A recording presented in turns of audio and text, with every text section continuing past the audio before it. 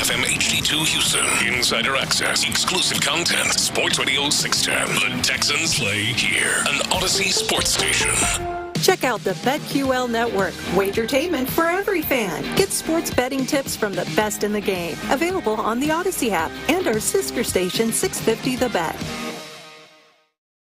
And presents Seth Payne and Sean Pendergast. We coming to H-time. Let's get the work in, man. Let's go. Great day, great day. Oh, give me some juice, baby. Oh, yeah. And that's going to be the ball game. Tucker could try and catch it and make a miraculous throw, but it's going to be over once the tag is made. Clase with great speed comes in, and that'll be a walk-off sack fly for J.P. Crawford. Frustrating night for the Astros as they drop the first 3 games here in Seattle. After fighting back to get to within 3.5 games in the division, they have now lost 3-2, 4-2, and in walk-off fashion tonight, 2-1. Yeah, that was, I like the Kyle Tucker. Kyle Tucker's throw back in on that sacrifice fly to end the game kind of, I thought, embodied really these 3 games. Kyle Tucker's like, here you go. I'm just going to toss it back in here. This guy's be sure to let you guys just walk on in. Yeah. Welcome in, everybody. That was Todd Callis on the call. Another futile night out in Seattle as the Astros lose 2-1 in 10 innings, snapping their 3-game winning streak in extra innings. I don't know if they mentioned that on the break. They all of a sudden become pretty good in extra innings till last night, where they went back to their form where the guy just stood on second base and nobody came close to moving him over. Astros lose their 6.5 back in the AL West. And as we welcome you in, Sean Pendergast, Seth Payne. Seth, this is the only segment I think that you and I ever do this where we complain, or at least I complain, about just like what a waste of time it winds up being for people who need to get up early when they stay up that late for these 8:45 games that start and end at 11:15 or 11:30, and you're wired. You get in bed at 11:15 after the game. Yeah, you're not. Yeah. You ain't hitting REM sleep till 1 in the morning because you're all wired from the game.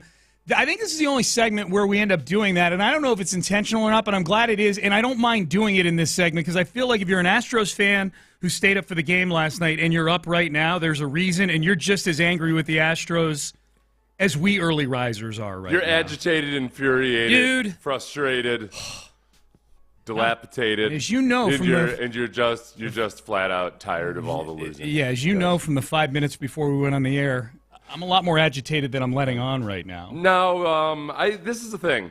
I guess it wasn't in you last night to appreciate a pitcher's battle. It was not at all. You saw my notes, I see, yes. I tried to remove myself from the Astros' current situation. Think, all right, if I knew that I had a 40-year-old pitcher up there and he was dealing the way he was, just taking on Bro's head on with his fastball, I would have thought, all right, pretty good game here. Mariners, good pitching. Yeah.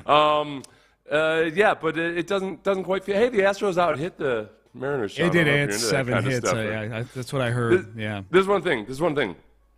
The Astros are better at this one thing than any other team in Major League Baseball since 1974. Okay. And it's something that you started to pick on a little while ago. Okay. Which is nobody since 1974 has been as good consistently for 7 straight games at scoring in only 1 inning. Yeah. I was on this early. They're talking on the broadcast like they discovered plutonium with this thing. I was on this 4 games into it. So it's 7 games straight that they've only scored in 1 inning. No team had compiled 7 such games in a row since the 1974 Orioles. We're coming after you, baby. We're coming after Baltimore, you better batten down the hatches. This is a 50-year record we're coming after. We are going to score, if we score, I only want them to score in 1. Now, it'd be nice if they scored like 7 or 6 like they did in the – right. Because this little string here – which, the upshot of all this is that because they're only scoring their runs for each of these games in 1 inning, they've gone 56 of 63 innings with goose eggs. Yeah. I will say this, not in my defense, nobody's coming after me, but in terms of like planting my flag in this trend as you just did for me, thank you very much. I pointed it out when they were actually scoring runs. I pointed it out as a concern, they won 6-2 or 6-3. They won 5-4 or whatever. But they're like, when you score in bunches like this, it's not great. It's one of the really uncomfortable things about this season with the Astros is that they tease you. They tease you with hints of what they should be. Right. Like best batting average in the league, best OPS in the league, middle of the pack when it comes to scoring. It's all for naught when they got runners in scoring position. I mean, the 10th inning, how many pitches were there in the 10th inning? 5. 5 pitches. That was what I was going to say, but I didn't want to be wrong because it couldn't possibly be 5 the pitches. 5 pitches of the. Oh, yeah. Oh, Social media fact check the hell out of that one. Don't worry. 5 pitch top of the 10th. So there's a lot wrong with this team right now. The biggest thing is just the standings. They're down 6.5 games. A series that started with so much hope. The hope being that going into this afternoon game today, they would have a chance to take over first place in the AL West.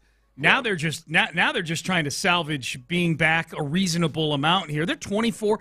They are 24 and 32, and we are getting dangerously close to a part of the season. It's going to be June on Saturday. We're getting close to a part of the season where they're going to have to take a good look in the mirror and figure out what they are over the next 30 days. Yeah, and that's why I think especially everybody is getting so frustrated with Jose Abreu and the way they brought him back and the leniency they're having with him to try to get him back. It's that this is not trying to rehabilitate Chris Carter in 2014.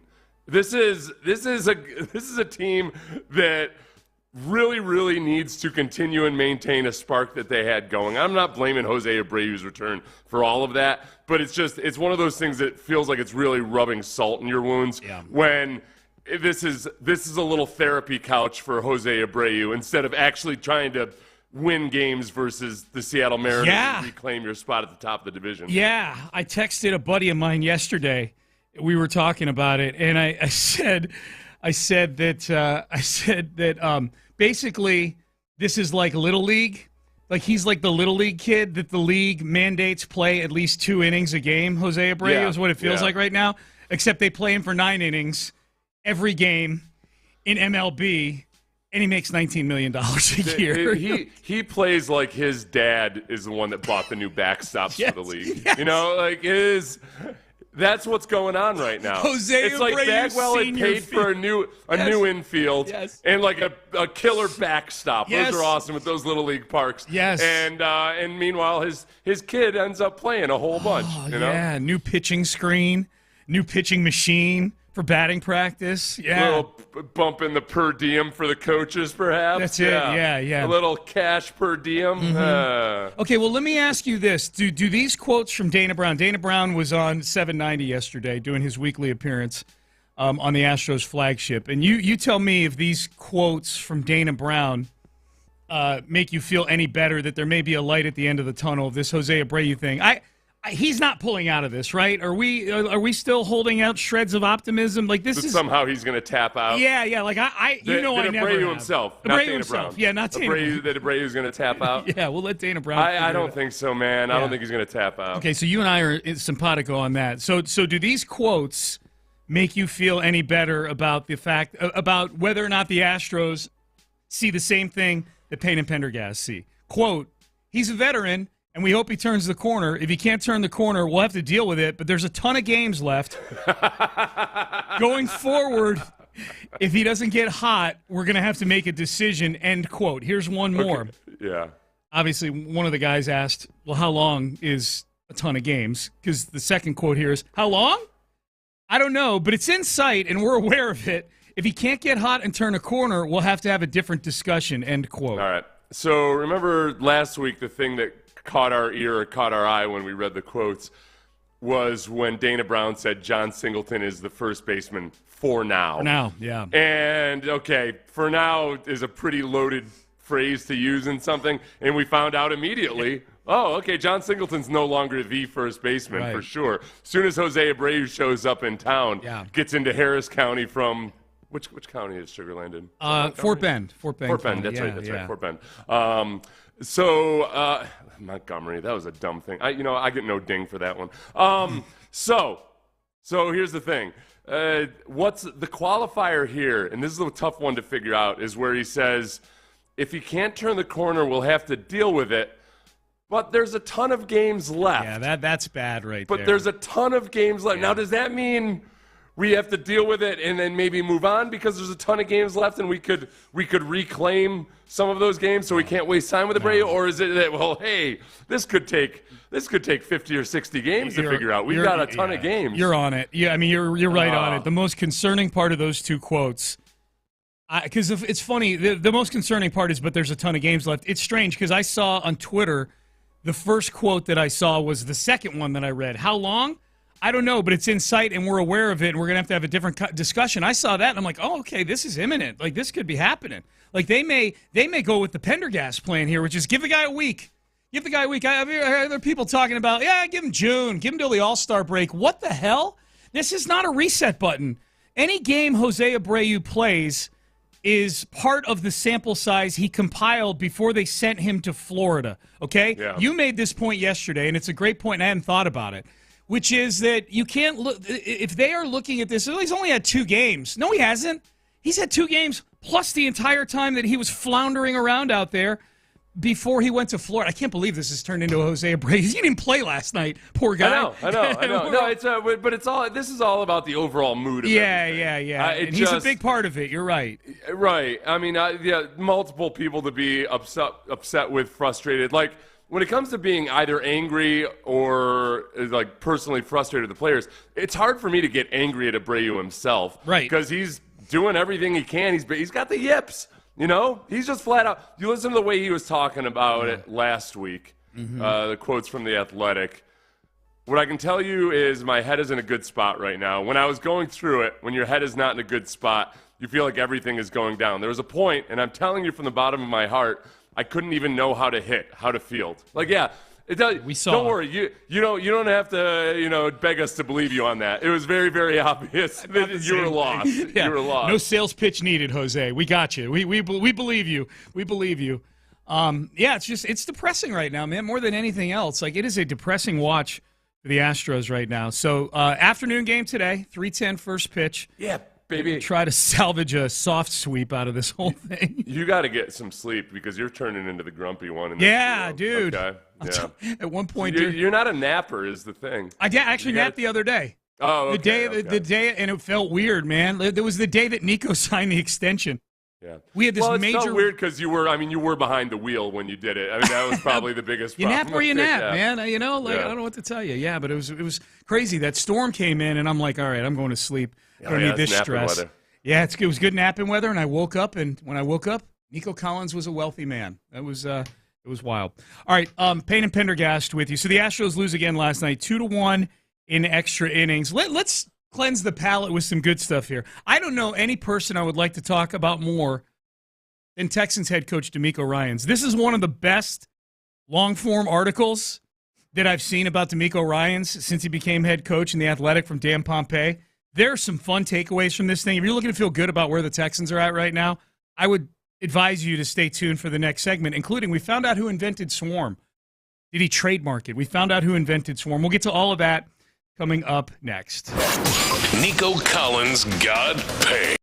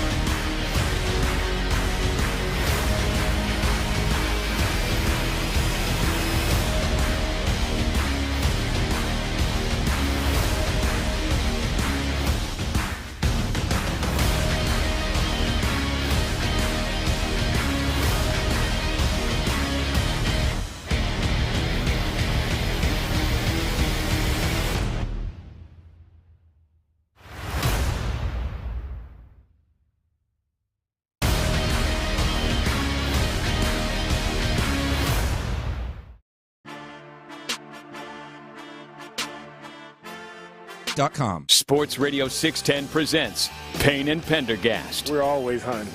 Right? That doesn't change for us. We're always hunting. Expectations on the outside, whatever that may be, it really doesn't change who we are, right? It doesn't. The expectations from the outside don't permeate inside our building, and now we have to change what we're doing just because of outside expectations. It really doesn't matter. My message, our focus as a team is it's always been consistent, the same as it was last year, is, man, you show up and we continue to get better every single day. You're the best at your position, you're the best for our team, then that's what wins games, right? For us, when everybody is really striving, putting the work in, right, to be better. And that's what it's all about. We don't care about expectations. Talk doesn't win games. We have to go out and play good football when that time comes. That was DeMeco Ryans on the first day of the offseason program back about a month and a half ago, talking about the question was, hey, you guys are going to be the hunted now. How does that change for you? And DeMeco had a great answer to it, and you heard it right there. This Dan Pompei piece about DeMeco on The Athletic, I know The Athletic is a paywall site. If there's a way to if you're a Texan fan and there's a way to get a free trial for it, which I'm sure there probably is, this is a DeMeco article worth going and reading. I thought this was really, really well done by Dan Pompei. Yeah, it was. It really was. Some good new information, and as well as just a really good interview with DeMeco. Yeah, anytime you get a long form piece that just has little nuggets where you're like, okay, I've never heard that story before. I've never heard this, or I've never heard that. Clearly, he was having great conversations with him. All right, so I got some takeaways from this thing, Seth, from DeMeco. If you're looking to cleanse the palate from the opening segment we just did, where once again Jose Abreu appeared in the chat and the Astros lose 2-1 to the Mariners. Here are some nuggets from this Dan Pompei piece. Fun takeaways from the article. First of all, the article points out right at the outset, I had forgotten, the Texans are the first team to win the division with a first-year head coach and a rookie quarterback. Like that's not happened before. Like I don't know if I just forgot about it or we haven't been pounding our chest enough about that. Like that was the one that I had forgotten that this was the first time that you'd had a rookie head coach and a rookie quarterback win a division. You know what? I'm actually surprised though too, because a lot of times when if you've got a high draft pick at quarterback, you also have a new head coach, because that's how they got the high draft pick. Yeah, a lot of bites at the apple at this thing. Yeah. So with some of the rookie quarterback performances, I guess you'd have to go back through. I was surprised that this was the first time in history that it happened. First time. Of course, rookie quarterback for a long time, rookie quarterbacks actually sucked for a while before they were good. Now they just step off the bus immediately good. I had not heard this before, but DeMeco's mom's cousin was a preacher in DeMeco's hometown in Alabama, and DeMeco, he made sure that DeMeco did a lot of public speaking, a lot of presenting, and at age 12, he had him preaching at age 12, DeMeco Ryans. Yeah. Got him comfortable in front of crowds and in leadership Thursday positions. nights, yes. He would get up and he would speak or preach. There's got to be video of this somewhere. A 12-year-old DeMeco Ryans up preaching in front of a church. I don't want to see him with hair. Unless maybe he was shaving it back then, though, too. That would be amazing. I can't even remember what he was like. Did he have hair his rookie year? I don't think he did. I can never remember him with hair, DeMeco Ryans. Always been bald since my... Yeah, even as they're telling some of these stories of his childhood, like when he was playing catcher and everything, I kind of picture as like a little bald DeMeco. Yeah, he same. just he's a guy that looks. I don't know what his actual hairline is. He just looks good. Maybe he's been shaving it since he was a young guy. He looks outstanding, bald. Yeah, so he was preaching at age 12. Dan Pompei in the article cites that as a big reason why he's so comfortable in front of people and talking to people and pumping people up. I like that DeMeco, as this article points out, even back in high school, was the, hey, pick up your discarded athletic tape off the locker room floor guy. Yeah. Like he preached a clean locker room even back when he was playing youth football and high school football. Well, the important thing about DeMeco is, DeMeco's got an ability to be a kid that's a leader as a kid. I call him a kid. I'm thinking about back when he was in high school. But without being the guy that's like the coach's pet because he wants to be the coach's pet. Mm-hmm. DeMeco's going to be the coach's pet because he does everything the right way. But when he's asking guys or telling guys that they need to pick their stuff up, he wouldn't have been like, guys, who is raising you guys, you pigs? Why? You know, he wasn't like, it wasn't Big Bang Theory type of stuff. You know, it was just like, hey guys, come on, blah blah blah. Probably pointed out the name of the custodian or something. Yeah, you know, like Steve's got to pick that up, guys. Come on. If you're wondering what Rich Eisen would sound like telling people to pick up their athletic tape, Seth just gave it to you. So I like that. I like that about DeMeco. He was pick up. We could, you know what? We could use DeMeco in this studio sometimes. Sometimes people forget to pick up the equivalent of their athletic tape in this studio. Just saying. Yeah, you know what I'm bad at is I leave my, we're not supposed to have coffee at the console because somebody had an accident a while back. Not you. No, not me. Not you. Not me either. No, but we're not supposed to have. So when I have a coffee in there, I stand over on the other side of the room and put it on the window there. But then I forget it, and sometimes I notice my little coffee cups have turned into petri dishes over on the windowsill. Oh, okay. So I'll try to be better about that. Yeah, no, I hadn't noticed that. I'm more about the table that we all sit at to do the show from, and the random coffee rings that show up on the table in various places. Which, and I don't know how those happen because there's not supposed to be coffee on the console. I don't either. Yeah. And yet the coffee ring fairy apparently is making frequent visits to our studio. More confirmation in this article from Dan Pompei about DeMeco Ryans. That Coffee ring fairy. That J.J. Watt would indeed come back if DeMeco wanted it. This is a pretty emphatic quote. He got quotes from J.J. on this thing. J.J. said, as I try to find it here, first of all, J.J. was super complimentary about DeMeco's football IQ. Like, there's some really good stuff in here about just how DeMeco sees the game, maybe a level above a lot of guys that do what he does. But he said that J.J. Watt said in here that if you need me for DeMeco, I would do it, and it would be awesome, end quote. So more confirmation from J.J. Watt that he would return. Was that quote given to Dan Pompei, or is he just pulling that from the old one? I hadn't seen the quote of J.J. saying it would be awesome. Yeah. Watt says, I've told DeMeco that for him, I would absolutely do that, and it would be awesome. I can't remember hearing that before. No, and he's got other original a lot of quotes from in here. JJ. So he said that to Dan. Okay, JJ, now I'm getting very confused about JJ, because like on the one hand, he's doing kind of like old man cardio training, low intensity stuff, losing weight, all this, and then on the other hand, we keep getting the, well, hey, if they really, really need me, I'll be back. Do you think JJ's genuinely conflicted about this, or do you think he's more just enjoys kind of stirring the pot a little bit? The first. I think he's genuinely conflicted about it. I think he's genuinely conflicted. Did you see in this article that JJ was in the Texans team meetings the week leading up to the Pittsburgh game? Yeah. Did you like that or no? Yeah, I liked it a lot. Brothers on the other team, man. That's a lot of trust. Yeah, you got to trust. Yeah. You got to trust that he's I not thought giving blood was thicker than Texan. I don't know, man. No, when brothers play each other. Were you worried that JJ was going to give TJ information when the Steelers played the Texans? Yes, a little bit. Yeah, a little bit. Apparently, okay, I was looking to get your thoughts on this because on this show, you're clearly the book reader on this show. I read hardly. I read like 2 books a year. You read like 2 books a week. DeMeco apparently has a bunch of leadership books on his shelf next to his desk. 15 leadership books. Where are you on leadership books as a concept, Seth? As a concept, I hate them, but as what I actually do is that I read them. I'm a self-loathing leadership book connoisseur. Okay. More so like self-help or like self-improvement type stuff. Yeah. Not self-help, but more self-improvement. I hate each one when I start reading it. I'm like, this is all the same old, and then I'm like, oh, that's a good point. Yeah. Okay. But I have not read any of these. Okay. I've heard them cited a lot from various football coaches. But I think I'm going to pick one of these 5 books to read. Okay.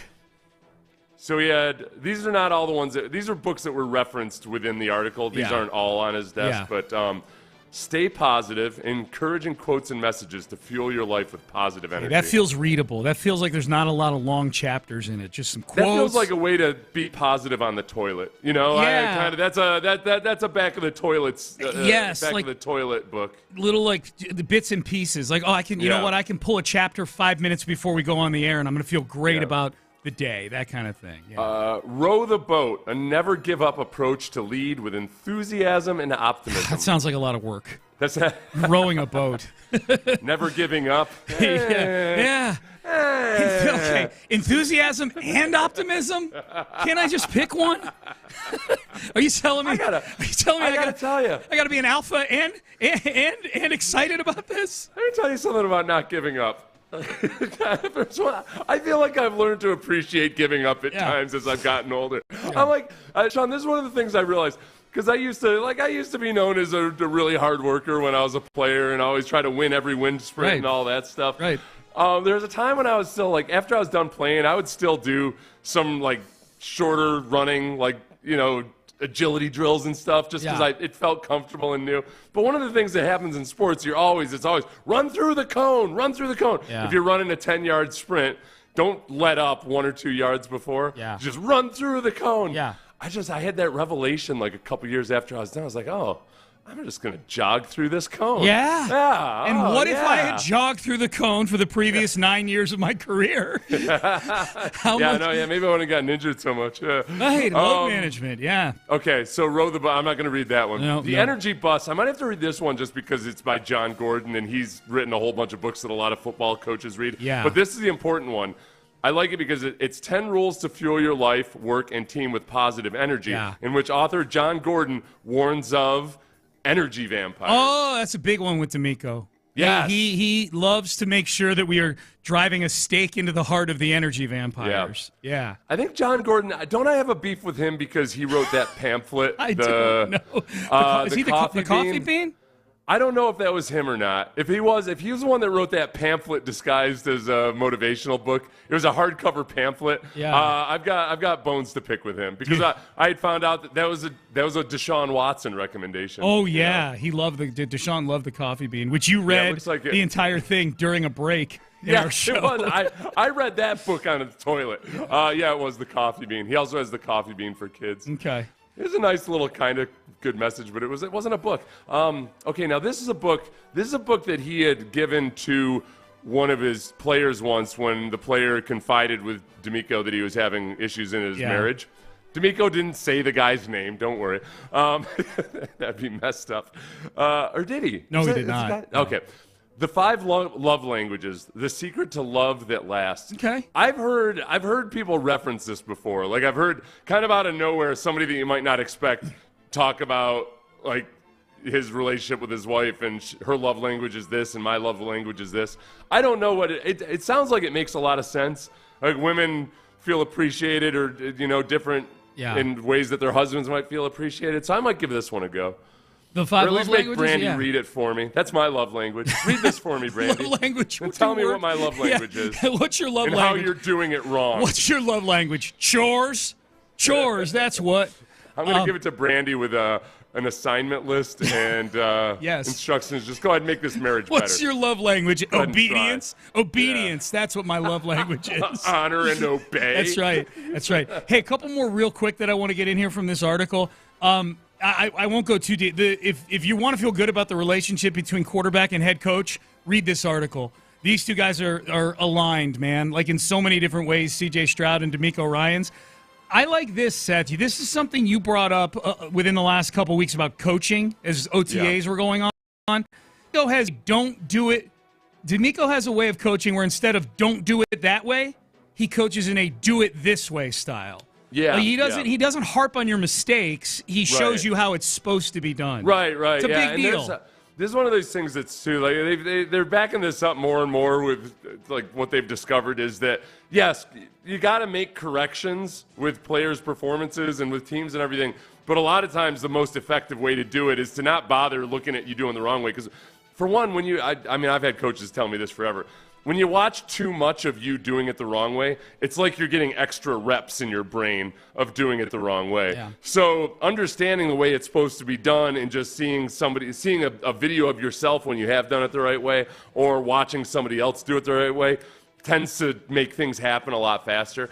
So so that's part of the research and maybe a reason why you would do that. I think a lot of this is just that's the way DeMeco is. And I think over time, I don't know if DeMeco's ever read a single article about that stuff. I think that over time, as a guy that's been a captain since the time that he was 13, I think he's realized what guys respond to and how guys learn more efficiently and better. You know what he needs out of practice when guys do it the right way, Seth.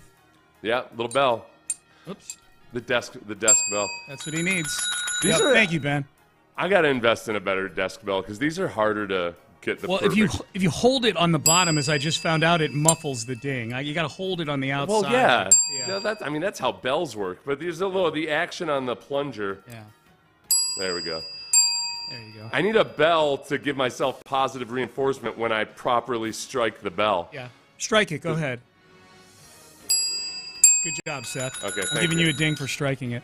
Last thing here. Ben, that bell stresses me a little bit. It sounds like an old... sounds like a coked-up hyena banging it with its paw. Yeah, there's somebody angry. Somebody's angry at the desk clerk. That's somebody who wants to talk to the manager. Yeah, that's somebody who wants to talk to the manager. There's supposed to be breath mints here. Yes. Where are my warm cookies? Doubletree. Inventor of Swarm, Todd Bates, old Bama teammate. We found out who invented Swarm. Special work ethic and relentless mindset, which, as you know on this show, we like that like 92%. There's an 8% of us, an 8% part where we're like, it is kind of swirm, not it's swarm. Clunky. You excise the E in ethic. It's just a special or you turn work ethic into one word. You blend it together. That's true. Yeah, you got to hyphenate.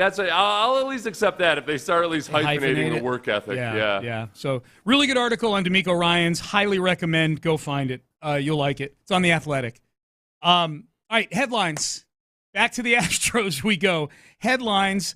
Astros lose last night. We got some other interesting headlines, too, including an arrest that happened within the last couple weeks that now finally has the end to the whole saga. We will get to that in headlines next.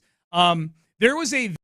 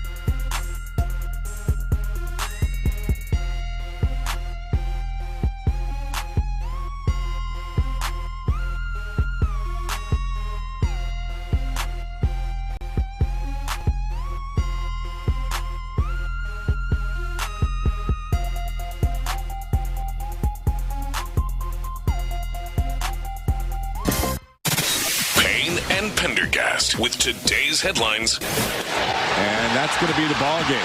Tucker could try and catch it and make a miraculous throw, but it's going to be over once the tag is made. Clase with great speed comes in, and that'll be a walk-off sack fly for J.P. Crawford. Frustrating night for the Astros as they drop the first 3 games here in Seattle. After fighting back to get to within 3.5 games in the division, they have now lost 3-2, 4-2, and in walk-off fashion tonight, 2-1.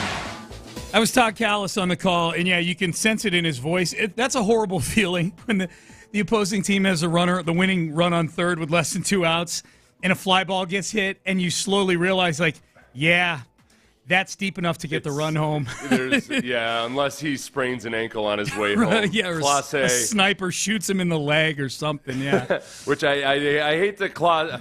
I really like that name, Clase. And I hate that on that team full of names that I hate, like Scott Service. Mm-hmm. It's a pretty good one.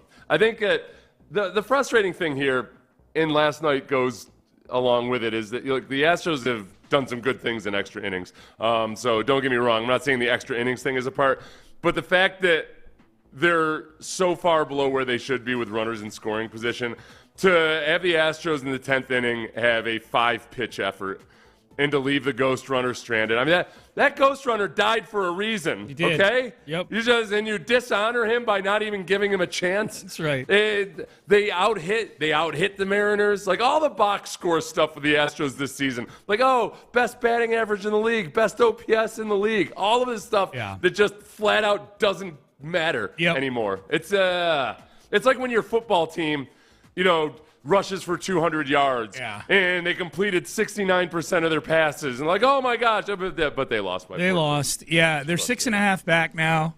They play this afternoon. Spencer Arrighetti on the mound this afternoon. I mean, there's a good chance they leave Seattle down 7.5 games and 24-33 on the season.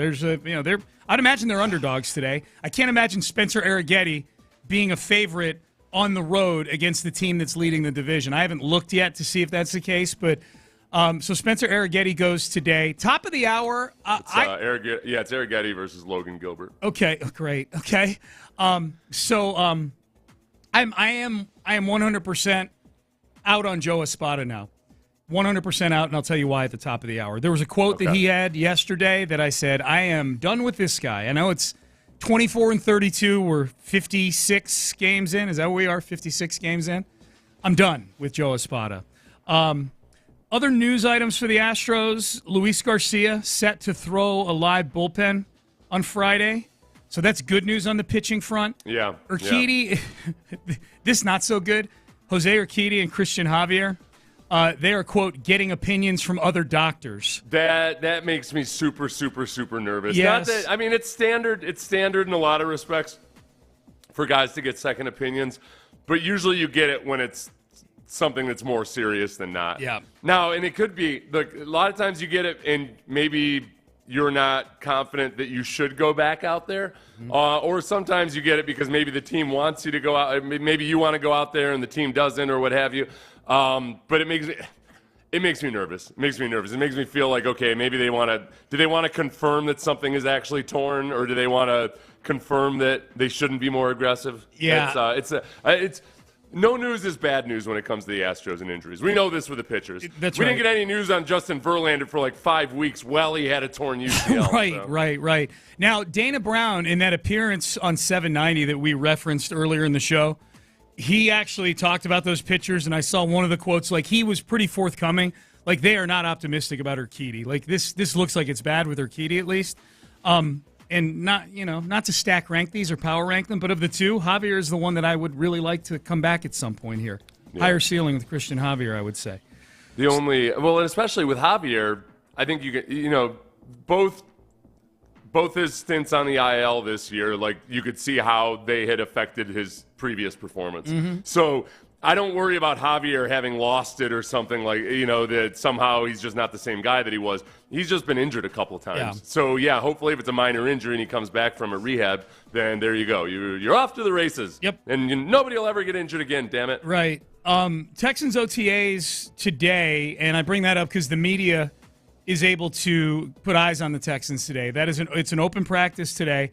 The coordinators meet with the media after this particular practice today, Seth. Yeah. I'm looking forward to this one. This will be the first chance the media gets to talk to, I believe, with Bobby Slowick, since the Texans have made all these moves to spice up what was already a fairly spicy offense from last year. Yeah, I don't think he wouldn't. I think the last time he spoke publicly would have been his press conference the week before the playoffs game. I agree. Because the only people we heard from after the playoffs were DeMeco Ryans, Nick Caserio, Will Anderson, and CJ Stroud, and from an official team capacity. Yeah. So, I'm excited to hear him kind of. I would imagine he'll get a question about Dameon Pierce. He'll get a question about how you integrate Stefon Diggs, any potential issues or what have you. Why isn't Stefon Diggs here? All that.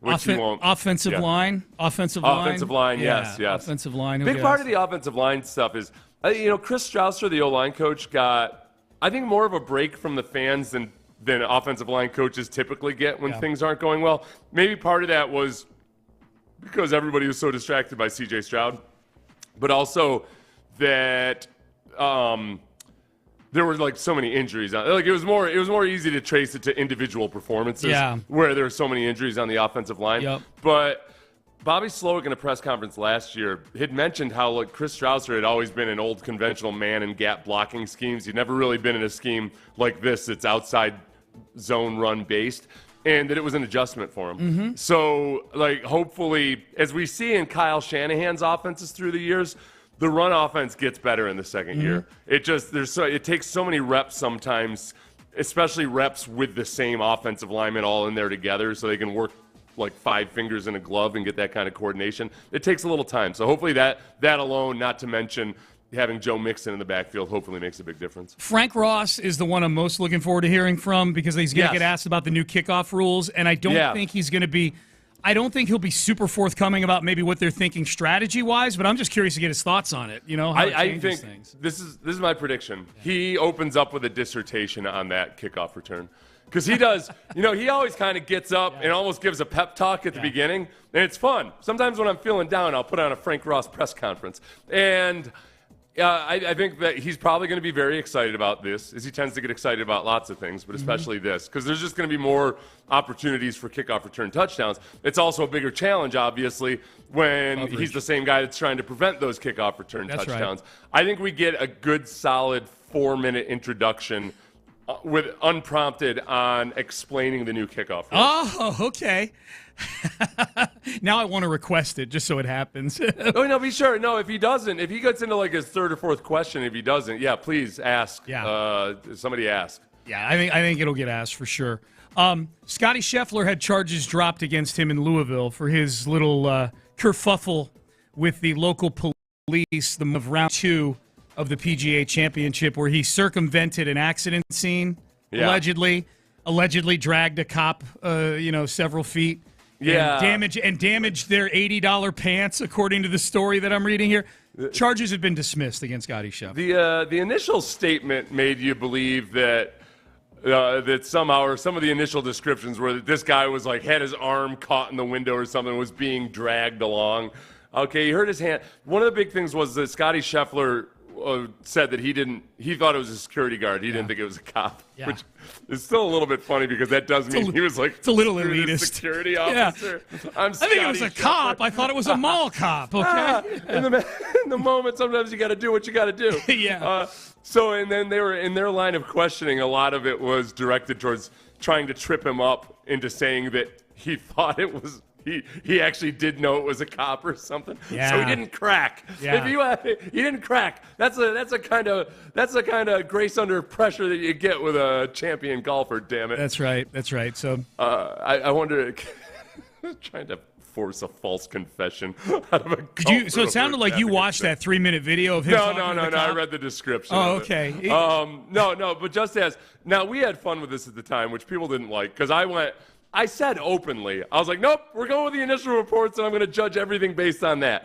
But in that, the way it was framed initially, it sounded like Scotty Scheffler was a jerk. Now, even the people that were genuinely angry, or the people that were just having fun, they all, all the hardcore golf fans were like, man, Scotty Scheffler just does not seem like this kind of guy. No, and it's not just how he's not like a Shooter McGavin that's awesome in front of the camera, but then a jerk behind the scenes. People would just say, like, this does not seem like Scotty Scheffler behavior the way it was described in the initial report. The audio, I watched that 3-minute video of him in the back of the cop car talking to the cop. And if you're somebody who feels the way you just talked about with Scotty Scheffler, like this just is not in character for him. If you watch that video, like that backs it up. Like he's clearly super nervous, super apologetic. Like he's very nervous in the back. Like he's talking to the cops. He has like this is not look. Criminals know not to talk to the cops. No. He not only is yapping away with the cop in the car. He's like, I just want to talk to the cop who I dragged allegedly. Because it was a second cop that he was talking to on this video. He's like, can I just talk to the guy? Can I please just talk to? Clearly, Scotty Scheffler's not sat in the back of many cop cars. That's my big takeaway. No, and it wasn't a don't you know who I am type of scenario either. He wasn't like talking at all. All right, Payne and Pendergast with you. All right, the follow up to the game 2 nights ago. There was a quote from Joe Espada. This is a game Jose Abreu played in, as we remember. I'm out. Joe Espada seems like a nice guy. I'm out on him as the manager of my baseball team. And C.J. Stroud took home some hardware that I think might be the final death blow to the psyche of Carolina Panther fans. We'll have that for you coming up next. Area 45 with Bijani and Creighton. Look, I was all on the Nico Collins.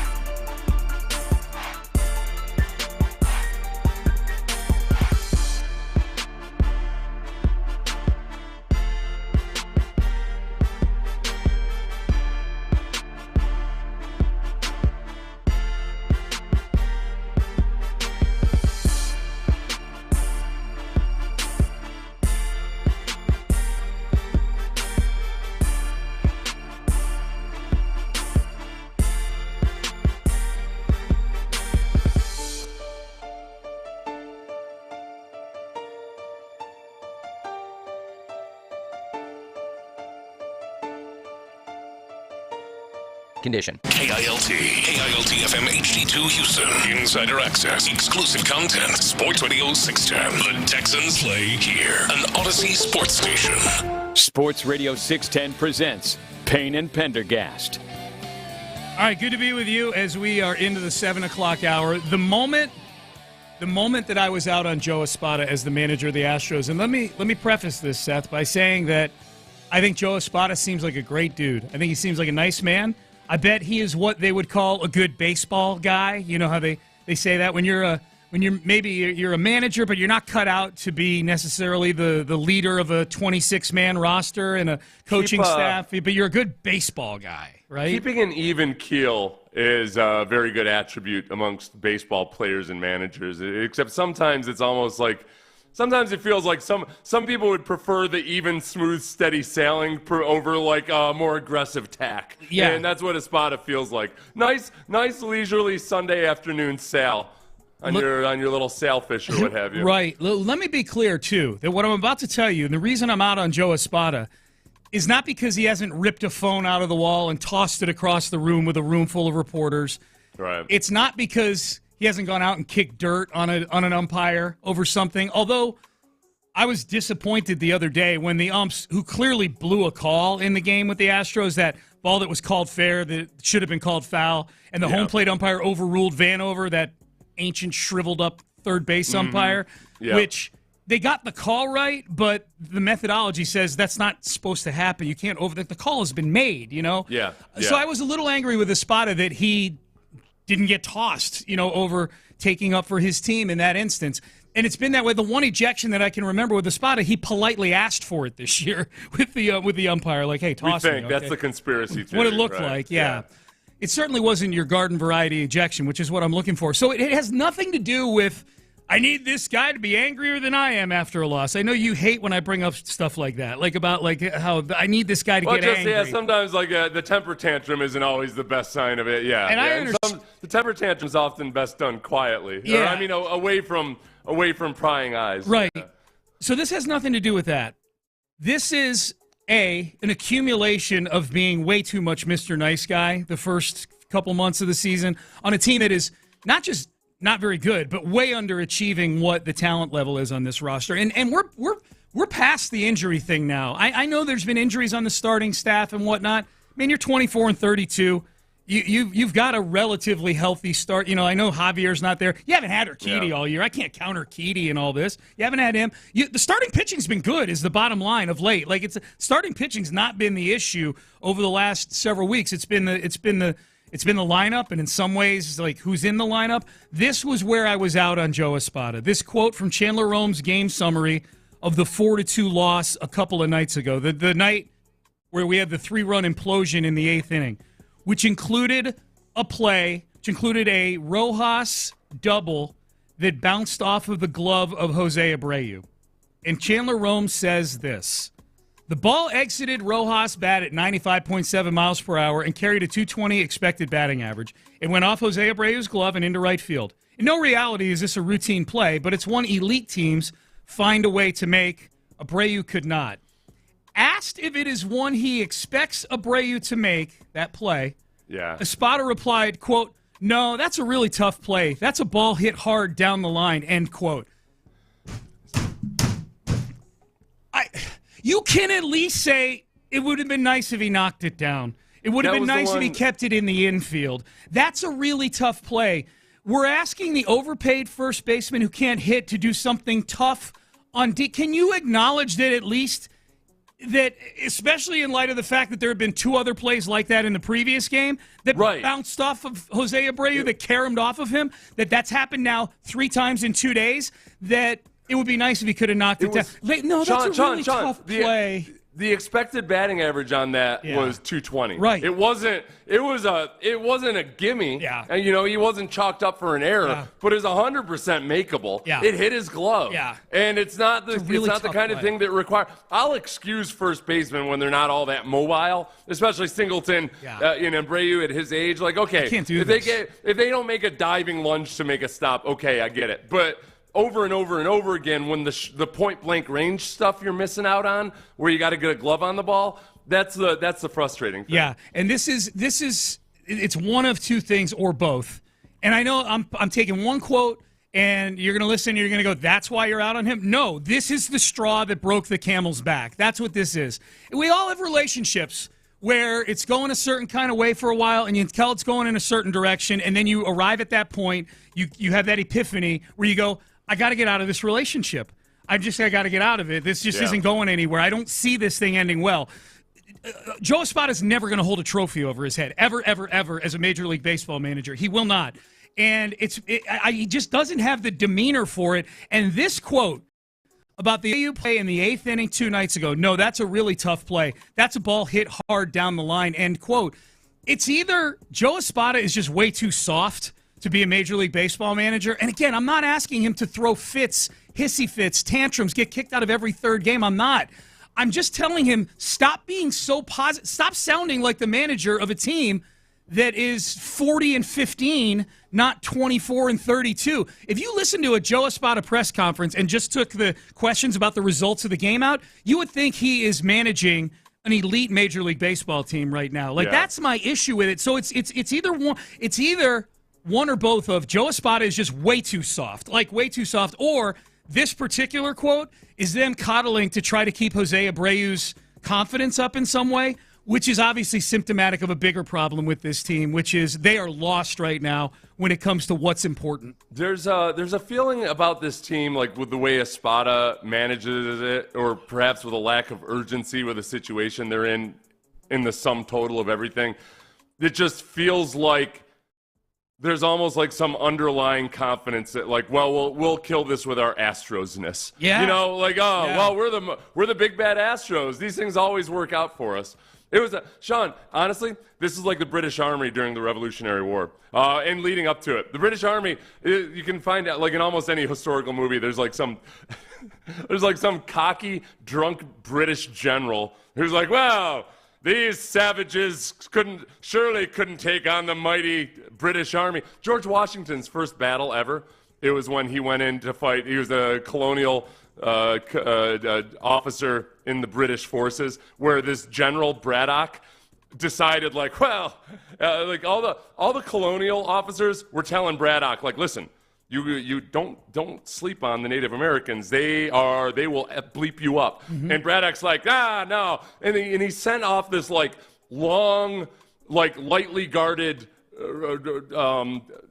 march through the wilderness, where like the Native Americans just were picking them off left and right from the side, covered them out, and meanwhile the British general is, well, this is not fighting like a gentleman, like, you idiot. Yeah. Like the Astros are out there fighting like gentlemen. Yeah. When like, no, you can't. No. You're not that. You're not. Whatever made you great, you are not right now. Yeah. I like Astros-ness as a word. That's when Washington first realized that he was like, I can take these chumps. Yeah, exactly. I'm just going to take this whole country from these guys. This is who that we're afraid to rebel against? Yeah. My God. Mm-hmm. They may underestimate me. I'm just that was the moment. That was the relationship moment for me, Seth, reading that quote where Espada's going, no, that's a really tough play. That's a ball hit hard down the line. Oh, I'm sorry. We're asking a $19 million a year player to make a tough play? Sorry about one who's not doing anything to affect, not even not doing anything to affect winning, one who is affecting losing every time he steps on the field. And this is, and you know what? And you said this earlier, I don't even know who I'm mad at right now about this. I look at Jose Abreu, and I'm not mad at the man. I'm mad at the thought of the baseball player, Jose Abreu. I feel sorry for Jose Abreu to some degree. Yeah. I think that it's ultimately the frustration is that it feels like over the last several years they've almost just taken the path of least resistance in how they hire replacements for just either for Dusty Baker or for James Click or whatever. It feels like they're bringing a whole lot of good dudes on who are, he'll be a good soldier and do what we tell him to do. Yeah. As opposed to, maybe Luno's not a guy that's going to do the nice thing all the time. Right. Certainly. Right. I think, AJ Hinch grew into a guy that was, had a set. He had a pair. And it feels like they're trying to castrate this team as much as possible. Yeah. And take away guys that might, I don't know, rub others the wrong way. Well, it's a little like when Bill O'Brien and Jack Easterby got a hold of the Texans and they started picking and choosing who was going to stay and who was going to go. Yeah. They weren't keeping the guys that were ruffling feathers or maybe had personalities or quirks or habits that contradicted. Like, why'd you give Whitney Merciless a 4-year extension? I hate to pick on Whitney, but he was one of these contracts. Oh, he's a great guy. He's a really good guy. Like, he was an aging player. You know, like, the contract didn't make any sense given where Whitney Merciless was in his career. They gave him a contract way above, way above. They rewarded being an Eagle Scout versus being a genuinely good football player. He liked Nick Martin personally, you know. So here you go. Here's $11 million, and what happens? You go 4-12. So they like the fact that basically Nick Martin brought some exercise equipment home with him during the COVID lockdown, and all of a sudden that was every indication that that's the guy that's going to be like the best, worth a top 5 center contract. Right. Now, it was based on almost nothing on the actual football field. Yeah. Text message, Sean, to be fair, Dusty Baker never held a trophy either until he was gifted a job managing the best MLB team in 2 decades. I will admit it's really hard to win a World Series. I understand that. But I was critical of Dusty Baker last season. I was ecstatic for Dusty Baker when they won the World Series. I like Dusty Baker. I thought last year I thought last year Dusty Baker was just picking the wrong fights. He's picking fights with media. He's picking fights over Maldi and Yiner Diaz. You know, like it was just Chaz McCormick and the banana pudding and everything else. It was almost, and it felt like it was affecting his decisions. Yeah. Even if you respect the whole thing with Maldonado, I think sometimes people pit it too much into a black and white issue of like very few people were saying it should have been Yiner Diaz all the time. Right. It was that Maldonado himself, as much as the pitchers respected him and as good a game as he calls, he's too old to be playing as much as he did. Yeah. And you saw it, like his play degraded defensively to an extreme degree, to where he couldn't stop a ball that was anywhere, more than a few inches outside the strike zone. Yep.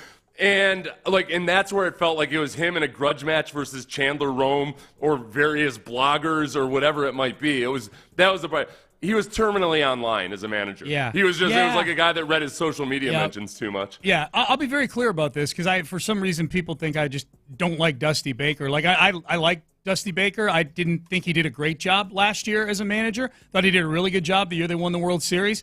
He's light years different from Joe. Dusty Baker's a way better manager than Joe Espada.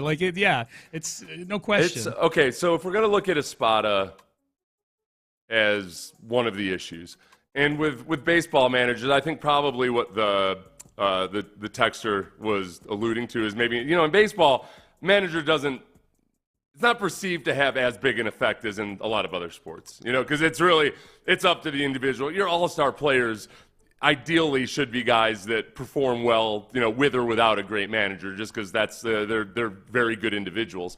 But there is that part of it where you're an amateur psychologist, Yeah. And I think that A.J. Hinch, he had a psychology degree, right? And he was a former player. Dusty Baker, I think his strengths, like as it was with Framber, was working with Framber on the personal side of things, like the personal struggles within the game, and like changing your mindset and all that stuff like that. And I guess right now, I just don't have the confidence that Espada is a guy that's like a salve on some of the problems compared to other major league managers. He's a substitute teacher, whereas A.J. Hinch and Dusty Baker are like college professors. This guy, he's a substitute teacher in 7th grade. Like is the vibe I get. There's nothing I hear. Every press conference I listen to him, every quote I read from him resonates in 2 ways. One, this guy seems like a really nice dude. I would love to have a beer with Joe Espada. I bet he's got great baseball stories. Guy's been around the game forever. 2, he ain't a Major League Baseball man. He's just not. He's not a manager for what this team is going through right now. That's for damn sure. Like they talk about like peacetime consigliere and wartime consigliere with the mob. You need a certain guy in the ear of the guy running things here. That when the bleep is hitting the fan, like he's not whatever this is the Astros are going through. Espada ain't the guy to get them through it right now. We need somebody from within the organization to usurp him. I want the cold bloodiest,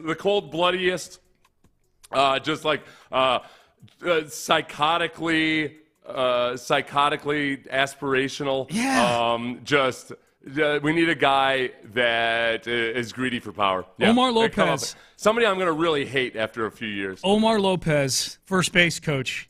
He always seems like he's up on a higher dugout step than Joe Espada is when they always whispering in people's ears. I see a lot of that. Like, what's he whispering? Whatever gets us when Jordan loops his way to a base hit, he's I don't know. He's whispering to him. Sure, you might think it's strategy, or maybe it's like, well, I tell you what, if I were in charge, right? He'd like Survivor.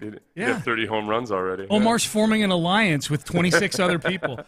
Now I got to do a montage of him whispering in guys' ears after they get it. A very special baseball edition of the Seth Payne YouTube channel. Yes. Okay. What's all this? That is, with the Astros, that was one of the things we had to endure for a while. Was every time a guy would look at his scorecard, like pull it, or I mean his shift, his tendency chart and everything out of his hat. People would act like they were like, oh, what's this? Yeah. Like, oh, and then they'd show him looking at the iPad, in the dugout. We're like, well, look, they've got an iPad in the dugout. All these people that didn't actually watch baseball. Yeah. That's going to be me with the first base coach whispering in players' ears. That. What's this all about? I love that conspiracy. I went to one game this year. This is a text message. I went to one game this year. And my first impression of Joe Espada was him bringing the scorecard to the umpire, tripping and dropping it on the ground. That kind of summed up everything for me. The Keystone Cops playing in the background. My God. With that Benny Hill music. Yeah, yakety sax in the background. I should have had my kazoo for that. CJ Stroud. Yeah, where's your kazoo? I think Brandy took it. I think she must not like the gimmick. I know Landry didn't like it, and I think Brandy too. I think between Landry and Brandy, those two, Landry and Brandy agree on things way more often than I'm comfortable Way more than is good for your marriage. I'm Seth Payne. I like to Ray and Milani tell dumb jokes. Maybe.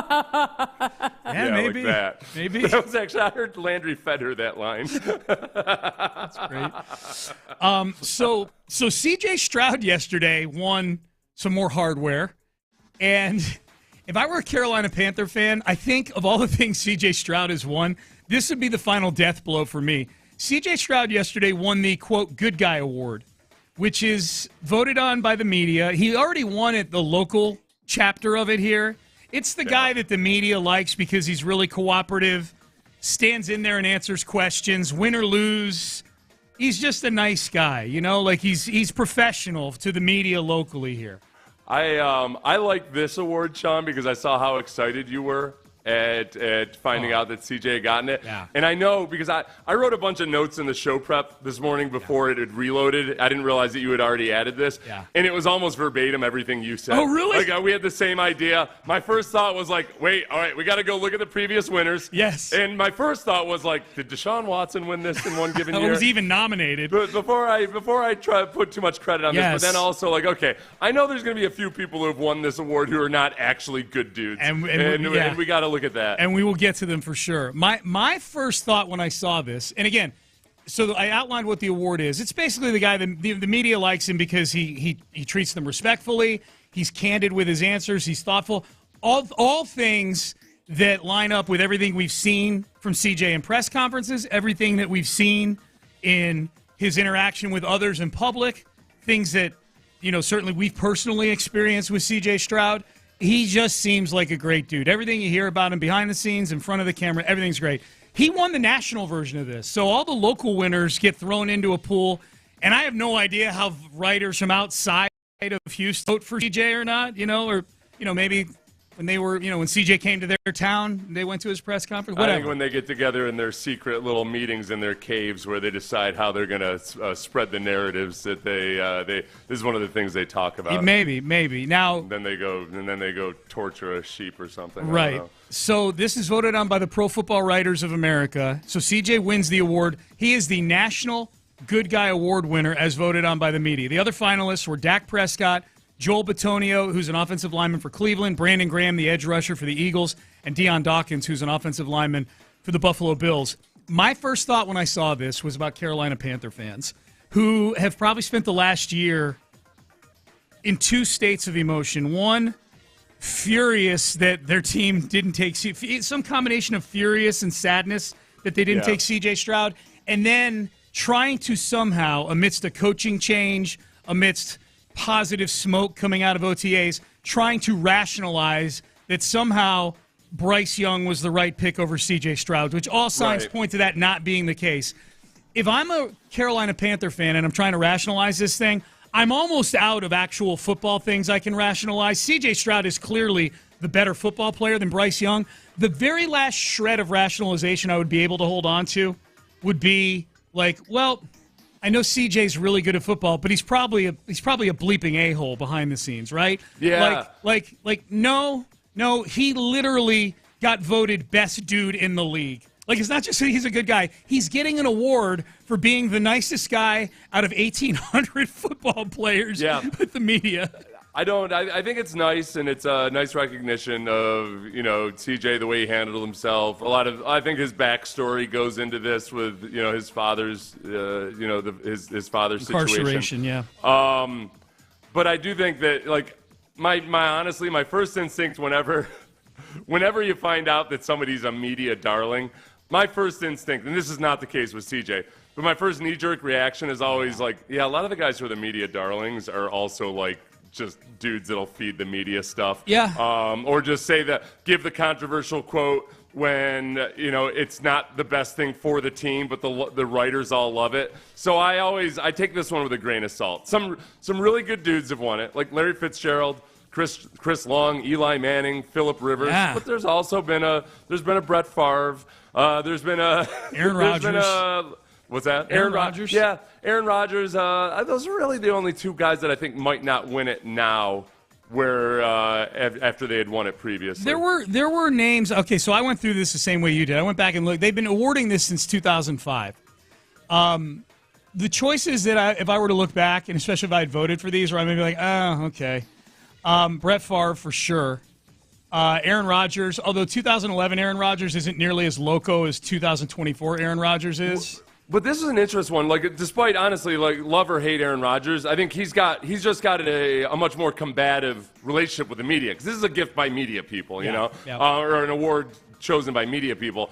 Yeah. He's got a much more combative relationship, for better or for worse, whether you like it or hate it. Like, it's just he wouldn't win this award now. Not now, he wouldn't. He did in 2011.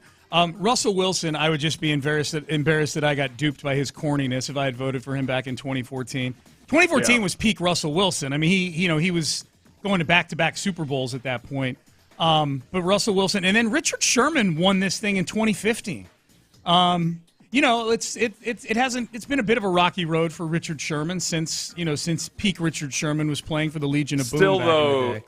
In terms of being good fodder for the media, I feel like he's still they even if Richard Sherman would put out diatribes all the time against the media, they love that it's good content. Yeah, he's not going to. And a lot of this, too, and again, this is where I'm skeptical of it, just because, like, the media is judging players by a different set of standards than football coaches or teammates would. So, like, most of these guys are also really, really good teammates. I'm like, all right, that's nice. And there are times where there were times in my career where I started to feel like the media likes me a little too much. Screw these guys. Like, I'm not going to talk to them for a few weeks, because it's too... they're always trying to bait you into saying something that's actually bad for your team. Yeah. Especially when times are rough, And you get to the point of being like, oh, screw these guys. Mm-hmm. I don't know, they don't have our best interests in mind. Right. Well, now I know why I didn't see your name on the finalist list in 2005 and 2006. I don't, well, you know how I am with, like, guys that I played with or guys that I know who are coaches now. Oh, yeah.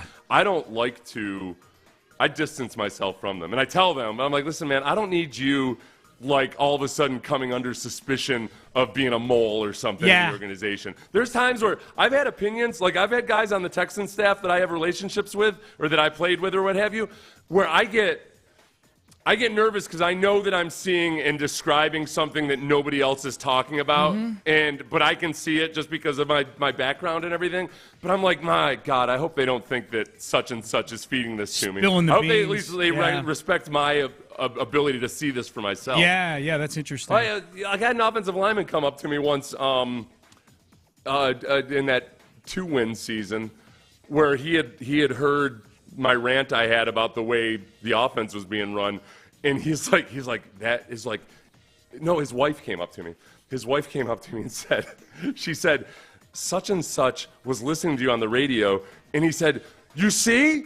That's everything I've been telling you. That's everything I've been telling you about what's wrong with this offense. Oh, yeah. Wow. I'm like, oh, good. I know. I told her, I was like, get away from me right now. Yeah. Get away from me. It was we were at a team event. I was like, you don't need any. Like, I don't need any of the. We don't need to be like making it seem like because somebody's. It's just I don't need this for those people. 2 words: plausible deniability. Get away from me. Get away from me.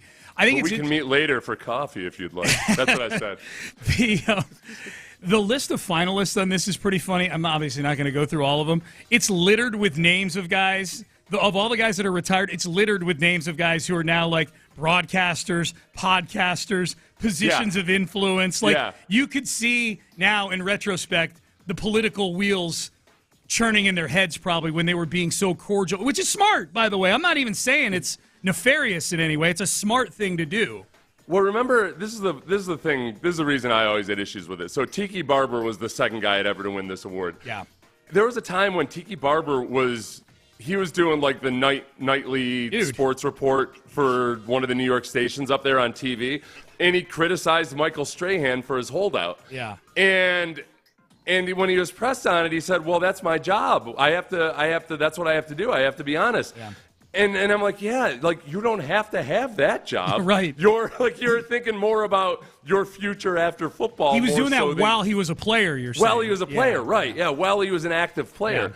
Yeah. And like, no, you don't. Your most important job is your job as a football player. Mm-hmm. So when you get to be too much of a media darling, and most of these guys are not this guy, but it's, you take it with a grain of salt. Names, the interesting names on the finalist list, Plexico Burress was on this list. Now, he shot himself accidentally, but he was named a finalist just a few months before he ended up having a gun go off in his pocket. Right, he didn't shoot anybody. No. I think sometimes Plaxico Burress gets – I think people throw him into a category that he doesn't belong in sometimes because it was an incident involving a firearm, but it had nothing – It had everything to do with him being an idiot with firearms, but not like it had nothing to do with him like being aggressive towards other people. Right. Probably the biggest one that writers would like to have back. Darren Sharper was a finalist one year. That obviously that didn't go well. Yeah. Boy, these guys love them some Phillip Rivers. Phillip Rivers was a finalist like half a dozen times for this thing. He's a good. He's the quarterback equivalent of that wide receiver that was drafted to Carolina. Xavier Legette. I mean that he has some really good, entertaining sound bites. That are with a just enough accent in the case of Phillip Rivers to make it feel real folksy and everything. Adrian Peterson, a finalist several months before he would be suspended for disciplining his child with a switch. I like that Andre Johnson was a finalist in 2014 and 2015. Like, this award gets voted on the season after you're getting recognized. So Andre Johnson got voted for being a good guy for facing the music during a 2-14 season, and then during the season where he got phased out by Bill O'Brien. That's Andre Johnson, a face the music guy. Good job, Andre Johnson. Who did he lose to? He lost to Russell Wilson in 2014, and he lost to Richard Sherman in 2015. Yep. Players, of these past winners, who's a worst guy? Who's the worst guy compared to C.J. Stroud in head-to-head competition? Of all the winners? Yeah. Brett Favre. So, C.J. Stroud versus Brett Favre. I don't think it's going to – if it ends for I don't even want to say it. I don't think you'll have the same issues with C.J. Stroud. No. Yeah, I don't think so. An Eric Winston sighting, a Josh McCown sighting. Wait, where am I? Who is this guy? Yeah, you're a finalist in 2018, Josh. You're on the list. That's where you are. Yeah. See, I get nervous when a backup, sometimes starting quarterback is on that list because that feels like a guy that's like, well, sure, I'll break down exactly what's wrong with this team for you, fella. I'll show you exactly who's to blame and why the scheme isn't working the way it should. Yep. All right, Payne and Pendergast. That's why these hot head coaching candidate lists are always interesting to me because I try to go through and pick out the guys who are on it just because they feed information to the press. Oh yeah. Greg Williams was notoriously a guy actually got caught by Sean Payton once feeding information to the press during the draft. Yep. So Sean Payton fed him a bit. Sean Payton was pretty sure he knew what he was doing, so he basically fed Greg Williams an inaccurate name. Yeah. And it gets tweeted out. Man. 3 seconds later. Did a Tyrion Lannister to him. Remember Tyrion did that in Game of Thrones. fed a little nugget to 3 different possible Judases. Greg Williams is totally a guy, like when you're having some strategy meeting, like all of a sudden he starts taking a lot of bathroom breaks. Like, I just got to run to the bathroom for and get something out of me. But he starts to leave the room and then realizes he left his phone on the table and scurries back to the table to grab his phone. Why is he so hepped up on bringing his phone to go take a leak? That's awfully strange. Payne and Pendergast with you, boy. A lot of Joe Espada knocking a lot of love on the text page today, man. This team. What's the most vicious one? This team will. Well, I haven't stack ranked them yet. I'll just read them here, and I'll let you be the judge. Simply, this team won't make the playoffs with Espada ever. All caps. For a guy whose last name means sword, Espada is not very aggressive. Is that what Espada means? I'm assuming it does, I guess, if this person is saying it does. If this random texter who I don't know is saying it means sword, it must mean sword. We said, what had we started to call instead of Maldonado the hatchet? It was what was he, Ben? Ben remembers. Cuchillo de mantequilla. Yeah. Cuchillo de mantequilla. Butter knife. Yeah. He's not Espada. He is Cuchillo de mantequilla. Yep, butter knife. Yep. Good job. Did you take Spanish, Ben? A little bit, yeah. A little bit. No. Can you speak enough to get on with native Spanish speakers? Not really, no. Oh, okay. Not enough that it's useful. Would you rather, when we pull you onto the show, address us in Spanish instead of English? No, which is Spanish for no. Yeah. Good job. Good wow, job. That was really good good. retention. Yeah. That's you know what? I was thinking about learning another language, and then I was in a situation a few weeks ago where I had to use Google Translate with a Spanish speaker, and it was easier. And in some ways it was actually better than actual conversation, because you got to be kind of, you got to really listen to it, and then it takes a little while to give you a response. So you had to, so take me through this again. You were in a situation where speaking Spanish to the person made more sense than trying to, hand gesture your way through English with them? Is that? Yes. What do you mean? No. It was like having a translator. Yeah. I said, I was you say something and then Google Translate, gives you an actual sentence. And then you said that sentence? Instead of grunts and gestures and pointing, yes. It was far superior to use actual language. Okay, let me finish. Did you speak the Spanish to this person, or did your phone speak the Spanish to this person? Phone. I say English into a... I've never done it before. I don't think this is a stupid question. Hey, Google Translate. I don't know how to make it work right here. But yeah, you would say hey, hey, Sean, I'm going to show you how Google Translate works. And then it says it in Spanish to you. Okay. Yeah. Man, I think it's interesting. I just might use it. I want to find out how it works. I'll tell you who would have been a lot better off with Google Translate. Who? Shohei Ohtani. Yeah. Okay. Yes. Shohei Ohtani. The software isn't perfect just yet, but my God, the Google Translate is not gonna misrepresent you to a banking institution to the tune of several $1 million. That needs to. If Google Translate is generating revenue from this thing, that needs to be their sales pitch. Shohei Ohtani would be $16 million richer if he used us.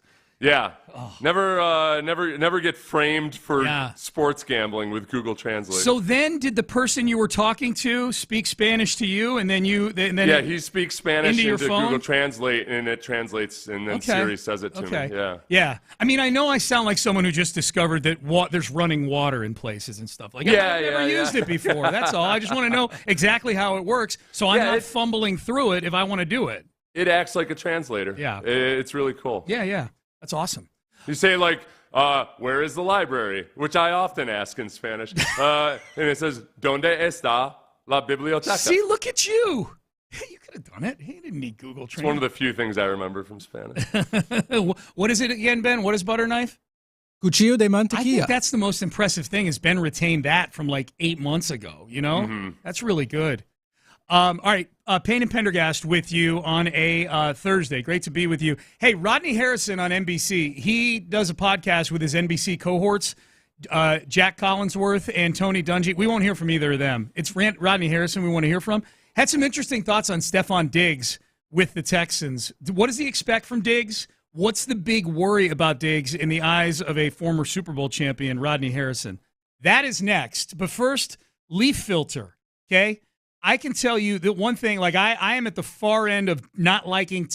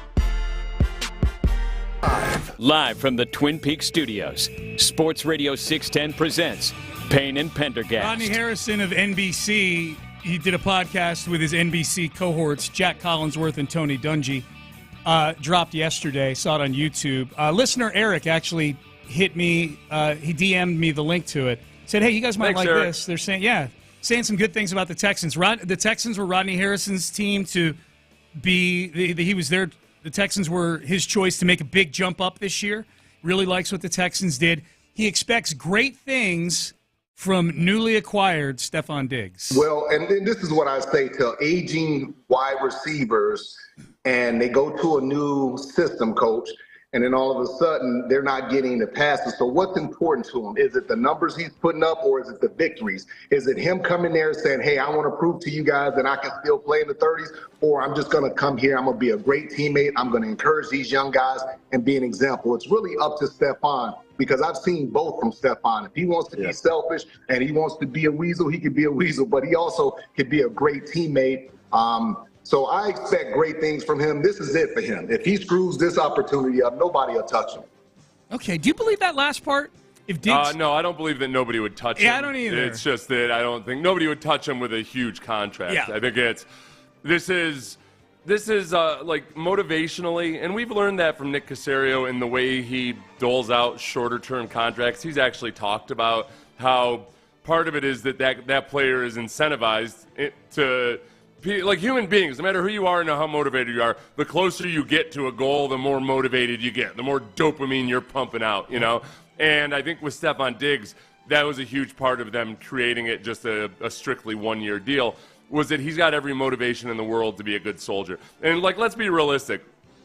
If Stefon Diggs gets frustrated or perturbed, it's not going to be because the Texans are winning a bunch of games, but he's not on pace for 1,200 yards. I think it would be more along the lines of it's a vast disappointment, and then that's when all the little things in some guys' minds start to pile up. I feel like Stefon Diggs might just be a guy that remembers every slight against him. He counts his curses instead of his blessings. The old saying, count your blessings instead of your curses. Yeah. I feel like he's a little bit more on the count your curses side of things. Yeah. And it's a matter of, like, on a one-year deal, you can't accumulate that many curses. Yep. So I don't foresee it being an issue. He had 160 targets last year. And right, He was disgruntled at the end of a season where he had 160 targets. That's damn near 10 targets a game. This is going to be an adjustment for him, being on a team that has so many other viable targets on it. It was. I really, and again, this is where I think part of it for Stefon Diggs, it's not that he wasn't being targeted. It's that the way they were using him, after he had started off the season on pace for 1,600 yards, but there was just something off with the offense. Josh Allen was a little too focused on Stefon Diggs, the way that Deshaun Watson used to be a little too hyper-focused on DeAndre Hopkins. And they became a better offense when they started spreading the ball around more, and they were using Stefon Diggs in ways I think that, you wonder, why are they throwing to him at the line of scrimmage so much and doing all this short stuff? Part of it's because he was still commanding and attracting attention, So it's if you can tilt the field over that way towards Stefon Diggs, then it opens up things for other guys. So it became a better and more diverse offense in the sum total of it. But on Stefon Diggs' side of it, he was almost becoming more of a decoy in some ways than he was becoming the actual weapon. And that's what rubbed him the wrong way. And I just don't think – you don't have to do that with this team with these receivers. Nico Collins can get open on his own. Tank Dell can get open on his own. And it becomes more about, like, with Stefon Diggs, I think there were times where he wasn't the target, but he should have been on those more explosive plays. But Josh was just trying like hell to, move beyond the first read instead of fixating on it. And I don't foresee that being an issue with C.J. Stroud and these receivers. Yeah. Here's another one from Rodney Harrison. He expects great things from Stefon Diggs, but he does have some concerns about Diggs coming to Houston? And that's the fear, because you have a veteran guy who's well respected. These young guys look up to him. And if he comes in and he starts being a cancer in the locker room, frustrated because the first 3 games they're 3-0, but he's only got 7 catches, but they're 3-0, and he looks up and Jamar Chase has 21 catches, Tyreek Hill has 25. This is what these guys do, and they start to judge themselves and gauge themselves against other players. But once again, he has to make up his mind that I'm going to be fully committed. I'm going to do whatever the coach asks, whatever team asks. I got plenty of money. They know I can still play. And you got plenty of weapons on that offense. Tank Dell and Nico Collins, them guys can play. Yeah, I expect this thing to work out just because I trust DeMeco Ryans to manage it. I trust C.J. Stroud's personality is going to mesh better in a situation like this than maybe Josh Allen's does in Buffalo. But I say that with a lot of trepidation because we haven't heard Stefon Diggs talk yet as a Houston Texan. You know, like there's part of me that I want to hear from him what his expectations are, like what his hopes are of this relationship, like how is he viewing this whole thing? We have no idea, other than Stefon Diggs coming on a big screen with C.J. Stroud and Micah Parsons and Adam Lefkoe during the draft and doing some ha-ha with them on there. He hasn't really been asked questions by the media yet as to what the and I'm sure he's going to say all the right things. I'm guessing we're going to get him next week, Seth, at minicamp because he has to be there next week. You know, it's mandatory. Right. Unless he wants to take the fine, yeah. Yeah, I can't imagine he's not coming to mandatory minicamp as a Houston Texan. So my expectations right now are solely based on DeMeco Ryans and C.J. Stroud, and really not much to do with Stefon Diggs because I haven't heard from Stefon Diggs yet since this all went down. Yeah, I think that just based on what people in Buffalo and Minnesota have said and like press conferences that we've watched through the years, when things are going well, he's delightful. And I think he'll have a media session and everybody's going to gush over it. He's going to say all the right things. Like, unless there's a cryptic tweet the day beforehand or something, there's not really a lot to say that he hasn't already said. Like, he's been good and diplomatic in the way he exited Buffalo, other than what he liked. He liked a guy's tweet the day before he was traded. That was, he kind of pushed back against the notion that Josh Allen didn't need Stefon Diggs. Like, that was it. Maybe he liked a tweet here or there or something. But other than that, he said all the right things. Yep. So I expect a diplomatic response about anything involving Buffalo. And I think he's going to say all the right things in terms of him being committed to being the team. He's going to love being in the receivers room with other good young receivers and all of that. One more from Rodney Harrison. Mentions Joe Mixon. He really likes No, guys. Really likes the Joe Mixon pickup, but it's about the wide receivers. And then being able to add Joe Mixon, a veteran running back who's going to come in with a positive attitude around a bunch of young players is going to give him a lot of energy and enthusiasm. I mean, you look at this. Joe Mixon is a quality running back. He's great in pass protection. He's smart. Dameon Pierce is going to come and be a guy that complements him. But it's the wide receivers. And Dalton Schultz, new contract, really good player, but it's the wide receivers. And Nico Collins, he showed out last year. Tank Dell, he'll come back and he'll have a big year. But it was Nico Collins who I was thoroughly impressed with this past season. I am, watching Joe Mixon operate a little bit at OTAs and hearing him talk when he became a Texan and then hearing some of the things from Cincinnati. I know Joe Mixon, deep in his past, had some issues, which is why he was not a first-round pick back in the day. But all accounts are he was a great citizen in Cincinnati. He was a captain in Cincinnati. I am kind of anxious to see how that Mixon-Pierce duality kind of develops, and can Mixon provide some of that football leadership for Pierce, especially a guy who's been in this system before, that kind of thing. And a lot of things, in trying to adapt to a predominantly outside zone running system that Dameon Pierce was trying to do last year, and he talked to you and Clinton the postgame about how hard it was for him. A lot of it is just reps. Arian Foster had a freakishly natural feel for it. Yeah. And, Arian had the defense on a string sometimes with knowing when to hit that cutback.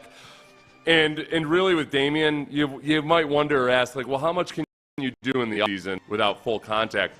It's really all about watching film. And, like, when you're compared to old conventional man and gap schemes where there's a hole that's supposed to be in a specific place, and that's where you run because that's where the hole is supposed to be. with a zone scheme, there's a lot of like, okay, where's the hat placement of the defensive end on this offensive tackle? Or where is the defensive tackle? How is he playing the block of the guard? And you're having to make your decision on the run. And you just got to get rep after rep after rep after rep of seeing that to where it becomes automatic. I would imagine that Dameon Pierce has just spent a whole lot of time looking at the end zone copy. This is what you do, Sean, when you want to visualize.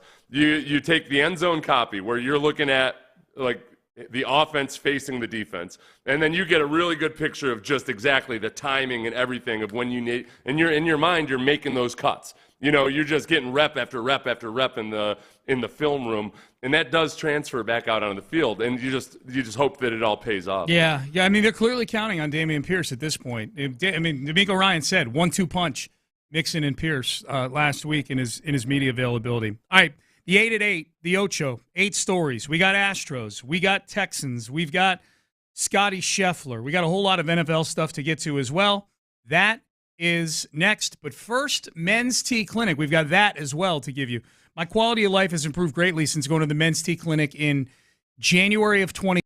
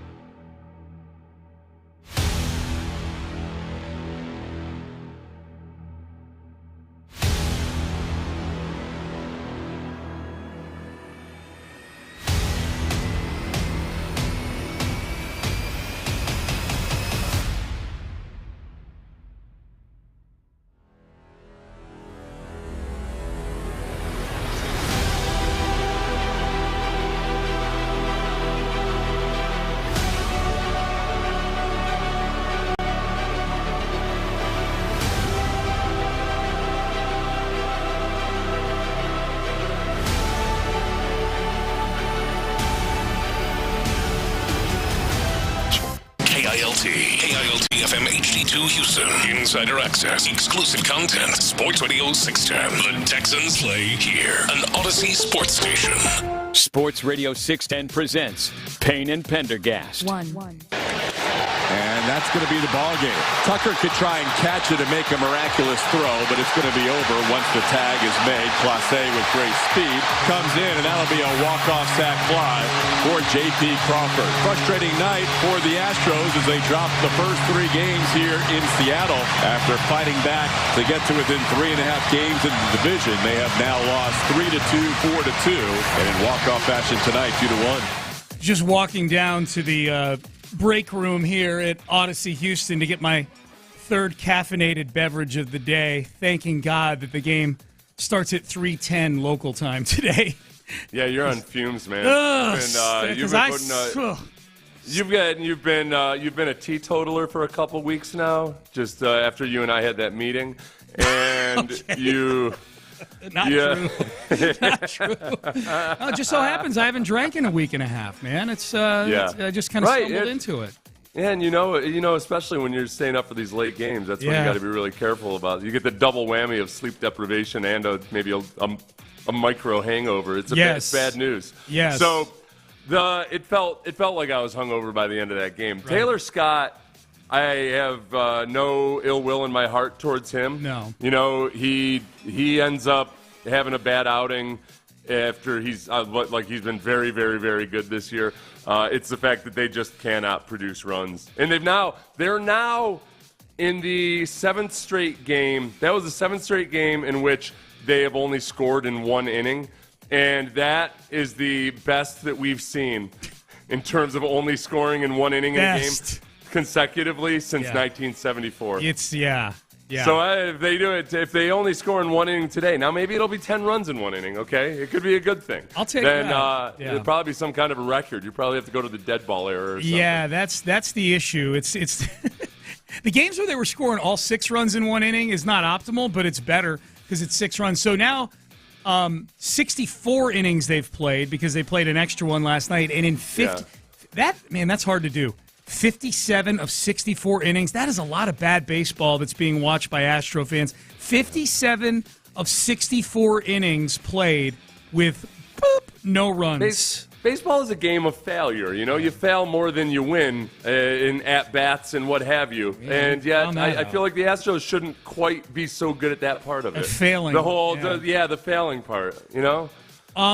Verlander was awesome last night. We should not gloss over that. As we wallow in our misery here of being 6.5 games back in the Mariners, losing yet another game to the Mariners here, being on the verge of getting swept, Justin Verlander was vintage Verlander last. He was striking guys out. He pitched 7 innings.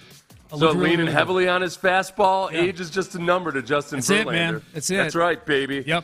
He was really good. Like all of these things. These are just these victories are outsized at this moment, and each loss, it feels like a loss in a football season, where you're at such a deficit that you got to win these close ones. You got to start. And they've done a hell of a job beating up on the A's. Good job. Yeah, Spillane tweeted this. I'm glad you brought that up, Seth. The Astros are 8-1 against the A's and Rockies this season, 16-31 against everybody else. We didn't have to go to the old but they're not that good against playoff teams. No, they're good against the A's and Rockies and nobody else. And nobody else. And that, even when the Astros were having sort of uneven seasons, like last year, for example, like the issue wasn't beating the good teams. The issue was they were losing to the Royals and the A's at home over the last 2 weeks of the season. They were playing down to the level of competition. Now they are the down. They're the team that teams, potentially play down to. So it's frustrating, man. It's frustrating. We'll see if they can avert the sweep tonight. Leave Seattle 5.5 back. We will find out. Spencer Arrighetti on the hill. 2. Starting pitching. Before we move on to something other than the Astros, some news on the starting pitching front. Luis Garcia set to throw a live bullpen tomorrow on Friday. So that's good news. Luis Garcia continues to progress rapidly from Tommy John surgery last year. Meanwhile, Jose Urquidy and Christian Javier are, quote, getting opinions from other doctors, end quote. That does not sound good. And Dana Brown, in his appearance on 790 on the flagship yesterday, was actually a little more detailed on Urquidy. Like, they are not optimistic about Jose Urquidy of getting good news here. The one thing that was annoying me a little bit was just the fact that neither of those guys got an MRI until Tuesday. And I know it was Memorial Day weekend and everything, but okay, I go, but you have to pay a holiday rate. That makes me feel worse about it, just in that sometimes a ligament is torn, but you just need the confirmation. Yeah. And on examination, they might be able to tell that the ligament's torn, but they need another. They want to be sure. I'm worried that it was that type of a deal. That's an interesting tell right there that you're sensing, like that there wasn't a sense of urgency about getting the MRI. This is probably just going to be validation for what we already know is happening here. A little cover our own butts to be sure that we didn't misdiagnose. Yeah. Javier pitched in the World Baseball Classic last year, right? Yeah, we'll blame that. Yeah. And I know Urquidy did. And Urquidy hasn't been healthy since the World Baseball Classic last year. Like, he's dealt with something seemingly the entire time since then. So, again, maybe they should do something, for the World Baseball Classic, and this would lead to theoretically some really exciting, high-scoring games. Just don't allow major league pitchers to do it. These guys have to get, as Clemens pointed out when we had Clemens on a couple months ago, or about a month ago, was that, man, it's one thing for the position players, but for the pitchers, like, you're ramping up to play competitive baseball. Yes. It's a process, and you got to start that process. You either start that process a month earlier if you're going to play in the World Baseball Classic, or, and I think this probably happens more than we want to realize, or you just end up pitching in competitive baseball games without having started earlier. And, who knows what kind of biomechanical chain that can set off. 3. Texans OTAs today. The media will get a chance to take a look at it, and afterwards, the 3 coordinators, and I would imagine a few players, but we know at least Bobby Slowick, Frank Ross, Matt Burke, all going to meet with the media. I would power rank them in probably that order. Slowick, I'm most looking forward to hearing from because the offense is going to be what makes this team go this year. Ross, I'm looking forward to hearing from because of the new kickoff rules. Matt Burke, I'm looking forward to hearing from just because Matt Burke's awesome at press conferences. He's fun. I know he is. Yeah. And he does not pop as much as Slowick does. When you just look at YouTube metrics, like I'll do reaction videos to these things. People, I think that's just an offshoot of, people CJ Stroud, dude. Yeah, well, they care more about the offense than the defense. Matt Burke is, I think Matt Burke is the best. Well, Frank Ross has an interesting personality, too. I like watching Matt Burke's press conferences, but Bobby Slowick, I think, last year, he treated last season, and I don't think this necessarily was a conscious choice or anything, but he was so good in press conferences that any reservations that people might have had about him not being like a head coach personality or what have you, I thought he really put his best foot forward in a lot of those press conferences, and everything he said was, man, he's hitting all the things I want to hear about the way he handles installing an offense, the way he worked with C.J. Stroud, everything. Like, you can see, man, he's got a methodology, and I do love his press conferences. He's excellent. So that's today. Keep it tuned here all day long. We'll have updates for you from Texans OTAs. 4. Scotty Scheffler, charges dropped from his incident 2 weeks ago with police in Louisville prior to the second round of the PGA Championship at Valhalla Golf Course. Scotty Scheffler, who had reportedly circumvented some fatality accident traffic because he was late for his tee time, drove past what he thought was a security guard, turned out to be a cop. Cop alleges that Scotty Scheffler dragged him a certain amount of distance, where he scraped an arm, hurt his hand, tore his pants, all those things, and then. And Scotty Scheffler winds up getting taken away in cuffs and charged with a handful of different charges, a couple felonies.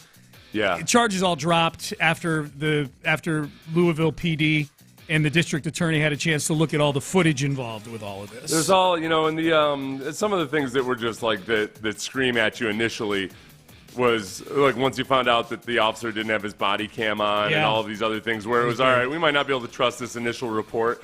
The initial reports were, as many people pointed out at the time, the initial reports could very well be inaccurate, and at least some big chunks of them were. Here was Steve Romines, who is Scotty Scheffler's attorney, following the dismissal of the charges yesterday. He is not happy with Louisville PD. Steve, I have to ask you, though, the statements that Scotty made after the arrest don't seem to fully align with what you're saying right now. He admits that he got impatient and went too far. No, here's what happened, is he is being interrogated after the most stressful situation of his life, right? And the officer is actually asking him leading questions and trying to get him to agree with them, okay? And that's why you don't talk to the police, because they are going to try to put words in your mouth. But and this was that's after, exactly what they did. But that was after he read his Miranda rights. He didn't have to speak. He didn't have to speak. But again, he asked to talk to the officer. He wanted to explain to him what happened. However, they are trying to get him to confess to something that he didn't do. And the video evidence shows he didn't do it. This guy's fun. The most stressful incident in his life. A Southern lawyer, kind of fish shaking at the media was fun to watch yesterday. I hope that getting arrested for a traffic incident is the most stressful thing. I thought the same thing. I'm like, you ain't you ain't engendering any sympathy when this is the most stressful point of this guy's life. It wasn't like he was in the backwoods somewhere where he hadn't just run over the cop's cousin or something. This is something that's going to get straightened. Do you think Scotty Scheffler at any point actually feared hard jail time? Having said all that, a stressful situation. Right. 5. HOA Florio is back, Seth, and he has a new cause celebre, and it is the fact that the Jacksonville Jaguars appeared to have alcohol on the plane where the alleged Brandon McManus sexual assault took place of those two flight attendants, where he was, quote, rubbing up against them and grinding up against them. There's a lawsuit ongoing right now against Brandon McManus, former kicker for the Jags, current kicker for the Washington Commanders, and the Jacksonville Jaguars, also a defendant in this lawsuit. And apparently it's been corroborated by people that were on that plane. There was alcohol on the plane, not provided by the team, but there were players that, and keep in mind, this is a transatlantic flight from Jacksonville to London. We should point that out. But there was alcohol on the flight, and Florio is ready. He is ready. He wants to know, is it just a hollow threat by 345 Park Avenue that you can't have alcohol on these flights? He said, this becomes a problem for the Jaguars because alcohol is strictly prohibited by league policy. The question becomes, okay, are you going to frisk these guys down before they get on the plane when they're bringing their own stuff on? One time, Sean, there was an incident on the team flight with the Texans, and it did not involve me directly, but this was we had some travel complications, so we had to actually go through the airport because of some delays after an away game. And I'm going through, and we'd been waiting for like 2 hours to get on the plane. I'm walking through the airport, and I see one of the little newsstands there, and I decide I'm going to basically grab the equivalent of a 12-pack or something, you know. And so I go in, and I get on the plane, and somewhere several rows behind me, there was an incident that needed to be addressed by the older players on the team. I was one of the older players on the team. So on Monday morning, Dom Capers calls me up to his office really early because, I get there at 5:30 a.m. And I sit down, and Dom says, so there were reports that there was drinking on the flight. And I'm immediately in my mind, I'm going oh no, he's got footage. Oh no, he's got security footage. Yeah. And I did what Scotty Scheffler's attorney would have advised. I just nodded my head and said, oh, okay, and what of it, good sir? And he explained, and I was like, yes, I'll look into this. So it wasn't. It's pretty common. Back in the golden age, before there were some really ugly incidents in the NHL that involved drinking on the flights, the team wouldn't supply you alcohol, but you were on a plane that's a charter plane that still does have the liquor cabinet in the back. Yeah. And after, you have a nice conversation with the flight attendant for a while. You're, back in the galley talking to her. And usually she'd be like, what do you think? You guys want one of these? And so it wasn't team sanctioned, but they cracked down on that eventually. Did it matter if you had won or lost the game as to whether or not you cracked into the liquor cabinet? Well, you tried to be more subdued if you, no. No, the liquor cabinet was always cracked into. It was supposed to be. Yeah. But they had secured it with zip ties, Sean. Zip ties. They were like, no. I didn't know if it was the equivalent of a for you? Like, okay, we're going to reward ourselves by cracking into the liquor cabinet, you know? No, that was never. Maybe that's why we didn't. Just drinks were drinks. Maybe that's why that was the reason we never won a Super Bowl, probably. Yeah. We drank after every game. 6. It turns out Mark Davis is not the father of Hayden Hopkins' baby. Hayden Hopkins, Instagram influencer, 26-year-old, beautiful, beautiful young lady. She's pregnant. She was spotted in the owner's box at a Raiders game back in 2022, and the internet immediately assumed that Davis and Hopkins were in a relationship with each other. I think it's interesting that Davis never did anything to quell those rumors. Good job, Mark Davis, making the world think you were dating this hot Instagram influencer. Turns out, yeah, she says that she was just sitting next to him at a game. It wasn't even like a date or anything. Yeah, she happened to be in the owner's box. The father of her baby, Washington Nationals outfielder Joey Gallo. So Joey Gallo, the father of the baby. We're going a little Maury Povich here. Would you rather, Seth? Would you rather, if you were a baby, if you were Hayden Hopkins' kid, would you? And let's pretend that it's a son. Would you rather have handsome millionaire athlete Joey Gallo as your dad, or ugly billionaire NFL owner Mark Davis as your dad? Well, I think the big thing is there you got to think realistically. How does this all work? And usually, if the son of the billionaire is himself kind of a quirky, weird individual, then the third copy of that original billionaire is going to be even worse off than Mark Davis. I would say I'd rather be Joey Gallo. Okay, but you're set to inherit. You're set to inherit an NFL team.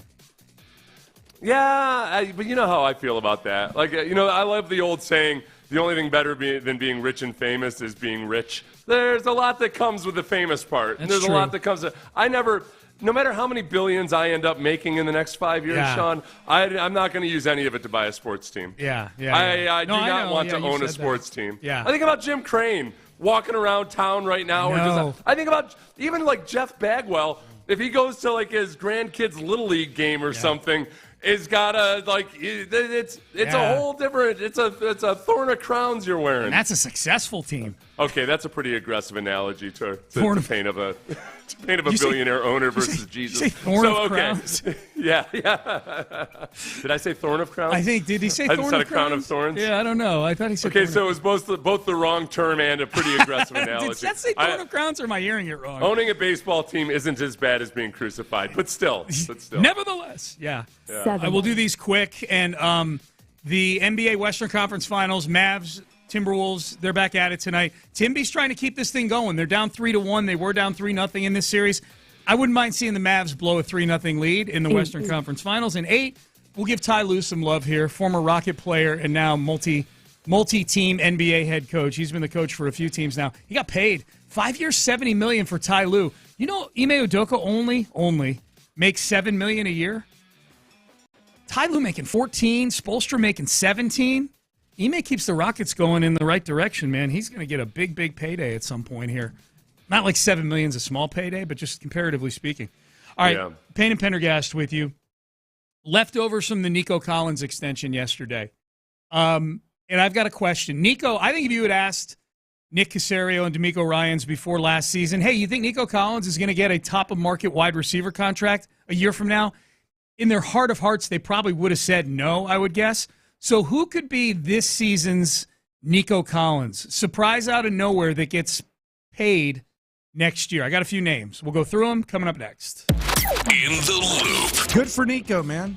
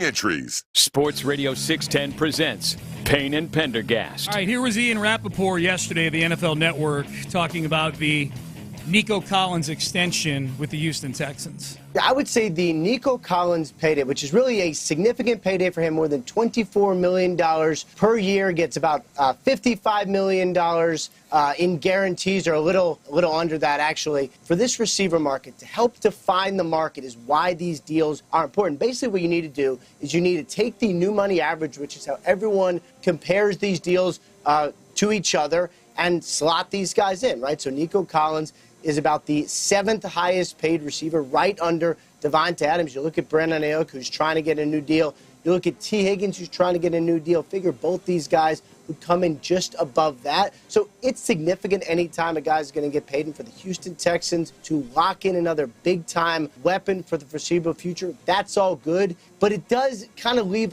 I would say, better define where the market is and make what these guys asking make a little more sense to the teams. Yeah, I think that there's at least one of those guys that Ian Rappaport mentioned that, by the way, if I catch myself with a name swap, doesn't go on the list. It counts as okay. Doesn't go on the list. Right, yeah. Good. So with Ian Rappaport and what he said right there, a few of those guys, maybe Brandon Ayuk, probably heard news of Nico Collins' extension and may have thought like, man, why'd you do that? Like that doesn't bolster my case that I need $30 million per year. And I know what people are saying. Like, yes, I understand Ayuk's been more productive and everything. I'm just saying in terms of if Nico Collins were to get something like Amon-Ra St. Brown's deal, then Ayuk's got a really good case that, like, hey, listen, like look at the team we've been playing on and what we've accomplished and what I've done. Yeah. $30 million a year is the basement on this.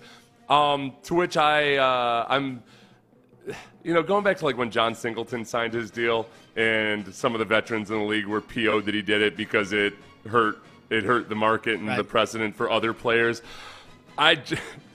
Take care of if somebody offers you a fortune and it's a good deal and it gives you some assurance for the rest of your life, then I don't judge Nico Collins one bit. There's nothing I hate more than when some player, after signing a huge deal, tries to throw in there, well, and it was important for me to help my fellow NFL players get better deals too. Like, whatever, dude. Yeah. Don't say that. Nobody's buying that you were doing this out of some noble duty to the rest of the league. You wanted to get as big a deal as possible. Totally agree. Totally agree with you on that.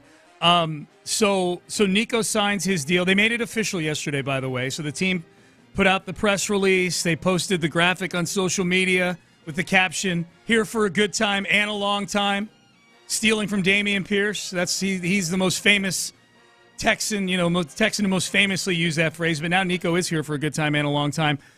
Seth, if you had asked, I was thinking about this yesterday, if you had asked Nick Caserio a year ago if he thought that the team would be giving Nico Collins a top-shelf wide receiver extension, May, OTAs, 2023, and we're out there, and you pull Nick aside, you go, I bet you're going to be paying that guy $24 million a year from now. Yeah. I'm guessing with truth serum he would have said, no, probably not. I don't think that. I think the big thing, because it was all a projection, like there were things you could look at from those first 2 years, especially in 2022.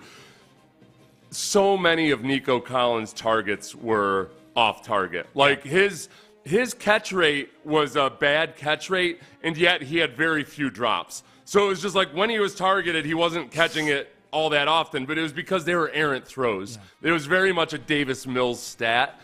But he was doing those things that you want to see him do, get open. But the big question is like, okay, with a good quarterback, are you going to get open and make the catch and get the run after the catch? And also, can you stay healthy? Yep. And a lot of those questions were obviously answered last year. Yeah.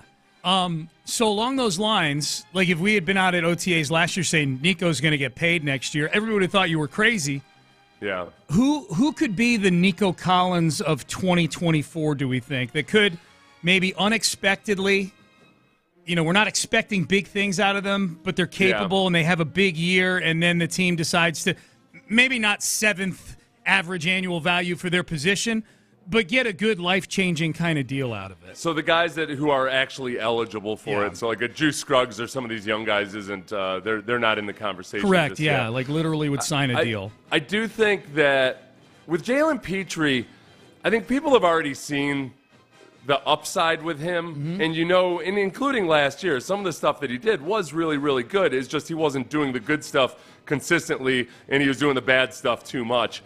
I don't think it would be a mega surprise if all of a sudden it clicked for him in the second year and he gets a good contract. And we've seen, and Justin Reed, is fresh enough in your minds that this is a guy that went on to be part of a really good Super Bowl winning effort.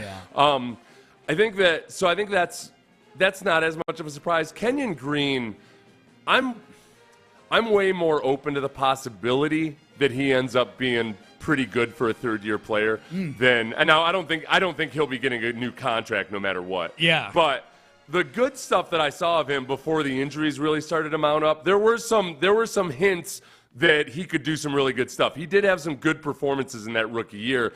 It's just ultimately you never really saw the best version of him because of all the injuries. That's okay. And now that he's on my list, both of them are on my list, and it's logical that you would have 2022 draftees on this list because 3 years in is when you can do an extension like Nico Collins did. He was a 2021 draftee. I would say Petrie would be less of a surprise than Nico Collins wound up being.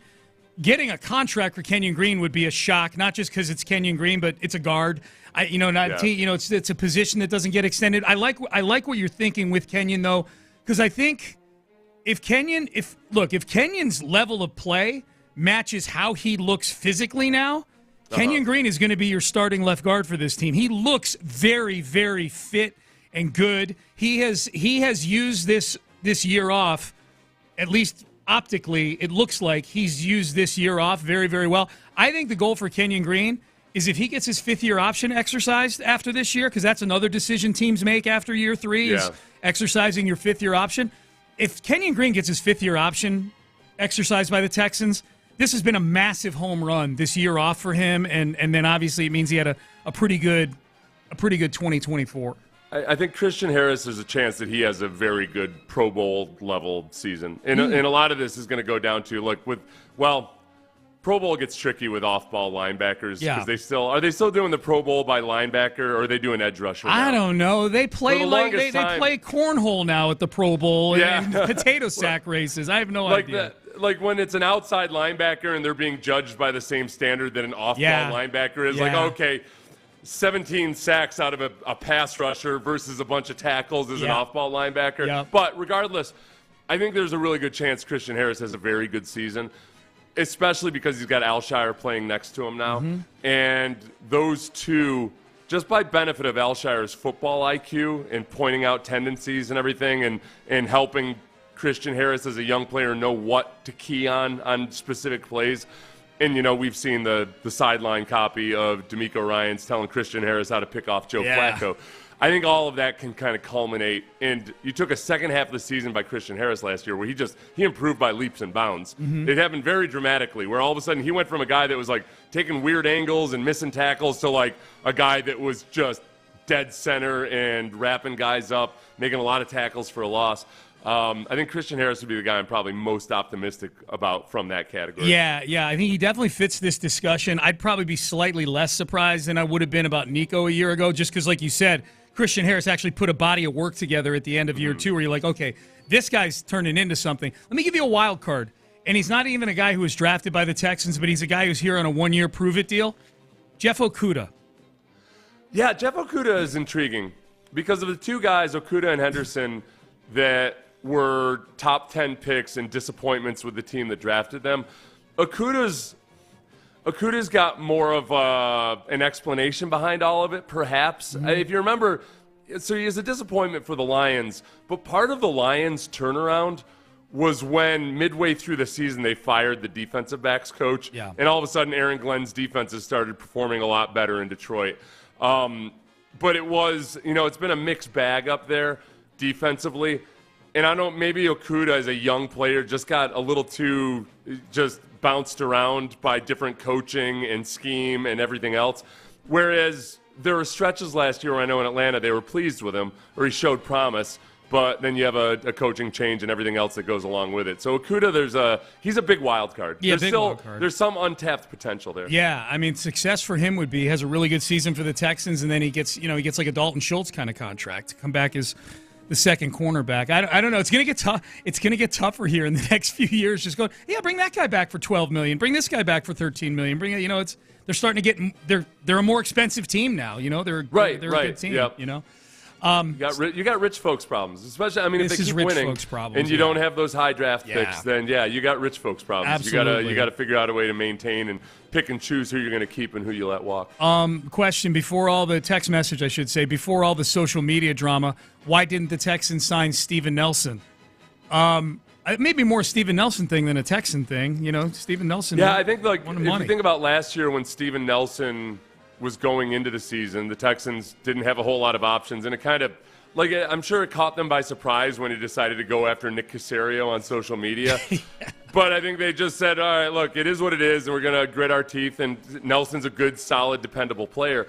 Right now, just based on the comments of Steven Nelson himself, aside from taking the shot at DeMeco Ryans, he also made the comment about how he's not going to sign for a subpar deal or a less than fair deal, that's why he's sitting at home. Yeah. All right, you can frame it however you want. You haven't gotten the deal that you wanted. That's right. I'll credit the Texans for not ponying up as much as Steven Nelson thinks he's worth. That's probably the same reason he hasn't signed with any other team is why the Texans didn't re-sign him. If they even made him an offer, that's right. It's that he thinks right now that he's worth more than the other NFL teams currently think he's worth. That's a Nelson thing. It's not a Texan thing. It's a Nelson thing, I think, at this point. All right. So UT, University of Texas, and Oklahoma are getting their feet wet right now, maybe literally because these meetings are in Destin, Florida, but they're getting their feet wet as new members of the SEC. Is the athletic director at the University of Texas going to get taught a quick lesson early on based on something that he said yesterday to Paul Feinbaum? We've got that for you coming up next. Area 45 with Bijani and Creighton.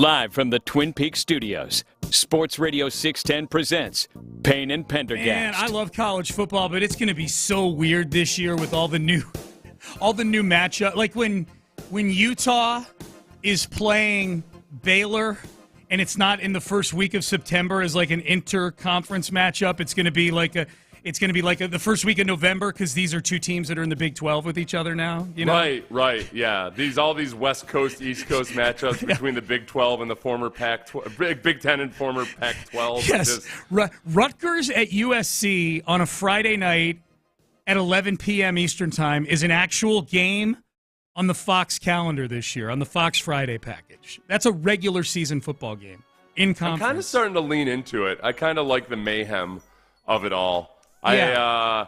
More than anything, like on the football side of things, I can get excited about some of this. If I were a non-football athlete or like a parent of one of those athletes, I'd be PO'd, man. Yeah. Especially if let's say, I don't know, you live in Oregon and your kid goes to Oregon, and all of a sudden it goes from being like, all right, you could travel to a lot of these games and everything, to where now it's like, what, am I going to take like vacation weeks to do some of this?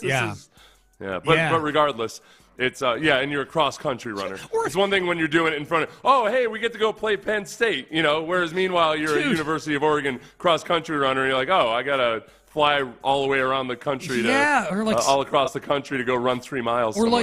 or like softball, where you got 30 games on the schedule or something. Like cross-country, there's like 4 meets, Honestly, softball and baseball, if you play in the Pac-12, compared to going back and playing in the Northeast in baseball, like early baseball season, it's miserable. Yeah. Just weather-wise. Yeah. Weather-wise. Yeah, so it's going to be super weird. Now, there's probably been 50 things college football and college sports have done since I was in college, where if I had even told me while I was in college they're going to do these things, I'm like, well, I'm just not going to like football anymore. Just there's so many things that they've done, and yet here I am, and I can't wait for college football season. Like, even with all these janky matchups, I can't wait for them. I'm very excited to see how Texas and Oklahoma do in the SEC. And Texas was one of the 4 best teams in the country last year. They were a playoff team last year. Oklahoma is kind of in a state of flux right now by Oklahoma standards. They haven't been playing at the level that they'd become accustomed to under Bob Stoops and under Lincoln Riley. So now they're getting in with the heavyweights now in the SEC. The SEC is having their spring meetings, as they do every year, in Destin, Florida. Because that's where it gets people, is in Destin, Florida. That's long known as the best place to go get stuff done. So Paul Feinbaum of ESPN and the SEC Network had Joe Castiglione, the AD for Oklahoma, and Chris Del Conte, the AD for the University of Texas, on his show. A little mini studio out there facing the beach. Here's what Chris Del Conte said about the Red River rivalry now being an SEC game. Have you been to the Red River rivalry yet? At the beginning of my career, I saw it. It's ridiculous. It's the greatest thing ever. You may talk about the cocktail party, the Iron Bowl. It is nothing like this game I think at the State Fair. Because you have 300,000 people. I detected something there. 300,000 people outside. No, the Iron Bowl is awesome. Don't get me wrong. At night, it's great. Same with but the cocktail party. But this game, nuts too. You got to throw us a bone there, P-Dub. What's up, buddy? Joe, the University of Texas is not even an official member yet of the SEC, and he's already thrown shade on the Iron Bowl. Iron Bowl. No. You'll be fine because we're not even allowed to call it the cocktail party. When your callers come in losing their mind, I was not throwing shade. What I was saying, it is an unbelievable environment. Oh, man. So you're already throwing a little sauce on that for no reason. You've given me a gift. This is not right. Oh, it's the gift that keeps on giving. Come on now. Come on. All I was saying was it's an awesome game that you give. You talk about it. Okay, first of all, Del Conte brought up the Iron Bowl himself. And he wasn't asked to make a comparison and said, well, here's why I think mine's the best, but he brought them up. Feinbaum is really good at what he does, because you heard Feinbaum at the end, like you just gave me a gift. Feinbaum's level of where he's at in media right now is almost entirely built on backwoods Hick fans fighting with each other on his show. Right, getting extreme emotion out of these. Well, that's where I don't worry about conference realignment in college football nearly as much, I guess, as I used to, just because there's nothing that matches the psychosis of a college football fan base.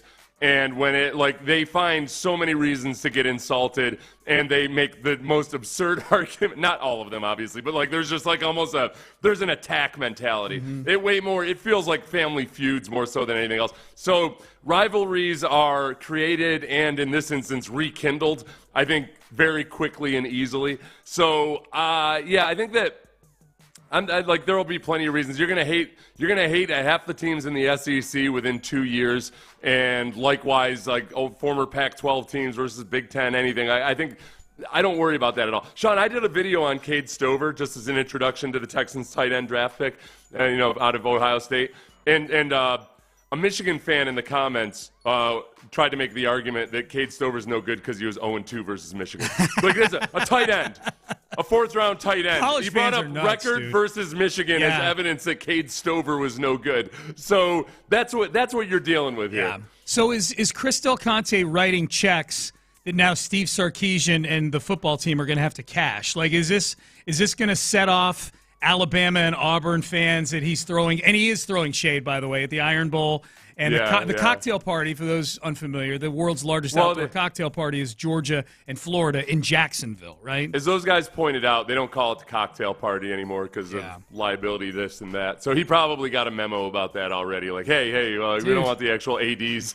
The ADs who are in charge of these young, good point. They're adults, they're not kids. Now that they get paid, we don't have to call them kids anymore. Yeah. A couple texters pointing out, Del Conte sounded like he was having kind of his own cocktail party there. It did. I liked it. Ben, hit it one more time, just for a little bit. Not the whole thing, but just hit it from the beginning. Yeah. Have you been to the Red River Rival yet? At the beginning of my career, I saw it. It's ridiculous. It's the greatest thing ever. You may talk about the cocktail party, the Iron Bowl. It is nothing I like where this is game going. I think at the state fair, because you have 300,000 people. Okay, we're good right there. It was that 300,000 people. That's a tough one to spit out. I was suspicious, and then he tried to blurt out 300,000, and it was not translatable right there by Del Conte. That sounded like me yesterday when I realized I was drinking IPAs instead of beer, normal beer. And that'll hit you. Yeah, I know. I'm so stupid. I say air quotes, fall for it every time. Yeah. It's news to me every time. I'm like, wait a second. Yeah. Are these stronger than your average beer? Yeah. And I was watching Lock, Stock, and Two Smoking Barrels, so anytime I watch anything about anything in England, they're always boozed up the entire time. Dude. So it just you can't help but have another 2 or 7. Yep. Feeling like you want to soak the most up out of life. Has Del Conte been drinking a lot? That's what this text says. A little bit. Yeah, you got to be sure. Keep him away from Sarkisian. Well, kidding. Right. Yeah, just to set the scene, because that was audio, the video. He's in a Hawaiian shirt sitting on the beach talking to Paul Feinbaum. It's probably at the end of the day, can you blame the guy a little? Can you blame the guy? I'm excited to see these guys in the SEC and kind of see where Texas and Oklahoma stack up. And I'm glad that Texas in particular, because that's the local team here, I'm glad they're going in kind of at what for them, recently has been full strength. That they're not going in like what they were, when they were winning 5-6 games a year a few years ago, and they're just going because they're Texas. Yeah. I'm anxious to see if they can stand in and trade blows with – I haven't looked at their schedule. Someone says Texas' first SEC schedule is soft as Charmin. They got so damn lucky. I haven't looked at their schedule yet. I'm guessing from top to bottom it's a better schedule than they've been playing in the Big 12 in terms of difficulty. So Del Conte, you got to be careful, man. I don't think he has to. I think, honestly, in the vein of – especially in the SEC, just going back to the Florida days and everything with Steve, what's his face there? It's a long-standing tradition among some coaches in the SEC to talk a little smack. Do you have a particular college football rivalry game that you would want to go to if you could pick? I know. You probably played with a lot of teammates in the NFL in the locker room that talked a lot of trash to each other about their rivalries and whatnot, Yeah. Oh, yeah. I was always jealous of them for some of those big times. I've never been to the Red River rivalry. I'd like to go to that. Yeah. Yeah, that's probably the first and foremost. State Fair. Well, you would do some damage at the State Fair. You know what? And I'm glad he brought that up because that is a big when it comes to making it a week-long event and everything. Yeah. I got to get up there. Yeah. I got to get up there sometime in the next 2 years. I got to look at the schedule and everything. Yep. That'd be a fun one. Iron Bowl would be fun, although it feels a little lopsided. Alabama was lucky to win that game last year. It was a Hail Mary at the end of the game. The great thing about rivalry games, Sean. You throw out the records. I'm hearing, Seth. That's what I've been told. Is that I'm supposed to throw out the records. Throw out the cocktail party. I have no interest in because it would when I played for the Jaguars. I was always just jealous of it because you leave on a sad. It was always an away game for the Jaguars when the cocktail party was going to be there, and then so we would leave on our buses through with extra police escorts that day through tens of thousands of drunken alumni and college students and everything else like that. Yeah. Oh my God. One time Brandy went with a bunch of her friends, and I'm on the bus, and I could see where Brandy was off in the distance, eyeballing the college boys that were in the periphery and everything. That's funny. What the hell are you up to, Brandy? Yeah. How am I supposed to focus on the Tennessee Titans? when I got 21-year-olds who drive Mercedes hitting on my wife. Bunch of frat boys feeding you funnels. All right. All right, let's head into the 9 o'clock hour here. I gave it to you earlier. I'll give it to you again. I'm curious how Seth feels on this, too. I have my moment, finally. Every relationship has a moment where you realize, this isn't going anywhere. I don't want to do this anymore. I had mine with Joe Espada yesterday. I'll tell you exactly what it was and what he said next. Oh, but this is a relationship that I will never end, ever, ever, and that's Dr. Ben Salento.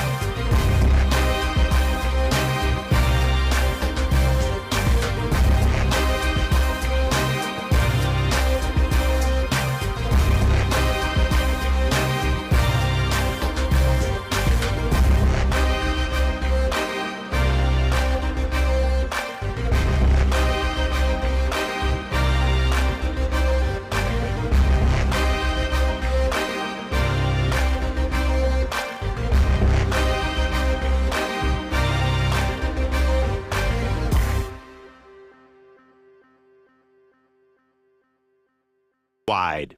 KILT FM HD2 Houston. Insider access, exclusive content. Sports Radio 610. The Texans play here. An Odyssey sports station.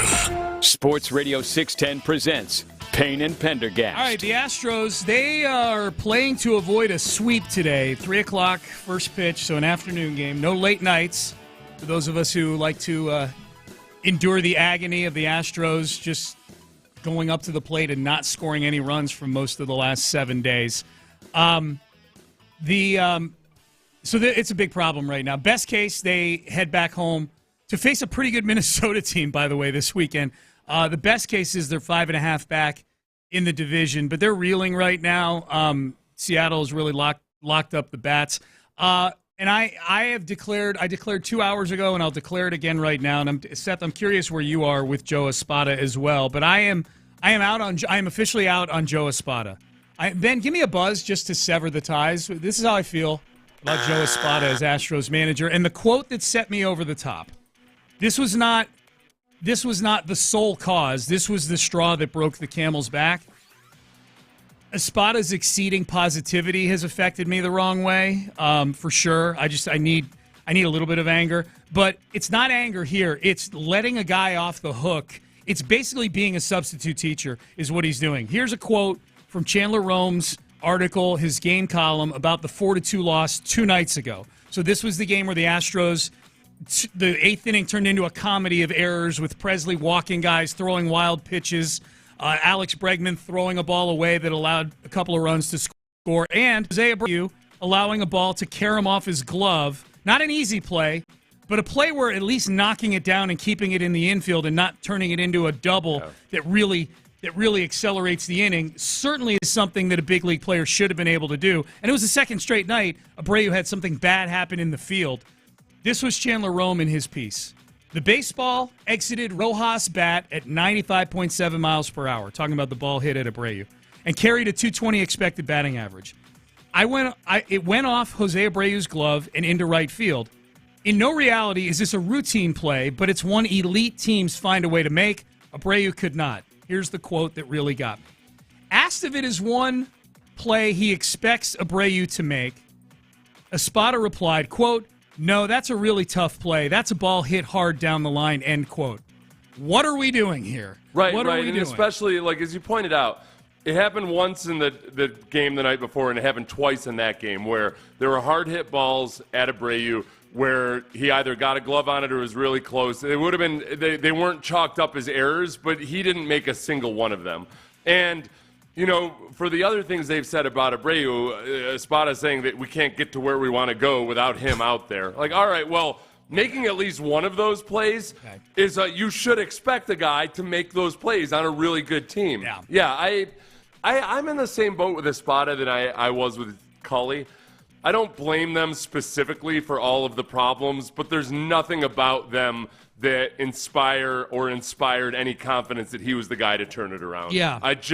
I feel like he's just the guy that you put on. He's like jockey you put on the horse because he met the weight requirements. Yeah. Like there's not anything. Ultimately it's the racehorse that does the work, but a good jockey can make a difference. And you're putting a guy that like just lost a bunch of weight on Ozempic and deciding like, well, he looks like a jockey now, throw him on there. Yeah, I love the analogy as far as the two individuals go, because they're both probably guys that if you asked around their respective sport, they've been around a long time. Culley was around forever. Espada's a younger guy than Culley. He's been around the game a lot. They're probably guys that if you asked people that had brushed up against them, worked with them, been in a clubhouse with them, or locker room in the case of Culley, that the answer you get, he's a good football guy. He's a good baseball guy. He's a good guy, just good. He's a good guy. He's a good guy this, good guy that. So the analogy of the two of them individually, where the overwhelming thing is they just both feel like they're in way over their heads, holds water for sure. Like the Culley situation, at least we could kind of laugh at the absurdity of all of it because there were zero expectations for the Texans at that time. I know you know this.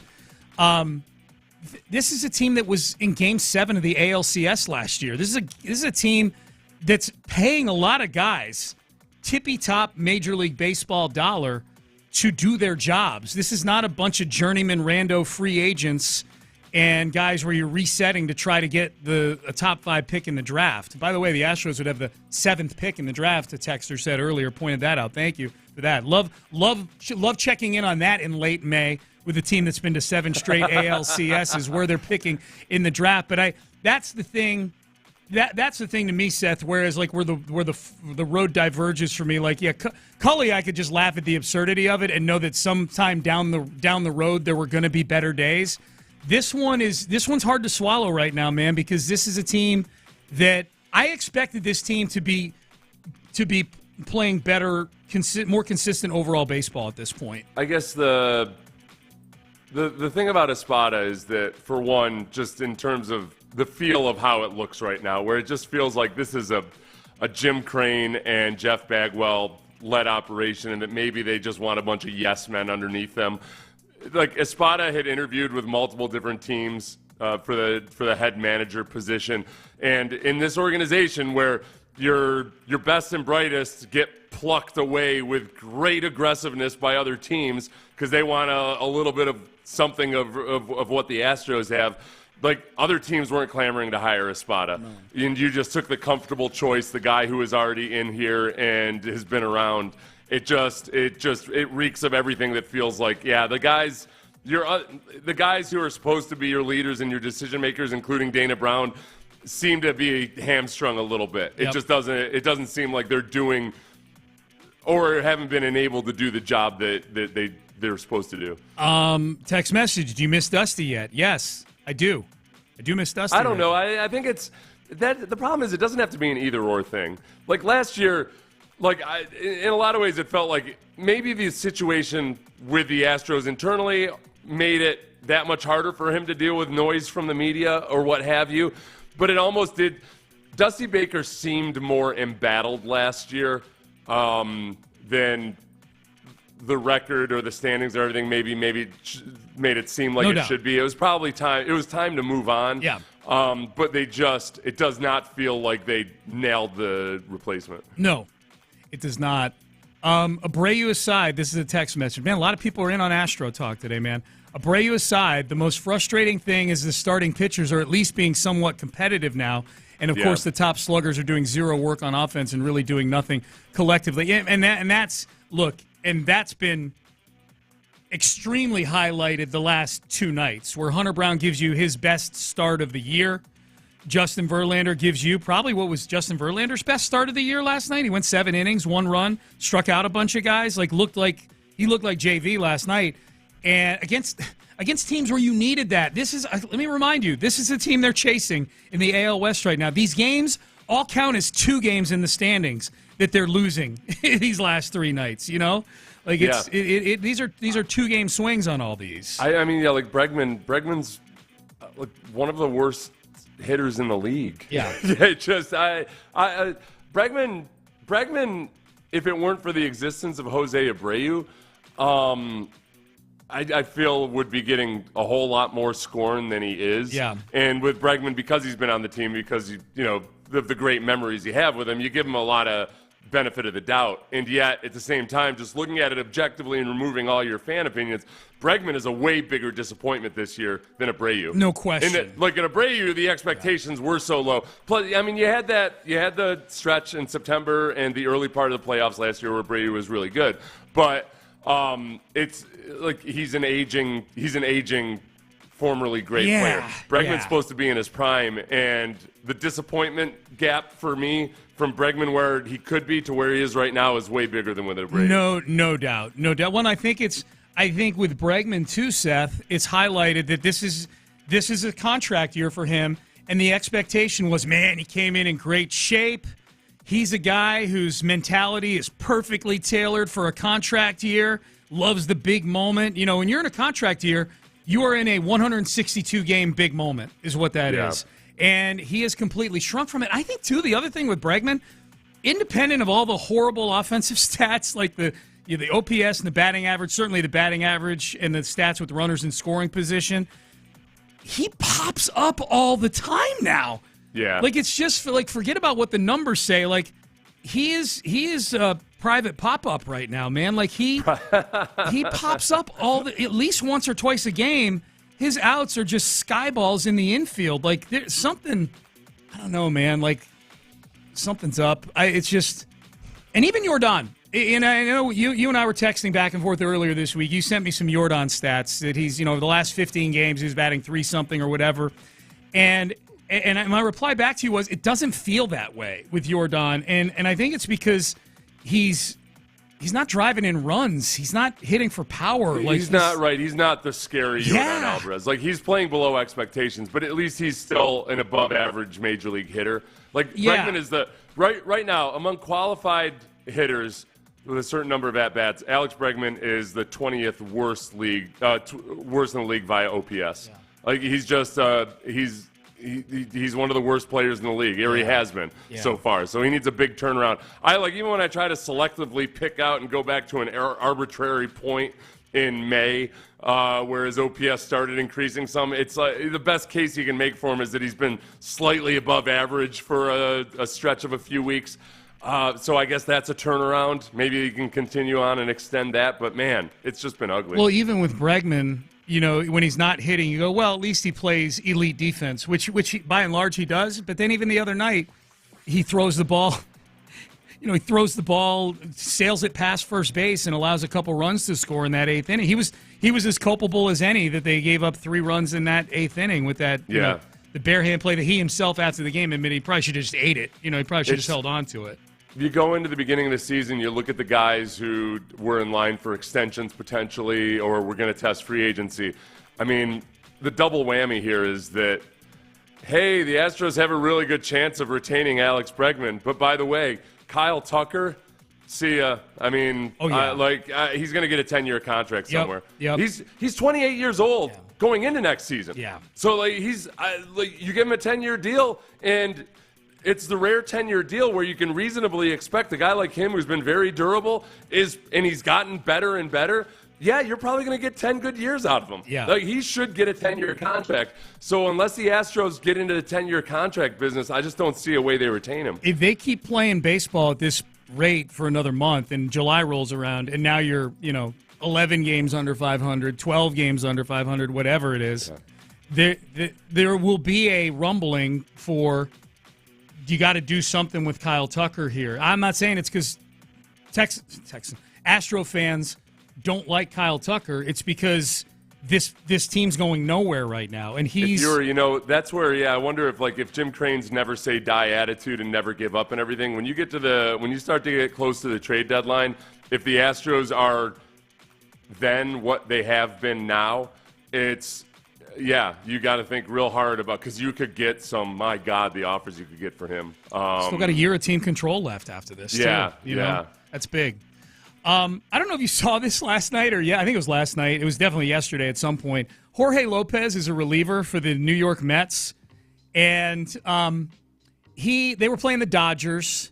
He got ejected in the middle of an at-bat. I guess he was chirping at the umpire. He'd given up a home run to Shohei Ohtani. He's chirping at the umpire in the middle of that. He gets tossed in the middle of an at-bat, and as he's walking to the dugout, the Mets are they're a train wreck. I mean, we're sitting here complaining about the Astros. The Mets are a dumpster fire right now, an expensive dumpster fire right now.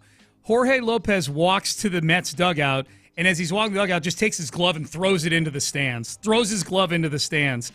So That's a nice treat for the fans. It landed but you got the net. Yeah, did he clear the net? He cleared the net. He threw it. Okay, It landed in a group, and it landed right in the middle of a group of Dodger and Yankee fans that were at the game. So it wasn't even a Met Still a nice memento for whoever got it, I suppose. Here was Lopez, who said something interesting. People think he's talking about the Mets here. I saw a lot of back and forth about what he said. You'll be able to tell. He's got an accent, so maybe it's a little tough to tell. But take a listen to this. You tell me what you think he is saying, possibly about his team. Carlos Mendoza said that he understands the emotion, but that particular action of throwing your glove into the stands was unacceptable. Looking back on it, do you regret doing that? No, I don't regret it. I think I've been looking the worst team probably in the whole MLB. So, whatever happened. So, whatever they want to do it. I'll be tomorrow here if they want me, whatever they want to do. So I'm going to keep doing this thing, so I'm healthy on whatever, on whatever to do. I'm ready to come back tomorrow if they want me to be here. So okay, good enough. It was the bleeped part, right. Yeah. The worst team in the league is how that was transcribed. The worst bleeping team in MLB. Yeah, and I think the thing is, and this is why guys that speak good English still sometimes choose to go through interpreters. Yeah. Is that the context of it, and with there's a little intonation at the end of the word team where I think he was trying to say teammate. Yeah. But everything else in the context of that was very self-critical. And I'm pretty sure he meant to say teammate or said teammate in his own mind, and it just was lost not in translation necessarily, but it was lost in accent, perhaps. Ben, can you fast forward, eliminate the question, and just play the first part of his answer again, just right up through the bleeping part there? No, I don't regret it. I think I've been looking the worst team probably in the whole MLB. Okay, good enough. Yeah. There's an extra syllable there. I think it's meant to be teammate. I think you hear it the first time and it sounds like team and. Yeah. But like the rest of the quote was about him and him personally and his actions and all that. Yeah, Manny Gomez, who is a Mets beat reporter, was the first that I saw point out, no, I know this is getting a lot of traction, but he actually said worst bleeping teammate in MLB, that he was the worst teammate in MLB. Then Anthony DeComo, who's another New York Mets beat reporter, had a tweet saying that what Lopez said was what he meant was a combination of worst teammate and worst team. Campañera and teammate. Like teammate, Campañera. I don't know. I was very confused. The bottom line is this.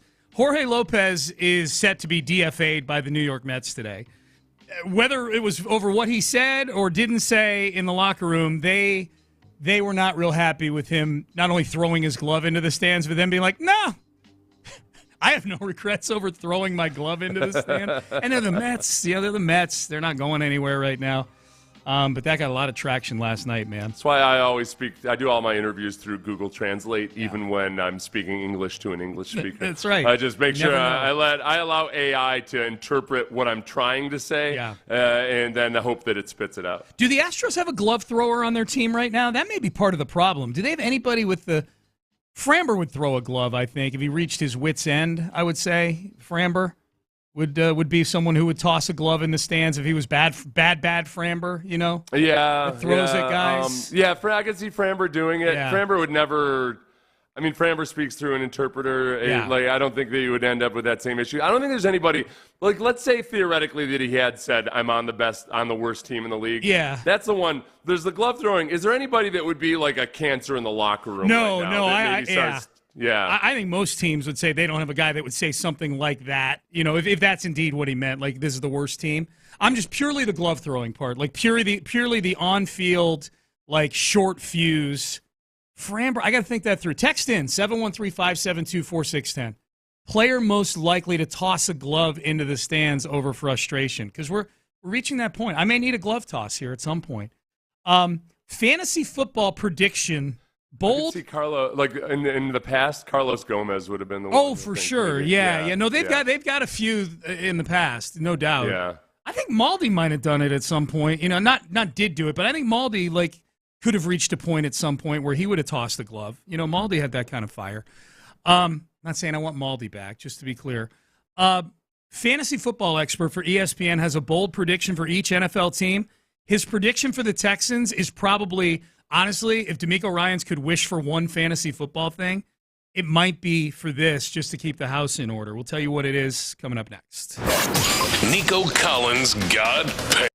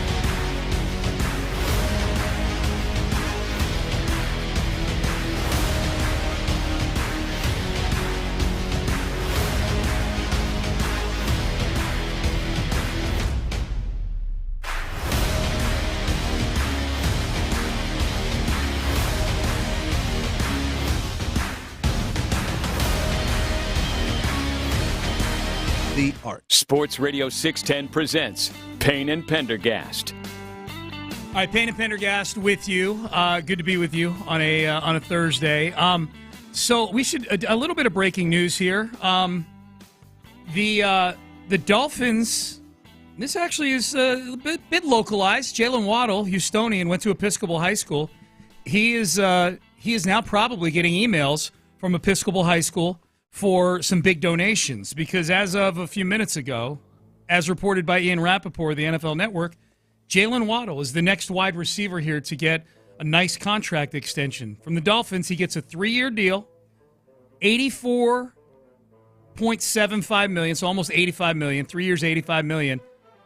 Includes $76 million guaranteed. So just for the sake of comparison, this is a deal that's similar to Nico Collins. This almost feels like a deal where Jalen Waddle's representation was kind of waiting for some of the dominoes to fall, and Nico was a comparable domino to Jalen Waddle. And so Nico gets 3 years, nearly $75 million. Jalen Waddle gets 3 years, nearly $85 million. The big difference is Nico got $52 million guaranteed. Jalen Waddle's damn near his whole deal is guaranteed. He gets more guaranteed money than Nico Collins got overall money over 3 years. So $28 million per year with a lot more guaranteed money. But so it's $3 million more per year on average, and like with the guaranteed money when you add that in, it's a more lucrative deal. Yeah. And I think immediately, again, I think like we talked about, very quickly, if you're nervous about how much the Texans paid Nico Collins and that he was the 7th highest paid wide receiver, by the end of this offseason, maybe within a few weeks, Nico Collins is going to be out of the top 10 highest paid wide receivers. Right. So it was the Texans getting ahead of something that if you had waited until next year when he hits free agency, it would be way, way more expensive for that. If he even if he's not as good statistically as he was last year, if he's competitive this year, because Jalen Waddle, I know there's a little bit of a debate going on with people calling him whether he's actually the number 1 or the number 2 receiver in Miami. Like, he gets a lot of attention. He lines up on the line more than Tyreek Hill and everything, but he doesn't produce as much as Tyreek Hill. I look at him kind of the same way that if Will Fuller had been able to stay healthy, Will Fuller was not your number 1 wide receiver, but God, did he make things happen. He made the engine go, yeah. Yeah. So I think whether you want to call him a number 1 or a number 2, he's not on the same level as a Tyreek Hill or an A.J. Brown or somebody like that, and yet he's getting $28 million per year. Yep. So Brandon Ayuk, again, I think Brandon Ayuk's going to be disappointed if he doesn't get at least $30 million a year. I agree. Right now, and I think that's why the Texans gave Nico Collins the contract that they did, because it's probably going to look like a relative discount a year from now. Yeah, I guess, just to net that all out, you nailed it. If you are a person who is a little sideways about the Nico Collins extension, you're not sure you like it. Maybe you don't like it at all.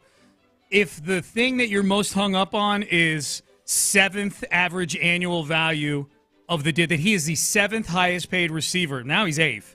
7th highest paid receiver in average annual value, as you just said, Seth. Just sit tight, because he's going to be like 13th by the time the season starts, probably. Right, yeah. And by the end of next offseason, it'll be even lower than that. Yeah. And that's one of the big benefits, too, of doing shorter term extensions, a 3-year extension instead of a 4 or 5-year extension. It's short enough that a guy doesn't get disgruntled about, it always happens. Guys sign a 5-year deal, they play really well, and 2 years into it, like, I'm underpaid. Mm-hmm. It doesn't happen with every player, but it happens often. With the 3-year extension, it's more of a moot point, because look, you got your opportunity. You've got your opportunity for another big payday much sooner, and the cap keeps going up. Like, the cap is probably going to go up by pretty good chunks in each of the next 5 years or so, because of added revenue streams and the new TV deal and everything else like that. 18th game, if that happens sooner rather than later, if it go to 18 regular season games, we'll see. So Chris O'Brien, I don't know if he's related to Bill O'Brien, but he is a fantasy football expert for ESPN, as long as we're talking about wide receivers. If you're a fantasy, I'll retweet this. If you're a fantasy football nut, May 29th or 30th, wherever we are, May 30th probably isn't the time on the calendar where you're totally immersed in fantasy football. But this was a fun tweet just because he had one bold prediction for each of the 32 teams. It was fun to skim it. And the prediction he has for the Texans, Seth, to me, is if you're looking to keep the house in order, if you're looking for minimal cancerous activity in the wide receiver room, his prediction for the Texans have 3 1,000-yard wide receivers on this team. I wonder, does he even have an idea just how rare that is in the NFL? When you make that bold prediction, it is really bold. It's only happened, Sean, 5 times in NFL history that a team has had 3 1,000-yard receivers. It's only happened twice this century, the 2004 Indianapolis Colts and the 2008 Arizona Cardinals. Yeah. So I guess some of that really comes down to, for that to happen, it would have to also include a couple of, like the Texans can't be too good. If they're too good offensively, if all you hope for this season is 3 1,000-yard receivers, if they're really, really good, then they'll be playing with a lead and they'll actually be running the ball a lot. Yeah. And if they're running, there's a lot of things that have to come together above and beyond just having 3 really good wide receivers on your team to have 3,000-yard receivers. It might not be the best thing. The previous teams that have had those 3,000-yard receivers haven't actually been all that great as football teams. No. So like that's, I don't personally think it's something you should aspire to or worry about. Yeah. I think it's a sign of an unbalanced offense if you do. Yeah. There is an extra game compared to some of those teams, so maybe that's the difference. You know, like good call, Sean. It might be 85 yards might be the difference for a lot of these guys. Your point is a great one. That if you have 3 1,000-yard wide receivers, and by the way, you're still feeding Dalton Schultz the ball, it means you're probably in some shootouts. It means that if you have 3 1,000-yard receivers on this team, it means something probably went terribly wrong defensively with the team. Right. That could be. I don't think it's a coincidence that the most prolific offenses from a passing standpoint with the Texans under Gary Kubiak, where they were at their best offensively in the history of this team, were in 2009 and 2010. When they didn't make the playoffs, when they had average or below average, in the case of 2010, way below average defenses. They were playing from behind a lot, and they had some really good things going offensively, but they weren't constructed really well as a team. Yep. 2 other interesting observations from this tweet that impact the Texans. This Chris O'Brien thinks Anthony Richardson at the end of the year is going to be the number 1 fantasy quarterback in all of football. Yeah, he's honestly. Shane Steichen and he are a really good pair. Like they did the right thing in hiring that coach. If that was the quarterback they were going to draft, they wouldn't have known that at the time, but it worked out very, very well. Yeah. Just in watching some of the things they did with the RPO with Gardner Minshew, who's mobile, but he's certainly there's very few Anthony Richardsons on earth, much less in the NFL. So it's I think again. That doesn't necessarily mean they're a great offense, but Anthony Richardson is a rushing touchdown threat. We saw up close and personal exactly how much of a threat he is to get in the end zone with his feet. Devin Singletary finishes as a top 15 running back. He's on the Giants now, for those who are unaware.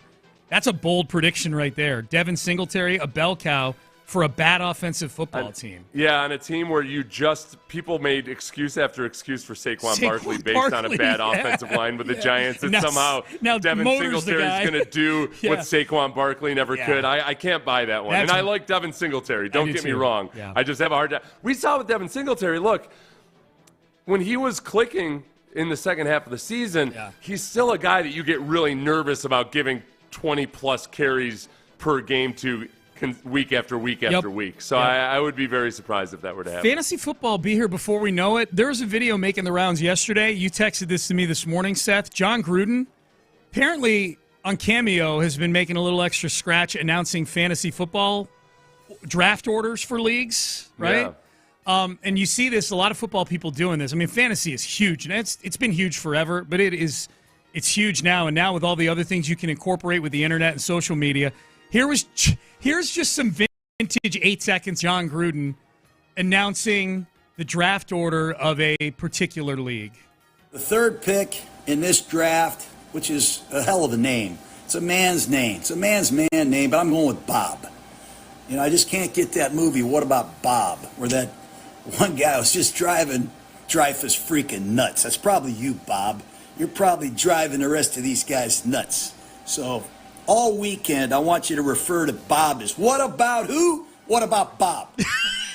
Well, and he was basically ranking the names of the fantasy football players or teams. Yeah, they literally let him pick the order. Yeah, it was a 5-minute video. Yeah. So I guess we could have just played the whole damn thing. Yeah. I'm glad. For some reason I cannot get on Cameo.com. Really? I don't know. I wanted to see how much John. Just see if you can get on Cameo.com. Okay. It's not allowing either their website's down or my filters or blockers are a little too strict. Okay. I was trying to figure out how much John Gruden makes per Cameo appearance. I'm putting the over-under at 200. Okay, what are you guessing? I'm putting the over-under at 200. 200? Okay. You're ways off on this one. It's lower? Lower. $99. Oh. $99. It's a good deal. That's not a bad expense for a fantasy football league. If you got a bunch of guys, because most fantasy football leagues, guys are chipping in a couple, $200, whatever the number is. And that goes into a pot that pays for the booze at the draft, the booze at the end of the year party, and then the winner gets a big chunk of it and whatever. And then there's usually like the league, one of the leagues I'm in. You have to pay for transactions for waivers. You pay $3 to pick up a guy, whatever. $99, that's money well spent. You know who makes a ton of money doing this, announcing draft orders? Lisa Ann makes a ton of money on Cameo, and she probably gets, I bet she gets you asked me earlier, she gets I would bet like $150, $200 Lisa Ann gets. A lot of the other two... she pulls it out of a fleshlight. People who are... Really? Yes. She pulls the names out of a fleshlight. Out of her own fleshlight. Out of her fleshlight. Is there probably? Oh wow. Yeah.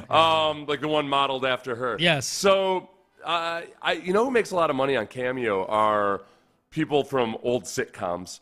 Yes. Especially if they do it in their character. Kevin from The Office, I think, makes banks. He's like number into one. 6 figures. Yes. Heavily into 6 figures on Cameo, just giving greetings as Kevin or doing old catchphrases or something. Oh, that type of stuff. It used to be kind of a shame thing for Cameo, back before social media really exploded. Like, oh man, this guy's on his last legs. He's doing cameos, for $100 or whatever. He must be out of money. And now it's like Lisa Ann makes $129 for a cameo. Right, because what it amounts to is when you watch most of them, it's not like you have to do a lot of heavy prep for them or anything. No, you can. So it works. It ends up working out to the equivalent of making $1,200 an hour or something if you just spend 5 minutes doing a cameo. Yep. All right, Payne and Pendergast with you. Hey, Bill Walton passed away a couple days ago. The strangest homage to Bill Walton that came across my timeline yesterday. You will not want to miss this. This is some old Bill Walton audio from what used to be a sister station of ours. That is coming up next. Mokaram Law. If you have been in an accident and it wasn't your fault, call Mokaram.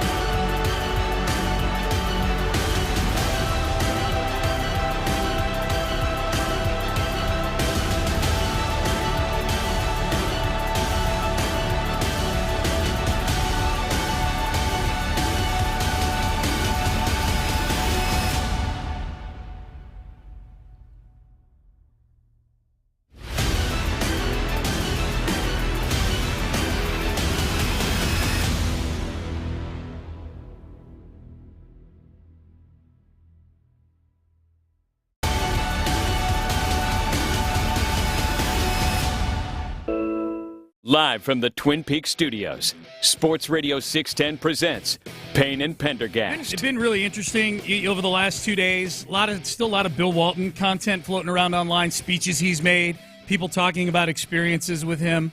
Some really good stuff. Mike Breen's got a great story, the play-by-play guy for ABC on the NBA. Great story about Bill Walton, something Bill Walton did for his dad when his dad was sick back. And they just some really cool stories about a really interesting person. This was a different type of homage, I guess we'll call it, on 98.5 The Sports Hub up in Boston, our former sister station up there. This is on Fred Tutcher's show. It used to be Tutcher and Rich. Rich isn't with him anymore. But Fred Tutcher, I believe it's their morning show up there. I don't know. Ted goes on with them a lot, Ted Johnson. He had a caller call in and request that they play a Bill Walton call into their show from back in 2010. This was while the Celtics were playing the Lakers in the NBA Finals in 2010. Now, keep in mind, Bill Walton, a former Celtic legend, was on the Celtics championship team in '86, but his son at the time, Luke Walton, was a player for the Los Angeles Lakers, so maybe a little bit of conflict there. Well, Bill Walton called in to do an interview, and Tutcher and Rich hung up on him because you'll hear it in just a second. But here's the caller requesting to Fred Tutcher that they play that as a tribute to Bill Walton. How we doing, guys? Hey, Fred, most important thing you got to do today is you got to, in tribute to Bill Walton, you got to run back the clip many years ago when you hung up on him after the Celtics lost the finals. Thought about that over the weekend. I'm like, I don't know. That's something. I think we address it, but I don't know that today's the day to play it. Well, I don't know. I mean, why not? It happened. He called in and he was acting the fool about his son on the Lakers, and they said, first of all, you got to buy a Jeep Wrangler. Okay. I don't know what the Jeep Wrangler thing was about. Okay. Yeah. So another 30 or 45 seconds went on of a little bit of hemming and hawing back and forth. Should we play it? Should we not play it? Eventually, you know where this is going. They chose to play it. Here it is, as requested. Hold on, let's just hold, because I don't say anything. Just go ahead. He's dead. It's nothing. I didn't kill him. Go ahead, play it. I was told where it is, but now I don't say. Oh, where would you put this? Rank this game as in regards to the Celtic-Laker rivalry. Over the years, I've learned to never rank coaches, concerts, children, championships, or congratulations. Just enjoy them all. And as a dad, that's what I'm about. Because even though I'm a Celtic, even though the Celtics gave me my life back 25 years ago, more importantly, I'm a dad. It's not about me. I want what's best for our son. And to see that... All right, well, you're rooting for the Lakers. Goodbye. I'm not going to take a guest who's celebrating the team that just beat the Celtics. I mean, your kid's on the team. Congratulations. Would you hang up? Would you ever hang up on a guest? I don't think I would have hung up on him. No, I don't. Well, yeah, I've hung up on guests before, multiple times. But I know why they did it, and I like it. Yeah, for one, they asked the question, and he didn't answer the question. He went into a long, drawn-out explanation of why he was going to be cheering for his son instead of the Celtics. That's fine. He didn't have to do all those disclaimers or anything. Right. But then also in Boston, especially, I think like their listeners were going to love Tutcher and Rich for dumping Bill Walton. Yeah. If he's going to be a non-Celtics fan on that call. Yeah, I guess they did it so unceremoniously. Yeah, shut up. Like when I listened to it, I was expecting there to be some fireworks or something. They just hung up on him. Flat out hung up on him. They just ended it. Yeah, I probably should have been a little more specific. Would you hang up on a guest like the level of Bill Walton, like Hall of Famer, legendary guy Bill Walton? Like who would you hang up on? Right. Him? Would I hang up on him? No, and especially not for he didn't do anything actually wrong. That's very Boston. He was almost apologetically saying that he was going to be cheering for the Lakers. So yeah, I would not have hung up on Bill Walton in that moment. Yeah. But yeah, there have been plenty of times where I would have totally. If I hadn't had a co-host at the time, I totally would have hung up on Bob Stoops at one point. I wanted to hang up on. Oh, the guy from the NFL Network with the ears. What's his Andrew name? Siciliano. Yeah, Andrew Siciliano. You know, it was like my first week on radio, and we had Andrew Siciliano on. It was right around the time of all the Tua Tunga. It was right around the time of all the Manti Te'o stuff. I almost said Tua Tagovailoa. Around all the Manti Te'o stuff. Yep. And I basically made the point that, like, hey, it's weird. And I made the point. I wasn't, like, taking a shot at the NFL Network. I was just saying, look, I work for CBS Radio. CBS Radio, CBS has a relationship with the NFL. ESPN, NFL Network, all these media entities have relationships with the NFL. Oh no, it wasn't the Manti Te'o stuff. It was the Penn State stuff. Oh, Sandusky. It was Sandusky. Yeah. And I was like, is there a place for Deadspin in some of these controversies? At the time, Deadspin was a lot more relevant, and they used to break actual news. Way more relevant. And so it was either one of those two situations. I just said, is this a situation where it's good that there are websites out there that are outside the mainstream media? And I could tell he immediately, like, took offense. Like, he interpreted that through his filter is that, like, I was somehow like throwing his journalistic integrity up against the House wall. media, bro. Yeah. So, like, he kind of gave a snarky answer, and then Mike asked the question, and Siciliano goes, "See, now that's a good question." Oh. And I was like, I didn't say another word the rest of the interview. I was just fuming. I'm like, I'd been on the radio for like two or 3 weeks at that point, and I was like, all right, I can't get fired this first week. No, I can't. But I was holding my tongue so hard. I was fuming at that. I can only imagine. That'd be so one that's of those... Andrew Siciliano. He's not at the same level of Bill Walton. No. Well, and I think both currently jobless. Ironically enough. Bill... Yeah, they are. Yeah. What were the 5 things? He was rattling off a bunch of things that I think all began with the letter C that he doesn't rank. Like, Ben, you have that queued up. Play it one more time. Over the years, I've learned to never rank coaches, concerts, children, championships, or congratulations. Just enjoy them all. So coaches, concerts, children, championships, and congratulations. Why would you not rank those things? Why would you not rank children, obviously. You at least got to claim that you don't rank your children. Judy, James, Sammy. There, done. Just kidding, James and Sammy. He reeled it off. I don't think he was just riffing there. I feel like that's something that he's said before. Yeah. Maybe he was riffing, in which case that was pretty damn impressive. This tells me that amongst the other deadheads, I feel like, it's just like guys when they get together and talk about sports. Yeah, you'll rank stuff and everything. Yeah. I feel like maybe the deadheads would be like, come on, Luke, just have some fun with it. Or come on, Bill, have some fun with it. Yeah. Let's rank the various Deadhead concerts Yes. you've been to. Or excuse me, Grateful Dead concerts you've been to. Yeah. And coaches, you don't rank coaches? That's a Wooden disciple right there. You know what I mean? Like, that's a John Wooden guy right there, probably. It would seem to me like John Wooden would be somebody that doesn't power rank anything, Right. Well, now, the other part of it, too, though, is I think maybe what he meant to say is the advice that I always give people is that when asked in the media to rank things, like on the spur of the moment, never do that unless you already have the power ranking in your mind, because you always end up with athletes, it happens, and, like, you can see the gears working in their head. They're just, when they say, well, who are the 5, when they ask DeAndre Hopkins, who are the 5 quarterbacks you want to play for? You're just like, in your mind, you're just like, all right, what quarterbacks can I think of off the top of my head? Yeah, that's the hard part. It's not an actual thought-out power ranking. So it's like, it's easy fodder for for some media scum to write a headline about how, like, oh, DeAndre Hopkins hates C.J. Stroud or something like that. Yeah, but this feels that they all begin with the letter C. Feels like this is some sort of credo that he came up with. You know what I mean? The 5 C's that you should never rank: coaches, concerts, children, championship, and congratulations. Like, I know full well John Lopez has all 3 of his kids power ranked for sure. Like, he's told me many times the order of his 3 kids and what he likes them in. He shows you he's actually his. I'm trying to get you on that headset as quick as possible. Why is John's mic not working? Oh, correct me if I'm wrong. Well, John can't talk. He'll just. I said, whoa. On the whole ranking kids thing. You showed me you have your will on a Google Doc so you can change it frequently. Right.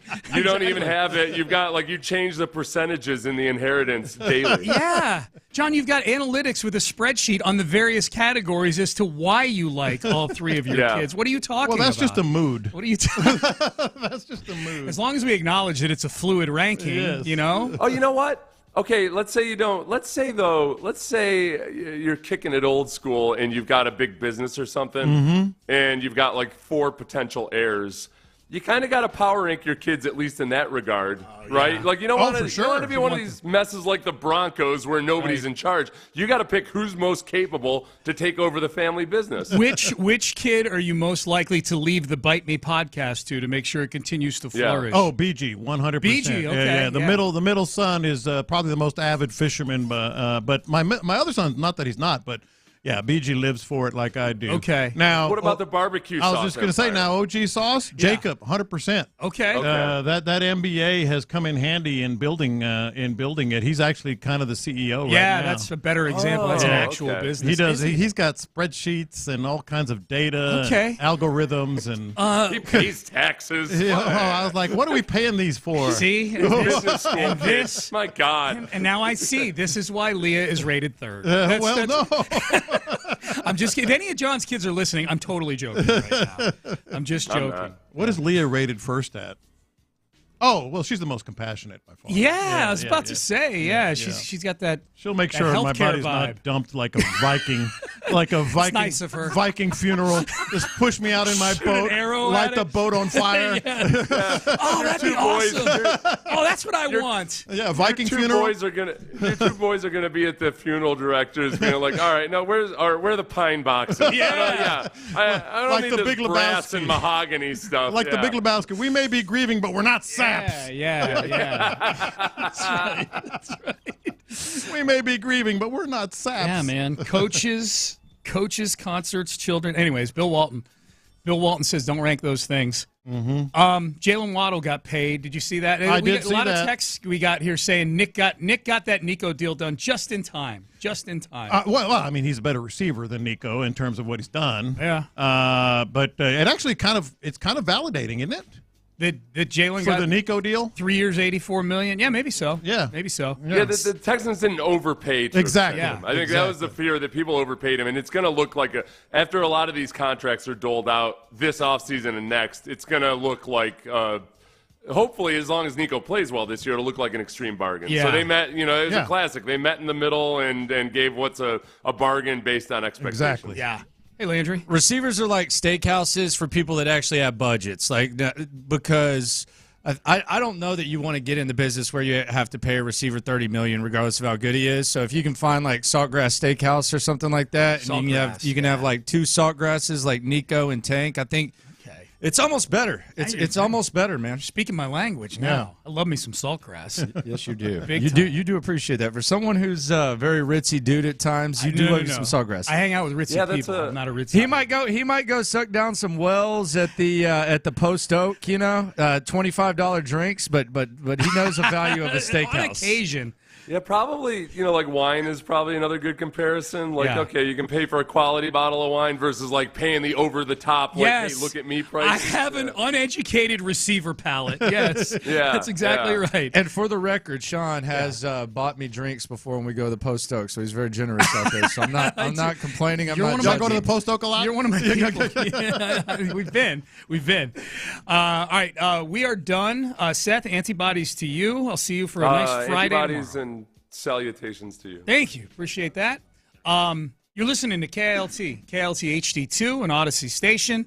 Landry Locker, John Lopez, Figgy Fig. We'll see you guys tomorrow. They're in the loop, and they start now. And we start with breaking news. Sports Radio 610, Houston Texans breaking news.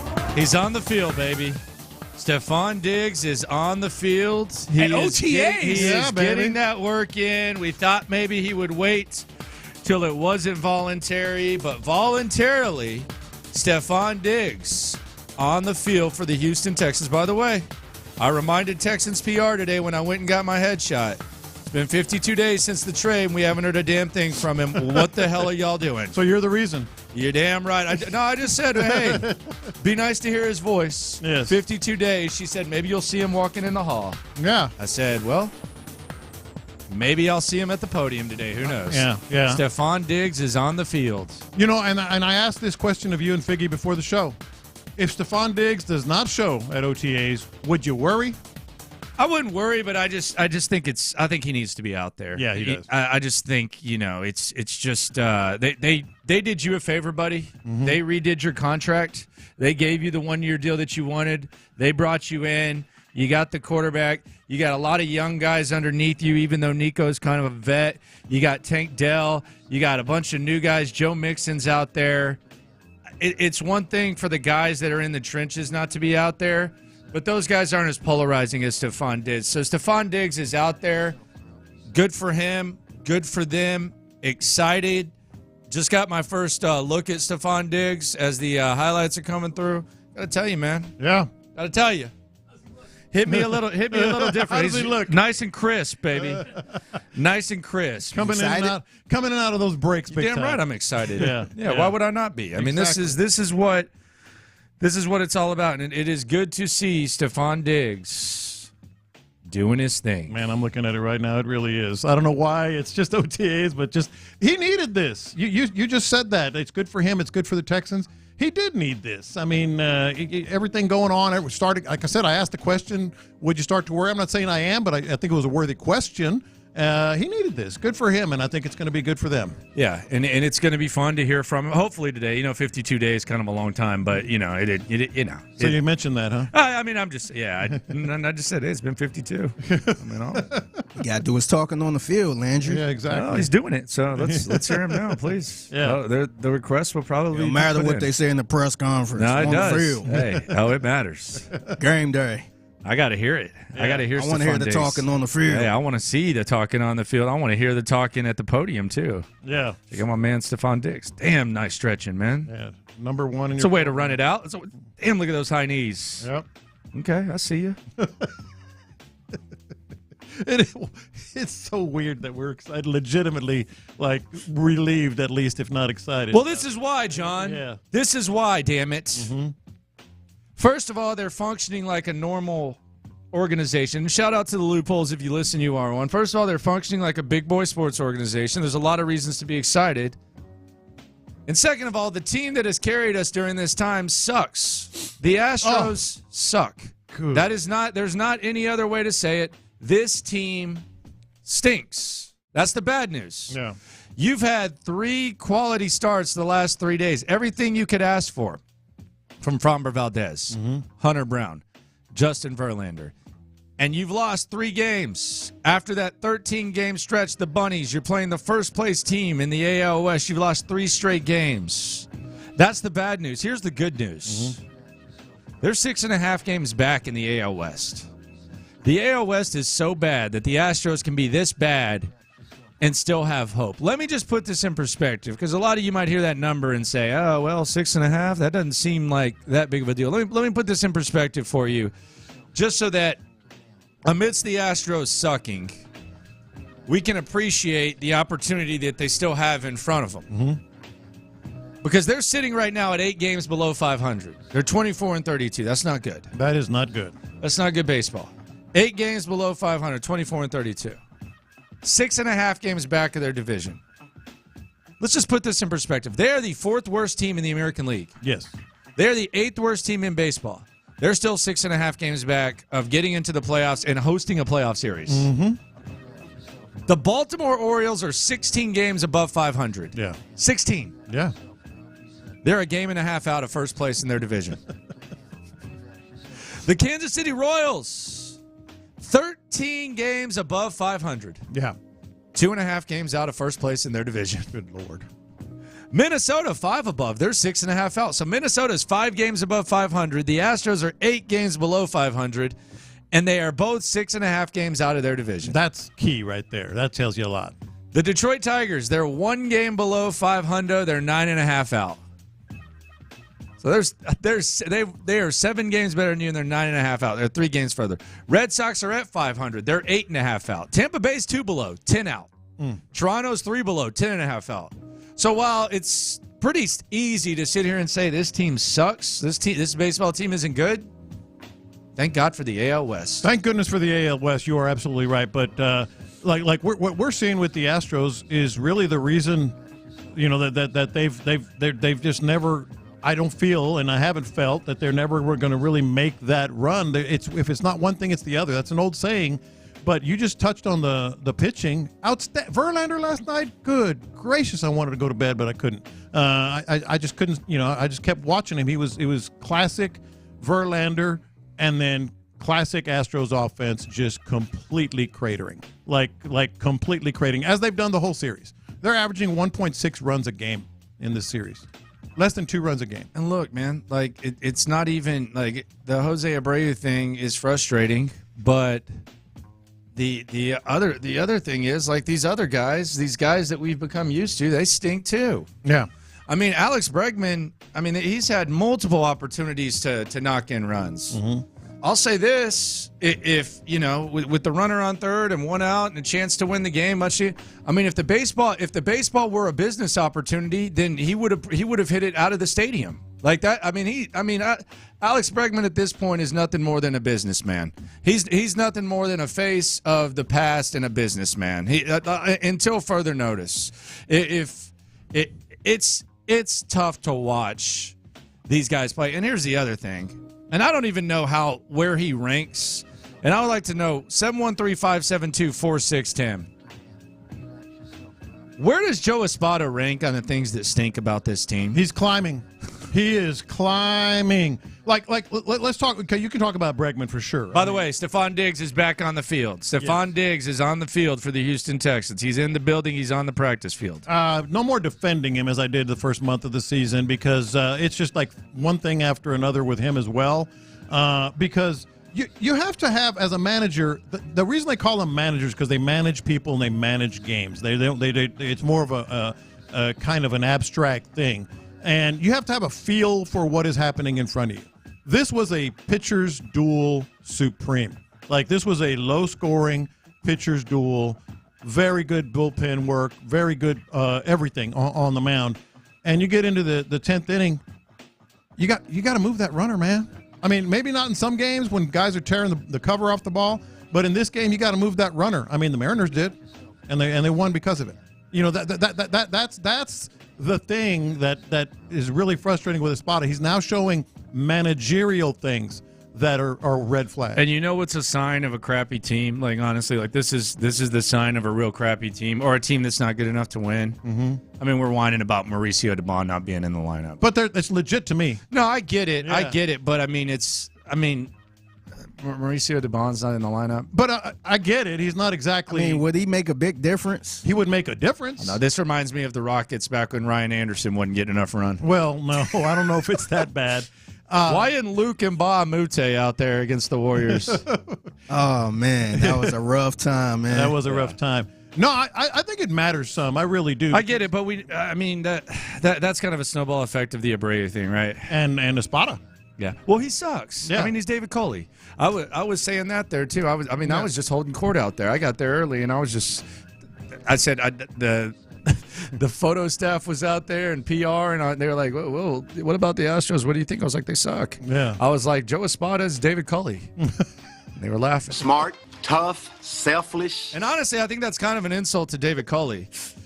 Because David Coley, I think it is too, man. No, I actually think it's an insult because David Coley, he was brought in to. He knew his role. And it wasn't a situation where you expected them to be decent. Yeah. Like, if they would have hired David Coley heading into last year when you had the draft picks, that's what it is. This Espada thing is just, dude, it's not for him. And now we got to go 3 and out and punt it. We're good. And David Coley wasn't qualified. He didn't have a resume to be a head coach. You could argue easily that Joe Espada had the resume to be a manager, but that's. I took this job simply because there's 32 of these in this league. That's another reason. Yeah, exactly. It's so frustrating. It's so frustrating watching this team. They don't have the manager is bad. The offense is bad. The pitching has come around when the hitting wasn't coming around, et cetera, et cetera. And the managerial thing. With that's just reflective of what's going on above his head. Like I said this yesterday, I really believe it. They're more worried about saving face than putting the best options on the field. That's embarrassing. That's not what the Astros have been. It's just not. They're bad. They're bad. I mean, there's a lot of reasons that they're bad. They're just bad. Stefon Diggs on the field is on Diggs, and we're going to get into this discussion with Brandon Scott because he's got a hell of a hot take on this. The Texans have paid one receiver this week. Mm-hmm. He's on the field. Another one's on the field as a member of the Texans for the first time. Is Stefon Diggs still the number one receiver on the Houston Texans? You asking me? I'm asking you, sir. You know my answer. Absolutely yes, 100%. The luxury is you have a guy like Nico Collins who could be up there with him, who could be the 1,000+ yard receiver. But I don't know if he's going to be the number one guy. You know how you find out who's the number one guy, and I think it was it Seth talking about this or Clint? I'm drawing a blank about it was Clint. Who they shade coverage to defensively. We're going to find that out real quick. Yeah. It isn't going to be Stefon Diggs. And that tells you right there he's going to be the number one guy. At least early in the season, it's not going to be Stefon Diggs. Diggs is still the number one guy. Absolutely. Okay, so he's the number one receiver. Yes, he is. Do you feel that way? Is Diggs the number one receiver? No, I'm just playing. He is. Yeah, he is. Yeah, he is. He is. Okay. That's your final answer. My final answer. Okay. Yeah. So Stefon Diggs, number one receiver. Mm-hmm. All right. You don't think so? Look at you. I think it can change. Well, I think it could change, but at least early in the season, there's no question. I think it can change. I think it can be. I think Nico is the number one going forward, like in the future. But I think for this year, starting off, I think Diggs is the number one. Yes. Well, it's a good thing he's on the field then. Yes, it is. It's really good he's on the field. I was questioning. Well, I was raising the questions of what. Damn, he's got the one sleeve on. He's got the one sleeve on the right side. Dang, dude, he's rocking the Iverson pretty much. Who else on the field? Is Titus on the field? Who cares? I'm not worried about that. I'm not going in the trenches. I'm watching the receivers right now, Fig. Mm-hmm. Watching these highlights. Damn good catch, man. Made that look easy. Made that look easy right there. We'll get the update. B. Scott's on the scene, so we'll get a look at him. Damn, he's got the headband on too. He's got that Astros headband on, doesn't he? Yeah, he's got like the big headband right there. He's got just one sleeve, the right sleeve. He's got the white sleeves going like about 3 inches below the jersey. Got the undershirt going a little bit down. Got the shorts on. Looks like a number one receiver to me. He's talking to the guys in the huddle. Hey, Mechie, what's up? Carry my helmet. He's ready, man. I'm ready. I'm more excited now than you guys are right. That's the number one guy right there. I'm telling you. Nah, there ain't no doubt. All I needed to see was him in the stretching line. Yes. Yeah, that's the number one guy right there. Yeah, right. Yeah, he is. But it's good, hey. Damn way to sip that Gatorade, too. Perfect, man. You're talking about getting hydrated. Sipping his Gatorade. Getting hydrated, too. There you go. And he said, thank you. What's up, class? Damn. He might win the Walter Payton Man of the Year. Just on that, on how he dresses? I'm just telling you, man. I'm not drinking the Stefon Diggs Kool-Aid, but a little bit sounds like you are. Hey, a little bit of involuntary workout film never hurt, man. Look at that. What's up, Walter Payton Man of the Year? That's what he's saying to Mechie right there. I'm taking your spot, brother. I'm the good guy on this team now. They got to send him to the podium, right? I would think. Right? I mean, I know they got John Mechie? No. They got the coordinators today, and they said they were going to send a player. You got to send Diggs today. Come on, guys. 52 days. I would. Y'all got to get it together. This would be the perfect time to send. Yeah, y'all got to get it. Y'all got to get it together. We've heard from every other big acquisition. Texans PR, get it together, okay? Yeah. I mean, if y'all I don't blame them. No, that's fine. But if but he's there now. Mm-hmm. He's on the field. Yeah, no, I agree with that. People are seeing him on the field. He's got to talk today. Hey, Stefon. Yeah, get that done. Got to. You're coming off the field. And we he wants need 10 minutes. We he need wants 10 to. minutes. He wants to. That guy wants to spread some love around the city you right think there. So? Look at that smile. I'm looking. That smile right there. I'm looking. Yeah, he's ready. Mm-hmm. Guys, we got John Mechie coming up shortly. Feel free to ask him anything. What was it like being out there with Stefon Diggs? By the way, no Laremy Tunsil, no Titus Howard. Well, according to Sean Bijani. How does that make you feel? Not great. Why? Why would Titus Howard not be there? Damn, Dameon Pierce is a lot skinnier. Is he? Dude, yes. Mm-hmm. Comeback season. Nah, he's been doing his thing, man. Shout out to Dameon Pierce. Getting green too. Man, this team might go 17-0. Walter Payton, Man of the Year, based on how. You know what? Of all the little things that it's how you treat the water girl, man. Okay, let me ask you guys. It's how you treat people when nobody's watching. What's up, Diggs? This is not even important in the least bit. You can go hand out ramen with a flyer like Nelson. But of all the little swaggy things that players do when they put their uniform on, one of my favorite is when they have the shirt hanging underneath their jersey. Yeah, if they can pull it right. Yeah. If they can pull it right. I like chaps. I like when they do the little chaps on their tape job.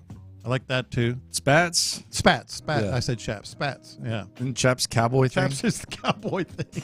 There's like those spur type things. You know why I thought of that?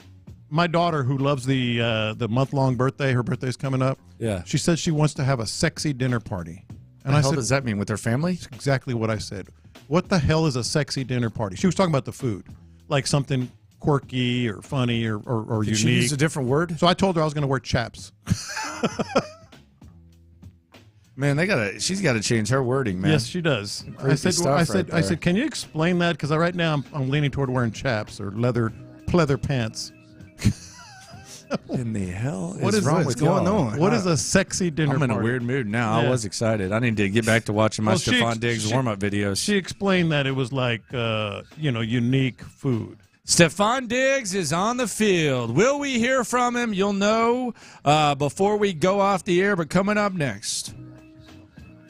A lot of times people get attached. Nick Caserio in the next couple of months will be facing perhaps the most emotional time during his tenure as GM of the Houston Texans. In the Loop continues as the Texans are on the field next. Just one series in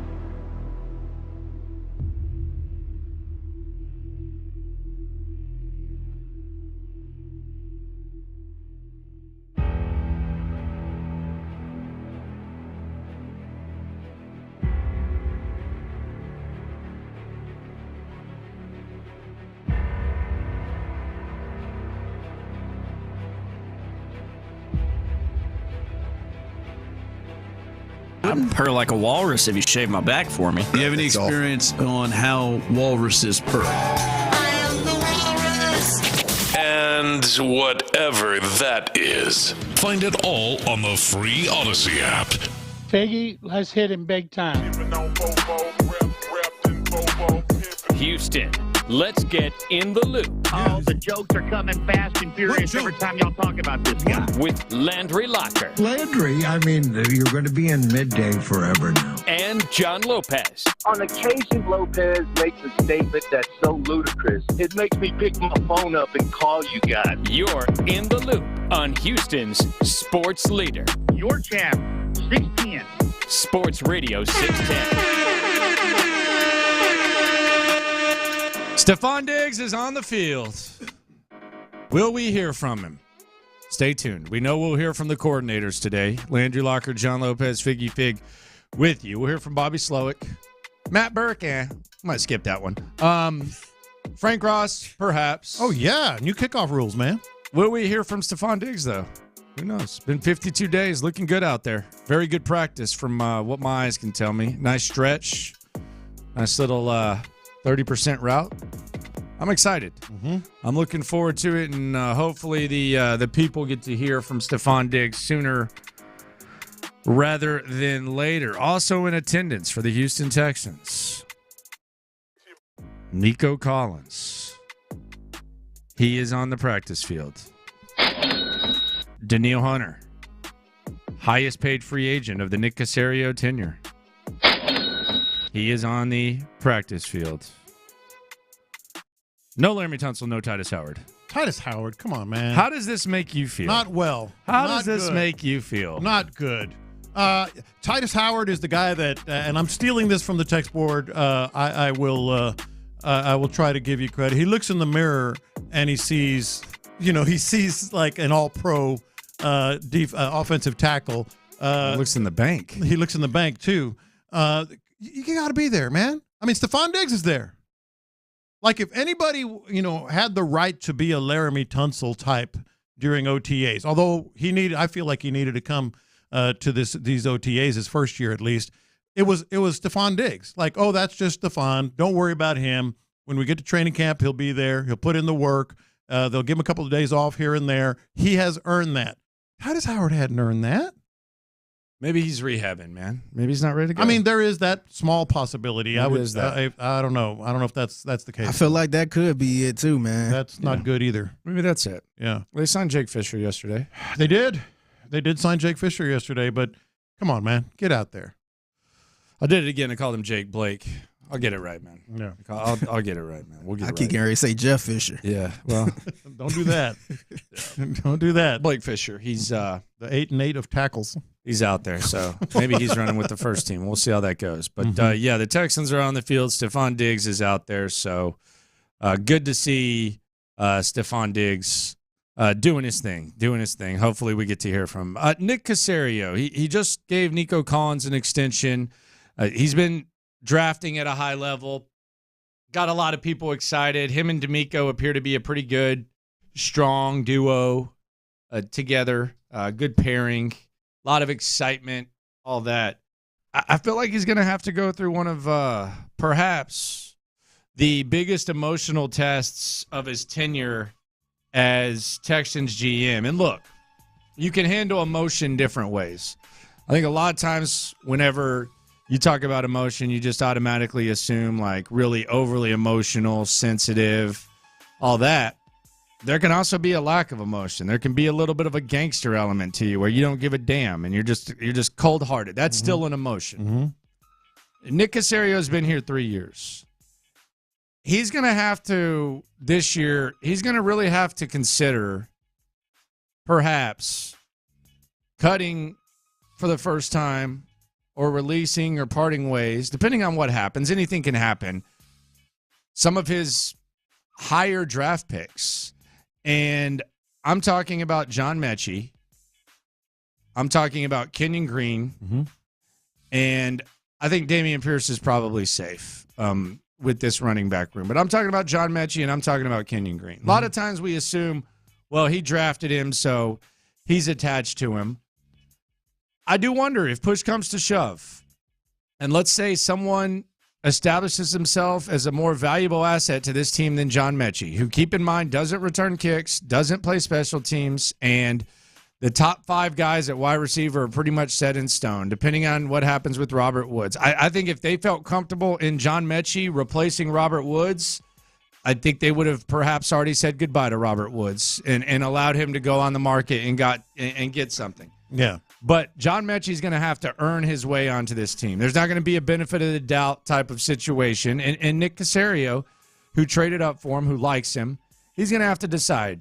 Kenyon Green, I think there's an underrated aspect to the competition on the interior of the offensive line on this squad. Mm-hmm. You have Juice Scruggs, you have Jared Patterson. You have Kendrick Green, who looked pretty good. You have Shaq Mason. Yeah. I think we'll see what happens with Kenyon Green. Maybe he plays his way into that. But it wouldn't shock me the least bit. As a matter of fact, I would be, on the level of shock, I think I would have the same level of shock if those guys played their way into the rotation versus if they weren't even on the team next year. But it's gonna be the first time that Nick Caserio has had to take this stuff into account. And this is where you got to thank the football gods that DeMeco Ryans has as much power as he does. That's how I feel about this. Because general manager after general manager in the entire NFL, and we've experienced it here, absolutely give the benefit of the doubt to their own draft picks because they want to make themselves look good. Nick Caserio is no different. You know, he's got emotions. He's got, ego and wants to be proven right. But the fact that DeMeco Ryans has this power and they are a team and DeMeco can maybe make the call and be ultimately be the final judge on this, you got to be thankful for that because we've seen it. B.O.B. most recently, like when he falls in love with a guy, hell or high water, that guy's going to be on the squad. What's up, Nick Martin? Yeah. I mean, just go down the list. No comment on that. Alfred Blue, and just all of them. Rick Smith had a lot of that in him. That was one of Rick Smith's. He was a good general manager. He wasn't great, but he was a good general manager. First round. But he had a lot of guys that he was just, I got to make sure this guy is, he had the power to make sure these guys stayed on the team. This is where you got to thank your lucky stars, thank the football gods that DeMeco Ryans can say, nah, man. If it does come to that, DeMeco can maybe make the final call, and who cares, about Nick Caserio's ego and wanting these guys to succeed because DeMeco can make the call. See, and look, again, emotion does not mean that I'm forecasting attachment. I just that when you draft someone, you welcome them to the league, you show them the way, they really do things the right way. It's a cold business.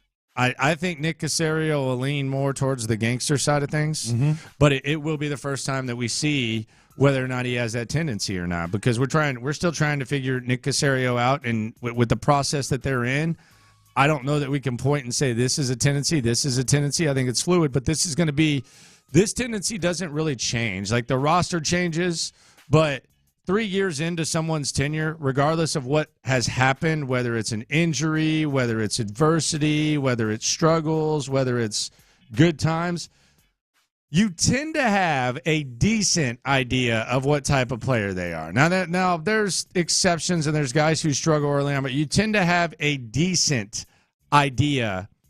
And these guys, it's going to be put up or shut up for this guy. I think about Ross Blacklock. Like Ross Blacklock was a third-year guy. He was an early pick, second-round pick.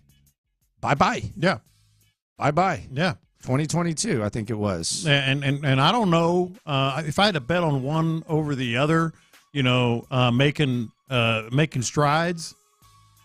I guess I would lead Kenyon Green. I would too. I guess I would lean Kenyon Green because he's changed his body. It seems apparent that he's kind of changed his ways, but we'll have to see about that. And by the way, one thing that ties into the DeMeco having the power, and it doesn't matter, how attached Nick Caserio is to these guys. DeMeco flat out said, we'll see when it came. Now that Kenyon Green is back and healthy and fought through all that stuff, he said it just a couple of weeks ago. We'll see. So he's keeping an eye on it too. Here's the other thing about it that I think factors in, and that's special teams. Like special teams, for a long time, it was kind of like one of those things where if you're the fifth or sixth receiver, a lot of time, maybe even an inferior receiver is going to get the lean if he can play special teams. Special teams are even more important now. Like if either one of those guys on the back end, whether it be the honky from LA they just traded for, or Steven Sims, like if either one of those guys can return kicks, and you're talking about getting the ball at the 40 at this point with kicks, like it's that big of a deal. I actually thought the hall monitor Mike Florio made a good point about this. We'll get into that when we go around the league at 1. Like, if you're John Mechie and you don't do any of that stuff, it was always something that was kind of a tiebreaker, but with how significant special teams are now, in all aspects, even covering kicks. Yeah, absolutely. Like, even covering kicks is more difficult, then it's gonna be a little bit more of an uphill battle for you, no matter how much they like you and how good of a dude you are. Steven Sims is the guy I was thinking about. Well, I'm glad you mentioned him because, like, right now, if you're talking about just where they are as a player on this roster and the things they offer, Steven Sims has the edge over John Mechie. I mean, who scored the touchdown against Baltimore last year? Yeah. It was him, and that was before the kicks even came into play. So Stefon Diggs is on the field. We're excited. We'll hear from some of the Texans. We'll hear from Brandon Scott. He's got some interesting takes. Boy, he did something yesterday that just kind of irked me a little bit. Really? Oh, God, yes. We'll get into that as well. B. Scott's weekly visit. Straight off of the practice field, by the way. In the 11 a.m. hour. But coming up next, the biggest dumpster fire in sports. I never thought I would see the day where I would be jealous of it when looking through Astros goggles. I'll explain next. Yeah, right now, you got.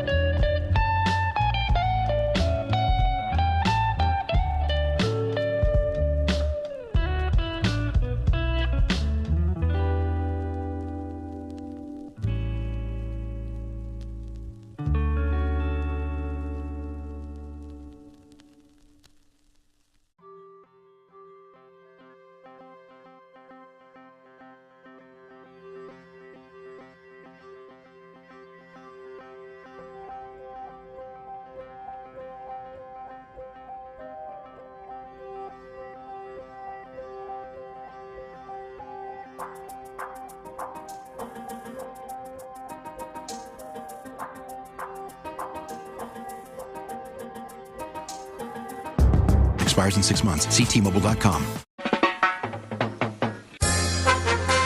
We're making the stories from outside the loop matter to you. This is Localize It. Don't you know I'm local? You're in the loop on Houston's sports leader. Sports Radio 610. All right. Stefon Diggs, Tank Dell, Nico Collins all on the field at the same time. Stefon Diggs has arrived. He is in a Texans uniform. He is running routes, and based on the 74 seconds of highlights that I've consumed, I think he might be an All-Pro this year. Not a shocker if he is. I mean, I was just kind of kidding, but I know. Yeah, I didn't know you were going to. No, it's not. It wouldn't be a shocker. Want to put money on it? Wouldn't be a shocker. But the receivers are looking good. It's hard not to look at this group coming off the bus and not think they got a little something going on. By the way, we have a little bit of a development here when it comes to the wide receiver position. You want to guess what it is? A little bit of a development. A little bit of a development. I don't know how this is going to make you feel. I don't know how this is going to make Figgy feel. What is that development? So one of the newly acquired receivers has a very interesting jersey number on right now on the practice field. Very interesting. Huh. And who might that be? Somebody wearing Andre Johnson number? Ben S. Ben S. Ben Skowronek. Oh, Skowronek? Skowronek. Yeah. However the hell you say it. Yeah. Ben Skowronek. Guess what? Skowronek? Yeah, I'm pretty sure it's Skowronek. I'm pretty sure. Okay, Skowronek. I could be wrong, but I've heard that. That's what number he's rocking, man. What is he rocking? 26. All right. Is that special teams? Yeah. Okay. Yeah, that's fine. That's a kickoff guy, speaking of kickoffs. Coverage and return. Rocking 26, man. Yeah. It's pretty bold. Mm-hmm. Pretty bold. Yeah.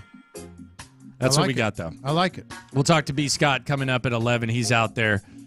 Get his takeaways from what's going on. I got to tell you, as the Astros look to avoid the sweep tonight, as they've wasted 3 quality starts the last few days,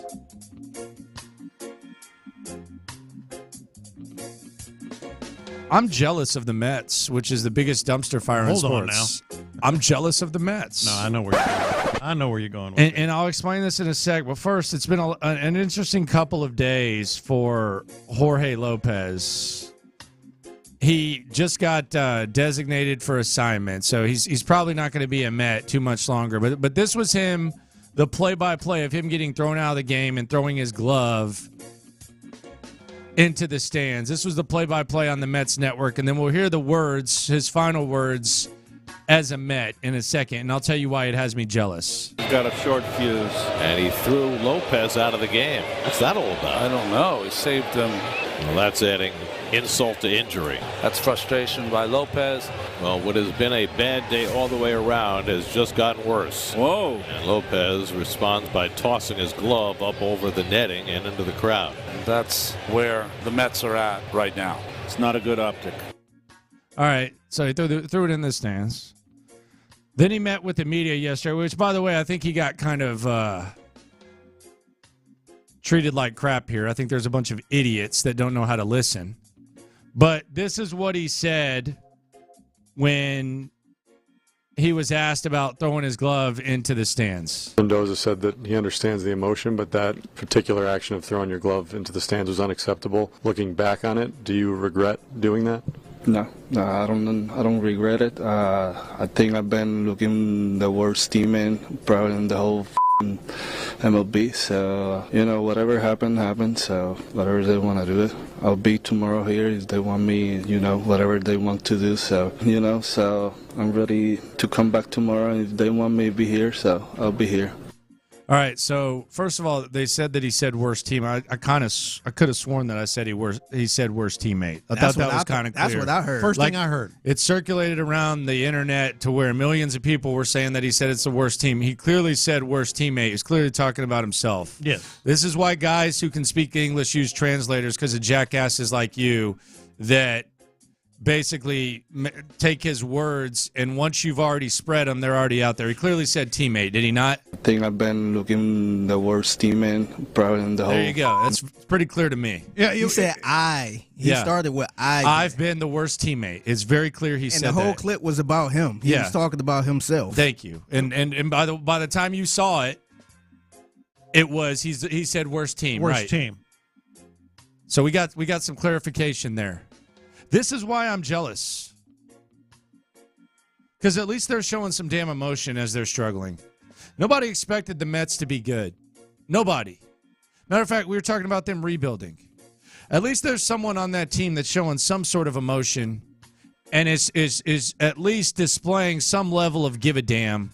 Unlike what I see here with the Astros, where Alex Bregman tells me the cream rises to the top as he's one of the worst third baseman in baseball. Joe Espada justifies every single mistake, and everybody else is just kind of ho-hum. Mm-hmm. I'm jealous of that emotion. I wish the Astros would show that type of emotion based on the standards they have. Or at least be honest. Be honest about where they are. They don't have to say, I'm the worst teammate or whatever, but be honest about where they are. I agree with you. This whole Jorge Lopez thing really kind of threw me for a loop. The first thing I heard was teammate as well.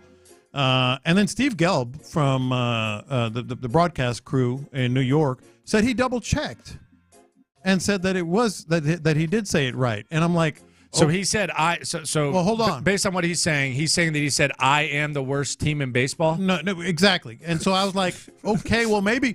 My first inclination was good for Steve Gelb to go back and double-check, but then Jorge posted on his Instagram this morning, no, I said teammate. Clearly. Yes, I said teammate. So, yes, I mean, it's a bizarre thing.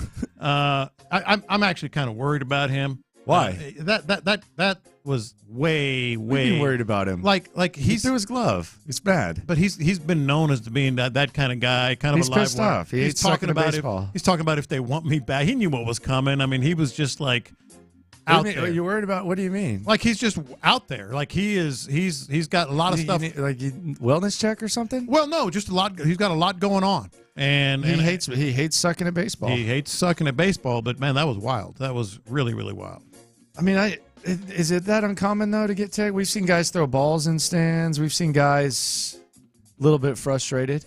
I think he's got a reputation that precedes him on these things, and that's what I'm saying. You think he a little hard on himself? Pause. Maybe. I just think his ERA's 3.76. But I'm not talking about that. Bring him in, man. We could probably use him. Bring him in. Could probably use him. I think there's a lot going on. Dana Brown made the call. That's all I'm saying. I think he's just probably ready to get the hell out of New York. Might have been some wishful thinking. Might be able to get picked up.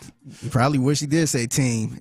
I mean, he was getting jumped on like he did. I saw the Mets people, they're saying, hey, Steve Cohen, cut this guy. Don't crap about the team and all that. Yeah. But you would like to see some of that. And, how about from the manager? That would be the best thing. I'm still laughing at the Adam Spillane. Oh, he's going to be a live wire. Boy, people were talking to me about Spo yesterday. Really? They were not a fan of his ho-hum. His appearance. Yeah, they I thought we were interviewing Dana Brown. I was sitting there going, is this Adam Spillane or Dana Brown? You know what it kind of remind me of? It kind of remind me when we used to have McClain on when he was at the Chronicle. Oh, no. And he never gave us anything. Oh, wow. It kind of reminded me of that a little bit. Never gave us anything. Shots fired. Wow, listen to Figgy. Figgy, have I got a confession for you when it comes to John McClain? Uh-oh. Have I got a you want me to tell you right now? Not really. I kind of want to wait for confessions. If you want to tell us now, you can do both if you'd like. Have I got a confession for you with John McClain? Yeah, I'm going to tell you right now. We'll do it again at 12:20. Watch this. These are my confessions. So I gave John McClain a call just because I hadn't talked to him in a while. Hey, what's up? How'd you come, through the storms and all that stuff? And he told me the cat story that you relayed. But he went a little further.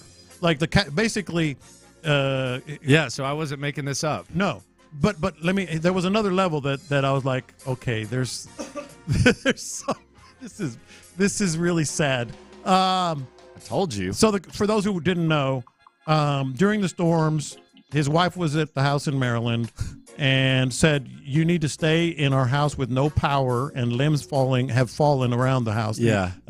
With the cat. With the cat, because she didn't want the cat. With the cat. Because she didn't want the cat to get too hot. Yeah. Okay? Yeah, I told you. So I just said, man, John, you need to get out there, man. You need to go to some of the. He goes, well, I've tried. He said that he talked to Carol about wanting to go up there. And maybe this week when I'm off, or this week, or this Maryland? week, or this week, or Florida, either one. Yeah, because he's got a house in Florida and a house in Maryland. And she said, "Well, no, my friends so and so are staying at the house these dates. My friends so and so are staying at the house these dates. My aunt is going to be in Maryland these dates." So he said, "Well, what dates can I go?" She gave him 4 days that he can go to the house. She gave him. So he can't be around her. He can't go to his house. Family? He can't be around. Those her family? are his houses. She gave him 4 days that are available for him to go. Do they know that she's married? You're missing the point. No, I'm not. I'm just saying. But she did. She said like my family's coming, so she can't come through. He's got all this time off coming up. And he said, "Well, I want to go." She goes, "Well, not this, or this. Here are the 4 days you can come." And why are you booking my houses? My man had to stay in the house with no power. In the house with no power for the cats. Yeah. The most low maintenance animals in the world. There are cats that live for 15 years in alleys. And I'm not trying to bash Carol, but the thought did cross my mind. Uh-oh. No. Come on. You can take a cat on an airplane. Cats are the easiest pet of all. Dude, you could leave a cat in a house. You could leave a cat in a house for probably months. But even if you don't want to do that, they have those little crates. You put it in underneath the seat or at your feet or whatever. You can take a cat on an airplane. But see, my thing is, if she don't want the cat to get hot because there's no power in the house, what the hell John McClane gonna do? Exactly. Is he keeping the cat cool? It's the same hat. The same house. Like, what is he doing? Now both of y'all there hot. Yeah. I see cats on airplanes all the time, man. Coming up, Stefon Diggs is on the field. So was Brandon Scott. He joins us for his weekly visit next. In the Loop. Good for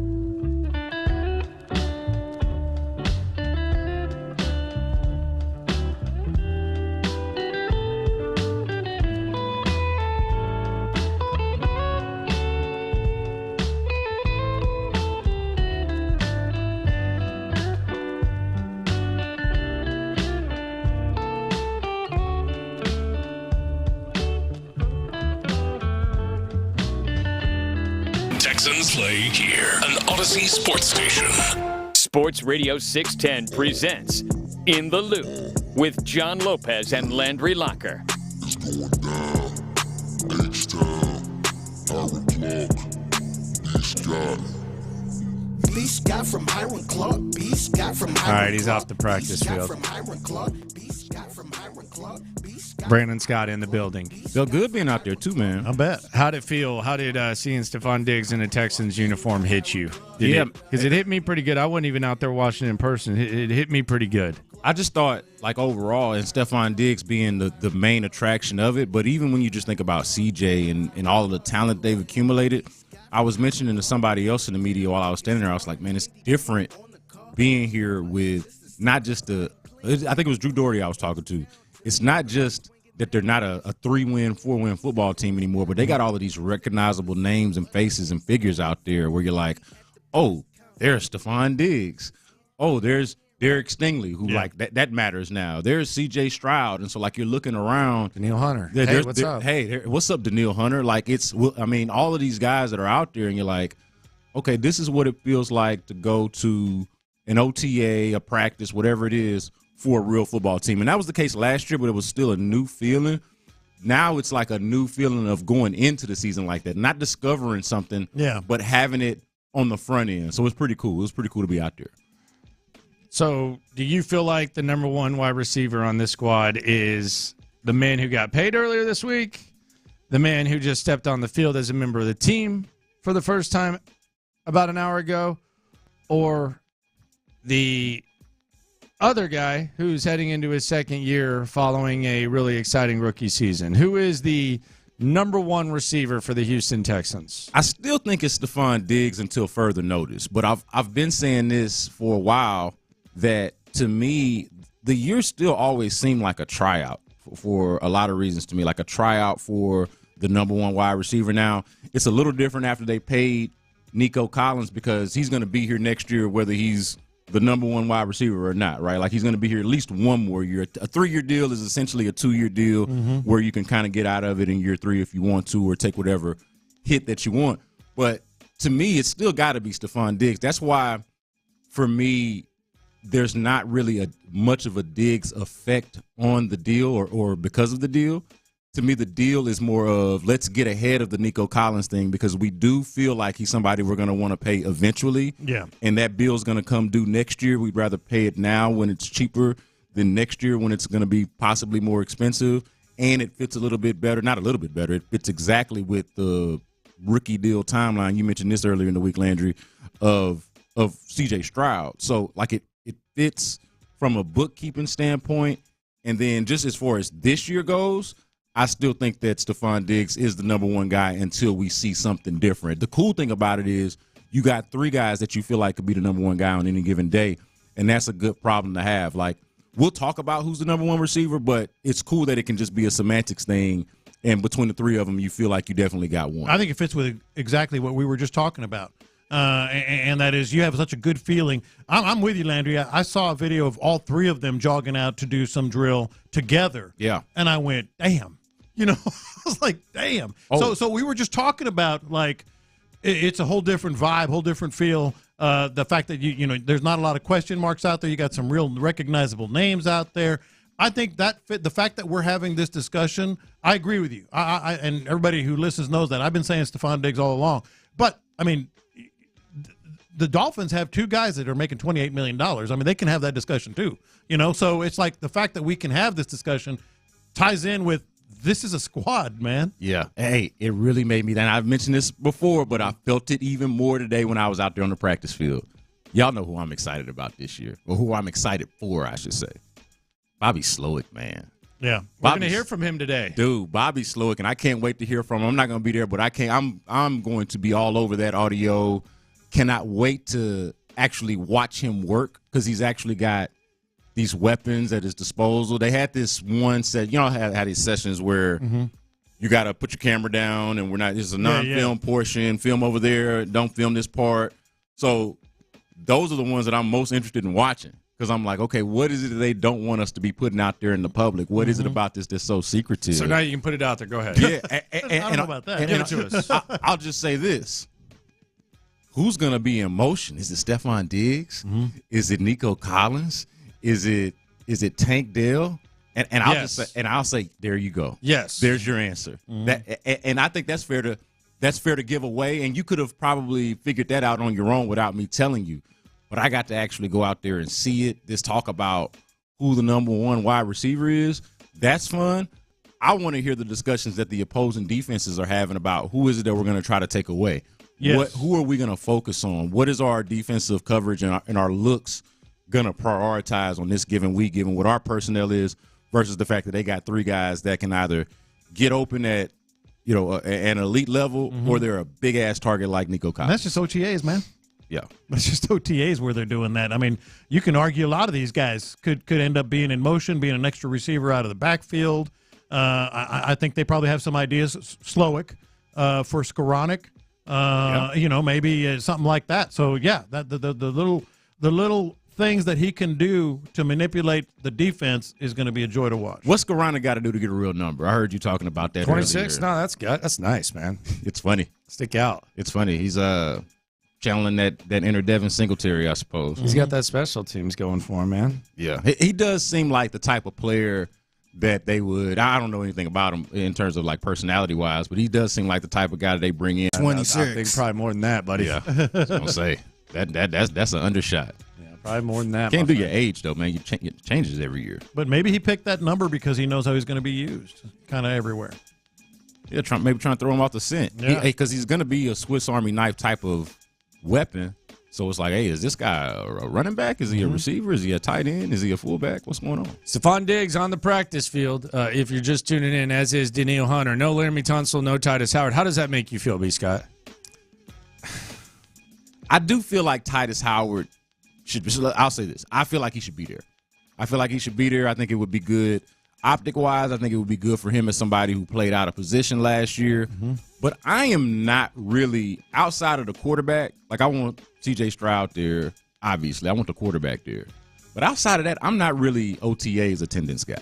Stefon you needed to have out there right now. No. I like him being, I don't know about needed. I think we might need it for content. I think it looks good. I think it's good for them. I think the fact that he hasn't spoken publicly on behalf of the team or as a member of the team makes it, worthwhile that he's out there, and we'll see if we end up hearing from him today. Like, I think those things are important, but in terms of, like, actually being there, like, Stefon Diggs feels like the wide receiver on the team that needs the least practice. Now I understand he needs to get some kind of work in offense, with C.J. Stroud. I don't think it'll be that hard. Stefon Diggs has played football before. I don't think. Hell? Yeah, a wide receiver, new offense. Like, he'll need to learn the terminology, need to learn the plays. Well, he's doing that, but he's not gonna like all of a sudden have to learn something totally different to do. I feel like he needs to be out here the most, and he's there. So I mean, that's the thing. Like, I think there's if he hadn't been out there, there might be a chance that Lopez or me, man, that sucks. I guess he's going to be there when, I think a lot of people needs to be. But yeah. Now that he's out there, I think that's a good thing. I think it's a good sign. It's a give or take type of thing where, and I know there's a portion of fans that are excited. They're just going to defend it no matter what. Right? Whatever. They've earned their benefit of the doubt. But I think it's nice to see a guy who they've done him favors, man. Like, they didn't have to rip up your contract. There was no guaranteed money in that. Yeah. They didn't have to do that for you. They did it for you. They didn't have to give you a raise. They gave you a raise. They brought you into a good situation. So, yeah, but he's not charity. He's Stefon Diggs. They did it because he's a good player. We're talking about him like he's going to be the number one wide receiver. But they didn't have to do it. But they did it to benefit themselves. It's like that's to tell with that.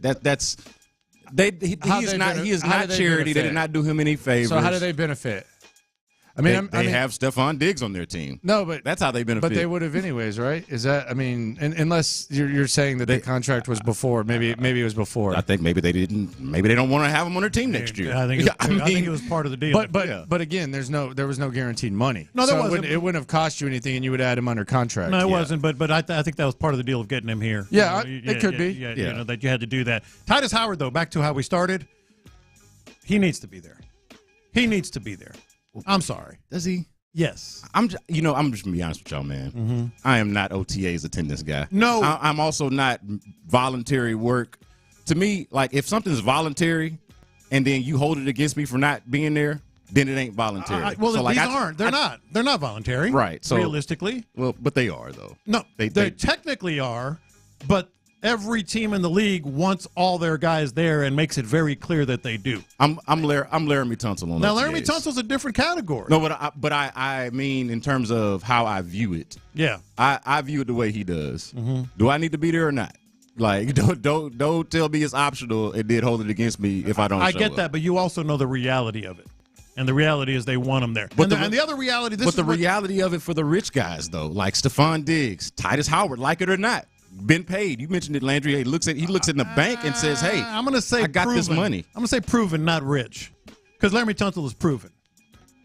No, what I'm saying is, if you're them. If you got your money, you're not showing up to work. That's a problem. That's what I'm saying. He needs to be there. Nah, so man. we're not talking about this. I don't know if it's for free. I mean, you've heard like the Bradys and stuff say this is valuable-ish time or whatever, like ish time. But that's cheese. Well, I think it's cheese. I think it's cheese that Titus Howard is getting thrown in the same breath with Laramie Tunsil and guys that don't. That's what I think. Yeah, take that up with Nico Collins. Paid him. Yeah. You know what I mean? Like the dude got paid. Yeah. They can't really push him. They can't really do real offensive lineman type of stuff out there. So I think it's fine. Do y'all think he would be there? Titus Howard would be there if he didn't get paid yet? I think he absolutely should be if he hadn't gotten paid. Like the OTAs is for guys. I don't think he would have took off if he haven't got his contract yet. I think he'd be there. I don't know that I want Laramie Tunsil being an influence on my players. I'll just be honest with you. I like Laramie. He's a friend of our show, all that type of stuff. I don't mind him, moving the way that he moves. But to be honest, it's one thing to have a one-off. I don't know that I want Titus Howard following the lead of Laramie Tunsil. Look, outside of anything, perhaps between the trenches, but even then, there's times where it appears like there's the run blocking kind of lacks. I'll just be honest with you. I'm not saying it's realistic. I'm not saying it's even the wrong mindset personally. But if I'm talking about a winning football team, culture, all that, I don't really think Titus Howard following the lead of Laramie Tunsil is something that I would sign up for. I get that, and I don't disagree. But I also think it goes back to my getting paid versus proven. Laramie Tunsil's proven. He can, that he can come back with skipping some days, skipping some practice during the season, and still be a stud outside of maybe some run blocking. But hell, Daniil Hunter got paid. I get it. He's out there. Optionally, he chose to be out there. Yeah, like that. But you're saying the money. Yeah, look, fans want to. Fans, media, everybody who has a thirst for football want to see these guys out there. So I understand that. But if I'm one of them, I understand from their own internal perspective. Just do the minimum. That's what you mean. That's it. Are you trying too hard to be like player guy? Like what are you saying? No, I'm so they're not. I'm the employee. I am an employee. Yeah. Okay. So you don't think there's any value in them being? I didn't say there wasn't no saying? value. No, I didn't say at all there wasn't no value. I'm saying it ain't 100% necessary, and I understand somebody who doesn't go to voluntary work. If Sarah come in here and say, "Hey guys, we got this thing coming up, and you can come if you want, or not," I might go. And I might not. And then if she I'm going. And then if she turns around and say, "Hey, you were supposed to be at this thing," I'm gonna say, "Well, you said it was voluntary." Yeah. Don't tell me it's voluntary if it ain't. Don't lie to me. If I got to be there, if you're gonna hold it against me for not being there, then say, "Hey, be at this thing," and I'll show up. But they have said. I mean, they've said it 100 times. How many times have you heard DeMeco and Caserio? Yeah, he's been here every day. Oh yeah, look at him. Yeah, he's been in here every day. Yeah, look, Kenyon Green. Yeah, he's been here every day. This guy's been here every day. They say Kenyon Green, who's fighting for his football life. Most of these guys that they're talking about are fighting for their football life. Look, I understand. I don't equate not showing up to OTAs to not caring or not trying or being lazy or any of the negative things that we like to associate not showing up to OTAs with. I think it comes down to a thirst for football and wanting to see these guys out there as a team, which I do understand, which I do also understand the value of. But do I think it is 100% necessary that guys like that who've been paid and you get paid off of being proven in some form or fashion, do I think those guys absolutely have to be at OTAs? I do not. But I think your argument kind of takes a big hit when Stefon Diggs is out there. No, he's out there optionally. He wasn't out there last week. He wasn't out there last week. Yeah, but he's out there now. Okay, so that's Stefon Diggs. Yeah. Laramie Tunsil's not out there. He never is. That's okay. Laramie Tunsil. So, but if one person, it's okay. He never is, but everybody else got to be there. How many Laramie Tunsils you want on the team? I think that's what it comes down to. I get Laremy Tunsil. Again, back to the proven thing. But, if you want to all these guys that get paid decide, no, I'm proven. Again, I mentioned Daniil Hunter. What did he get, $50 million, $49 million, something like that? He's out there. Titus Howard got paid. Stefon Diggs got his contract done. How many of those guys do you want to say, we're good? I don't care. You don't care? No, man. Not at OTAs.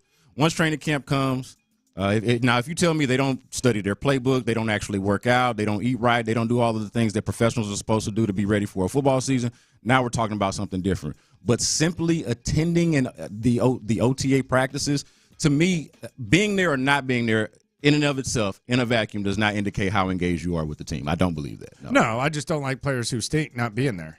Well, I don't think Titus Howard. So we also view Titus Howard totally differently. Yeah, I don't like players. I don't like guys who are overpaid and underperformed based on their contract. I don't like them not being there. I think Titus Howard is a good football player. Everything that's wrong with Titus Howard, I blame squarely on management. Squarely on management for misusing them and misplacing them and not putting them in at his proper position. So we view him totally differently as well. Coming up next with Brandon Scott, the next big decisions for Nick Caserio. I want to throw a hypothetical his way because I don't know if there's any scenario where this guy is being talked about like Nico Collins a year from now. We'll discuss next. All right, let's.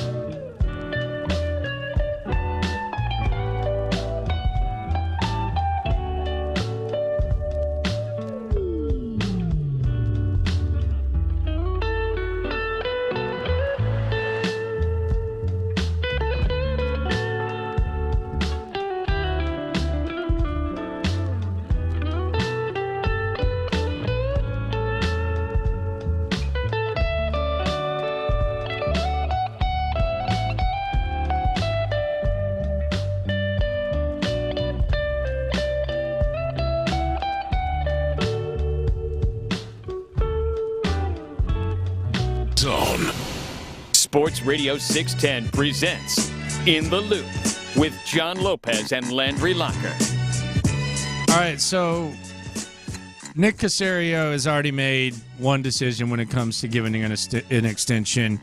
Next year, there's going to be a couple other guys that are eligible. Brandon Scott with us straight off the practice field here on In the Loop on Sports Radio 610. The Derek Stingley thing is interesting for me from all angles, and I don't want to just approach it from the Texans angle or his angle, but I do want to start with the Texans POV because they're going to have to adjust the way in which they attack the salary cap. They're probably going to have to make tougher decisions based on the fact that they have more talent on the roster.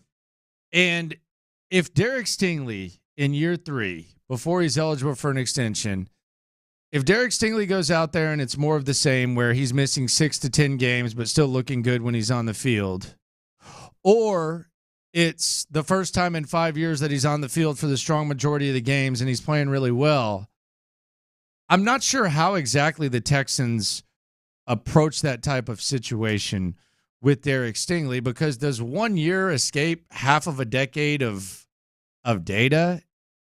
In other words, do they wait it out with Derek Stingley? How do you approach a situation like that? So I could see you just presented two different scenarios, right? So the second one that you present, where if for the first time in however many years it's been since he's been playing football, or for the first time since 2019 when LSU won the national championship, basically, he goes out there and he has a fully healthy season. Say he plays 15, 16, however many games, the majority of the games. Yeah, majority of the games. All right, well, so now he looks like he's more of in the Nico Collins range, like, because it's like, oh, yeah, I got the 1 year, 1.5, a little bit over a year of the prove it. Feel like I feel comfortable paying this guy or extending this guy.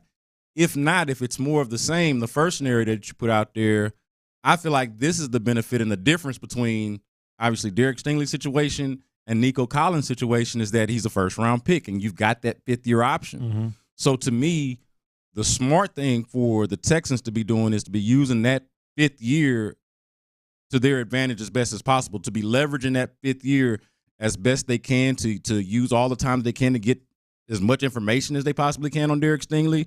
And, hey, maybe it's just exercising the fifth-year option. Maybe it's franchise tagging the guy. Maybe it's waiting until the very, very end to pay him because you do know that you're going to have to pay the quarterback eventually. So, to me, it is fascinating because if he is on the field, I suspect he's going to be a guy that you're going to want to invest in.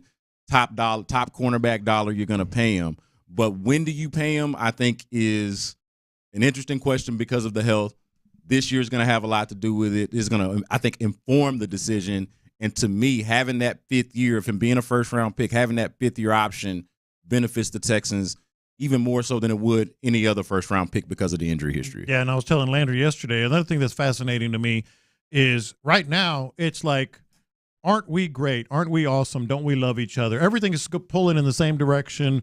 Everything is just coming up roses right now for the Texans. That could be your first butting of heads. Yeah. Of Stingley maybe missing OTAs as a statement or something somewhere down the line. So it's going to be interesting in that regard. Very interesting in terms of what do you pay him and when do you pay him, as we've talked about. Yeah, because we could probably a better comparison. I use Nico because that's the more recent extension that they just signed the other day. But a better comparison is probably Titus Howard, right? So Titus Howard gets his extension going into year 5, right? 19, 20, 21, 22. So last year was year 5. He got the extension going so right before year 5, right, which would have been the fifth-year option. They had exercised that. They were going to pay him for the fifth year. It's probably going to be something similar with Derek Stingley, again, unless he gets hurt, and then you wait it out until the very end. Yeah, for me, with Stingley, like if he has an elite year and he's on the field the whole time, we're not going to take that 1 year and eliminate 4 years of him not being able to be on the field. I'm not going to treat that like the norm. So I'm probably going to have to see another good year out of Derek Stingley. On the other hand, if he has a year like last year, and let's say he misses 6 games or whatever, but he has an elite stretch, maybe you get him at a bargain. Like maybe there's a situation like the only scenario I see with Derek Stingley where you do the extension is if you pay him at a bargain.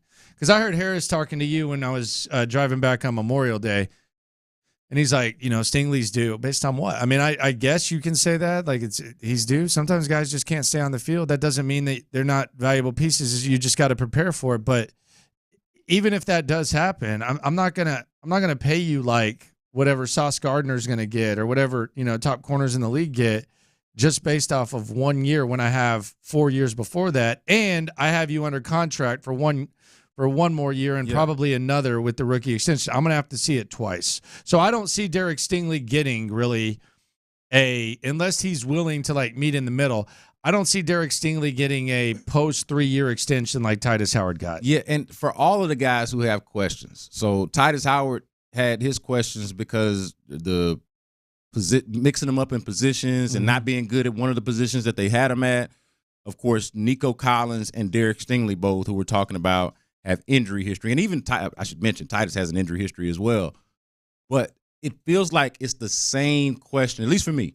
It's the same question with all of them when you start talking about the extension. And now, of course, two of the three have now gotten their extensions. But I'm going to ask this again. What is the rush? What are we rushing for on these guys that still have more to prove? Titus, who I like more than you guys, I still acknowledge more to prove. I didn't feel like that was 100% necessary giving him that contract, even though I liked him at right tackle. Nico Collins. I believe in Nico Collins. But, again, a little early. Like, what's the rush? The Nico I can understand a little bit more. I only get it because the price is going to be lower this year than it would be the next year, especially if he has another big year. But, again, the injury history would give me pause and make me think, hey, same thing that you're saying about Stingley. Let me see it one more time. Let me see some durability and some consistency with the durability before I commit to it. So that would be my big thing. Landry mentioned, what if he has another stretch? That was an incredible stretch. Like, that was next level. If he has that stretch, I think the rush is get him signed at something of a discount, because you said, like, what is the rush? The rush is you got cap gymnastics that you're going to have to do down the road. So maybe, get that good stretch, pay him at something of a bargain, and it can help you with the cap down the road. But wouldn't you rather do the cap gymnastics once you're sure? And again, they're doing this because they feel like they are sure, and I can respect the conviction. So I want to be clear about that. But I got a little bit less conviction, so I'd rather be sure about it and just do the cap gymnastics as opposed to being in the situation that you're in now with like a Titus Howard, for example.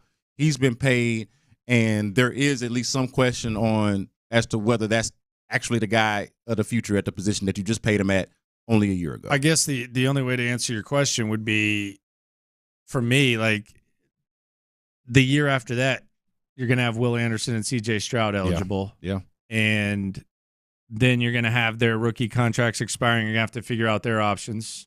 Tunsil and Howard are going to be around the right time. So much like you did with Nico Collins, where you're getting out in front of it and you're kind of, for lack of a better term, you're putting down a down payment this year. Yeah.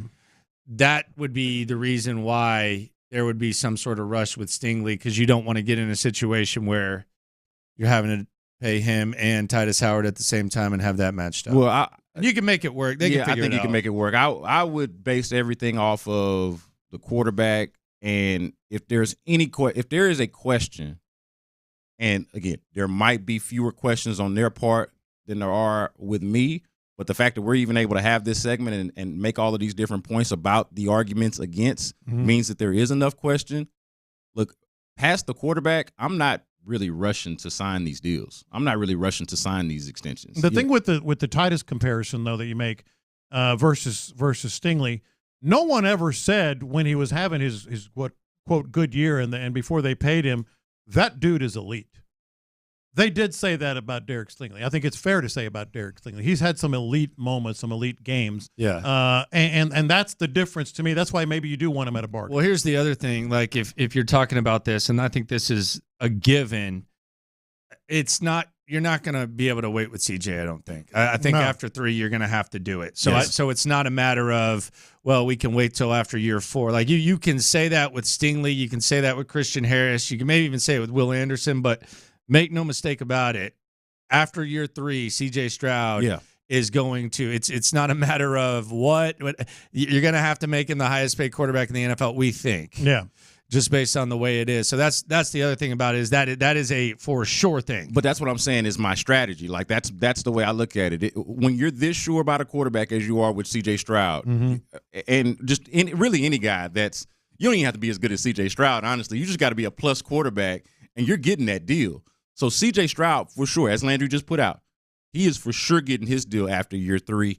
Almost everybody else, unless they are like airtight, no injury, like concerns, long-term injury concerns, no character concerns, no switching position concerns, and all that other stuff that everybody else that we talk about on this team actually has, I'm waiting on all of those guys because I know that it's going to be built around what we're doing with C.J. Stroud's contract. Yeah, it all goes back to the quarterback, regardless of everything that is going on. It's just nice to have this issue. Yes, are these issues where you're kind of looking ahead and thinking, man, are we going to be able to keep all these good ass players? It used to be, whose jersey are you going to buy? Yeah. Whose jersey are they going to sell in the team shop? Now the question is, hey, can you pay everybody their extensions when they're due? How are you going to maneuver the cap when the bill comes due? Good time to be alive. Coming up next, Nico Collins is connected to another receiver who got paid. Should he be? Plus, wild emotions from around the world of sports. Athlete meets talk show host. Coming up next in the hits. First, though, I want to talk about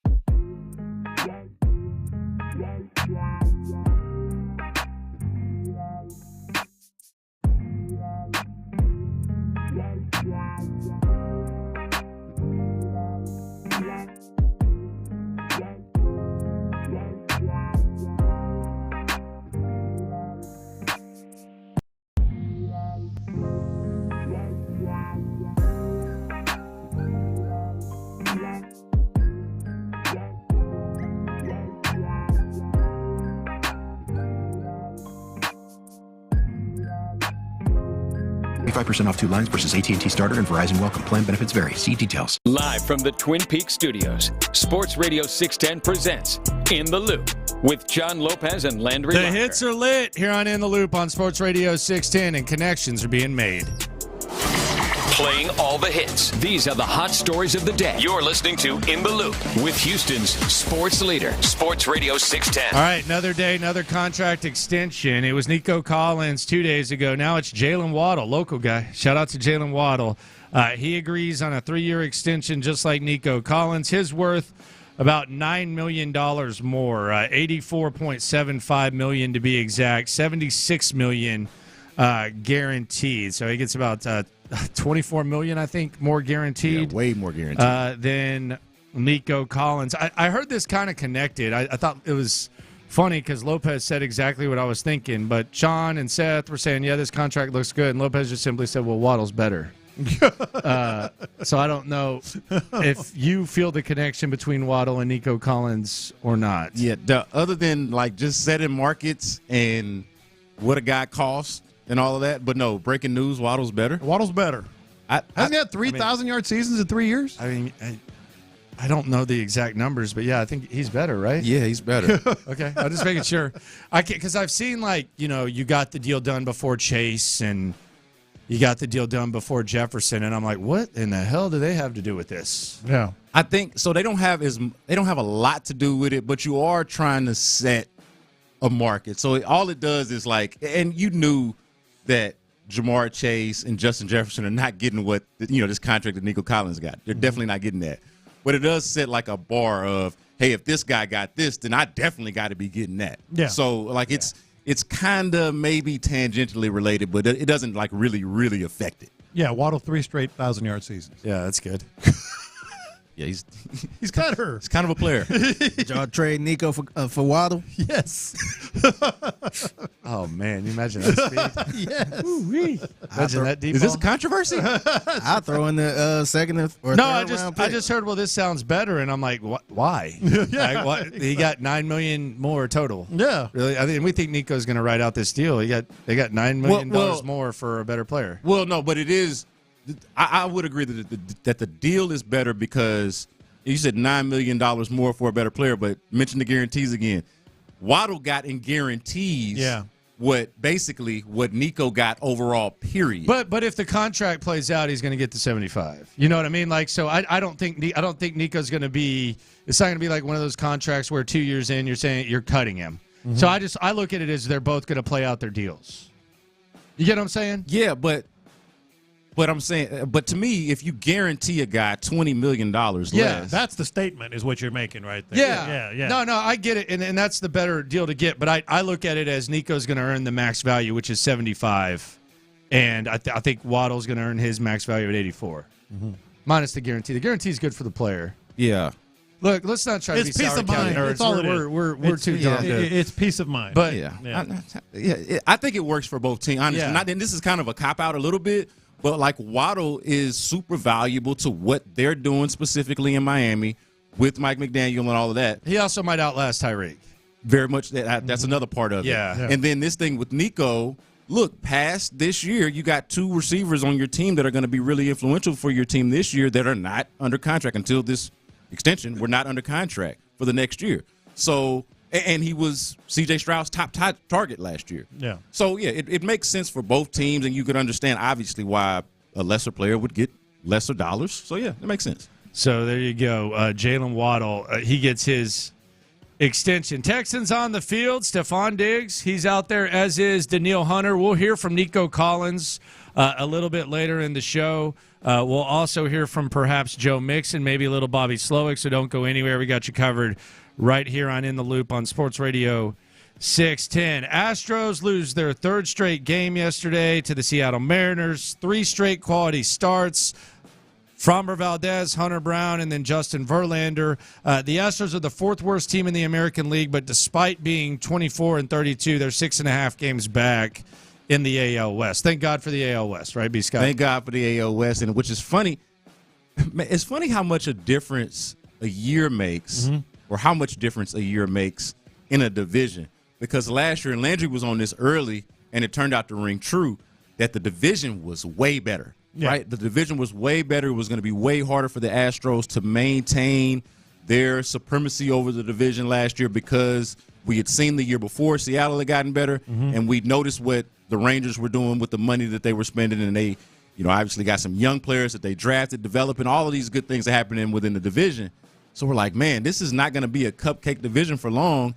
It happens for 1 year where the division picks up, takes like 2 steps back, in the next year, but then the Astros are not there to capitalize on it. It is a cupcake division. Because they're right now. part of the problem. They're part of the reason why it's a cupcake division. That's the uncomfortable part about it. Whenever Landry mentions this about how bad the division is, I think about it's a blessing, right? I mean, it's a blessing. It's a blessing, but part of why it's bad is because the Astros are in it. Yeah, because you kind of maybe ignore the old don't ignore in victory, which you wouldn't ignore in defeat. Jeff Van Gundy. Yeah. We actually had a caller earlier this week that called in and said the division wasn't bad, and I was like, man, it's bad, man. What are you saying? The last 2 World Series champs was in this division. Okay, so was the ACC the best when Clemson was when Clemson was winning national championships?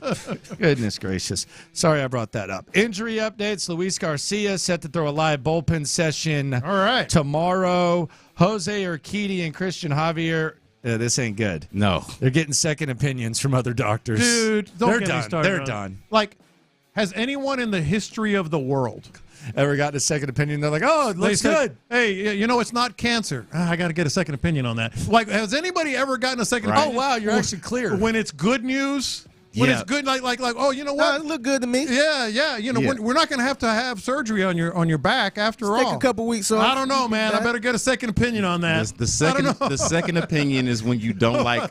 It's when you don't like the first opinion. Yes. And so you're searching for the opinion that you like. Yeah. So that's what the second opinion is all about. You don't need surgery. Yeah. Nah, you good. Throw some dirt on it. Put that big lump on your head, it's nothing. Put some Robitussin. I better get a second opinion on that. Put some Robitussin on it, it'll be all right. But hey, look, can I make this point? It's not like if those guys were out there pitching quality starts that the Astros would be able to do anything with it anyway, offense. Right? Hey. Like, hey, what does Christian Javier and Jose Urquidy do for you anyway? Yeah. When you can have a quality start from a Justin Verlander or a Hunter Brown or a Framber Valdez and still go out there and pee down your leg. NBA playoffs, Western Conference Finals, Game 5. T-Wolves looking to force a Game 6. Jaden McDaniels of the Minnesota Timberwolves, he had this to say after the T-Wolves stayed alive and forced the Game 5 in Dallas. After Game 1, we could win, or in Game 2, we would win. I'll say the only game they really beat us was the last game. Like, the rest of them were close, and it was like our mistakes that let us lose. But does getting over the hump help you guys? Oh, yeah. We could probably run off 3 more now. All right, there you go. Run them off, baby. They have taken on Anthony Edwards' personality and like approach to public speaking and really just run with it, man. Let's run those suckers off. 3 in a row. Let's go. Yeah, we good now. I like their chances tonight. Maybe, yeah. I would agree chances. with that. Yeah. Well, so to his point, though, it is one of the more competitive and entertaining had been 3-0 series that you'll find. Like when it was 3-0, it felt like a 7-game series. I feel like the Mavs might have lost their chance to win the whole thing 2 days ago. And my reason is this, and I heard you and Harris talking about it when they were up 3-0, and I felt y'all on those vibes. But I think with how beat up Luka is, the week of rest and the NBA Finals actually begin today. If it does go 6, and let's say you have to close them out in Game 6 on Saturday, I think the difference in that week of rest is really big. Unless he's just a possum playing mofo, which is possible because it looks like he's about to die and he keeps playing. Now, to his credit, it's not like LeBron or D-Wade or Lively, who, by the way, was at shoot-around this week. I was just going to ask you. I thought you were talking about Derek Lively. Yeah, let me start it on him. He doesn't stay on the ground for 4 minutes and roll around and act like he's dead. But, man, I do feel like a week of rest could have gone a long way for him. Yeah, so with Luka, I'm having a tough time and always have with Luka because I don't really have a good sense for how much his athleticism and ability to move really matters. You know, like from the very beginning, I was high on Luka. I was like, man, going into that draft, I was like, man, that dude is talented. Yeah. But he's too slow. He can't, like, he's not going to be able to play in the NBA. He can't move. Well. And look, turns out, He moves just fine, just well enough to do it. Throughout these playoffs, he's been banged up. He still puts dudes in the blender. I'm like, how does he do it? If there's anybody that could get through being banged up, not being like full 100%, full burst, I feel like it's Luka. I feel like it's a race card is what I'm feeling. It's not even. It's not the whiteness. It's the. What it's Come the on, it's let the us know. it's Tell the us, it's tell us, the come on, man. it's the Luka-ness. Nah, just say it's it, man. white athletes out there. Just say he's pale. No, it's some white athletes out there. Just say he's too pale. Luka just ain't one of them. He doesn't look like he's that fast. He ain't. He ain't. And I don't. He got broad shoulders. I guess that's what he does. He just gets in front of you, and then he pushes you on his hip, on his shoulder, and you're done for. It just feels like they got to win. Lively was at shoot around today. He had a strained neck. I thought his career was over. He was dead. The way he acted the other day. Here is J.J. Redick. He was on Felger and Maz out there in Boston. I thought this was an interesting little back and forth on the state of the Celtics. This is Blowhard radio host versus invented basketball guy J.J. Redick. There's a chance Dallas is better than Boston? Minnesota is still in there, right? I don't know. Is Minnesota still playing? Do you think either of those teams are better than the Celtics? You can't look at a regular season and an 82-game aggregate. That's the regular season. How about your eyes? And just your eyes. I think Boston is the better team. Okay, so is it possible that doesn't mean that Dallas won't present a problem or Minnesota won't present a problem that Boston can't solve. I think Boston is the better team for sure. So why wouldn't I think that? Well, they would lose for a reason other than being a better team. Like that happens, right? You get outworked or outcoached. I don't think you get outworked at this stage of basketball. Right. I think that's a very asinine way to talk about the NBA. Asinine. You think the Boston beat Indiana because Indiana got outworked? No, not in that case. I think Miami outworks Boston a lot of times when they play. Okay. Well, I'll disagree with you on that. So you think Miami's better than the Celtics? You think Miami wants it more? Is that what you think? How did the Celtics lose to Miami? I don't know. Boston's had a lot of success. It's hard to win a championship. Well, no, but I'll tell you why only one team does. When we asked you how would the Celtics lose because they lost to a better team, I mean, so you think when they were losing to the better team always wins because they present a problem that can't be solved. Okay. So you think it's a matchup thing then? Yeah, that's all the playoffs are. And it is a little bit of a chess match. It's not who's outworking someone or who wants it more. Okay. Yeah, I'm ready for this dude to go to the coaching. Like, I want to see. Let's see how get smart him you out are. of media. Yeah, because get him humbled. Well, but he's not humble enough to be in media. He is one cocky son of a gun. Yeah, he talks like somebody, like a coach would talk down to. And I don't want to like overgeneralize all coaches, but you know the guy who talks down to the media. Yep. But I can't stand when somebody is in media and talks down to media. Like, hey, buddy, wait a minute. Yeah. Wait a minute here. What do you do? He says, hey, I think Boston's the better team. Why wouldn't I think that? Hell, if I know. Explain it. You're the analyst. Why do you think that? Yeah. Why wouldn't you think that? They're deeper. It's pretty easy to say. I think they're the deeper. Yeah, but make the case. He was just like, oh, yeah, no, why wouldn't I think that? Well, hell, you argue about every other damn thing. You know what the other element is, though, there with JJ? And I think it's kind of hard to do an interview because if you didn't see it, but if it had been on webcam, he actually had the Bluetooth in, and he was holding two big-ass Ozarka things of water that say LeBron on it. I think LeBron and Boston kind of have a weird relationship, so maybe he's mad at Boston folk, too, because he's basically LeBron's water carrier now. Yeah, I don't get that, though. I mean, for what? I don't know. I get that he's trying to get the Lakers job or whatever. By the way, you know how many coaches LeBron's played for now? When Redick we talked about it. I never looked it up.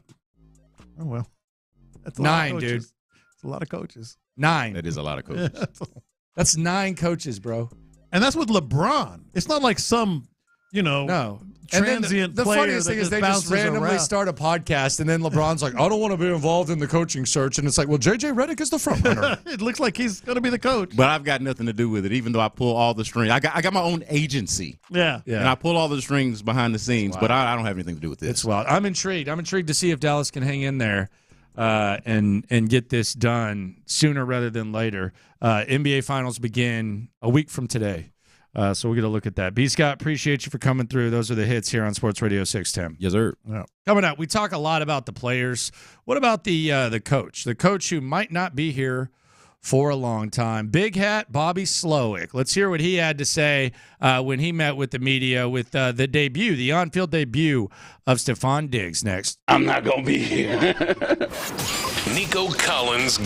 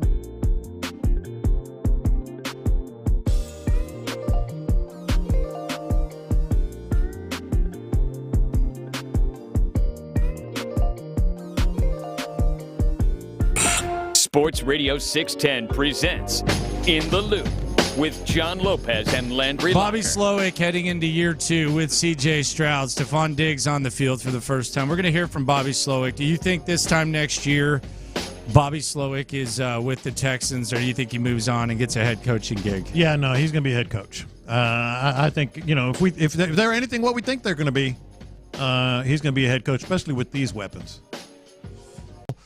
Offense outside of their starting tackles.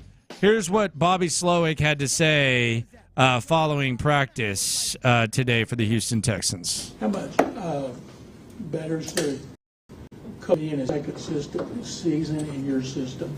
Yeah, it's more. I think it's really across the whole NFL. When you get to year 2, you eliminate a lot of the steps to get to where you want to end up. So the verbiage is more familiar to the guys.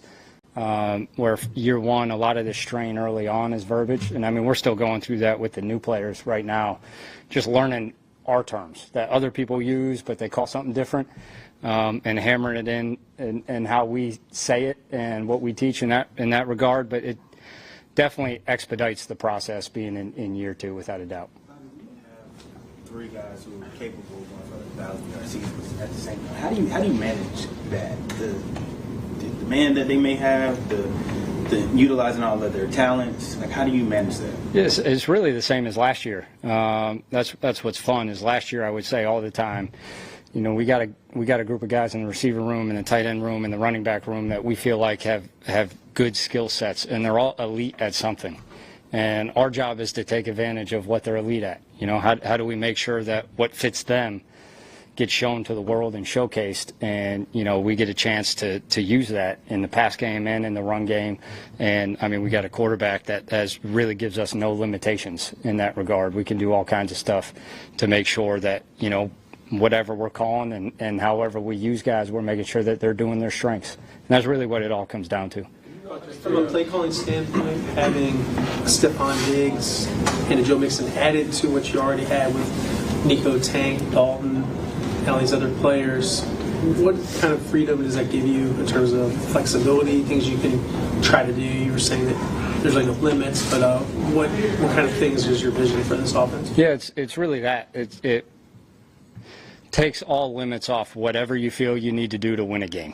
If we feel like we got to throw the ball deep to win a game, we could do that. If we got to throw it short to win a game, we could do that. If we got to run the ball 40 times to win a game, we feel like we could do that. So it just enables and empowers all of us to really do whatever's necessary that given week to beat the opponent in front of us. And everybody on our offense and really on our team right now is all in on that, and that's what's making this really fun. Coach, from the interview process, going through meeting with these teams, having the chance to interview for head coaching positions, do you feel like that can help you in what you bring back, and what's the thought process for you in terms of, hey, the Texans kind of wanted to make sure I felt very welcome and to be back? Yeah, I'm extremely grateful to the McNairs, to Nick.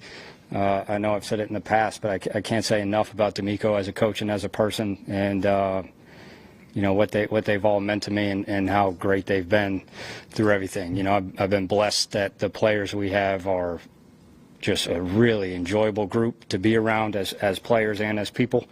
I've had a lot of fun. I'm fired up to do it again this year, and I was blessed last year to have the opportunity to have a few head coach interviews and go through that process and see what that's like. But I can't even begin to describe my excitement for just staying in Houston, getting back at it, and really going out and building on what we did last year. Coach, last year, by the end of the season, you had gained so much trust in CJ and him being able to call a game basically himself. Going into year 2, how much more input would he have into this system with you and him working together? Yes, it's really the same. He had a lot of input last year as well. It's more what he's comfortable suggesting. And, when we have dialogue, I said last year, we get to the answer a lot faster. There could be weeks where there's more dialogue because he has more thoughts. There could be weeks where we're already on the same page because of what we went through last year, and there's not a lot of dialogue needed. But that really won't change from last year. I think the biggest thing going into year 2 for CJ is really year 2 for a quarterback is a big year. It's a really, really impactful year to me that kind of sets the trajectory for the rest of his career. And I think a lot of that has to do with you get a chance to hammer the fundamentals. Like last year, there's a lot going on. You got to hit fundamentals, you got to hit verbiage, you got to hit play calls, you got to hit protections, you got to hit all this stuff. And you hit fundamentals to a degree, but you can only do so much. Now we really get to dive into the fundamentals of this is what we do and how we play and what makes him great, and really fit that and grow that within our offense. So that really, to me, is what's been just through phase 2 and OTA so far. I mean, he's on board and all in, and he's picking up right where he left off, for sure. You guys ranked 23rd in 11 personnel usage. You guys use a lot more 21 and 12. Well, not more than 12, 11, but you use that a decent amount. What's going to be that marriaging 11 personnel with 21, 12, knowing that now you have a Stefon Diggs, but you also added in a Joe Mixon, trying to marriage those two personnel usages together? Yeah, it's actually, I know it seems like it'd probably be hard, but it's actually pretty easy. Because a lot of it's dictated on what they do and what's the best way for us to attack that. And if it's a heavy 21-12 game, all our receivers are still out there working. You still go 11 in third down. You still go 11 in the red zone a good amount. And we really believe in keeping all our guys fresh, so that when they step on the field, they got 100% every play.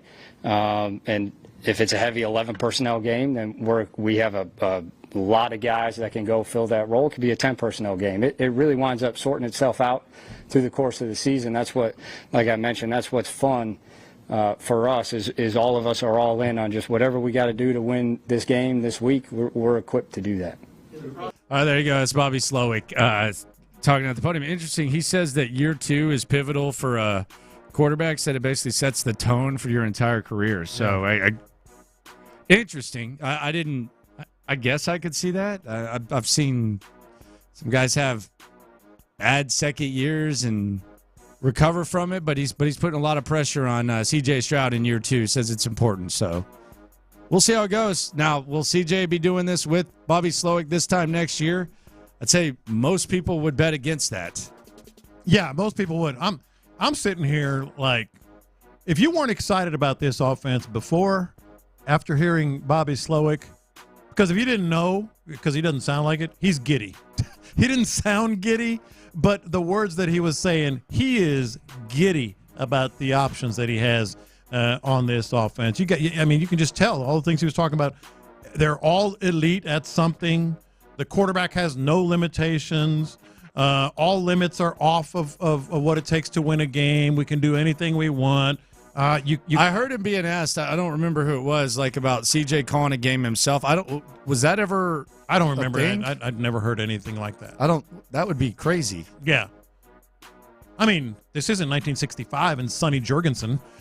Terry Bradshaw. Yes. Terry Bradshaw here. Like, I called the plays. Here's what I think we should do. I called the plays. No, but I mean, he is giddy with what the options are here, and that's. I mean, he said it. I can't begin to describe, my excitement. That's pretty dang good. Cool. And you have Stefon Diggs on the field. You have Tank Dell on the field. You have Nico Collins on the field. They're all looking solid. We'll hear from Stefon Diggs. Those of you asking on the text line, we'll hear from Stefon Diggs next week. Minicamp. Okay. So the countdown continues. 52 days since the trade has been made for Stefon Diggs, and still haven't heard from him. We'll hear from him sooner rather than later. You heard what Slowick had to say there. As much as we talk about the Diggs, the Dells, the Collins, the Mixons, throw that to the side. Do the Texans have enough depth on offense to make you comfortable? Like, is it Dameon Pierce, an in shape, more fit, more trim Dameon Pierce with a different perspective, and then a Noah Brown, Robert Woods, John Mechie, whoever the heck emerges on the back end of that receiver? Is that enough to make you feel comfortable with the depth? Because depth was a big problem of theirs last year, not just on the offensive side, but on the defensive side of the rock as well. Running back and tight end are where I'm looking. And with looking through concern lenses? Yes. As if, do they have enough depth? I don't think they do. I mean, just being honest, but we'll see. I'm very, very high on first impressions with Cade Stover, and for that matter, Dameon Pierce. You pointed it out early on when they were on the field. Looks like a different kind of physique that he has this year, and certainly has another year under his belt. With this offense, Bobby Slowick maybe isn't going to be asking quite the same things of him, but I'm still concerned. Tight end and running back, those would be the two. Yeah, running back, very much so, because Mixon's a workhorse, but I mean it's not uncommon for a running back to miss a game, especially with the way that the schedule is and they laid can't out. carry as many times. They can't get as many touches. And then the wide receiver thing, I think I feel really good about. Yeah, even the offensive line with as many questions. I mean, there's some guys there, that I think could have proven that they can do the job. Certainly, quarterback. Heaven forbid, anything. Stroud has to miss a game. You feel pretty good about that. Yeah, Davis Mills looks good out there. Yeah, well, Keenum, whomever. Oh, yeah. But running back and tight end. Yeah, that's where the depth is. Nico Collins, he's going to speak. We'll hear from Nico Collins a little bit later in the day. Also, Joe Mixon will speak. Last time he was up there, he had me pretty fired up. So we'll hear from Joe Mixon, who it'd be the second time he's spoken. Yes. Yeah, so it'll be the second time he's a heard new from player. Mixon. Yeah, he's new. Sure. He is. Yeah. Oh. Nice to see you again. Yeah. Kind of running out of questions for Joe Mixon. How you doing, Joe? Yeah. Got to use some of these on other people. Diggs next week, though. Well, that's good. Yeah, next week. Yeah, so, that's good. Yeah, we'll figure that out. Get a word with him. Nico Collins, though. That's great. Much richer. Yes. Much richer Nico Collins. And it's great to get him right off of that, to be hearing from him. Yeah, I don't think you're going to have to worry about Nico. He's always been a practicing dude, man.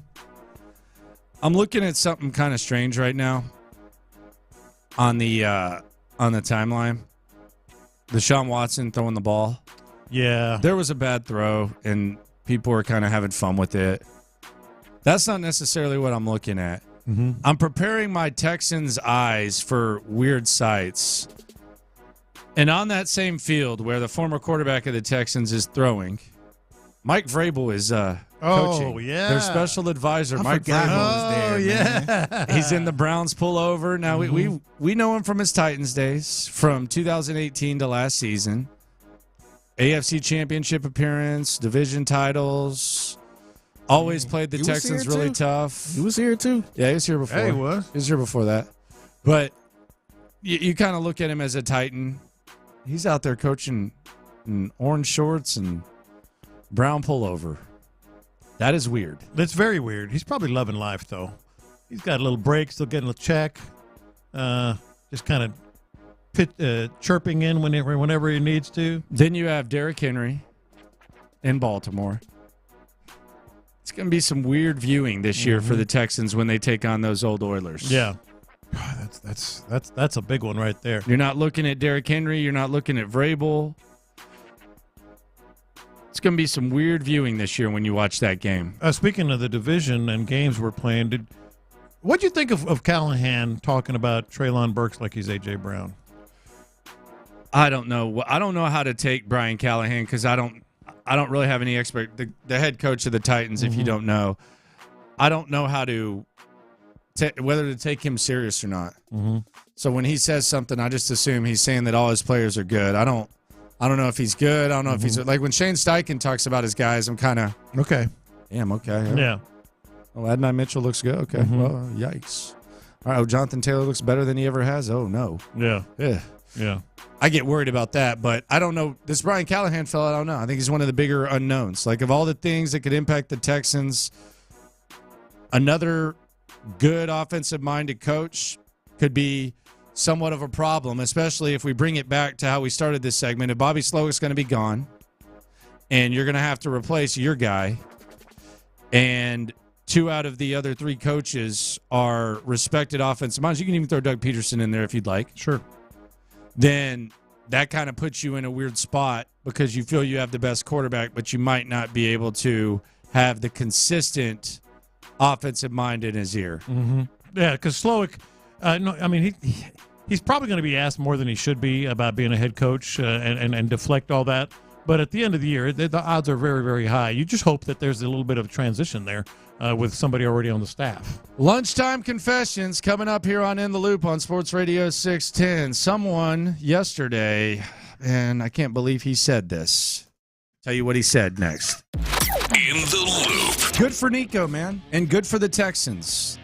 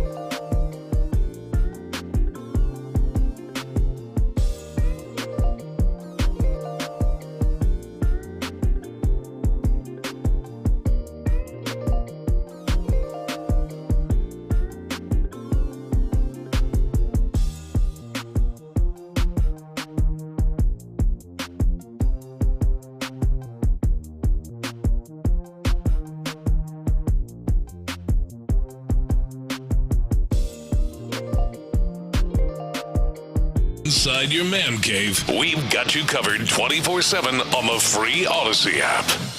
Watch this. These are my confessions. All right, lunchtime confessions. We confess our sins to you, the loopholes. Shout out to the loopholes. If you listen, you are one. Some of these confessions have to do with sports. Some have nothing to do with sports. We're transparent with you 24/7. Let it hang a little bit lower during lunchtime confessions. It is time to confess. Watch this. These are my confessions.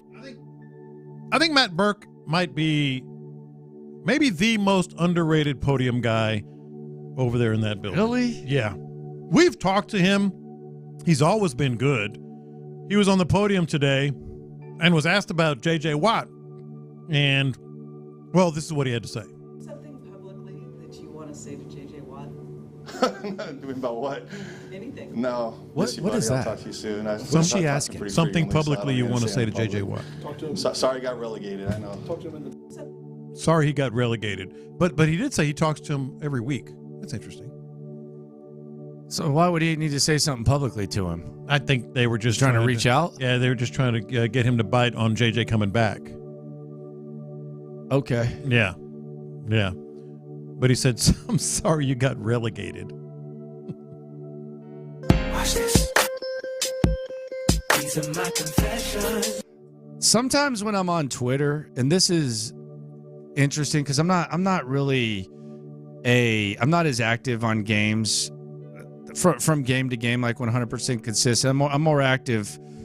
It just kind of depends, but I've found at times just putting the phone down and watching the game is kind of a lost art. I don't think Sean's the guy that is going the whole time 100 miles an hour, and I've seen some of his stuff that he gets, and I do find it amusing. I think it's funny, some of the stuff that Astros fans will say to him.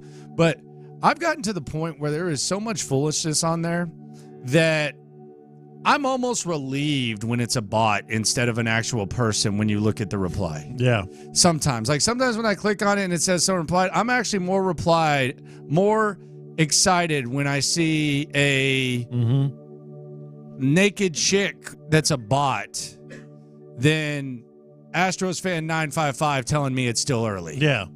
Yeah, I get it. I'm with you though on the big games. Yeah. I always text a lot or tweet a lot during Texans games just because I feel like you need to kind of engage. But like big games that I'm into, I mean, count them. I probably tweet once or twice. Like, it kind of depends. Like if there's a big play, if there's a timeout, yeah, something like that. I mean, I think there's probably a large portion of people who aren't really watching the game. No, for sure. Or spending as much time looking at their phone as they are the game. Yeah, and I'm not a big fan of the play-by-play tweets. We see it, bro. Nico Collins catches. We see it, bro. That's hard to do. God man. almighty. Like, especially if you actually watching the game and trying to enjoy the game. Well, I'm like, don't you know how this works? Like, people are watching the game and they want to get some perspective. And I'm like, I can't think of anybody in particular, but it's a lot. There's a lot of people. On the interaction on the text line, the interaction on the streams, even a little bit of interaction on Twitter is good, but like sometimes it's just like, man. What did Sean get told yesterday? Something like, don't talk about Bregman because there's bigger problems or something. Like he has to power rank. Prioritize, man. Well, he does like to power rank. Watch this. These are my confessions. At first, I just felt bad for John McClain. And now I just don't know what to make of it. I'll try to keep it short here. I called him just to check on him after the storms and all that, and then it said lost his power. How long had it been since you called him, man? It had been about 2 or 3 weeks at least, yeah. So I just was checking on him. But in the course of that, he told me the cat story, which you've relayed. And the cat story is his wife was at one of their houses, the house in Maryland, and made him stay in a house with no power, obviously no AC, to watch the cat because she didn't want the cat to be there by itself. But after... I told you that was true. No, I didn't doubt that you were right, but he told me that story. And then after that, I just said, man, you got to get to those houses. You got to get out, just go do something. Spend some time, out and about enjoying things. And he said that he's tried, and he talked to her about, I got to get out there. This week I'm off, this week I'm off, this week I'm off. I want to get out there. And she said, nah, I got a friend We staying. booked. We booked. That's exactly what. It's like Verbo, man, or Airbnb. And she said, no, you can't come these times because I got friends or my aunt or some other friends or whatever. So he said, well, hell, when can I go? She gave him 4 days. Well, he said dates. Maybe it's more than 1 day. But he said she gave him 4 dates that he will be allowed. And what'd she say about the days? What do you mean? I'm not going to be here.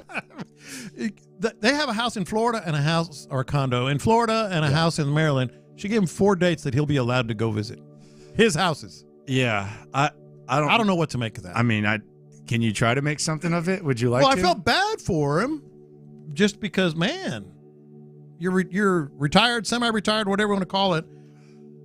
Go enjoy it, man. He should buy another house in Ohio somewhere, house, man. That's his. Buy a house in Ohio. Don't tell her. And then when she asks, "Where are you?" I'm in just Ohio. Say, hey, I'm busy. I'm at my other house. Having to hold down the house during the power outage for a cat is crazy. And also, you can take a cat on an airplane easier than any other pet. You could take it to the hotel. Take it to a hotel. Absolutely. Man. Yeah. Go to the post. That cat could have been in Maryland. You know? Make sure the cat don't overheat. Oh man, I don't even know what to say. Cats live outside like stray cats. I told you I heard the cat story. Oh my gosh. Appreciate your loved ones, man. Jeez. Watch this. The hell are you talking about? Just appreciate your loved one. She might be. Yeah. She might be what? Appreciating her loved ones. Definitely appreciating her friends and family. Yeah, that's for sure.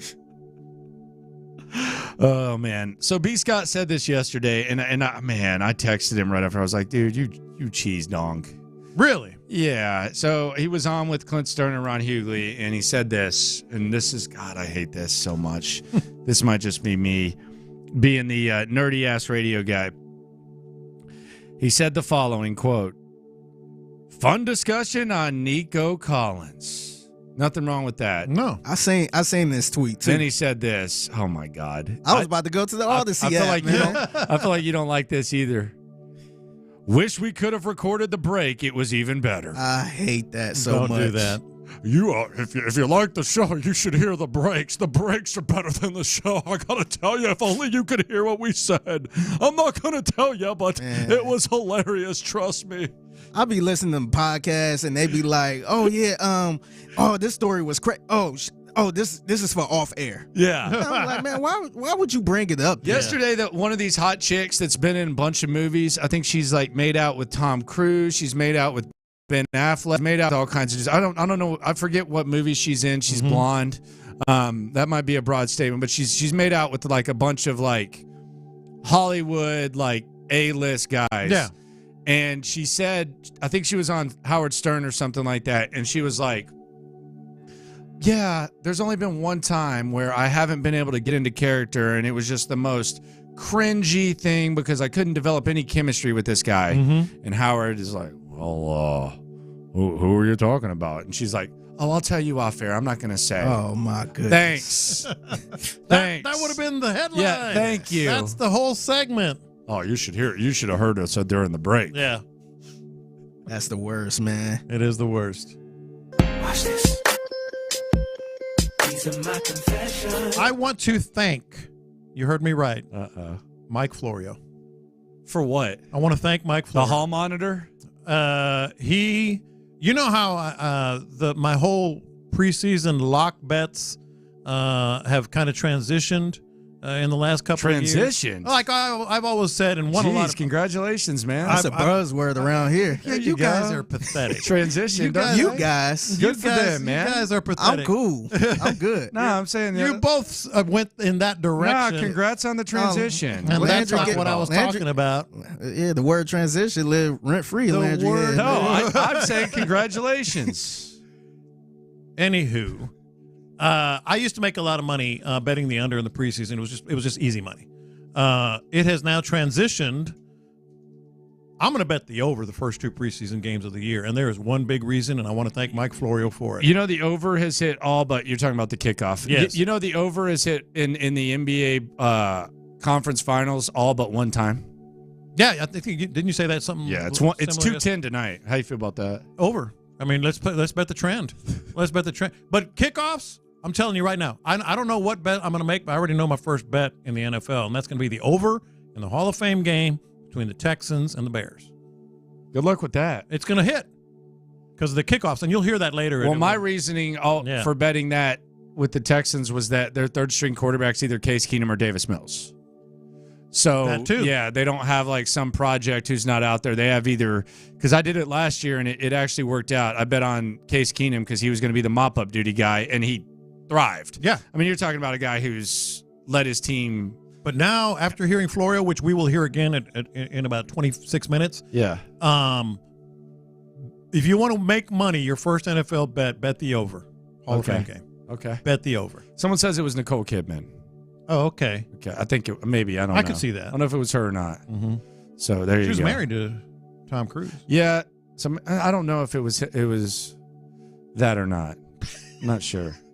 Figuring that out. What are you saying?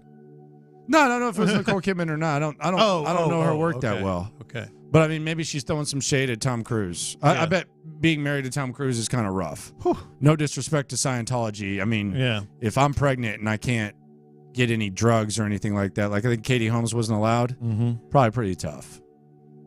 It's Lunchtime Confessions here on In the Loop on Sports Radio 610. We're going to transition into the next segment. And we certainly are. Coming up next. We're all transitioning. Where does Joe Espada rank when it comes to the problems that the once best team in town had? Where does Joe Espada rank when it comes to the problems? And are we being too hard on old Joe? Next. Area 45 with Bijani.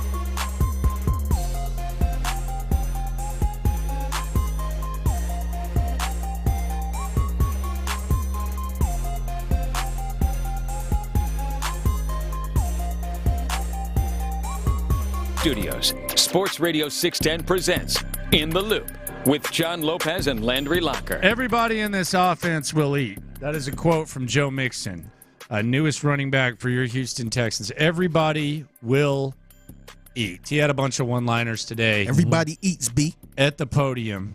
What's that from? Paid in full. Oh, yeah, that's right. Everybody eats, B. Yeah. Everybody eats on the Texans offense, according to Joe Mixon. Astros, they're not eating very many W's. They're on a 3-game losing streak. They're wasting quality starts. They've done so in all 3 of those L's.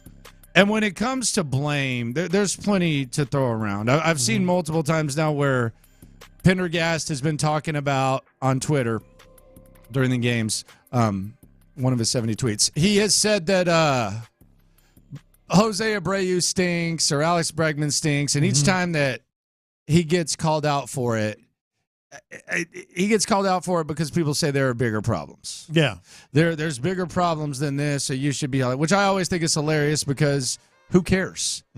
Problem's a problem. Yeah. Like it's not, there's plenty of tweeting to go around. If you want to tweet 700 times, you can tweet 700 times. But plenty of people in the power rankings. If we are going to power rank, though, the problem's bigger than Joe Espada. Because I think Joe Espada is a poor man's version of David Culley. I think he was I think there was already a certain level of lack of alignment with this organization when he was hired. I think he was hired to basically be a puppet and not rebel at all. I think last year, if the front office had had their way, Dusty Baker wouldn't have played Maldonado as much as he did, and I think it was about time for Dusty to go. But they went with Joe Espada, and I just don't see it with Joe Espada. But I do acknowledge, more problem guy, that there are more problems than Joe Espada. But how many of those problems are bigger than Joe Espada, if you had to put them up there? As you're talking, I'm thinking about this, and I'm thinking, he's doing his job. He's doing what he was hired to do. The problem is he's not good at it, just like David Culley. That's the example that you gave. So yes, you can say he's not good. You know, he's had some moments, and it's been deteriorating all year, where it just becomes more evident that he doesn't have the knack or the managerial skills or the approach, the temper, the right temperament, all that stuff. So he's not good, but isn't he just doing what he was hired to do? Right? So what was that supposed to mean? So he ranks pretty low. I mean, he's at the forefront. Or is he in the top 5? Is he in the top 10? Boy, let's look at this. Let's talk about it's not pitching. This. Like, it's not pitching. Not pitching right now. No, it's not pitching. It's been pitching here and there. Yeah, here and there. Jim Creighton is at the top of my list right now. Jim Creighton, okay, that's fair. Jim Creighton is number 1. Okay. And is Jeff Bagwell part of his crew? Jeff Bagwell is above Joe. I'm not going to put him in order. Jeff Bagwell is above Espada. Okay. Reggie Jackson is above Espada. Oh, wow. Age. Reggie just drug himself into the discussion, didn't he? Age is above Espada. Okay, I think that's fair. That's fair. The natural decline as Father Time moves on and you play as much baseball as I think that's a good point. Ego is above Espada. Okay. So that's 5 right there that's above him. So is Bregman above Espada? Bregman and Abreu, I would have to say yes, they're above Espada because they were paid and brought in to do a certain thing, and they've done it in the past. It's been a while for Abreu, but they've done it in the past. So that's 7. Is there anything else above Espada? Because, like, I'm not trying to defend him because I've been gradually, as I just said, sort of like, okay, he's getting exposed a lot more and more and more. My thing is, though, you say he was brought in to do this. I don't disagree at all. I would be foolish to disagree with that. But do I still judge him based on what he does? Because for me, if you replace Joe Espada with, I don't know, a competent manager like Jeff Bannister or a lot of the other options that they had, I do think they're a better baseball team. That's my thing. Like, I get what you're saying, but a lot of this, I feel like they're better if they had a better manager than Joe Espada. Yes. As I said, he's not good. Yeah. But in terms of, like, boy, that's the problem right there. I off the top of my head, I went with 7 different things. Someone on the text line 619, a poor man's version of David Culley. That's harsh. Oh, I don't even think that's. I think that's actually. I mean, let me restate that. If you think that was disrespectful to Joe Espada, call him a poor man's version of David Culley. Let me just restate that, because sometimes I say things and maybe it doesn't come out the way I want it to come out. So I'll just go ahead and restate this when I'm talking about Joe Espada. He is a homeless crackhead talking to himself version of David Culley. Wow. How's that sound? Sounds pretty good, pretty direct. He's terrible. Mm-hmm. But I agree with you that there are bigger problems than Joe Espada. I just thought of number 8. I mean, injuries. You know, the starting pitching injuries. Hell, Dana Brown. That's 9. Dana Brown. I didn't even mention the general manager yet. Dana Brown is above Espada as a problem. You know, with what he did in the offseason and what he didn't do. But isn't he kind of – but can't you say about Dana Brown the same thing you said about Joe Espada? He's doing what he was hired to do. But he has a bigger say. Does he? Yeah. Oh, yeah. What does he do? Because he was brought in by Crane and Bagwell and all those. Well, he did the Hader deal. Yeah, he did the Hader deal. So there's 9 elements of this team that I would rank worse or higher on the power ranking of the Astros problem. 9. I just don't know how you get to a point where, and I guess I kind of got there. So I guess I'm kind of confessing my sins as well. I don't know how you get to a point where, like, as much as I talked about Jim Crane, and I was not appreciative of Jim Crane, and I do think that Jim Crane reaped the benefits of Jeff Luhnow, but I mean, he did put together a bullpen. He did, maintain the roster. He did seem to have like some sort of baseball philosophy. He did seem to work with Dusty Baker, maybe even better than Dana Brown did, and like manage that type of relationship. So I don't know, though, how, like, do you think that Jim Crane just got broken by being forced to get rid of Jeff Luhnow? Because it's not like, I don't think Jim Crane was starving for this. I think that's part of it. But the reason Jim Crane is number 1 on my list is he's become a different version of himself. Because you mentioned some of the things, like, you could never say that dude didn't do whatever it took to win. Oh, Michael Brantley might sign with Toronto? Hell no, he's not. Oh, Verlander's out there? Hell, let's bring his ass back here. He did whatever it took to win. Right now, he's doing whatever it takes to protect his ego. That's a different Jim Crane than we know. I think Dana Brown's a funny guy, too. Like, if you really listen to Dana Brown, and I credit the afternoon guys for catching this, this guy is he loves attention, man. Remember when Blanco threw out there? Man, I remember I went out there and I watched him pitch one day at spring training, and I just told myself, that right there is a starting pitcher. He said that, and he's talking about Josh Hader.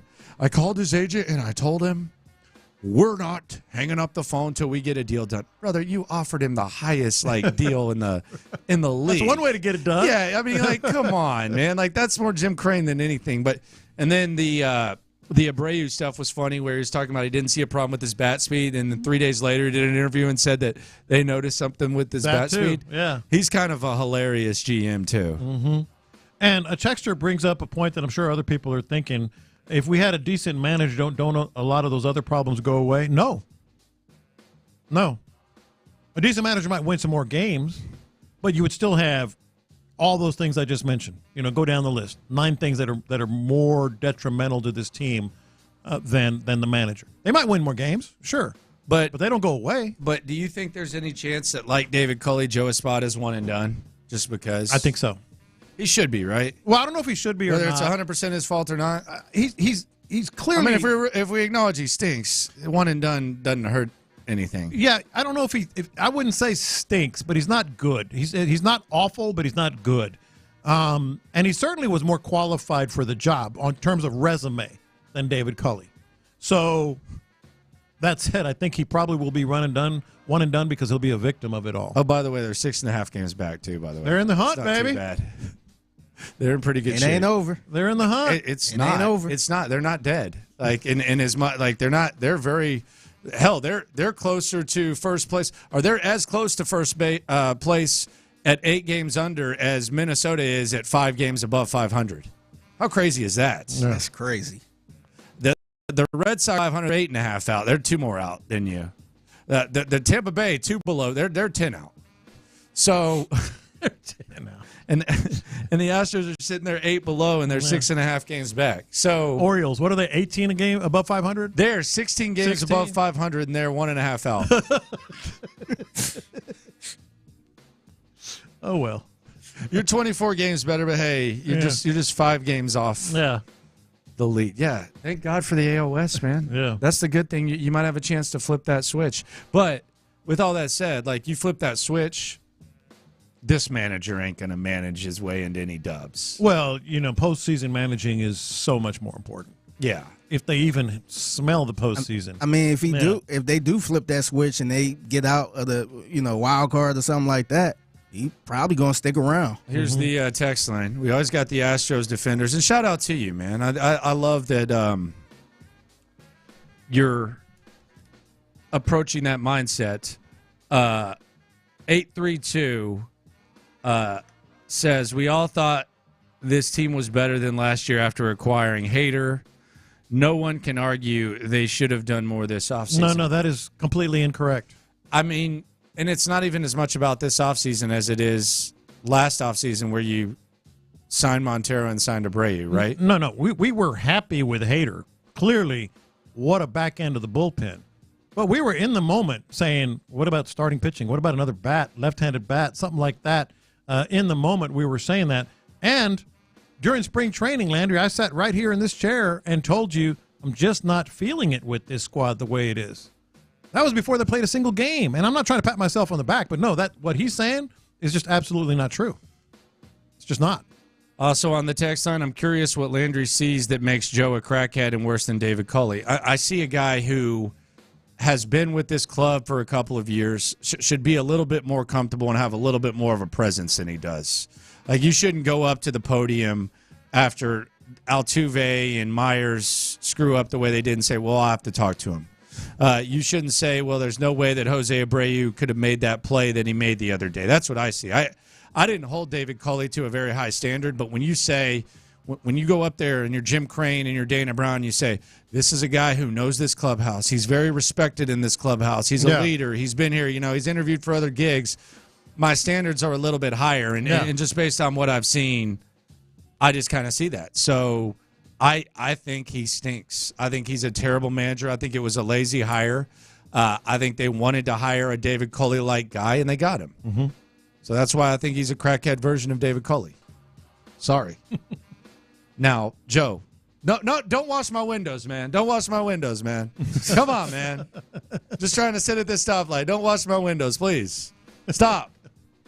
Oh, here's a 5. I'm a little worried about God bless you, though. God bless you, though. A little worried about one of the homeless guys I pass every day on the way home. His legs all swollen. It's nasty. I hate seeing that. Is he on? Is he on Kirby? He's on Houston Ave under the bridge. Oh. Anybody who's driven there knows who I'm talking about. He's been there every day for 2 years, and he's nice enough fella. He's a little bit off, but whatever. Seems to be. But he's in a wheelchair now, and his legs real big. I'm like, there's a dude who walks up and down here, like, man, you can see him anywhere from all the way down Chick-fil-A, all the way to the Chipotle right here on Richmond. Yeah. He's got, like, dreads, like white dude kind of dreads, like big head thing, like kind of thing. Man, that dude makes the rounds, bro. I used to take, like... Isn't it weird? Like, I'm, like, legit sad for him. Why is that weird? He was slime ball? No. I mean, I don't know him. I just drive by him every day. No, because sometimes I mean the dude right there by the corner store, that dude got he disappeared for like 3 weeks, and I was like, "Where's my man at? Where's my man at?" Yeah. He's right there. Yeah. I would always give him water, and I would like if we had pizza or something, I would take like a pizza to him. Might have brought him 6 beers one time, but hey, all right. It's all good. Yeah, Man. that's all right. All fun, man. Yeah. Voila, I need a beer sign. Yeah, he was about it, man. Oh, yeah, the YLI sign. Those are always cool. Shout out to the Astros. You are still alive despite not being a very good baseball team. 8th worst in the league, to be exact. Coming up next, the Hall Monitor. He actually makes a pretty good point, but he also can't help himself. Let's go around the NFL next. just one.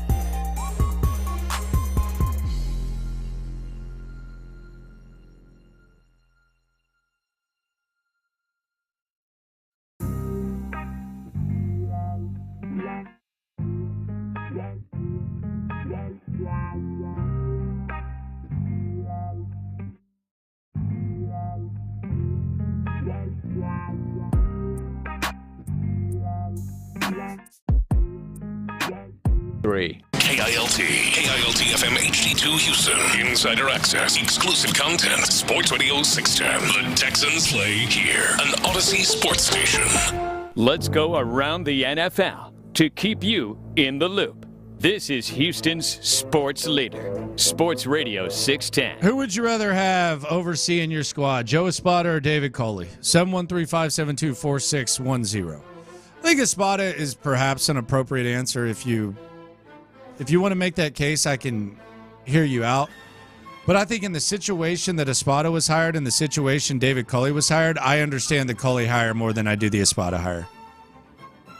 Process over results, no first-round picks. Really, no one wants to play here. No one wants to coach here. You're getting through the mud. The next year, you're going to have $55 million in dead cap. Roster stinks. Sometimes it'd be like that. So you hired David Coley. I can forgive that. The Astros are trying to maintain. Yeah. They're following up on another ALCS appearance. And who wouldn't have wanted to manage the Astros? Every damn body. This was supposed to be like a passing of the torch. Yeah. A little bit. Yeah. And they just looked to Dusty's right and said, oh, look at that guy. Yeah. Look at him. Could have had pretty much anybody available. Yeah. Anybody you wanted. Yeah. No doubt. But, yeah. What's up, Joe Espada? 713-572-4610. 52 days since the Stefon Diggs trade. He makes his on-field debut for the Houston Texans. Got to tell you, I watched the videos. Texans just put one out. Can't wait to hear him at minicamp. This hit me, though. This is real. It's going to be a real exciting offense. We already knew this, but when you get like the visual of Diggs and Tank and Nico together, even if it's a small sample size, gets me a little bit excited. Speaking of Nico, we'll hear from him probably about 30-ish minutes from now, so don't go anywhere. We'll hear what Nico has to say about getting paid. That was one of the confessions I had that didn't make the air, but it will now. Oh, okay. Save it for the break? Watching those three, Scott? Watching those, I'm saying we ran out of time. I'm just kidding. Watching those three guys jog out together to drills, exactly what you said. I was like, right off the bus. Ooh, baby. Right off the bus. Look at that. Yeah. We're going to be an offense that's going to be an offense. Watching those three guys, Tank, Nico, and Stefon together jogging out to drills, it just hit different, as people like to say. How do you feel about penguins? Like when it comes to observing penguins, what are they, top 5? Are they top 10? Like when you go to the zoo? Nah. My oldest son, that's his favorite animal. Top for some 15? reason. It always has been. Why? I don't know. He likes penguins. Okay. But I like penguins. Like how much? Maybe not top. But maybe 9. Like if the zoo has a penguin exhibit, where are we at? I'll put it at 8 or 9. Okay. Yeah. So you got to have gorillas. Because they're cool to watch them walk. And yeah. Do we like to show happy feet? Sliding down the. Yeah, I've seen that a million times. Gorillas, lions. Gorillas might be number 1. Yeah, lions. Lions number 2. Tigers. Yeah. Yeah. Bears. Yeah, they just kind of sit there, but yeah, they're all right. Lions and tigers and bears. Yeah, I saw what you were doing. I want to hear Dorothy. Oh my! Oh my goodness. Yeah, she had a good day. Damn, Dorothy. Yeah. Oh my! She had a real good day. Anything else? No reptiles? Not a big reptile Alligators? guy. Alligators don't do Oh, anything. Giraffes. Snakes. Love me some Elephants. giraffes. Elephants, too. Yeah. So they're all above penguins, but penguins up there. Yeah, I say that because of Jalen Waddle. He's been known to waddle like a does the penguin a little bit. He got a 3-year extension worth $84.75 million, $76 million guaranteed. Obviously a better contract than Nico Collins, but I assume that he's going to reach the max value of his contract, and Nico's going to reach the max value of his. So really it's about $3 million more a year. Obviously he gets the $76 million guaranteed compared to the 52. Yeah. But if we just lay out and assume, especially with the 3-year deal instead of, like the long-term fake 5-year deal, I would say that's about right. Jalen Waddle's a better player than Nico Collins. Waddle's a better player. He's had better numbers for the past 3 years. And some would say maybe even with a quarterback that is not as good as C.J. Stroud.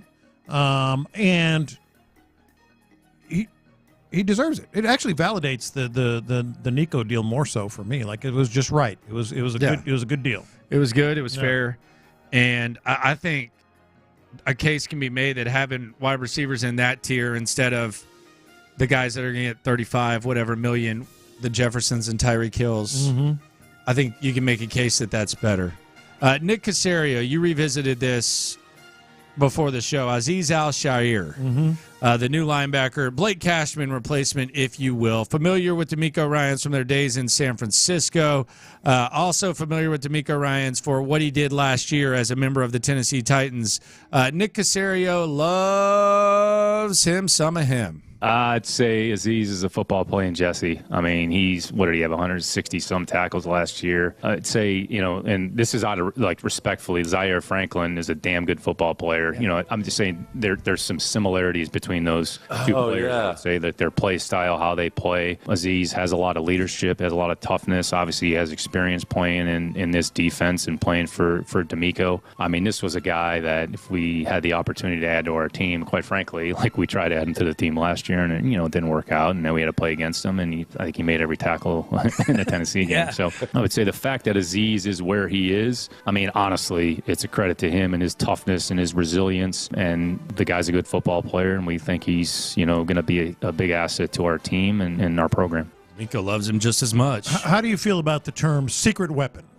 Figgy, how do you feel about? Is he going to be a secret? Isn't he supposed? I mean, he's got a pretty big role. He's got a big role. But how often do people say, the Texans are going to be great on defense because of Azeez Al-Shaair? It's usually Daniel Hunter, Will Anderson, Derek Stingley, et cetera. Because the linebackers are so thin, and you just heard Nick Caserio say it right there. Speaking of thin, C.J. Stroud's trimmed up. A little bit. I wondered about that. He is cut, man. I wondered about that. He looks trimmed up. He was never out of shape or anything, but he looks. I didn't know if it was me or nah. He looks like he's been staying in some damn good shape. But Al-Shaair, I think he's kind of like a secret weapon on this defense because first of all, they're really, really thin at linebacker. He has to be out there every game. He and Christian Harris, because there's not a lot out there behind him or next to him. In the case, in my view, of Henry To'oTo'o, they wanted him last year. He proved himself this past season because that's what he wanted to do, go prove that he could be the everyday middle linebacker that's going to get things done. And, dude, he played with Fred Warner and Dre Greenlaw for DeMeco Ryans in San Francisco. My thing is that I thought that they would want to bring back Blake Cashman. They might have got cashed out of it, but if they felt comfortable enough to not do that, because it's not like letting Jonathan Grenard walk and bringing in Daniil Hunter. Yeah. I feel like they have to really like this guy. I think they love it. His story's crazy, man. His house burned down. House burned down. He was a senior in high school. Undrafted. Yeah. The undrafted guy. He's one of those. Playing his ass off. I think he's going to be like a big guy. Staying healthy. He's a Pro Bowler? Well, I don't know about that, but MVP? Big secret weapon on this defense. Get your Shaair customized jerseys made. Make sure they spell it right. It's a tough spell. I tried it several times this morning. I just spell it like it says. Azeez Al-Shaair, because I'll butcher it if I don't have it like that. Calvin Ridley. Shaair leaves Tennessee. Calvin Ridley arrives in Tennessee. His new head coach, first-year head coach, Brian Callahan, formerly of the Cincinnati Bengals, had this to say about Calvin Ridley. Everything that we thought he would be. That's always exciting when you sign a guy in free agency and you hope, but you don't always know. You go by what you hear and what you see, and it's always good when the guy gets in the building and you see he's everything that you would expect him to be. He's a great pro. He's a phenomenal person to be around. He's incredibly talented. You see his speed and his burst when you watch him on the field. I think he's really going to help us, and he's a pro's pro. He prepares. He works hard. He loves playing football, and those are the things you hope for when you sign free agents, and he's lived up to every one of those things for us so far. And, again, a lot of work to go, but I've been really, really happy with him. We'll see. I know they're pretty excited about the receivers they have up and down the line there. They've been talking about it while we're talking about these receivers here. The Titans have been just giddy about theirs, no question, all of them. Speaking of wide receivers, T. Higgins still hadn't gotten that long-term deal, man. He's got to be sitting there watching Waddle, Nico Collins get their deals, and he's got to be a little bit ticked off. He was on Instagram. Mm-hmm. This is what he had to say. Quote, I tell them no. They can't wait to call me selfish. ... Close quote. Okay. Why do you do that? He's a Mulligetta guy, man. Yeah, but why do you do that? Let Mulligetta handle it, man. I tell him no. They can't wait to call me selfish. ... Yeah. I think when you're at that level, the Deshaun stuff was kind of funny. We had some fun with it, but I mean, I think it's weirder when there's like random cryptic tweets from random folk. I don't like the cryptic tweet outbreak anyway. It's far too many. I'm gonna let them know all over the. I'm place. gonna let them know. Okay. When's the last time you cryptic tweeted? Have I ever? I don't know. I don't think I have. I'm going to send out a cryptic tweet right now about something. When's the last time you did it? I don't think I ever have. Figgy? Just tweet out the eyeball emoji. Figgy, when's the last time you cryptic God, tweeted? that's the worst one of all. When's the last time Figgy cryptic tweeted? You've done it. Yeah. You're good for 2 a week. 2 a week? Really? You're good for 2 a week. Nah, sometimes I don't be cryptic. Sometimes let the haters know one day. Something like that. Mm-hmm. Nah, I don't think that's cryptic. Just watch. I'm going to show you. Mm-hmm. Nah, I might say something like, I got some good stuff coming. I can't wait to show y'all. I might do something like that. You think I'm kidding? I'm literally sending out a cryptic tweet right now at Lopez on Sports. Let me see. Yeah, and I am going to use the eyeball emoji. Use the eyeball emojis and put hashtag We Are Texans. Yeah. Oh, no. Yeah, People go crazy over that. I'm going to do this just for you. Oh, no. Yeah. Wait, it's not popping up. It has to pop up on my phone. But I'll get it done here in a second. Oh, God. Yeah. Here we go.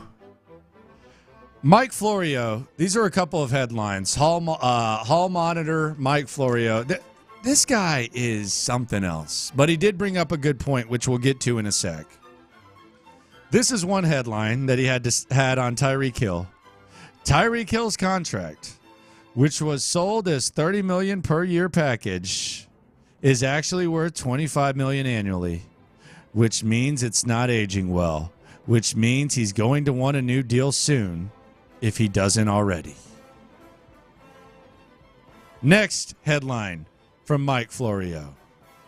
Witnesses in case against Brandon McManus will definitely say alcohol was on the Jaguars' plane to London. Oh, Lord. Which puts the team at risk for significant NFL discipline.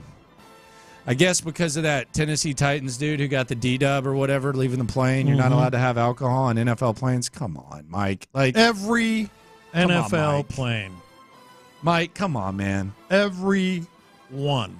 Now, players maybe bring it themselves or something, but... Oh, or they have stuff stashed. Yeah. Because it's the same flight attendants on every flight, so they do these little side deals with them, all that stuff. But come on, Florio, why are you snitching? Did you see my cryptic tweet? 8-hour flight from London, and you're expecting these dudes not to grab a couple hopadillos or something like that? Yeah. Oh, you put a picture of your Bite Meat podcast with eyeballs. Good Lord. Soon. You were talking about schools yesterday. What did you end up sending that card to a school? I just got the thank you. Okay. Yeah. Where was it at? Elementary school? It was Crockett Elementary. Ms. Garcia just sent me a very nice note for thank you. Okay. You sent them the gift card from Crockett Elementary? Yeah, $100. Did you also hold a coloring contest in the kindergarten section for that logo that you have right there for Bite Meat? Dude, that is a great logo. That is a fantastic logo. I'm not trying to be funny, but did you have AI make that? I did. Obviously. Okay. I did. Okay. Yeah, I couldn't draw that myself. I couldn't do that myself. Well, you probably could. Yeah. If we're being honest. You did. You're just a hater. No, you probably could. That's a great logo. It looked good, but it just looked just like AI. It looked like an AI logo. Yeah. It's I was actually proud of myself that I used AI. Well, Yeah. All right. Yeah. Can't win them all. It's awesome. It's awesome. Here's Mike Florio. He escaped the hall monitor mindset for a second, and he brought up a good point about a big change that the NFL is going to make. And maybe he's right. We're not talking about this enough. That kickoff thing, we're not talking With about that McAfee, enough. by the way. That kickoff thing is going to change everything, and they can't practice it in OTAs. How can you practice? You can't have full speed practice. You're going to have weird kicks. This is a revolutionary change to the game, and it is going to have a major impact on this season. It's going to change field position. That is the thing that I think has been most underplayed this offseason, what this kickoff change is going to do to the game. Yeah, you get the ball at the 40 instead of the 20, you're only 2 first downs away from points as opposed to 4. I mean, that is a vastly different series and a way to attack things. Think about like Tyreek Hill back there. Because hang time does not matter at all. McPherson, kicker for the Bengals, who's been a stud. I'm used to kicking it as high as I can, as hard as I can. Now I have to throw it inside the 5-yard line in specific areas. It's definitely an adjustment. You have to play the wind a lot more now. It's like if you're going into a wind, I mean, where you land, it's a big deal. But hang time not matter at all. So you're going to see a lot of those knuckle balls. You're going to see a lot of lower balls and pitch balls from the kickers.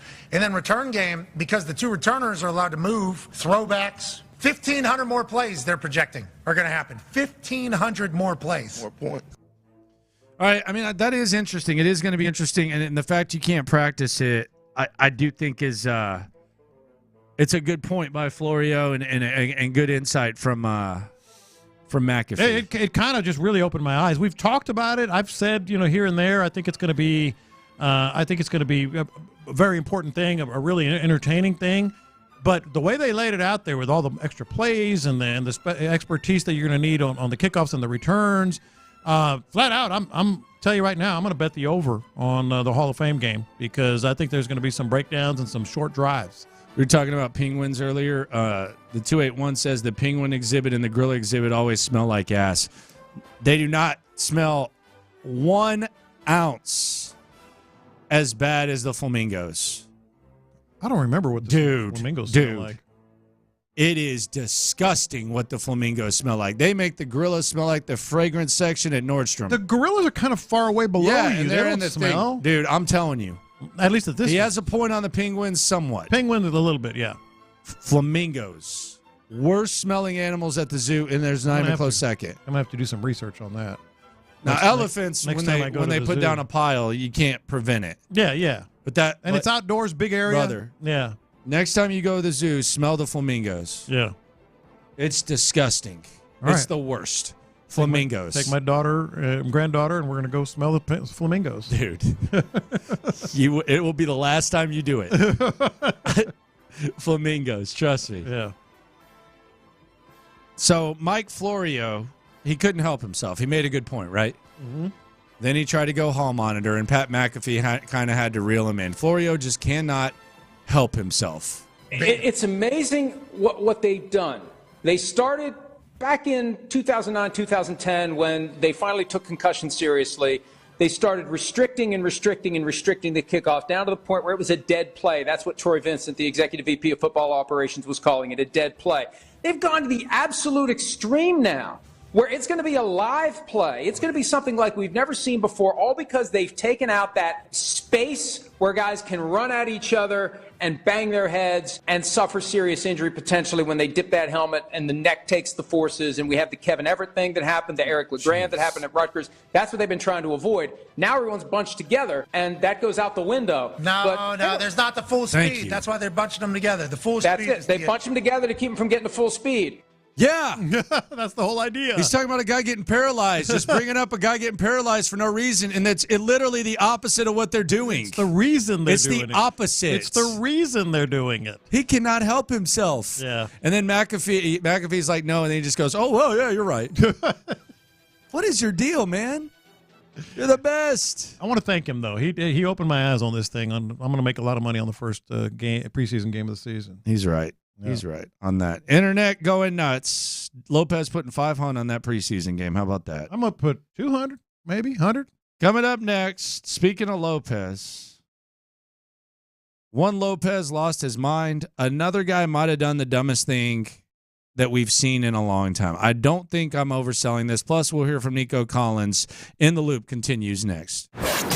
Nico Collins, God.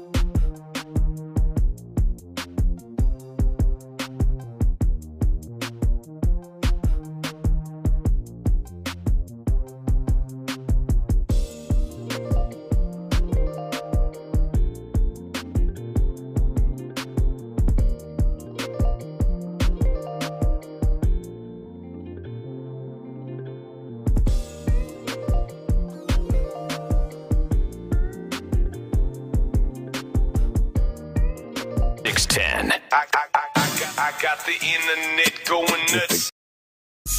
Internet going nuts here on In the Loop, Sports Radio 610. Landry Locker, John Lopez, Figgy Fig with you here on Houston Sports Leader, Sports Radio 610. John Lopez's nephew, you don't effed up, Jorge Lopez of the New York Mets. That's a race card. That's a race card. This is what happened a couple of days ago. Race car! He got ejected and he threw his glove in the stands. This is what it sounded like on the Mets TV network. He's got a short fuse, and he threw Lopez out of the game. What's that all about? I don't know. He saved him. Well, that's adding insult to injury. That's frustration by Lopez. Well, what has been a bad day all the way around has just gotten worse. Whoa. And Lopez responds by tossing his glove up over the netting and into the crowd. Now, That's where the Mets are at right now. It's not a good optic. Here's the thing for me. You can't go get that back after that. No, that's gone. And I know you wanted to go get it. You ain't getting it back, buddy. No, that's gone. Sorry, you threw it in here. Yeah. You almost hit me in the head. You ruined my nachos. Mm-hmm. You ain't getting this glove back, buddy. Here's what he had to say in the clubhouse yesterday. And this was pathetic, by the way, because by the time it made the rounds, it was presented that he said, I'm on the worst effing team ever.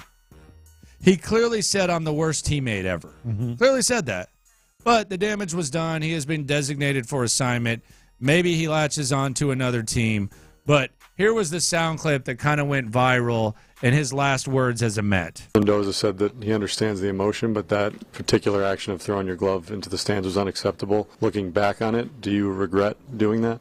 No, I don't regret it. I think I've been looking the worst teammate probably in the whole MLB. So, whatever happened. So, whatever they want to do, I'll be tomorrow here if they want me, whatever they want to do. So, so I'm ready to come back tomorrow. And if they want me to be here, so I'll be here. So, a couple things. First off, you could almost feel that he saw this coming. There was a track record there reportedly. Yeah. And so he knew that, all right, that might be the tipping point. But if you set that aside, just the way it was interpreted publicly, if he were more clear saying, I'm just the worst bleeping teammate ever, it was very clear, I don't know if they would have reacted the same way. I'm talking about not counting the backstory. Like like someone saying, oh, he said we're the worst team ever in the history of baseball. Yeah. Let's cut his ass. Let's DFA him. Yeah. But if he was more clear, I wonder if the reaction would have been as adamant right away. I don't know, man. I feel for this guy. He was an all-star in 2022. Mets suck. I wish someone on the Astros would throw their glove in the stands. Well, there's that too. Quite honestly. Yeah. I wish that would happen. Or at least be that kind of, be that candid about where you are. I mean, are they even bothered? I'm not trying to be body language guy, but do they look bothered?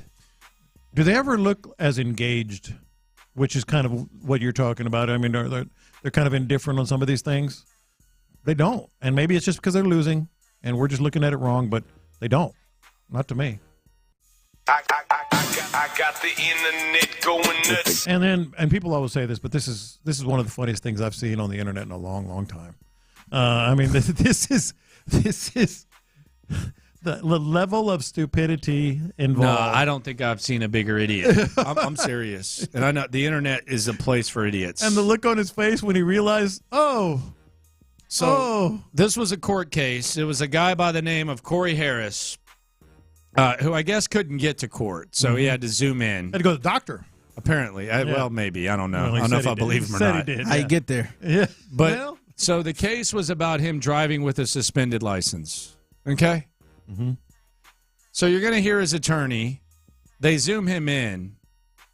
This idiot is driving as he zooms into his court case for driving with a suspended license. Here is one of the most viral clips that we've had in a long time. This is Corey Harris. This was probably one of the quicker cases that there's ever been in the history of the legal system. Senator Natalie Tate for Mr. Harris, who should be present via Zoom. Mr. Harris, are you driving? Actually, I'm pulling into my doctor's office, actually. So just give me 1 second. I'm parking right now. You stationary? I'm pulling in right now at this second. Yes, I am. All right. What are we doing? Your Honor, we are respectfully requesting an adjournment in this matter, possibly 2 to 4 weeks if the court would allow. So maybe I don't understand something. This is a driving while license suspended? That is correct, Your Honor. And he was just driving, and he didn't have a license. Oh. That is with the charges, Your Honor, yes. No, I'm looking at his record. He doesn't have a license. He's suspended, and he's just driving. That is correct, Your Honor. I don't even know why he would do that. So defendant's bond is revoked in this matter. Defendant has turned himself into the Washington County Jail by 6 p.m. today. Failure to turn himself in will result in a bench warrant with no bond. What do you think? Do you think judges? Do you think this is a joke? Yeah, that's what the judge is thinking. Is the legal system so soft now that all of a sudden you just think you can drive while you and Zoom have a suspended license case? Is that how soft we've gotten on crime? I know I sound like get off my lawn guy, but is that where we're at? I think it's. Well, how stupid do you think that judge is? I think some people just slow, man. I think that guy is just a slow individual. That's what I was going to say, Figgy, because if you listen in the middle when he goes, oh, like he snapped. It's like he thought about it. He didn't even think about it. Yeah. Oh, that's right. I don't have my license. That's what I think. He's just dumb as a rock. Slow, man. I want to go Christmas hard, but I mean, yeah, some people just slow, man. We have evidence. I mean, it's not like we're picking on this guy. He literally is in a court case about driving with a suspended license. And he snaps and he goes, oh, that's right. Like, even if there's so many ways he could have got around this, man. Oh my God. He could have had the camera off and said, all right, the Uber just dropped me off. Let me cut my camera on now. He could have got some people just slow. He could have just not called in. But I mean, I guess you got to be on time. I don't know. Listen to that middle part again if you can't figure it. That to me is like all I need. This guy is dumb as a bag of rocks. One license suspended. That is correct, Your Honor. And he was just driving, and he didn't have a license. Oh. That is what the charge is, Your Honor, yes. No, I'm looking at his record. He doesn't have a license. He's suspended, and he's just driving. That is correct, Your Honor. That brother is slow. He is slow. I love this so much. This is one of my favorite things on the internet in the last couple of years. What are you doing, man? Oh, no. This sounds like a slime ball nomination. Slime me. Yes. Yes. He just took a 3-0 lead in the slime off nomination, too. He's on a run. About to be a sweep. He is on a run. Someone else who's on a run, Nico Collins. Nico Collins got paid. Nico Collins has spoken. We will hear from C.J. Stroud's top receiver and a very, very rich man coming up shortly. All right, let's talk about here's another success story.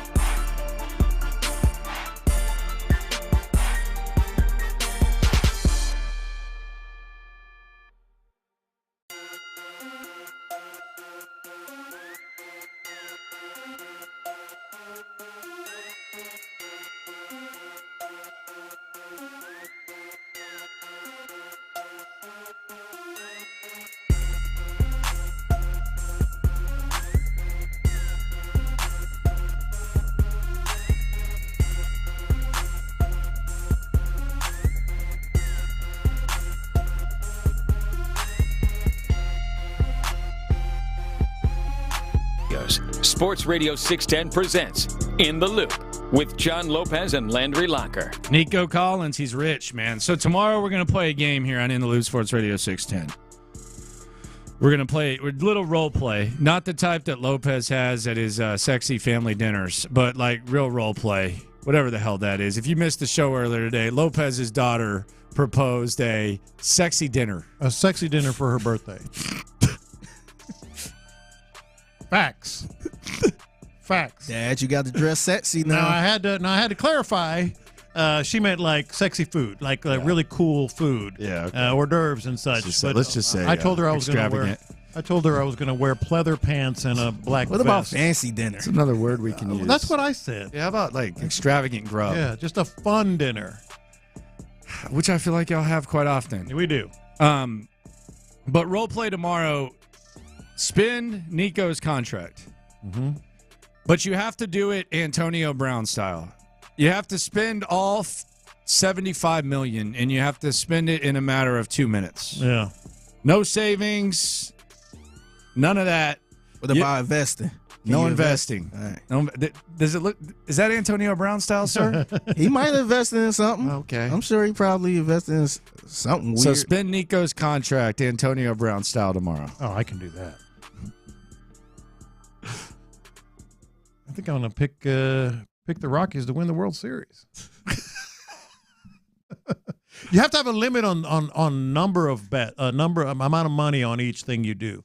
Because, like, if I said $75 million on the Rockies, pockets. No, but what I'm saying is you can't buy a $75 million house and that be it. No. See, that's too easy. That's copping out, man. That's too easy. Like, if I said I'm going to bet $75 million on the Rockies to win the World Series, that's easy. I'm out. No, you got to $1 million. You got to buy some junk. Maybe $10 million, $5 million get you a truck, increments. Man. Increments. Get you a Cybertruck. Get you a Lambo. All right. Well, this is the easiest thing I've ever done. Yeah, do your thing. Just be looking for certain things. Okay. So we'll do that tomorrow. Let's hear from Nico Collins. I don't think he's going to do that. He seems a little bit smarter than that. Let's hear what Nico Collins had to say fresh off signing on the dotted line with the Houston Texans. 3 years, $75 million. Let's hear from C.J. Stroud's #1 target last year. How y'all doing? Doing great, man. Blessed. Thank you so much. Thank you. Have the deal happen? You talked about earlier the offseason and what it would mean to you. Yes, sir. What's the feeling like, and what do you hope to do now going forward? Man, the feelings is unexplainable right now. You know, it's something you've been wishing, you know, since you was a little kid, man, playing football, 5, 6 years old, man, and your dream is to, you know, make it in the league, you know, get that second contract, man, and you know, God blessed me with the opportunity, and I got it, and I feel like now, man, is motivation is, you know, something that you always been wishing your entire life, you know, and it's here, and I feel like now is only up. You know, I got to work on my game, continue to work on my game, work on my craft, work on myself, you know, continue to be a great team player for the team, man, and so we can reach our team goal at the end. But man, I'm more than blessed, more than happy. You know, this is everybody's dream. You know, you come to the league, man, you get that second contract, and I got it, blessed enough, man. Nick, Kyle, Hannah, DeMeco, and they believed in me, made it happen for me, man, and just blessed on all levels. Hey, Nico, now that you mentioned having that, and you want to keep getting better, is there if you had to pick one thing in your game that you're like, this is an area where I can grow, what would that be? Just working on my craft. I feel like just become a better man, better person, better teammate, better route runner, better, you know, receiver, you know, because you can't never get comfortable on your game. I feel like, you know, I got this, you know, but it's not the end. You know, I feel like it's the beginning. I feel like it's more to be proved, more game to work on myself, you know, and be, you know, available for the team. You know, I feel like that's my goal, that's my mindset, man. Be available for the team, continue to work on myself, work on my mental, body, continue to, you know, thank God for it all, man. Continue to be myself, and I feel like everything else will fall into place. Sorry about that. Good. I was just going to ask you, how were you able to block out all that outside noise and just focus on playing football? You know, you never let the contract talk get to you, never let extension talk get to you. You just, you know, stuck to playing the game. How were you able to block out that? I feel like just it wasn't on my mind. You know, I knew, you know, you continue to have your head down, continue to work on your game, continue to play football, you know, and continue to do the things you love, and the money going to come. You know, it's going to come. It's going to fall in place if you continue to do the right things, continue to finish your mission. And I feel like for me, it was, you know, never about the money. You know, I just love the game of football, you know, so getting money, you know, it's a good thing, you know. I ain't saying no bread now. Don't get it. Nah, but it's just a blessing. I just love the game of football. You know, I love what comes with it, man. I love working on my game and love winning, you know. So I feel like you continue to have that mindset, continue to, you know, walk one foot in front of the other, and everything else fall in place. So I feel like that's where I'm at right now, you know, continue to work with me. This is our first time seeing Stefon on the field, working with you guys, talking with you guys, all those things. How can he help this team, this offense? How can he help you? A lot, man. You know, Steph, he's that vet in the room we've been needing. You know, I've been watching Steph since I was in middle school. You know, middle school, high school. Like, he's been very successful in his league, man. And for him to be in the room with us, man, and you know, a teammate of mine, of everybody, man, and just his success he's had on the field, man, it's no better feeling. You know, you could pick his brain, pick how he move, how he think, you know, coming off the line of scrimmage, if the defender in a different position, you know, like, the little things like that, man, like, it really goes a long way. You know, and I see why he has that type of success, you know, and him being a part of the room, man, joining the field with him, sharing the field with him, just every day, man, just picking his brain, you know, we push each other, everybody, you know, and I feel like as a unit, as a receiver room, man, we got the right pieces for everybody to shine. You know, I feel like we all gonna push each other, which we're doing right now, and continue to do, and just play for one another, you know, and play like that, man. Can't nobody stop you. You mentioned that you, Stefon, Tank, you guys are all playmakers, but you all do it in different ways. Different ways, yes, sir. Which can put defenses in a bind. Yeah. How will that translate onto the football field, and how effective can that be to put in defenses in the quote-unquote bind? Like you said, man, it's hard. You know, we all got different games. You know, we go 2x2, 11 personnel. They don't know who on the field. And then we come out, then another three. You know, I feel like just as a unit, as a receiver room, we got the pieces we need. You know, and I just feel like it's gonna be hard for defenses. You know, you gotta play true. You know, but I feel like for us is get everybody else opportunities to shine and, you know, win. I feel like we know our mission. You know, we trying to win a Super Bowl.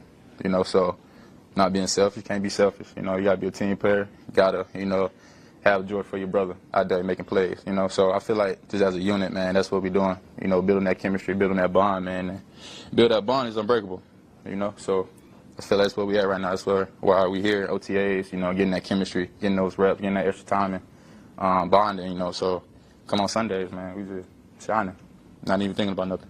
Nico, what does it mean to you to know that at 27 you could be unrestricted?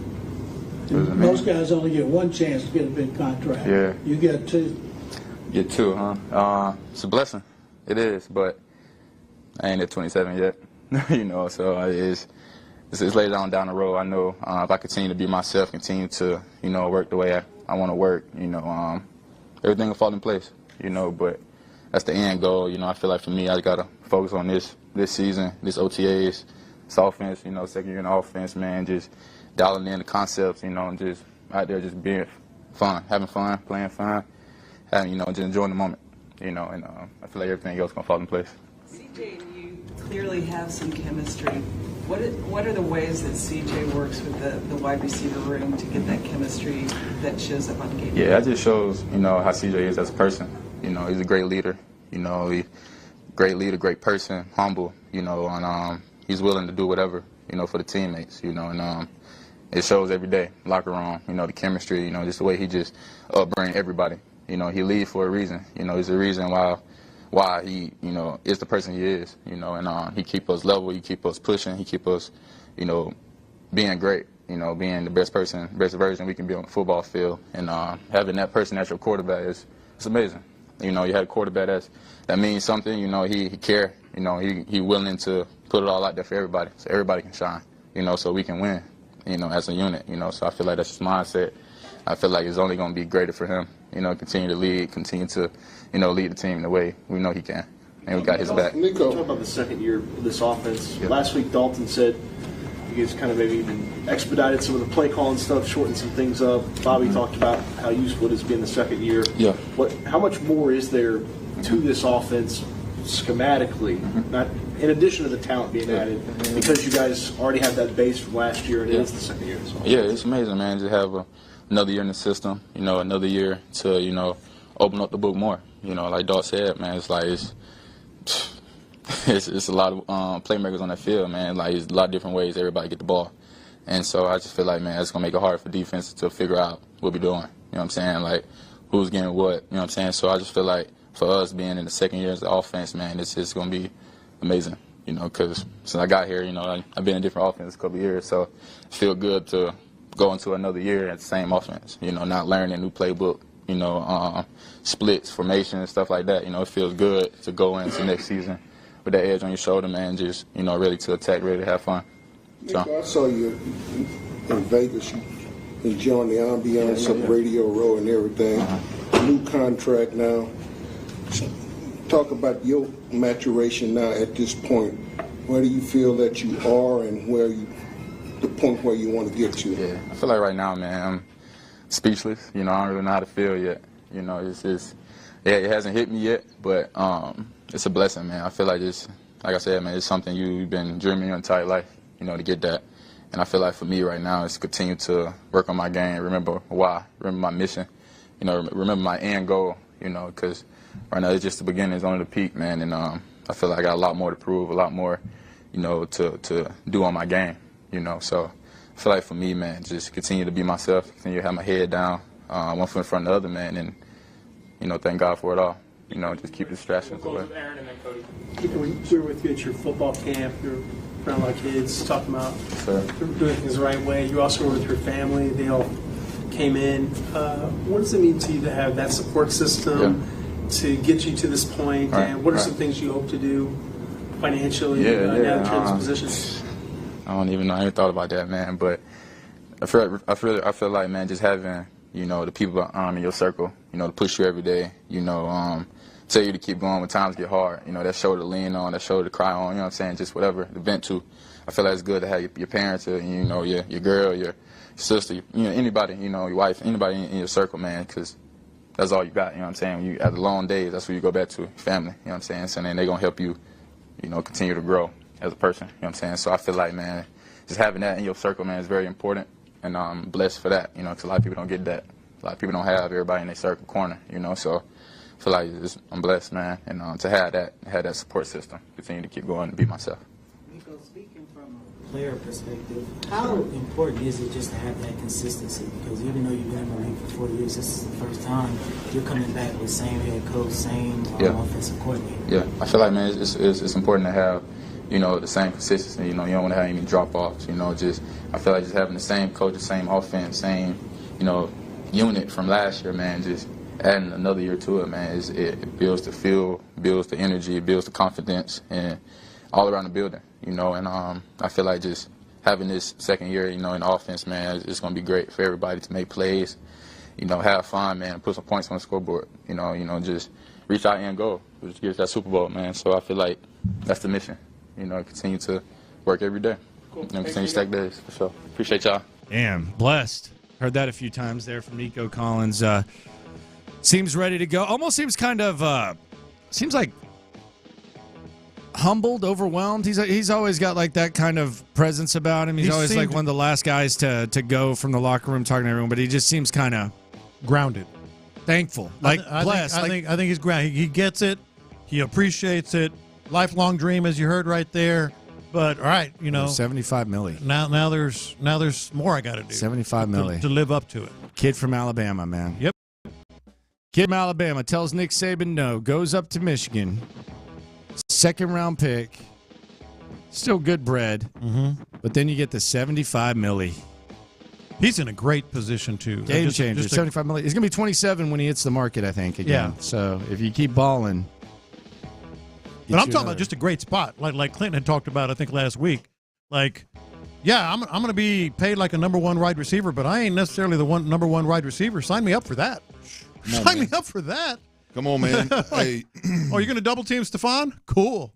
The way you phrase that it's a beautiful thing for Nico, because you got paid, the expectations go up significantly. Like now it's no more, well, boy, look at Nico. He's surprising everybody playing well. It's no, man, you ain't surprising. But now instead of the opponents going, okay, we got to lock this Nico kid up. We got to keep Nico out of the game. Now you got one of the most targeted, one of the most productive receivers in the game over the last 4 or 5 years.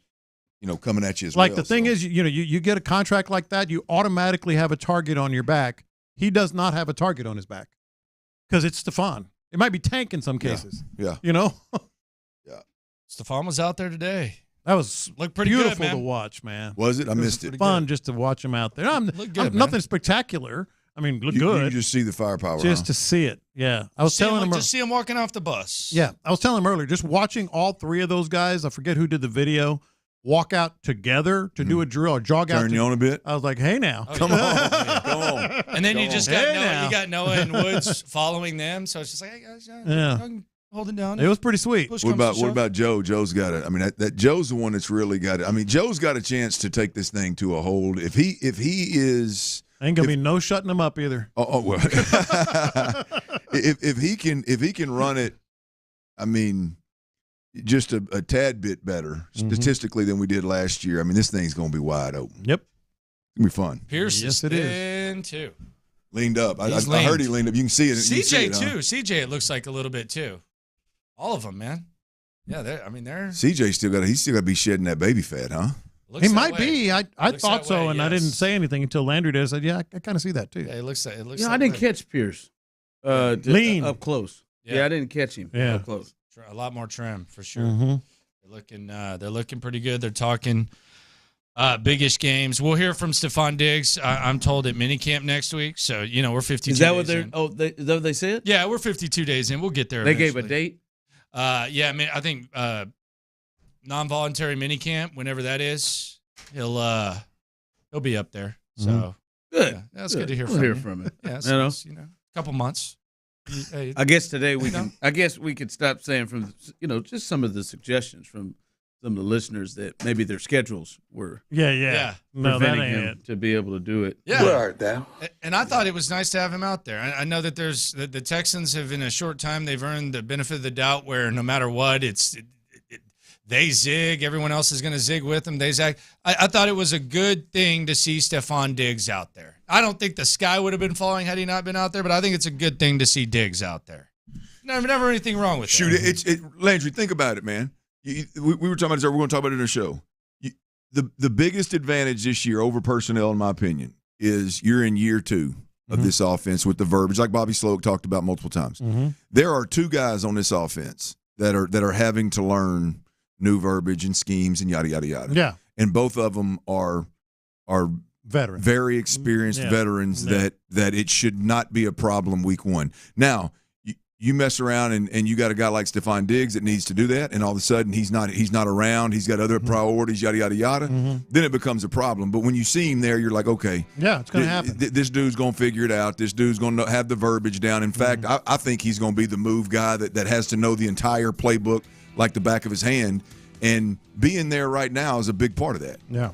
I mean, I don't give a damn. I think you can't minimize that for the situation that Diggs is in. So, Lock Dog, to your point, I think it is big, man. Yeah, it's nice, and I mean it's good to see, and it's very, very nice to see, and it's going to be really, really lovely to hear what you guys have to say about it. Thanks to B. Scott for stopping by. You're listening to KILT AM, KILT HD2. You know what time it is. The Drive is live. That's right. The Drive is live, and we did have a few boots on the ground out there as practice was open, as the OTAs continue. And like we said, Diggs was out there. It was good. It was good to see them start to get this thing together, them start to get things moving. We will listen, I want to at least enjoy things for a little bit.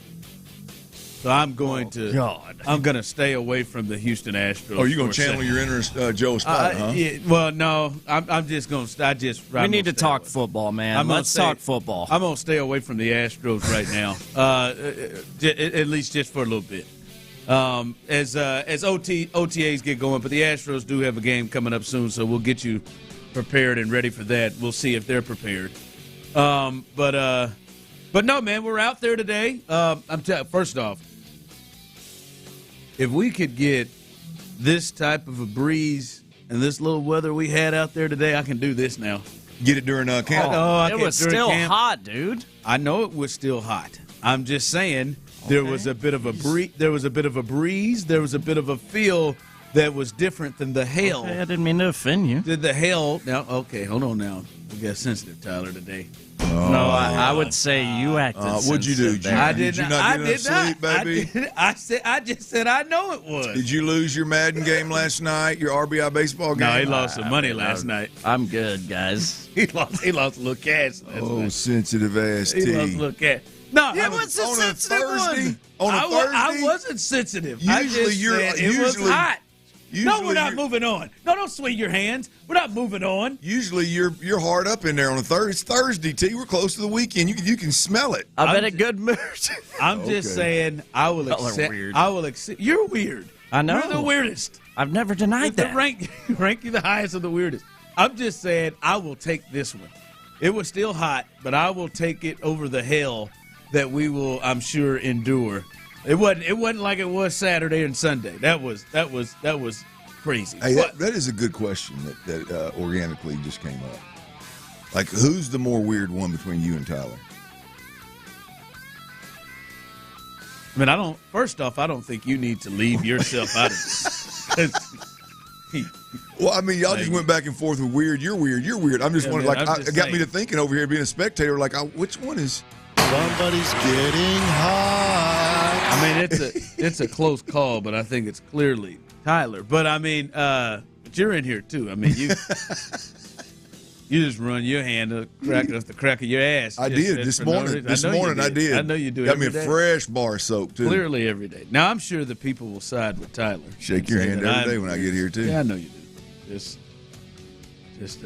somebody said, Ron, you're tripping. It was humid out there. I'm not saying it wasn't hot. I'm just saying I will take this over the hell.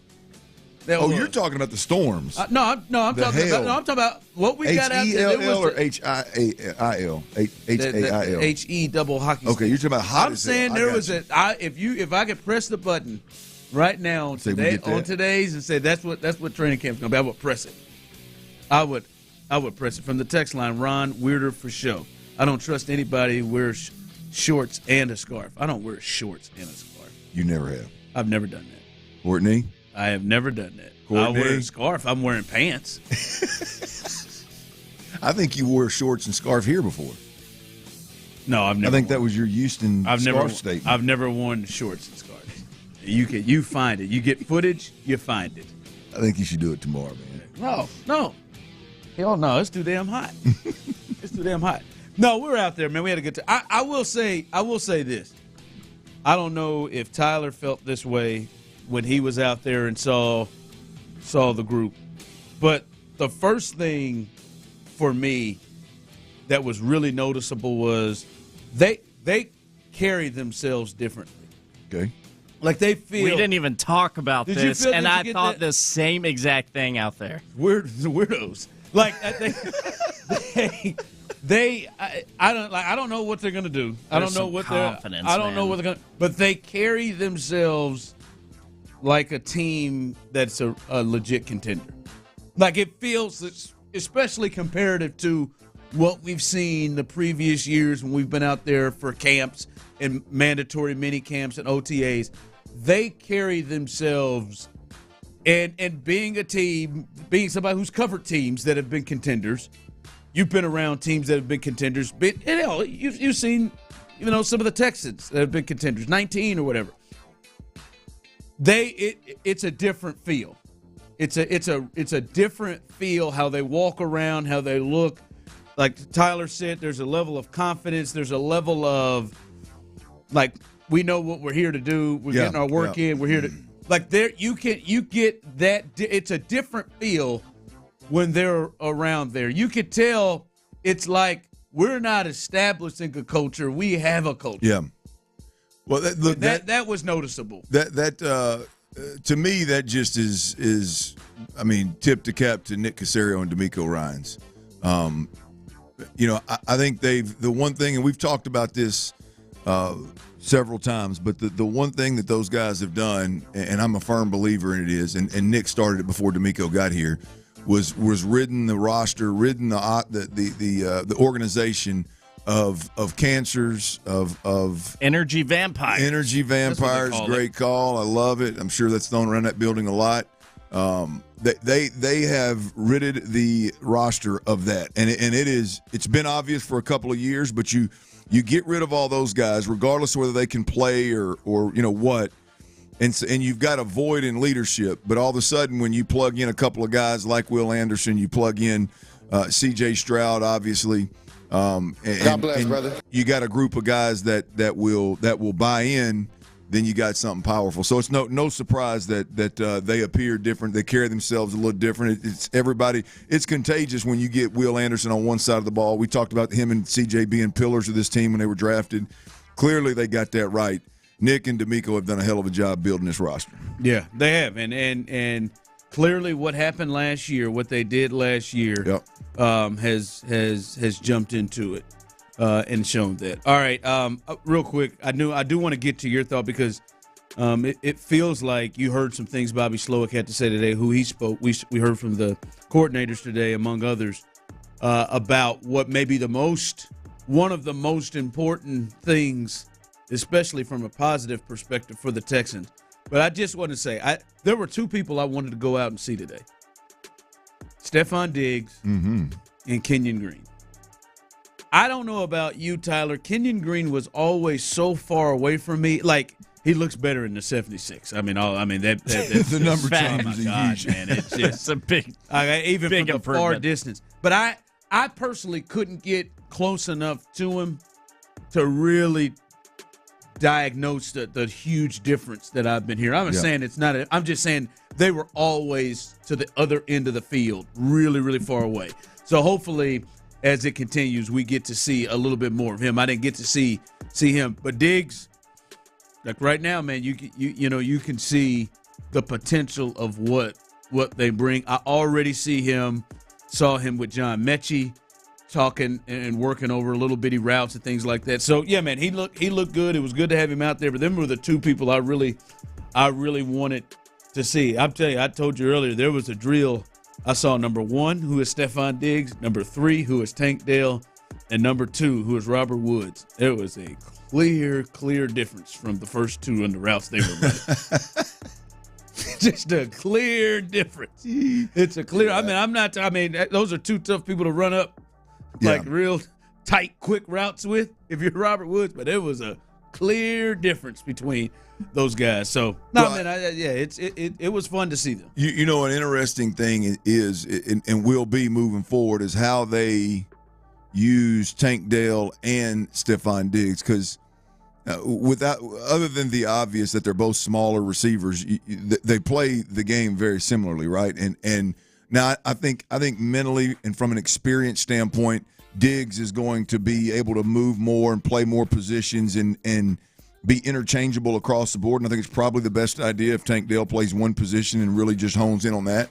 So I think Diggs is the guy that ends up getting is probably the most visible in terms of what the offense looks like. But it is those two guys, because you'd like to look at it and go, okay, is Tank in the same category from a twitch, change of direction, explosion, speed standpoint as Stefon Diggs, or is there a clear gap there as well? It's going to be interesting to watch those two guys, more so to just see, because the future here is with Tank, right? How does Tank stack up to Stefon Diggs on a daily basis in practice, and how far apart are those two? Yeah. No, it was good to finally place our eyes on a couple of those dudes. All right, I know you wanted to get to this because you said it, and it stuck out in prep that this may be one of the most important things for the season upcoming for the Texans, and this is a huge positive. Bobby Slowick kind of hinted towards it. This was him, spoke after OTA practice today, talking about the advantages of entering year 2. It's more, I think it's really across the whole NFL. When you get to year 2, you eliminate a lot of the steps to get to where you want to end up. So the verbiage is more familiar to the guys, where year 1, a lot of the strain early on is verbiage. And I mean, we're still going through that with the new players right now, just learning our terms that other people use, but they call something different, and hammering it in and how we say it and what we teach in that regard. But it definitely expedites the process being in year 2, without a doubt. Ron, I think this is the biggest positive going from year 1 to year 2, going from 2023 to 2020. Even more than the additions. Absolutely. Even more than the Diggs and the Hunter and all those guys. Yes. When I look at – I'm specifically talking about the offensive side of the football, but I have no problem including the guys that were on the defensive side of the ball. When you look at – I think Joe Mixon – going from Devin Singletary to Joe Mixon is the biggest jump from a player that was there at that position to the guy that's going to be toting the rock next year.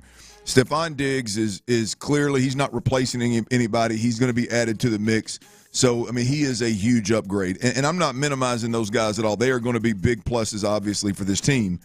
But I think the biggest plus is the fact that you've got an entire offensive football team. Let's talk about the contributors and not necessarily get off into who's starting and who's not. Just guys that you've seen contribute. There are going to be 2 guys on this offense that are starting from scratch. They're starting from square one, right? That are having to learn the offense, that are learning, everything from scratch. Everybody else that we saw play at a really high level last year, CJ, obviously the offensive line with Titus. I know he's playing guard, but he'll be starting at tackle. Titus, Laramie, Shaq Mason, all the way out to Dalton Schultz and all the receivers. Those guys – they're all here. Those guys being in year 2 of this offense, of Bobby Slowick's offense, and knowing it like the back of their hand, just knowing the basic – not all the plays that you may tweak to fit Diggs or you may tweak to fit the defense or whoever you're playing that week, just the basic foundation of offensive football with Bobby Slowick. These guys know it like the back of their hand. That is going to be a huge – advantage isn't the right word, but it's going to be a huge have a big impact on what this offense was able to do last year versus this year. And again, I think it's going to have a bigger impact than the talent that you added, than the upgrades you made from a personnel standpoint on the offensive side of the football. I think the fact that you've got literally 9 guys that are 9 of the 11 starters on offense are in year 2 and have heard this time and time again, and are going to be able to play faster instead of think. And Bobby Slowick and the offensive staff know those guys better this year than they did last year, so they know how to put them in position to win and play to their strengths versus asking them to play and ultimately win with their weaknesses. So I just think that is a huge advantage. No, I think it can work in many ways because it's predominantly really young guys who are probably taking a major step or potentially taking a big step while understanding this offense. Like, it's not like, God, I feel like I'm just doing a drive-by on this gentleman, but it's not like, hey, it's Robert Woods and he's in year 2 of this system, right? Like, and he's maybe coming down in his prime. It is C.J. Stroud, year 2. It is Tank, year 2. It is Nico, year 2. And these guys, what appears to be ascending players that some haven't even reached their prime yet. Yep. Or potentially trying to enter their prime and knowing exactly what it is they're doing. And maybe that goes to what I was looking at it as well as a certain level of confidence where these guys have a feel of knowing exactly what it is that they're doing. So no, that is big because even some of the other contenders have more change. Yeah. Than that. More like we talked about the Ravens yesterday and some of the guys they lost and some of the some of the guys the Bengals have lost and things like that. There have been change, so that is a big advantage. All right, I said I wasn't going to talk about the Astros. Don't do it. I will just give you the lineup. The lineup is out as Spencer Arrighetti is tasked in trying to – well, really it ain't on Spencer because, you can't pitch much better than Justin Verlander did last night without giving your team a best chance to win. But Spencer Arrighetti is up, and he is going to try to hold this from being a sweep along with this offense. This is the starting lineup today. Altuve leading off at second base. Kyle Tucker, he's the DH today.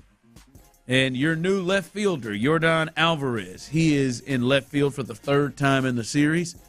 Shortstop, Pena behind Alvarez. Bregman sitting nice and pretty in his 5 spot. Jake Myers, the everyday center fielder, bats 6th. And Victor Caratini, when he catches, he bats 7. He is in the lineup batting 7. Jose Abreu, back in that thing, baby. Getting right back in there, back on the saddle again, as he is batting 8. And we got him. No, God! Mauricio Dubon. He's in right field today, baby. It gets a start. 4th game of the 4-game series. We're going to see the best hitter in this lineup? Dubon, baby. Love to hear it. No, stop saying that. He pinch ran yesterday and played first base. Played a little first base. He never held a bat in his hand. You don't know that. He probably warmed up. He didn't step into the box while the game was going, but he was in there. But that is the that's very the possible. I'm gonna freak out today. I'm on the edge, dude. What do you think it is? It says, you know what, Victor? When Victor plays, he bats 7.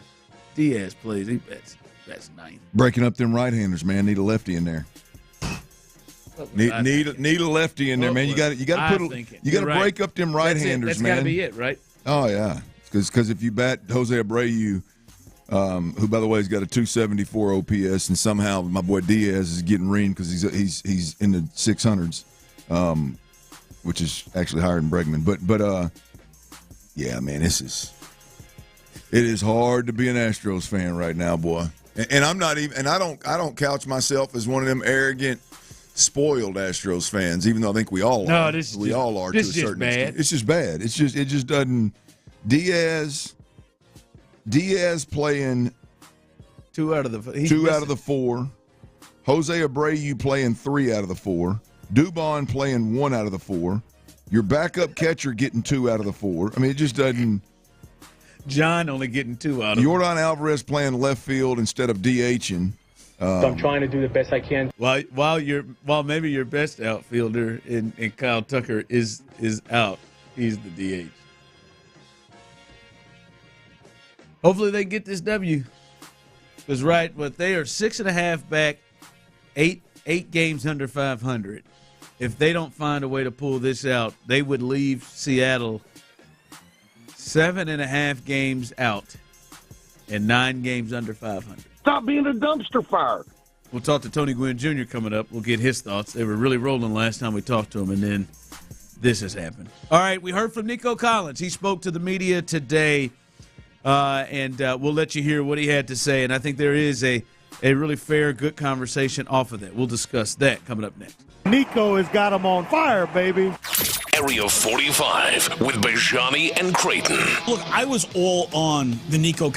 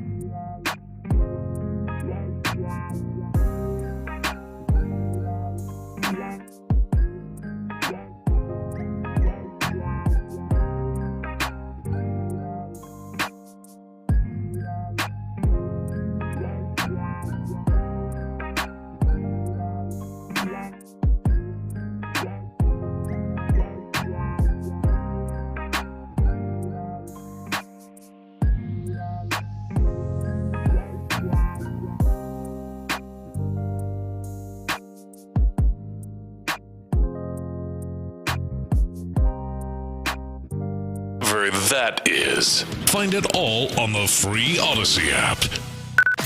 Sports Radio 610 presents The Drive with Stoerner and Hughley.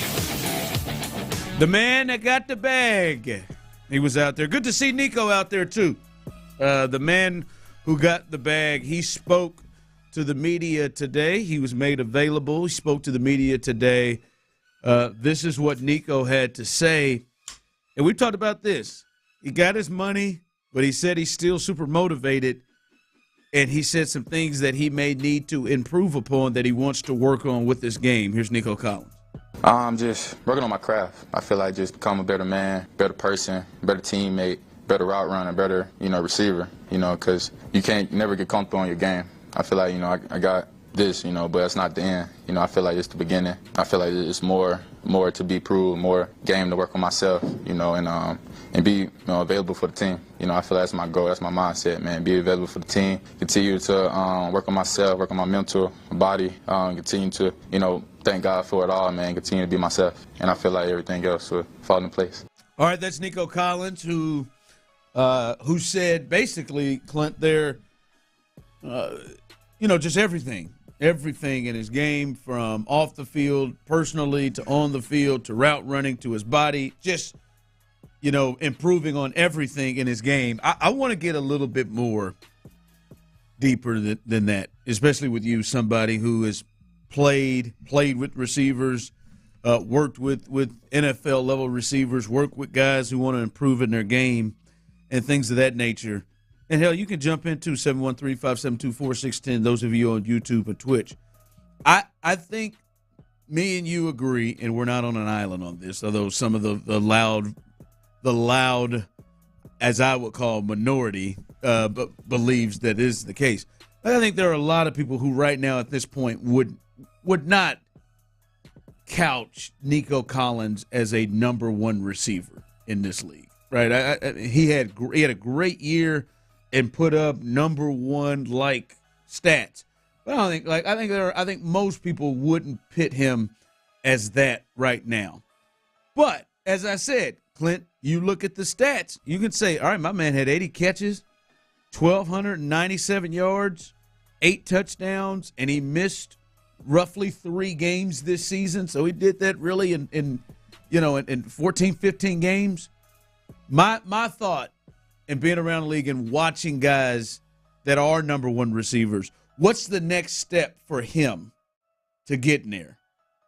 Or is it just, hey, man, just keep playing? Like, what's the next step? Well, look, we've talked about this. I don't think Nico's that guy. He's not. You're saying a number one receiver. Are you saying tier one receiver like a $30 million a year guy? Yeah. I mean, okay. Well, I mean, he can be a number one here because potentially, just because of they're going to spread this thing around and we don't know exactly what Diggs looks like after the way he finished last year.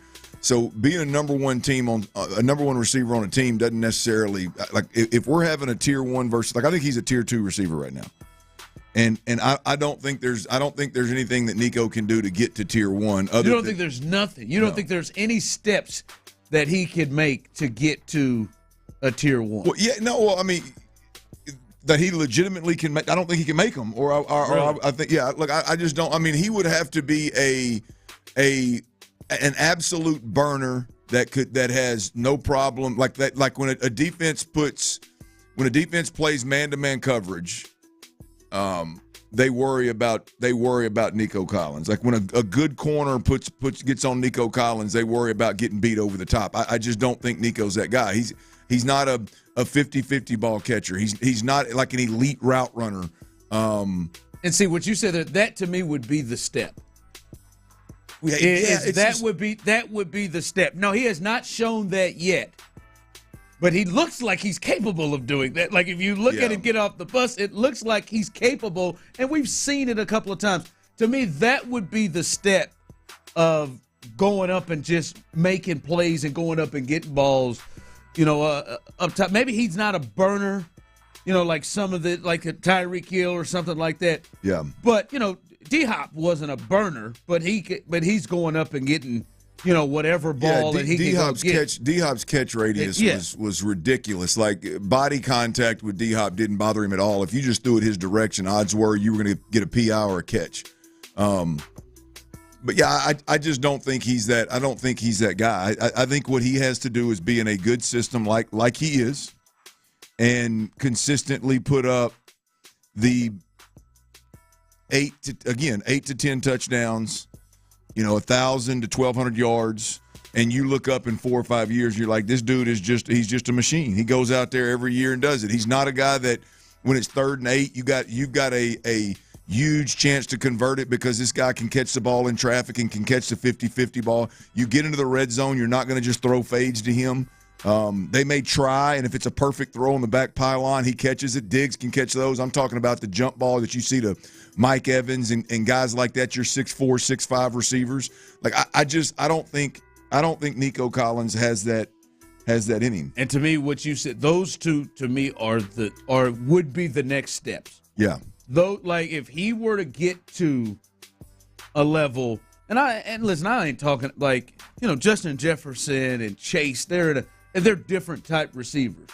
But I think Mike Evans is a legit one. I think DK Metcalf is that type of player. And those are guys that go up, like you're talking, can go get the ball up top. They can go make catches in traffic.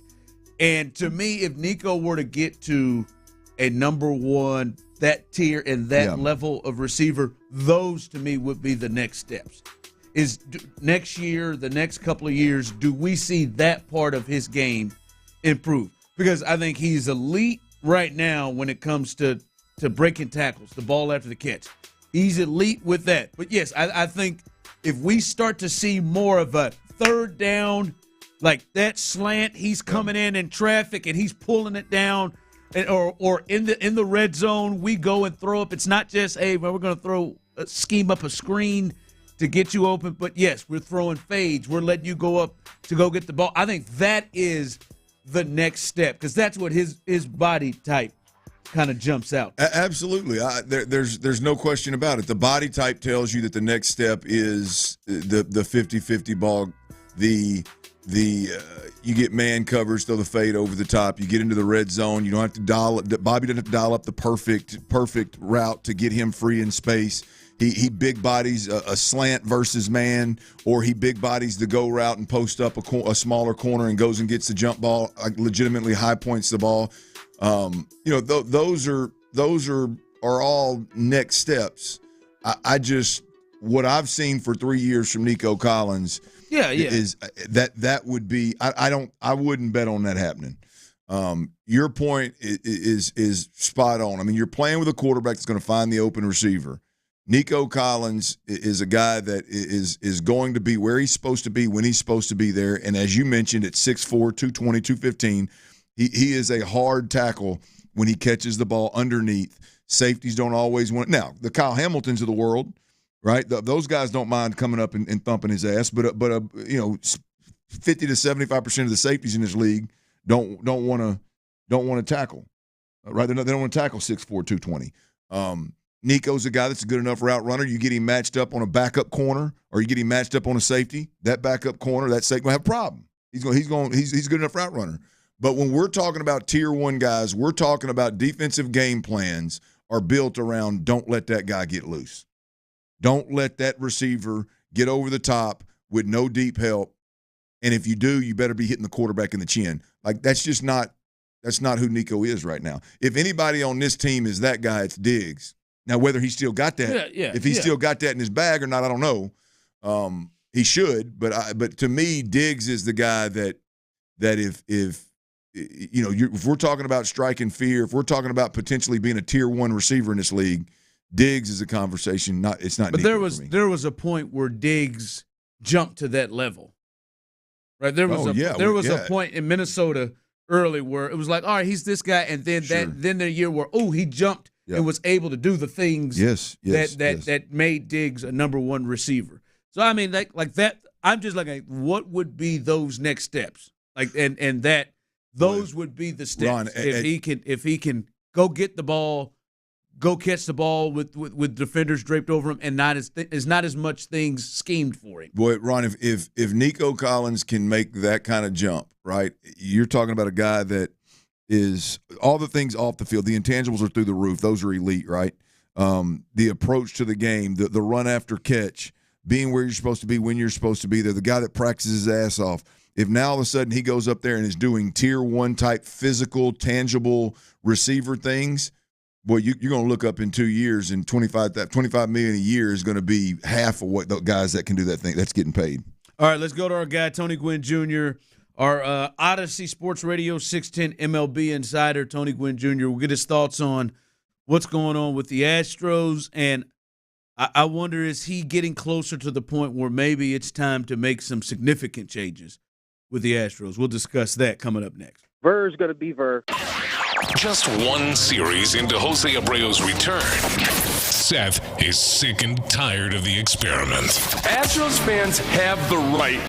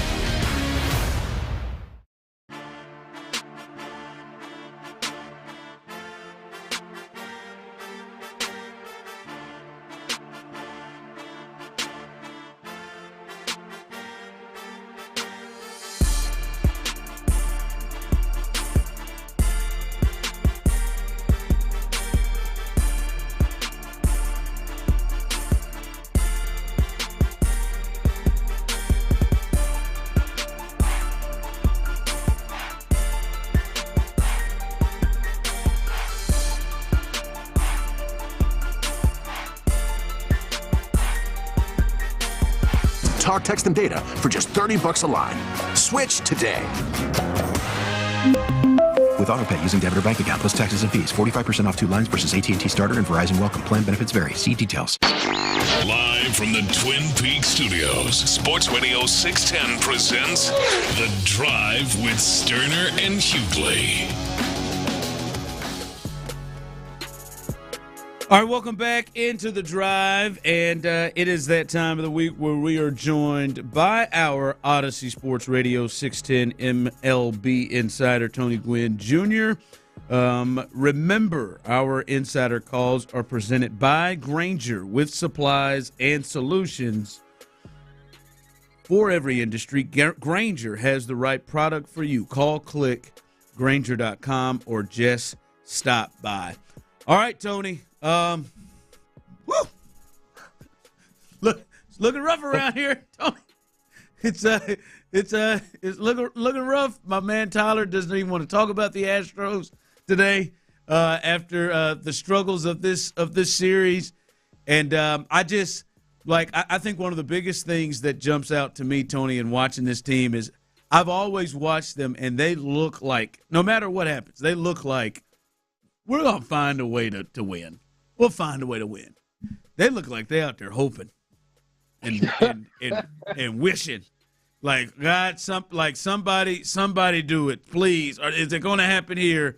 And just it is so odd to see and feel that from a team that has been so confident and so sure about themselves here the last decade plus. What they say, it was all good just a week ago, huh? And then this Seattle Mariners series comes in, and listen, it can start to look like that when you're not finding ways to win those type of games, right? It can transition from looking like, oh, we're gonna win this game, to when you're not actually pulling them out, it starts to look like everybody's kind of hoping the next guy gets it done, and that's kind of been the inconsistency of the offense. Mariners got good pitching, and I think a lot of this series has had to do with that, more so than the Astros being bad, because we had started to see that offense come around. They've ran into a buzzsaw, though, with that Mariners pitching staff. But I ultimately still think, as you look at the division as a whole, they got waxed the last 3 games, and they only are 6.5 out. And so I don't think anybody's going to run away and hide with this division. As long as they can stay where they are and make the move that they normally make, I think they'll be in it. Well, you somewhat answered my question right there, T. To me, this was a series. Look, things were looking up when you had 10 games. 10 of your last 13 before this series were against the A's and the Angels. So you positioned yourself great. You gained a little momentum going into this series. You got a 4-game stretch, and you're close enough to the Mariners where if you sweep them, hell, you could be in the lead of the division. It's gone the other direction. Obviously, they're 1 game away from sweeping you. I guess my bigger question before I dig off in what's really pissing me off here is how big of a because this isn't just, hey man, they took 2 or 3 or they took you know what I mean. This is, the opportunity was right there. This has got to be demoralizing for the Astros to be right there on the verge of climbing out of the hole, and then you look up and hell, you're 6.5 back. Yeah, I mean, it's not a good feel, but it certainly, it better not be demoralizing in May. You got to figure out a way to kind of get through that. As you said, you built that momentum. They were playing some good baseball.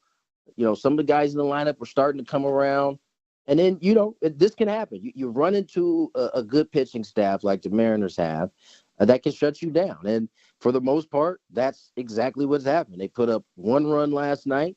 They put up 2 the night before. They put up 2 the night before. That is good pitching on Seattle's side. Now, that's not something that you can keep, hanging your hat on. Well, we just got beat because they had good pitching. Eventually, you're going to have to overcome that. But I still think that they've shown enough here in the month of May that tells you, and you have to consider what everybody else is doing in that division, that they're not going to go away. They're not going to fold.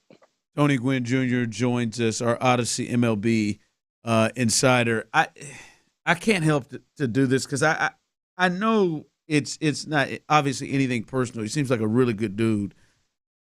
But it is hard not to look, Tony, and see, hey, they started rolling a little bit once somebody on the team was sent to a complex league that I didn't know existed. And then they brought this person back from a complex league who is hitting 104, and he's come up here and he's continued to struggle. And now some of the guys that were kind of getting this thing rolling when they won 10 out of 13 have been moved around to the bench. It just seems like the Jose Abreu situation that they keep trying to force, and now they're losing again, and now they're struggling again. I know Seattle is a good pitching team and has a great staff, but this whole Abreu situation, it seems even larger than just having someone getting all of these at-bats who it looks like by his numbers shouldn't be getting them. Well, I mean, I don't know that Abreu's had a ton of at-bats since he's been back up.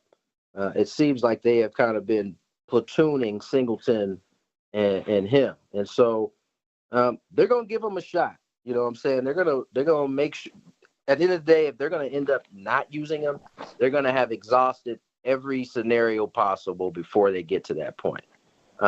Because of the potential that it may turn.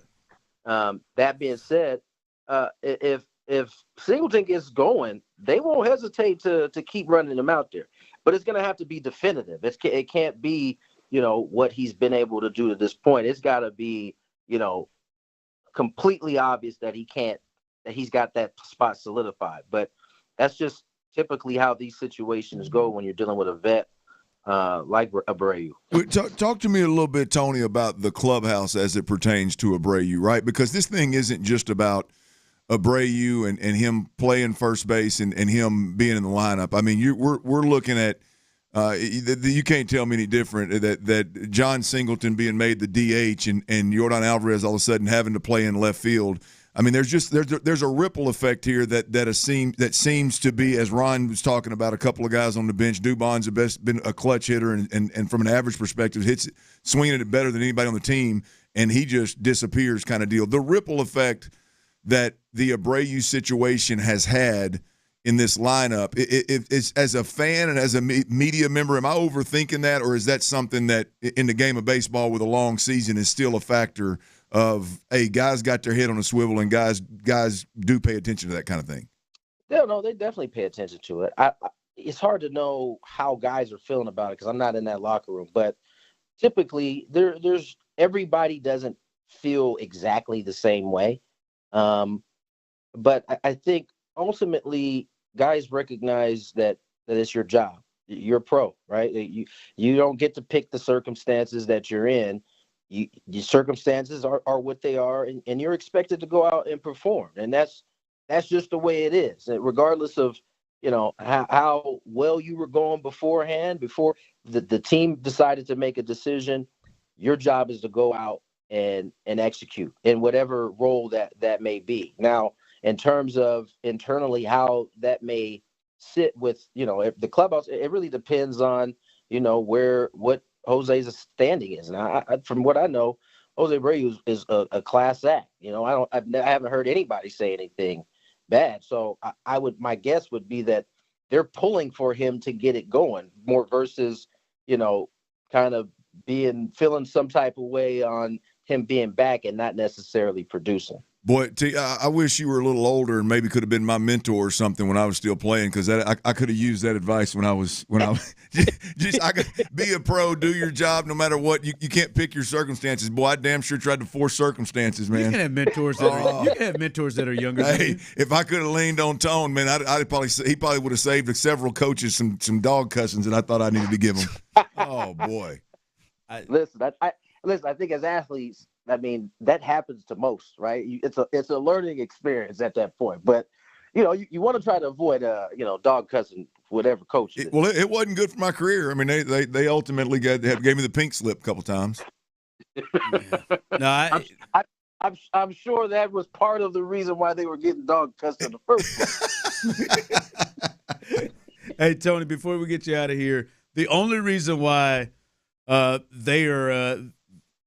they're still in it and not just talking about, hey, man, we got to have some serious conversations about the future here and what we're going to do if this season is lost, is because even though they're on the verge of being swept in a 4-game series by the division leader, they're still today just 6.5 games back, and they're 8 games under 500.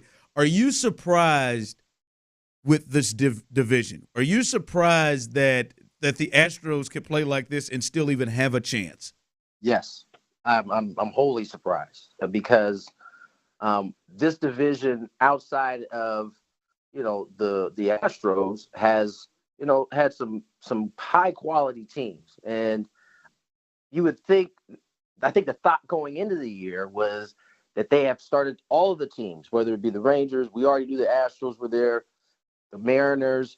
The idea is that, okay, they're going to start to get better because they've all been together for quite a bit of time now. And so I would have expected that division to be leading the way, one of the tougher divisions in terms of wins and losses. But yeah, no, it's an absolute surprise. But again, it is a fortune that the Astros get in this one because they're not playing at their best level, and they're still in it with possibly getting swept by the team who's in first place. That just tells you that the kind of luck they're having with the season, despite them not playing well. Yeah.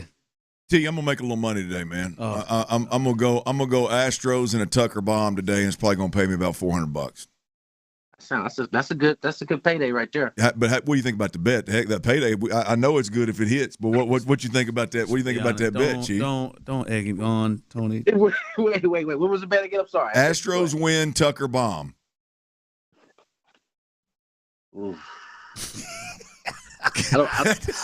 That didn't sound good, T. I don't like the bet. I like the win. The bomb part is who's pitching? I think it's Gilbert throwing it. Yeah, it's Gilbert. He's throwing. Yeah, no, I don't like that one. I'll be damned. Yeah, T. Tony, when you score what? 3 runs the last 2 nights. You score 5 in the series. Hey, that part too. Good God Almighty! It's not ideal.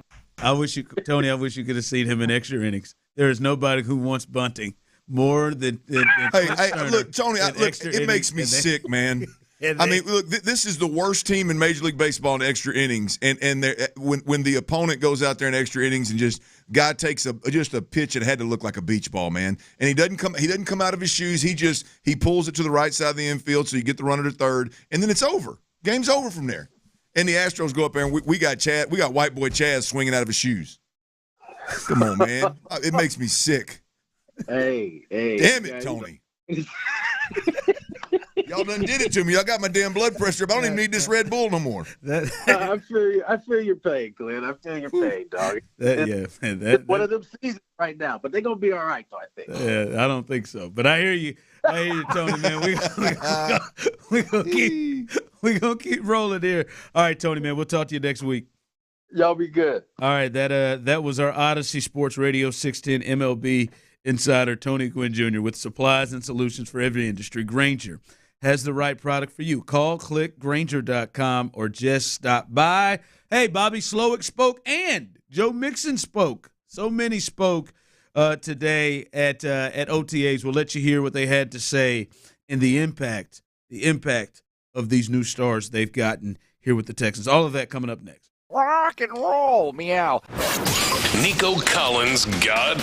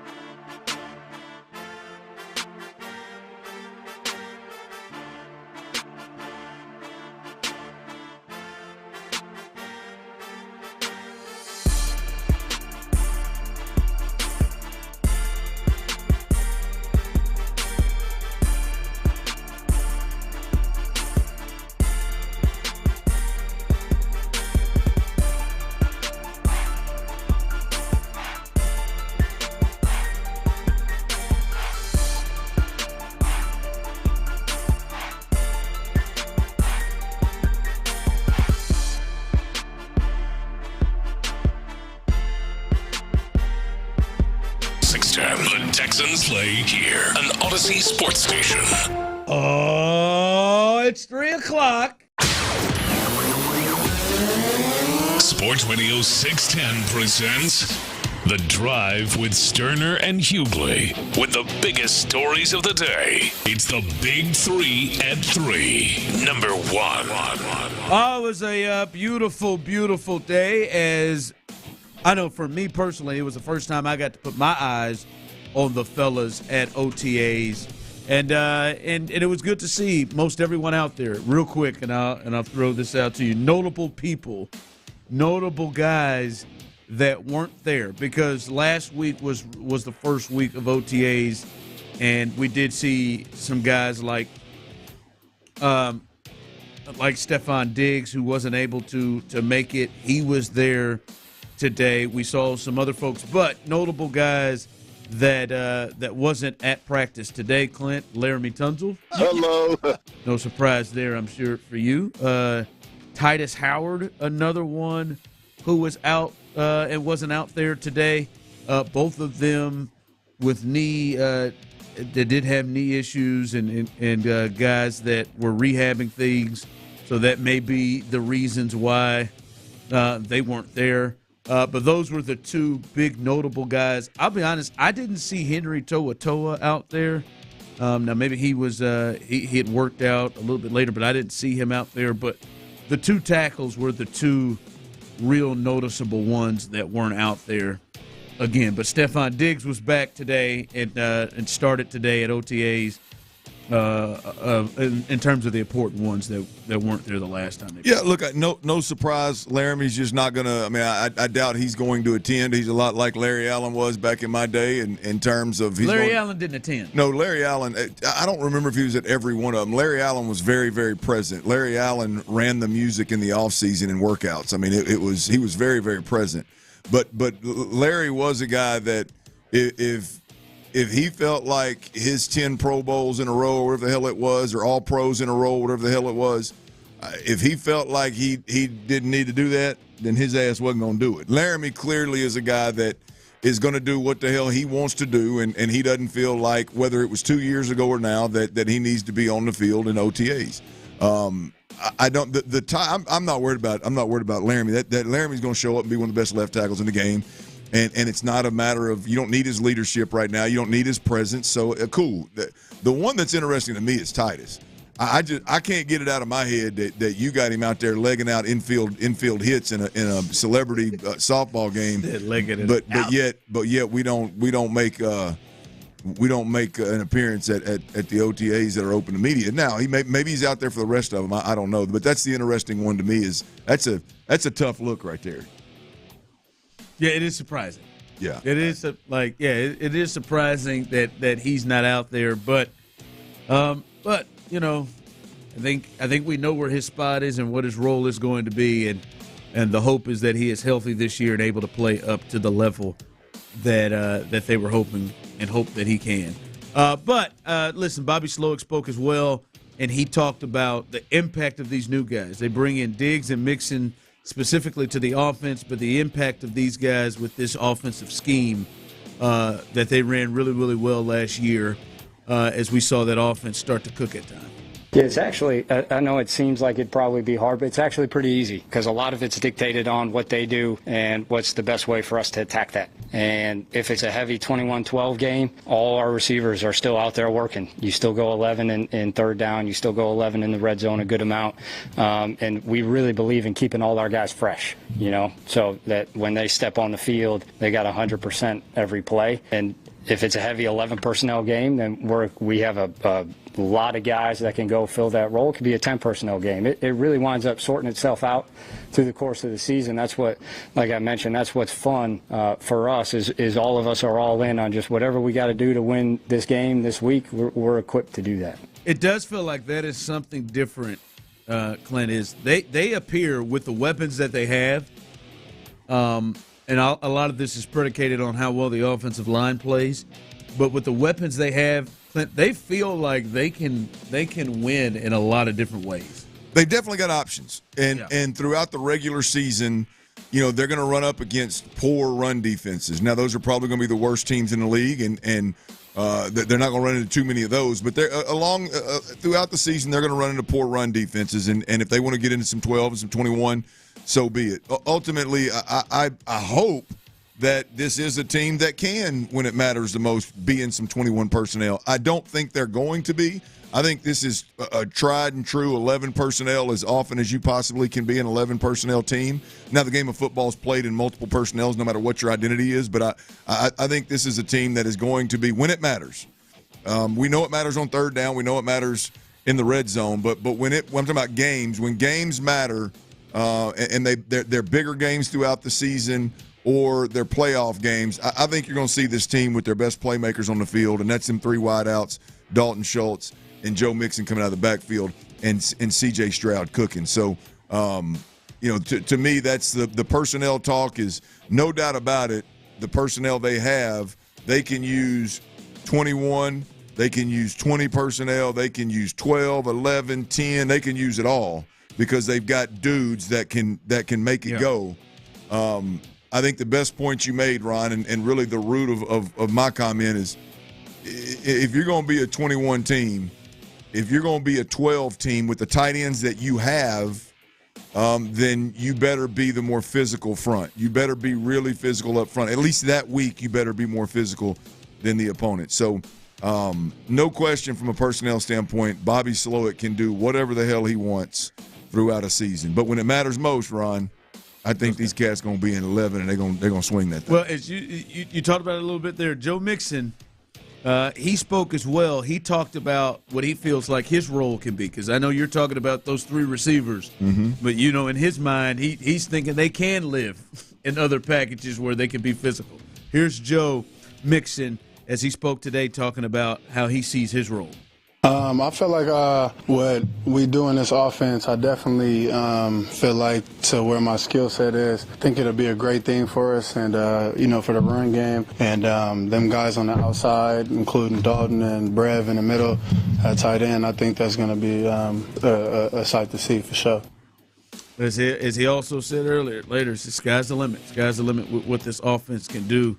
I think that is a big how well they can use him and run the football is a big deal of how they can run this offense. Because they can run play action and for real play action and off of that is nasty. Look out. If this offensive line and Joe Mixon combined and Dameon Pierce, if those guys can generate an above average run game, and I'm not talking about the stat at the end of the year telling you that. I'm talking about when we watch the film, you got an offensive line that's physical, you got an offensive line that can run the football versus some of the better fronts in the league, at least create opportunities for these guys, and then you got a guy toting the rock that can get downhill and get the hard yards as well as bounce it outside and maybe make a big play when it's not there. If you've got that on top of this quarterback and the pass catchers on this team, Ron, it should be. We'll know it really early, and 2, at that point, you want to talk about it. I know one of your favorite topics. Does the expectation change? For me, it will. If this team can run the football effectively, you're talking about one of the better football teams, at least on the offensive side of the football, in all of football. Because you think about it, there ain't but a couple of teams that can throw it really, really well and run it really, really well. In this entire league, it's got a quarterback they can lean on to win games and a run game they can lean on to put games away. It's just rare, and if they can do that, boy, Texans could be looking better than you think. Yeah, better version of the Niners. Ooh. Big 3 at 3, number 2. And that's going to be the ball game. Tucker could try and catch it and make a miraculous throw, but it's going to be over once the tag is made. Clase with great speed comes in, and that'll be a walk-off sack fly for J.P. Crawford. Frustrating night for the Astros as they drop the first 3 games here in Seattle. After fighting back to get to within 3.5 games in the division, they have now lost 3-2, 4-2, and in walk-off fashion tonight, 2-1. Well, I wonder how Justin Verlander's night was. That has to be extremely frustrating. Extremely frustrating last night, and I know those watching it was Tyler was messaging us back and forth, and I told him yesterday, I said, it was tough. You knew they were going to lose. Groin was pretty beat up in there. I'm not saying throughout the game, but I'm just saying in the 10th at the end when Tate came on and he moved the runner over the whole way, you knew like you need Taylor to strike out somebody. And you knew that probably wasn't going to happen. Like it was just sitting there. It was like I think I text Tyler, you know they're going to lose. It's just a matter of how. And we just heard Todd Callis. Boy, he put a bow on that situation so far. He put a bow on it, didn't he? Yeah, he was ready to get to his hotel room. Had a chance to take the lead in the division. Instead, they dropped 3. What did he say? 3-2 or 4-1 whatever he did. He put a bow on it. Nice. He need to get to the hotel and get a drink. Get you a drink, TK. He looked like a TK and Blum was in that hotel lobby just enjoying. TK feels like a Mike's Hard Lemonade type of guy. No, man, don't put that on that man. It's no hate. What'd you just say? Did you just disrespect who? I'm not even trying to disrespect him. Todd Callis. TK. He feels like a Mike's Hard Lemonade type of guy. No chance. There's no chance that you think Mike's Hard Lemonade is cool. There's no way. Tyler. Well, no, I bet it's good. I bet it get you drunk. I would smash a couple, but if all of us went out and you said, "Hey, Clint, what do you want?" and I said, "Let me get one of Mike's Hard Lemonade," you would give me a hard time. I would whip my head around. We'd all have to go out for that. And you just put one in TK's hand in a very vulnerable moment in his life. It's a big hypothetical from you, Clint. The hotel lobby. What if Tyler? Damn it! I want a Mike's Hard Lemonade. I want a Mike's Hard Lemonade. You can't see TK like watching a ball game, kind of kicks back, ice cold Mike's. No, he looks like a whiskey guy. Oh no, His dad's a Hall of Fame broadcaster, one of the best. Yes, he's been around at home. Yes, he's straight hard whiskey. That's what he looks like. Straight hard whiskey. Well, it might be, but I don't see it. They take the L last night. They have started. Looks like Yordan Alvarez is finally starting to get going a little bit as he has a double here. But Spencer Aggetti, he gets the ball to try to stop them from getting swept out here in Seattle and to going 9 games under 500 and 7.5 out. Altuve, Tucker, Yordan, Pena, Bregman, Myers, Caratini, Abreu, he's in the lineup. And Mauricio Dubon, 319, bat 9th. He is in the lineup as well. That is the batting order today, and we'll see if the Astros can get something going as they go to the bottom of the first in a tie ball game. We'll keep you updated on that, but I'll stop saying it. They could really use this win today. Not going to say must. They could just really use this win today. Stop the bleeding, boys. The Stop first the time bleeding. maybe ever, Tony did not make me feel better about the Astros. I agree. Off the glove of Abreu. Big 3 at 3. Number 3. That's completely unnecessary. What? What? You did not have to end it with a low blow to Abreu. He's going to do it himself. Hey, play better, man. He's play gonna better. do Don't it put it himself. on the tape. All right. We talked about Nico getting a new deal. Well, we've talked about several others going to jump him. I'm a little bit surprised how much the Dolphins went on this one. But they signed Jalen Waddle, who's been really good for them. But they signed Jalen Waddle to an $84.75 million deal. Gives him $28.25 million annually, which puts him 4th in the game. So that drops Nico to 8th. For those of you who were talking about people would jump him, here's the first one. But with Tyreek Hill on their team and they're paying him $30, I'm a bit surprised they took this jump. They got 2 right now in the top 5. Makes you wonder how they're going to pay Tua. How they're going to pay Tua. I guess if you got a quarterback playing on a 5th-year option, I guess you can afford that.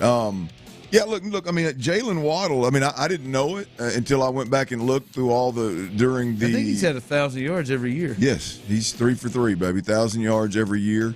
Been injured a couple of times, throughout those seasons, but always gets to 1,000.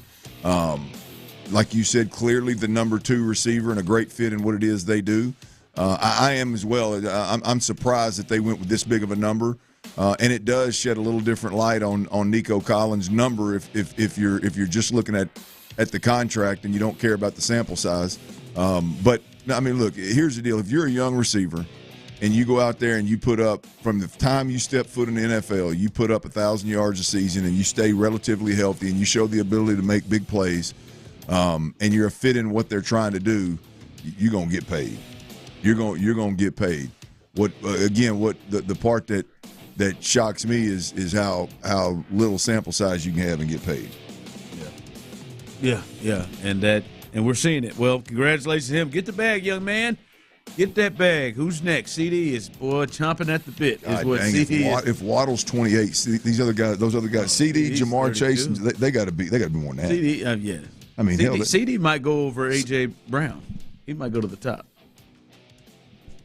CD might go to the top especially after last year. I mean, unless Jerry wants to blow this thing up after the year when they underachieve. Blow it up with him. All right, I'm gonna tell you what. On the practice field, this may have been the most excited I was watching the Texans for the first time this year. I saw something, and it really excited me because it wasn't just once. I saw it over and over again. We'll discuss that coming up next. All right, is your chronic joint pain keeping you from enjoying the summer the way that you want to enjoy the summer? Hell, the way that you should be enjoying the summer. Well, if it is, if you're dealing with that chronic joint pain, odds are it is. This is the best time of year to get outdoors for most of us.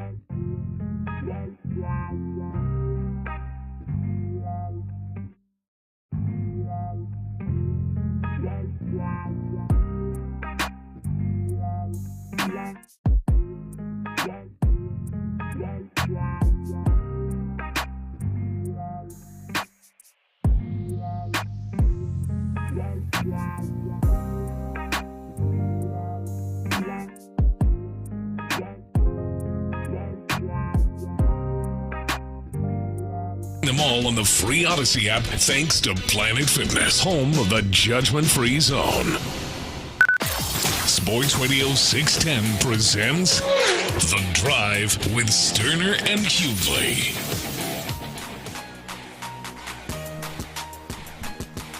From the text line, Tyler, they felt like Todd Callis feels like a Diet Coke guy. Absolutely.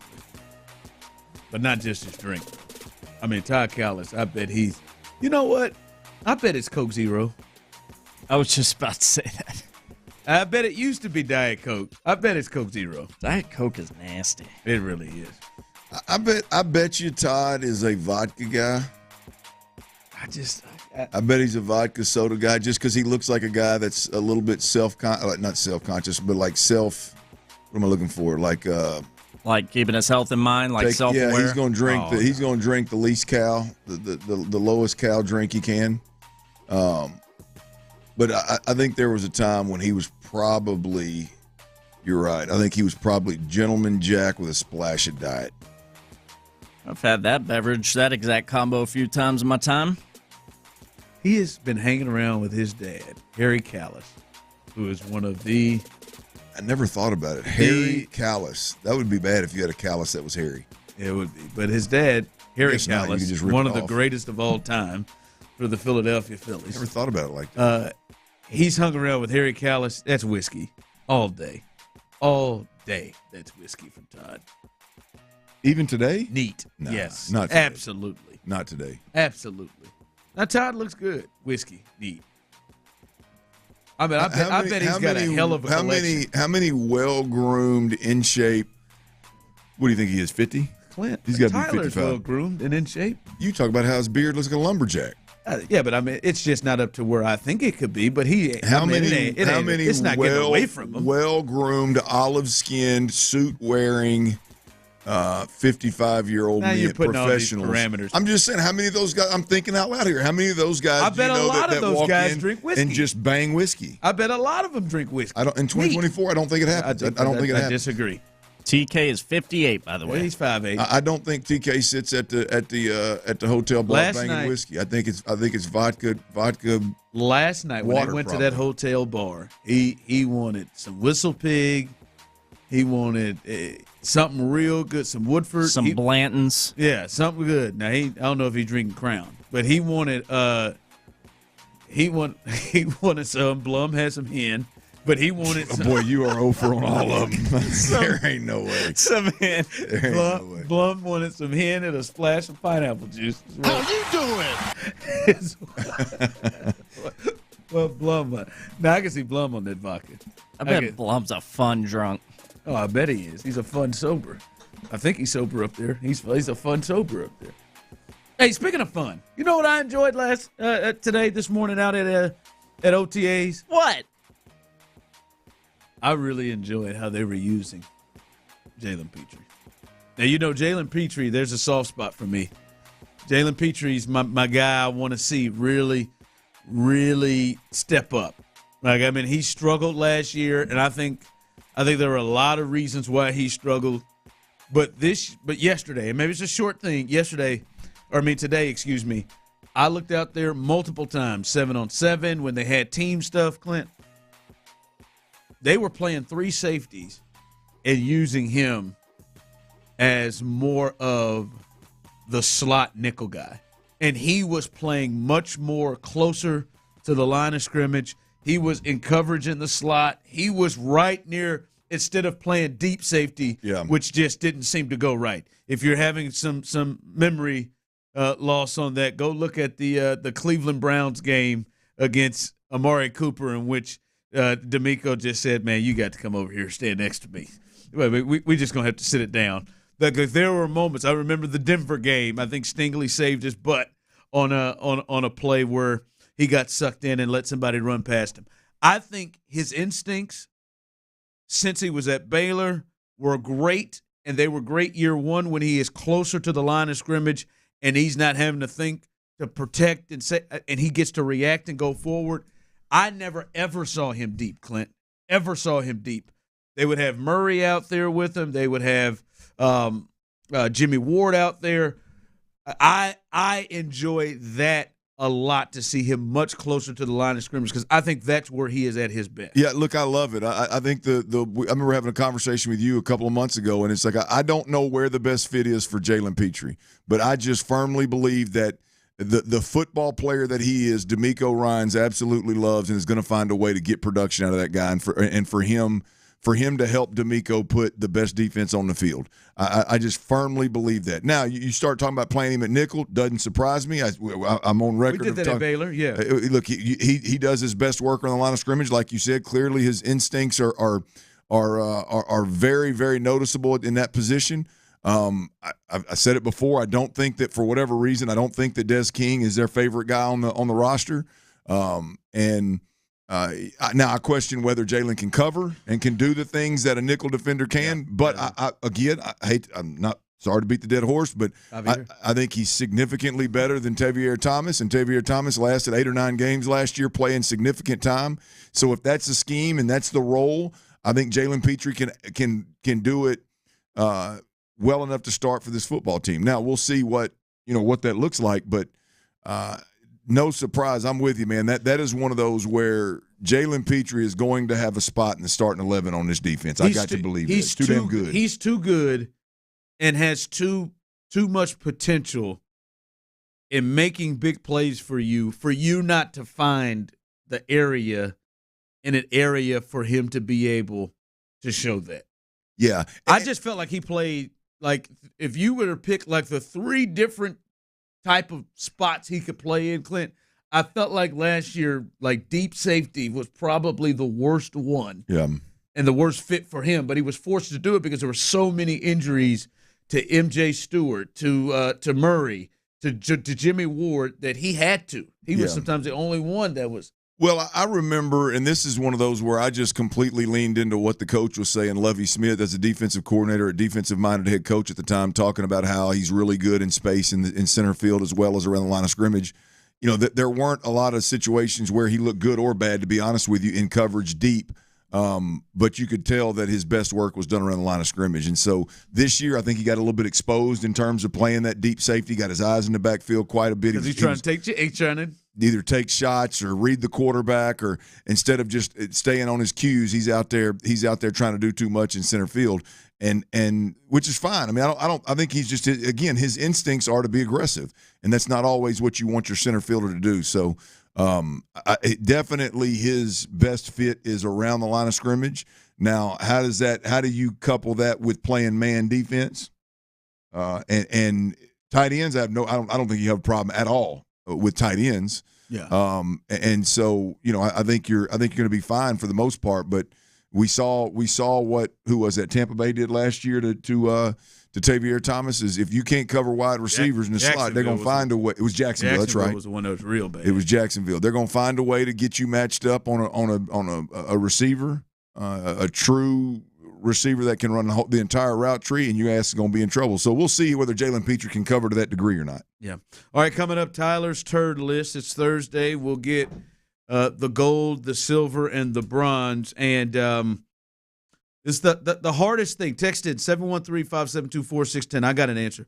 What's the hardest thing watching this Astros group thus far? We'll discuss that coming up next. All right, Our Vision Homes, y'all. If you're ready to pull the trigger and build that dream home, that custom home, Our Vision Homes is where it's at. Heck, if you're even thinking about it, you need to look into Our Vision Homes, man. You need to do your due diligence, and ain't no doubt about that. But Our Vision Homes is where you need to land, and definitely one of the groups.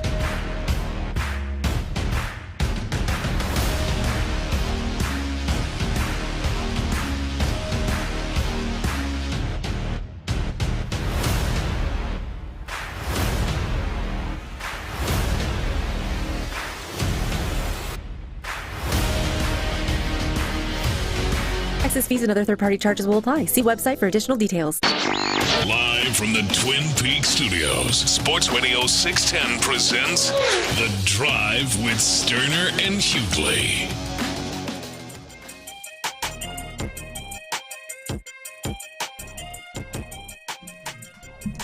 All right, welcome back in. As I said, what's the toughest thing? What's the toughest thing it is for you to watch with the Astros right now? What's the toughest thing for you? As we'll update you, they are in Seattle trying to calm down, Tyler. How much time you got? They're in Seattle trying to. Well, you got the turd list, so calm down. They're in Seattle trying to avoid the sweep. Right now, it is still 0-0 with the Astros. But what it first before you answer that, some of you have already texted in. Can I hear Joe Espada last night from the post game? And let me hear Joe Espada last night as he talked about the tough L and the offense, who is how can I put it? Have been doo-doo. It sucks. They've been doo-doo. That's what they've been. Here was Joe Espada and his thoughts last night. You know, we just faced pretty good pitching, and I think that our guys are competing and the at bats, we're grinding at bats, but it's one of those nights where we just faced some pretty good starter, had some pretty good stuff, and we just had a tough time making adjustments. All right, so before you give your thoughts on what's it's disgusting. I mean, it is just they're crapping all over my face, dude. They're competing. I can't stand this guy. But so that was Joe last night. What's the toughest thing? As I see somebody here on the text line, the lack of fight, lack of emotion, lack of leadership. It seems no one wants to step up and act right for the team. By far the most frustrating thing to watch. It is. For me, Clint, yesterday, I just watching it, and that's not just yesterday, but yesterday was the latest game. Like, you could see it late. Like, they don't look like they believe they're going to win these games. They are a leaderless they're crossing bunch. Their fingers. They are a leaderless bunch that is dead in the middle of a storm and don't have a clue of how to work their way out of this thing. I mean, that guy you just heard, that is without a doubt, when the camera pans over to him in game, and when he talks to a ref, when he goes to the mound, when he speaks in post-game press, that is the toughest thing for me to watch. There is nothing. So, Joe, so that didn't help you hearing that clip prior. No, you set it up perfectly. I know. That is absolutely disgusting. As a manager, the first thing you say, you have been to 7 straight ALCSs. You are coaching arguably the top franchise in all of baseball over the last handful of years. And your ass is getting swept by the Mariners, and you're falling deeper and deeper behind, and the first thing you talk about is guys grinding, and you faced a pretty good pitcher. At some point, somebody – look, I'm gonna use a phrase that I hate when people use it. Baseball is baseball. Sports is sports. He said that, by the way, yesterday. He don't need to say it.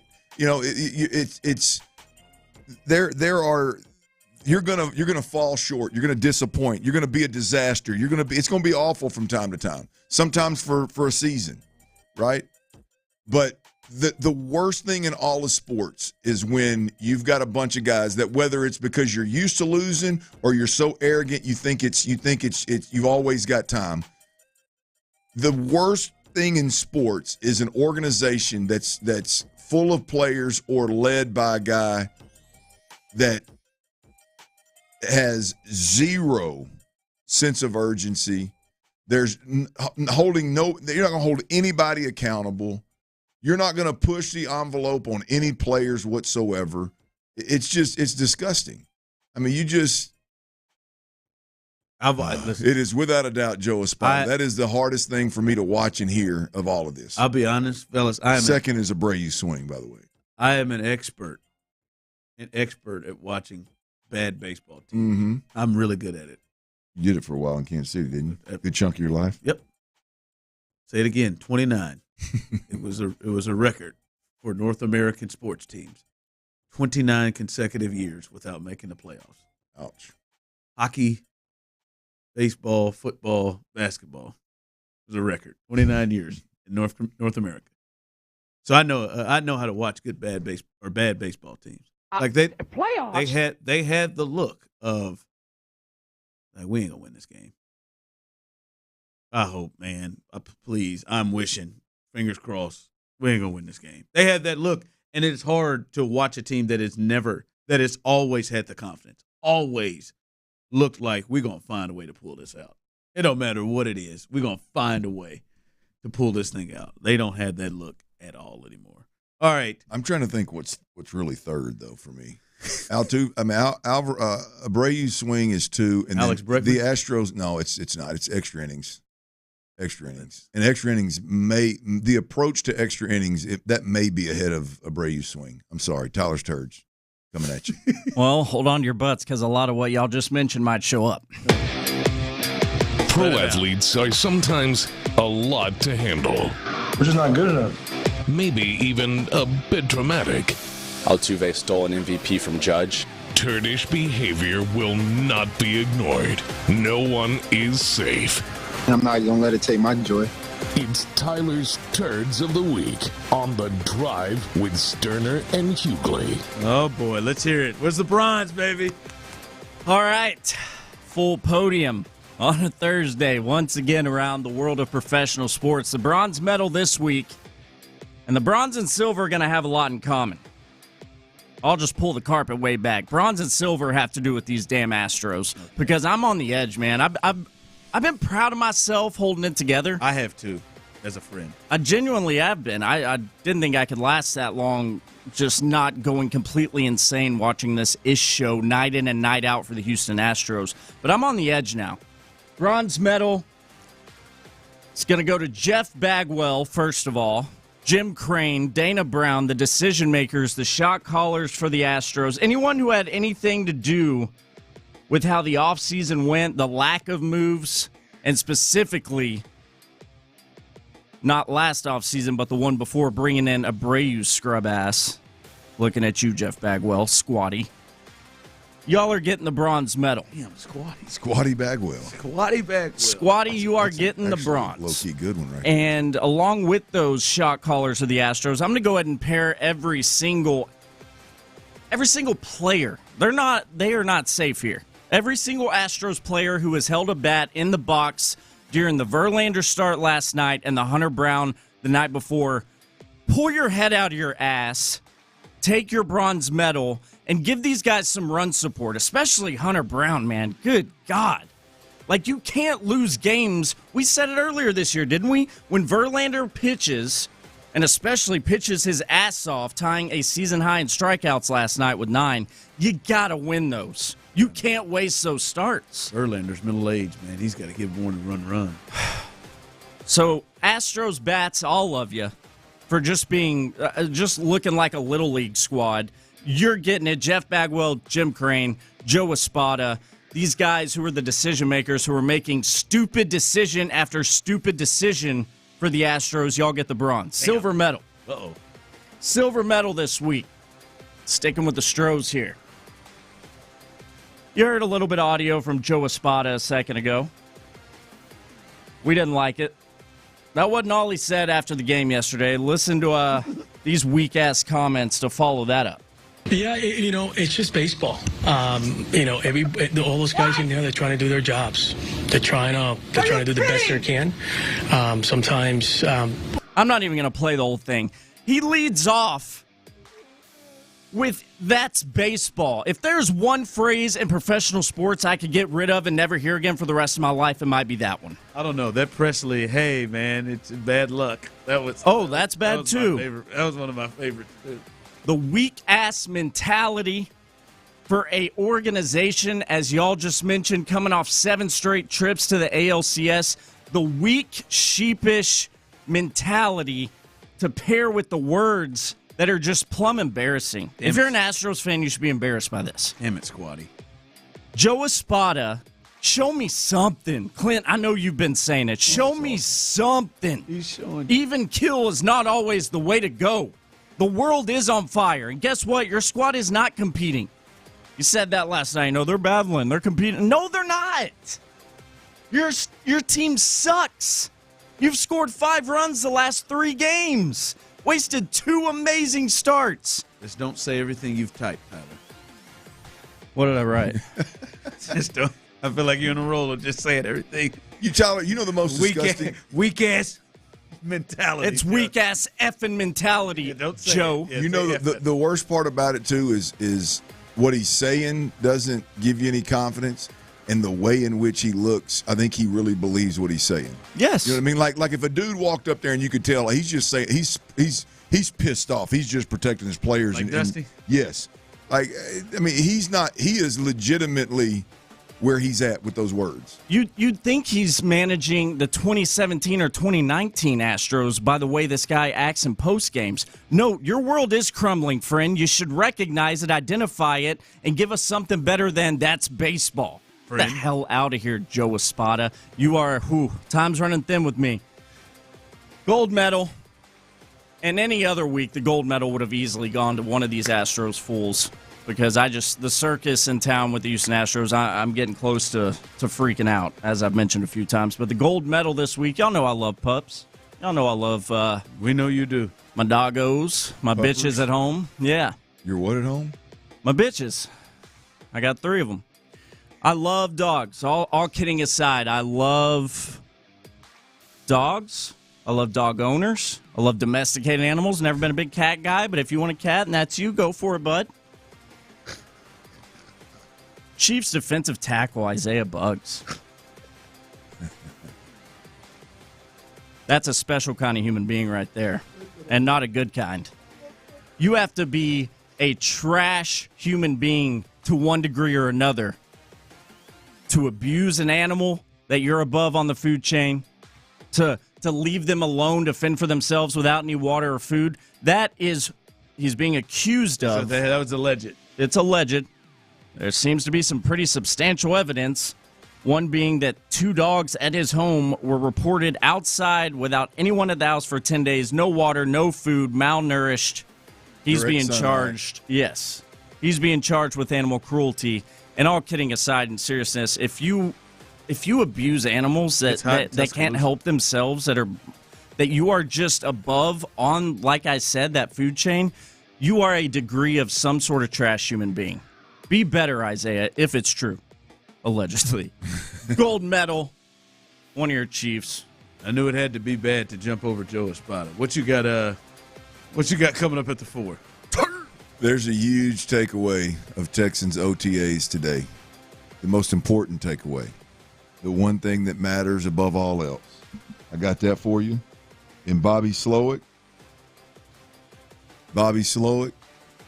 he put some audio out. He spoke to the media today. It may get you a tad bit football horny, without a doubt. But Bobby talked about what I think is will be the biggest impact, the biggest improvement, the biggest upgrade for the Houston Texans when the regular season hits. I'll have that audio for you, and we'll discuss that as well right here on Sports Radio 610 next. You ever watch Bobby? Just one series into Jose Abreu's return.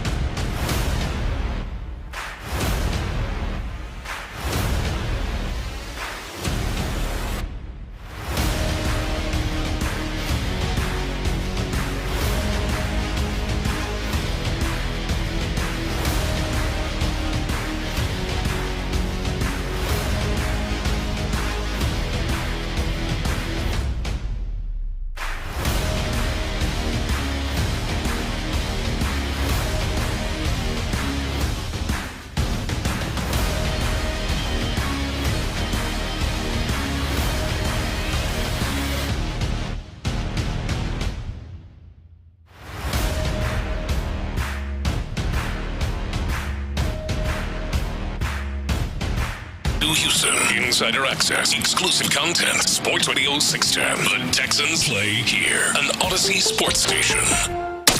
Sports Radio 610 presents The Drive with Stoerner and Hughley. Dive into the mind of former NFL quarterback Clint Stoerner. I like a good time. I like to have a party. I know you do. It's Dirty's Daily. Hey, I need a party, boys. I'm going to be honest with y'all. I like to party. I need a party. I am a party. I need one of them. You know, I was I was listening to a little podcast or something on the way home yesterday. When you get a chance to party. It was an old boy talking about how, you know, it was kind of one of those like spiritually marriage-based type of podcast, right? And he was just emphasizing and talking about how you know, men need their time with the boys. You're right, man. You know, I mean, you know, you're little, and I ain't talking about going out. I ain't talking about going out to them heights, Tyler. I ain't talking about go to the heights and watch the Astros game. I didn't figure you were. Right? I don't want to be in public watching an Astros game right now anyway, damn it. But I'm talking about a couple nights, you know, a little weekend trip somewhere with the boys, man. Sit around, break bread. Dinner at the Hughleys, maybe someday.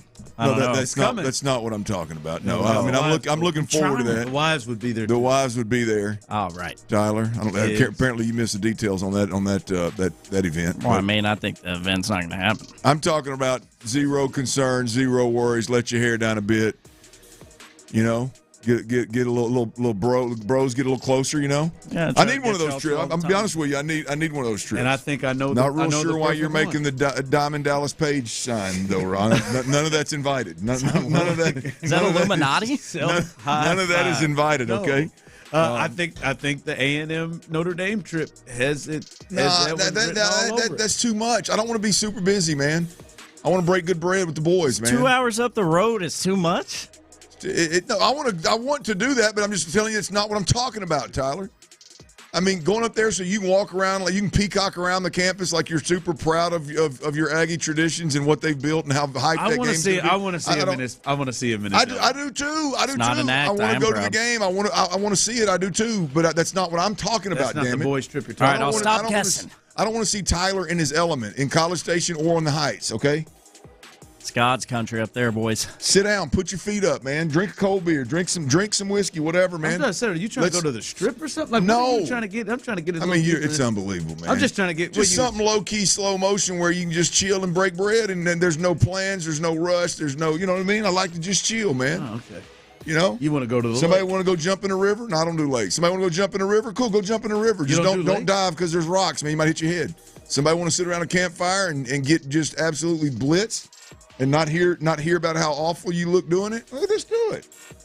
Whatever you want to do. I just need one of those, you know? Not that I want to do any of those things, but I want the trip. I'd like to do them.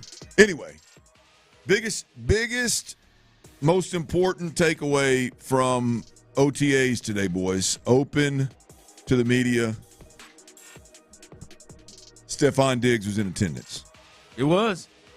Number one. Look, I mean, here's the deal. This is the guy that the expectation should be number one receiver, game-changing receiver out of the entire receiving core for the Houston Texans. Legit, like you've got substance, not because you thought you saw something year one or two. And no, I'm talking about there is substance behind it. This dude has been all pro recently, which means one of the top handful of receivers in the league. Handful being, was it 2 or 3? 2, right? Yeah. 2 or 3. Yeah. In the entire league. This is the guy that can take this offense to a whole nother level. Right? We've talked about some of the baggage that comes with him, the negative. No, forget that. I'm talking about the football player right now. Stefon Diggs being present at OTAs, because this is a guy that could very easily say, I got the pelts on the wall, man. I ain't coming to no damn OTAs. I'm not doing the voluntary stuff. No thanks. But he completely understands that, hey, I've got to be there.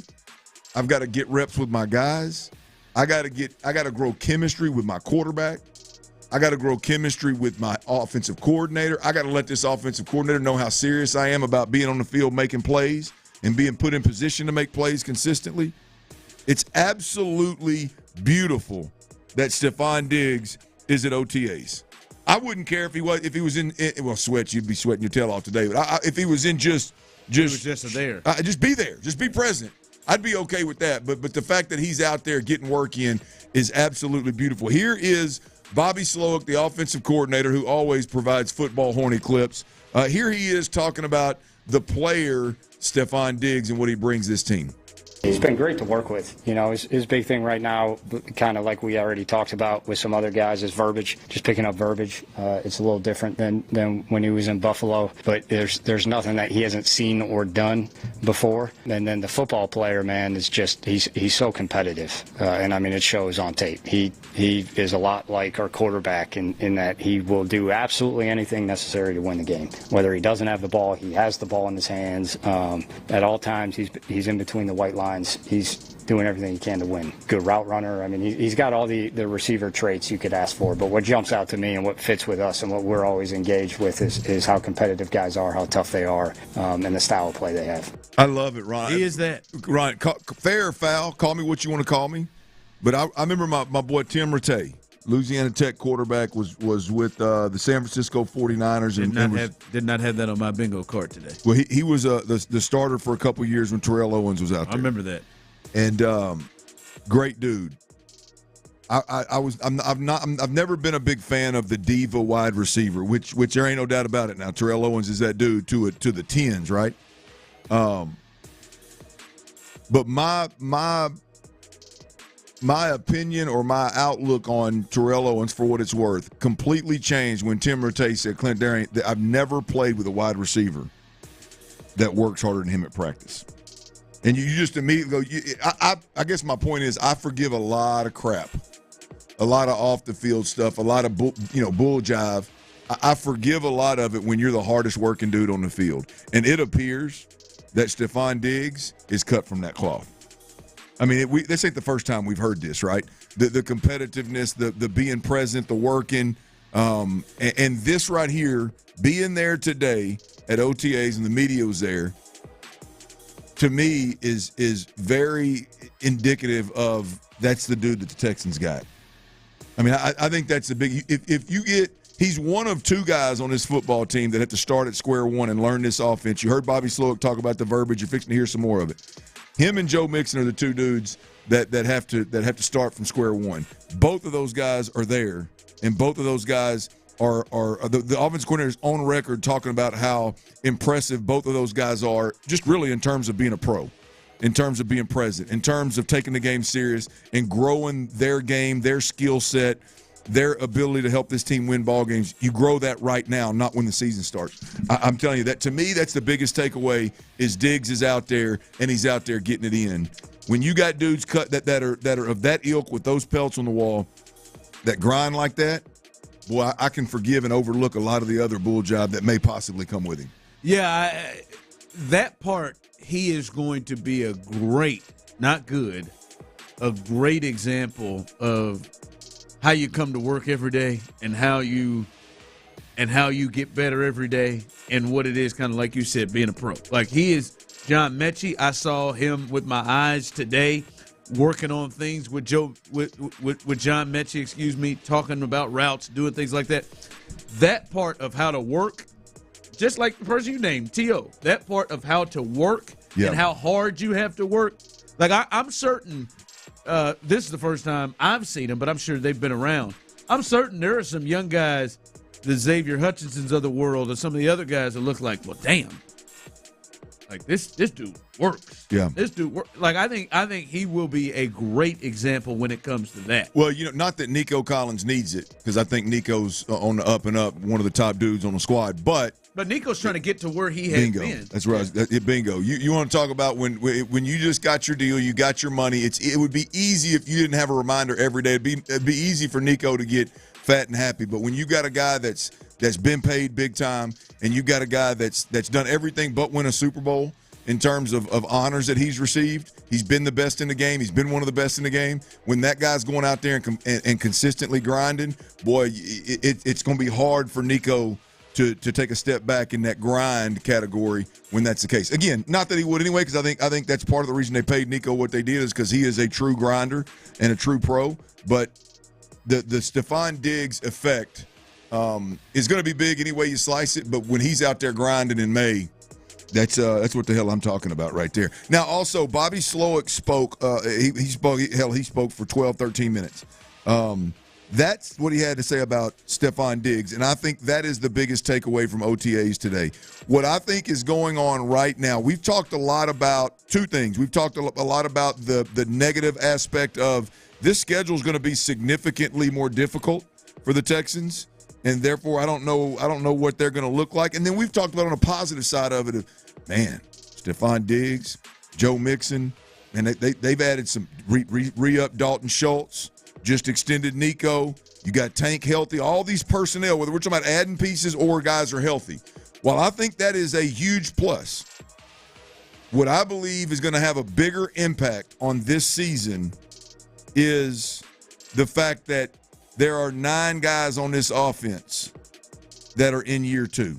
There are 9 guys on this offense, not Joe Mixon, not Stefon Diggs. There are 9 guys on this offense that should have a tremendous foundation. Here's Bobby Slowick talking about the team overall entering year 2 in this system. It's more, I think it's really across the whole NFL. When you get to year 2, you eliminate a lot of the steps to get to where you want to end up. So the verbiage is more familiar to the guys, where year 1, a lot of the strain early on is verbiage. And I mean, we're still going through that with the new players right now, just learning our terms that other people use, but they call something different, and hammering it in and how we say it and what we teach in that regard. But it definitely expedites the process being in year 2, without a doubt. The first year, I mean, it's an absolute monster for C.J. Stroud because he doesn't only have to learn it. He's got to then be the coach on the field and tell everybody what to do. He's got to know it so well that he can coach it, right, which he did a tremendous job with. What I love about this year is that foundation is built. And so where last year a play call may have been 4 or 5 or 6 words longer because CJ had to tell everybody what to do because everybody was still in the learning process, right? So that play call had to be longer because it was year 1. Now that most guys have that foundation, and Stefon Diggs is a veteran, he will get there sooner rather than later, especially if he's grinding like they say he is right now. Right now, a play that was maybe 6 words longer last year to tell everybody what to do, hell, you could tag it with 1 word now, and everybody know what they do. Tank knows that he's got to start on the left and zoom outside the tight end, bottom of the numbers, and everybody knows exactly what they're going to do. So you can actually go from having to make a play longer to making a play shorter. You can go from, like Bobby said last year, where against Baltimore they had to go back to offensive football 101, and this year they can start in football, 501, right? I mean, so it's whether you're talking about the whole team just having a grasp of what's going on, or you're talking about the ability to play faster, they have that going on right now in Houston. I think that is going to have a huge impact on the success they could have this year. Also, and more specifically, here's Bobby Slowick talking about year 2 for C.J. Stroud, the quarterback. He gets off a quarterback and goes a little bit into, again, the verbiage and stuff, but this is football horny stuff here now. I think the biggest thing going into year 2 for CJ is really year 2 for a quarterback is a big year. It's a really, really impactful year to me that kind of sets the trajectory for the rest of his career. And I think a lot of that has to do with you get a chance to hammer the fundamentals. Like last year, there's a lot going on. You got to hit fundamentals, you got to hit verbiage, you got to hit play calls, you got to hit protections, you got to hit all this stuff. And you hit fundamentals to a degree, but you can only do so much. Now we really get to dive into the fundamentals of this is what we do and how we play and what makes him great, and really fit that and grow that within our offense. So that really, to me, is what's been just through phase 2 and OTA so far. I mean, he's on board and all in, and he's picking up right where he left off, for sure. Real one, no question. Not a fake one, huh? No, not a fake one. The fundamentals and mechanics of it. Think how true that could be. I mean, last year you were trying to teach these guys what zero out slot was, right? now they all know what it is, so you can spend half the time working those plays, whatever you want to do. You're not installing anything new right now. You're just working the plays and getting reps there. And then you can take time of, hey, Nico Collins, man, you had a great year last year, but the top of your routes when you were running out-breaking routes, you stuttered your feet too much, or you need to change this technique or that technique to get better. We can spend 10 minutes working on that while we're on the field. Whatever route specifically it is that Dalton Schultz did well or didn't do well, you can get those reps. I'm already looking at C.J. Stroud, some of the video that's being played, and the difference between C.J. Stroud's feet and his base right now versus last year at this time is night and day. So it's, whether we're talking about verbiage in the whole team or we're talking about fundamentals and mechanics and techniques of the whole team, these guys are working at a different pace, Ron, and I think that is going to bear more fruit, if you will, than the addition of the big-time players, Joe Mixon, Stefon Diggs, that they've added. I firmly believe that. Now, those guys are great, and they're gonna add, obviously, some pop and some sizzle, but the ability to start at square 10 instead of square 1, that's powerful, man. Yeah.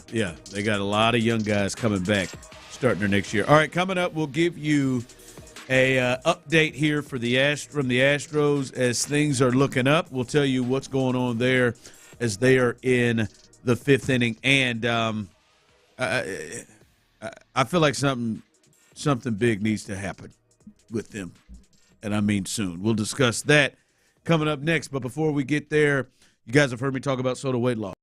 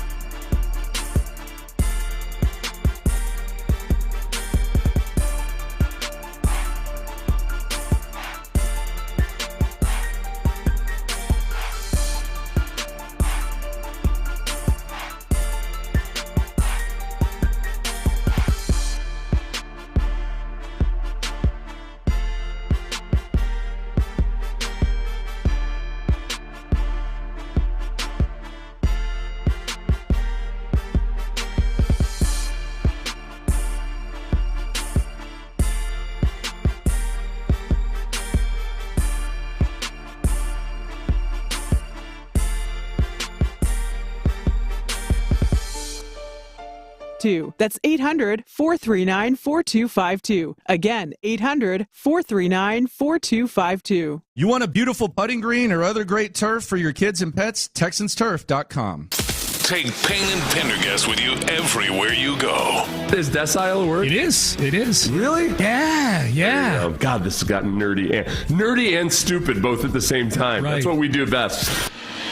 Just download the Odyssey app, search Sports Radio 610, and click on Payne and Pendergast. Whether you're in the car, at the office, or inside your man cave, we've got you covered 24/7 on the free Odyssey app. Sports Radio 610 presents The Drive with Stoerner and Hughley. Bregman sends one to left. Back goes Canzone. He will watch this go off the top of the wall. It's gone. Alex Bregman has both home runs for the Astros in this series. That ball carried well to left, hit the top of the wall and went out. That was a low beatie. I wasn't sure that one was going to get out, but I noticed that the left fielder immediately turned around to play that off the wall. All right, there it is. A homer there, and that wasn't it. Oh, big Vic Caratini. Hey, Joe pushed the right button there. Vic Caratini batting 7th today. He goes deep as well. And the Astros, behind Spencer Arrighetti, who is pitching a shutout up to this point, they lead 3-0 in the bottom of the 5th. And Chandler Rome just tweeted this out. For the first time in 8 games, the Astros have scored in more than 1 inning. Saw that. Oh, my God. And, hey, they got it done.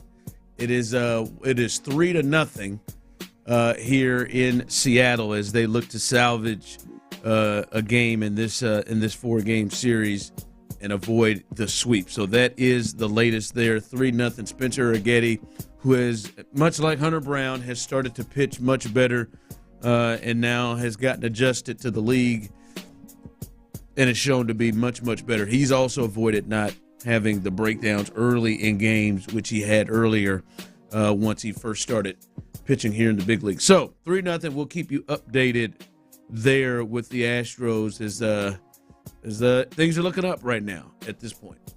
All right, I know they're leading 3-0, and listen, I will understand if some people believe that this statement is over the top, too much, or whatever. I believe, Clint, like today, somebody big in the decision-making space for the Astros, and I know they won't do this, but honest to God, I think somebody needs to be relieved of their duties today. Today, like right now? Yeah, I think so. Dana, Joe Espada. It's not ideal. Whatever. Like one of the people, like not the, hey, we're going to send Abreu to the California Complex League. No, It's Florida, Chief. I think California's a penal league. I would imagine. Well, I don't want to send him to the prison league. I'm sorry. I personally believe there's a complex league in California. I don't care what you say. I think there is one. I think they got to get him out of the state of Texas. I believe there's a Texas complex league too. Well, yeah, there's one in Baytown. There's a complex league in Baytown. Got to stop. It's men's softball. I think we can get a team together. But they're not going to send him to Florida. Women's too, co-ed too. They're not going to send him to Florida because they've already sent him there. So they've got to go somewhere different. State. Yeah, not just sending him to the main complex league, but like somebody has to go because this isn't getting any better. And this is starting to maybe push the danger of affecting some of the young guys that are going to be major players, hopefully, for you down the road. And they have got to rip the Band-Aid off and stop this right now. They're up 3-0 right now. That's fine. But overall, you can hear. They need to stop this right now. And somebody major. And I am with you. I don't like to, not as bad as you do. I don't love to call for people's gigs or something like that. But somebody needs to be relieved. They've got to make a major move because the longer this goes, I think you're developing bad habits and you're developing things like right now, Clint. maybe arguably the major number one guy that you felt really great in the future, and I'm not talking about the Kyle Tuckers, Jordans, was Yainer Diaz. He is in the tank. He is in the complete tank. Yep.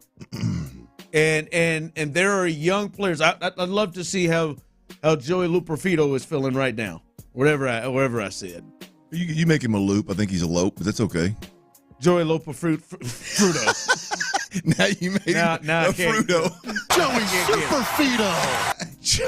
Joey Luperfido. Joey Luperfrudo, whatever. But I wonder how he's feeling in this time. Mauricio Dubon, I wonder how great he's feeling right now. I think they've got to make a major move with one of the major decision makers here, because I mean, I'll be honest, clean house, I wouldn't be against it, but I know it's the middle of the season. But I think they've got to do something. Yeah, I think they've got to make a decision now. I don't think they make a move now, and I think that's Joe Espada. I think it's very, very clear at this point in time that Joe Espada is just not a leader of men. Joe Espada is not a manager of an organization, of a clubhouse, of a game in the moment or leading up to the moment. He is absolutely awful when it comes to being the face of your organization to the media. I think it's obvious that Joe Espada is, and to some of the points that you've made, like if they're at a point, if it's not Joe Espada's fault, like talk about the Diaz deal. Diaz shouldn't be batting below 6. Diaz should, like, Jose Abreu shouldn't be playing in more games in the most important series that you've had to date than your young catcher that has shown the ability to hit with power, to hit for average.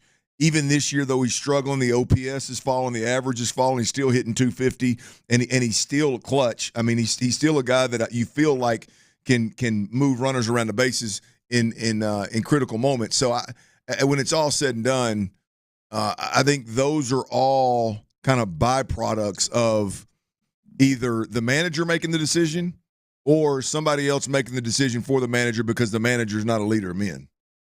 Like, in either way it goes, you can't have that. You can't have that. Even if I thought the Astros were an organization that the leadership from the clubhouse, from the roster, from the veterans, I thought that could overcome. Like, I didn't think you needed a Hall of Fame manager like Dusty Baker to be a squad that can, at the very least, win this division and be competitive.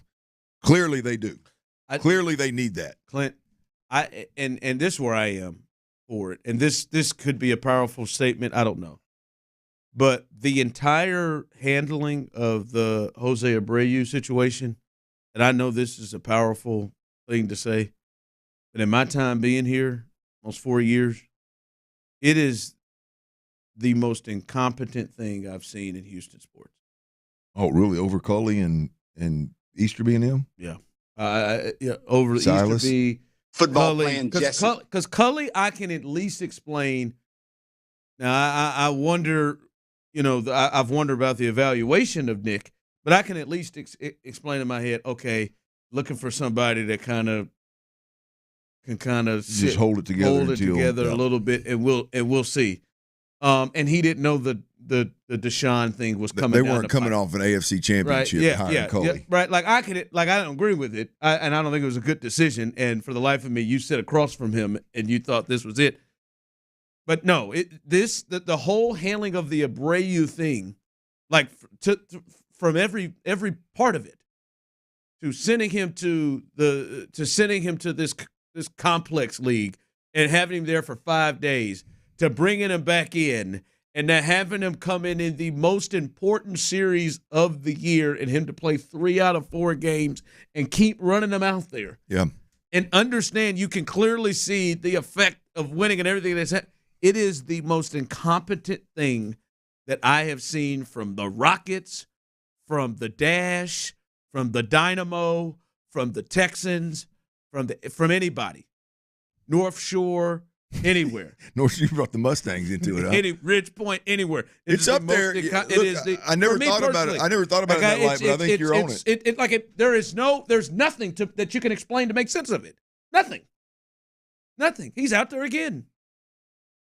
He just struck out an 88-mile-an-hour fastball away today. There's nothing that explains this when you're trying to win. Somebody's pride's getting in the way. And that to me is insane. And like somebody has to go. All right, we were out at OTAs today, and I think the number one thing I noticed is something that I can't wait till you all get out there to see and really notice it for yourself. And we heard from Nico Collins. We'll let you hear what he had to say coming up next. In the Loop. Good for Nico, man.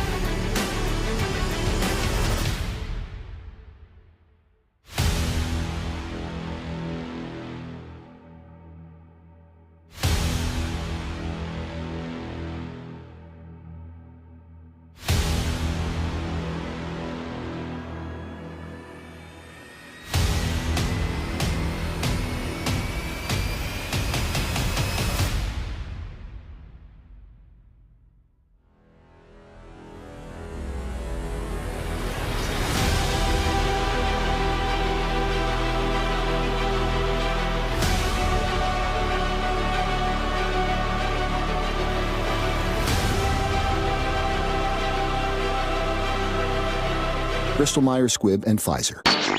Live from the Twin Peaks studios, Sports Radio 610 presents The Drive with Stoerner and Hughley.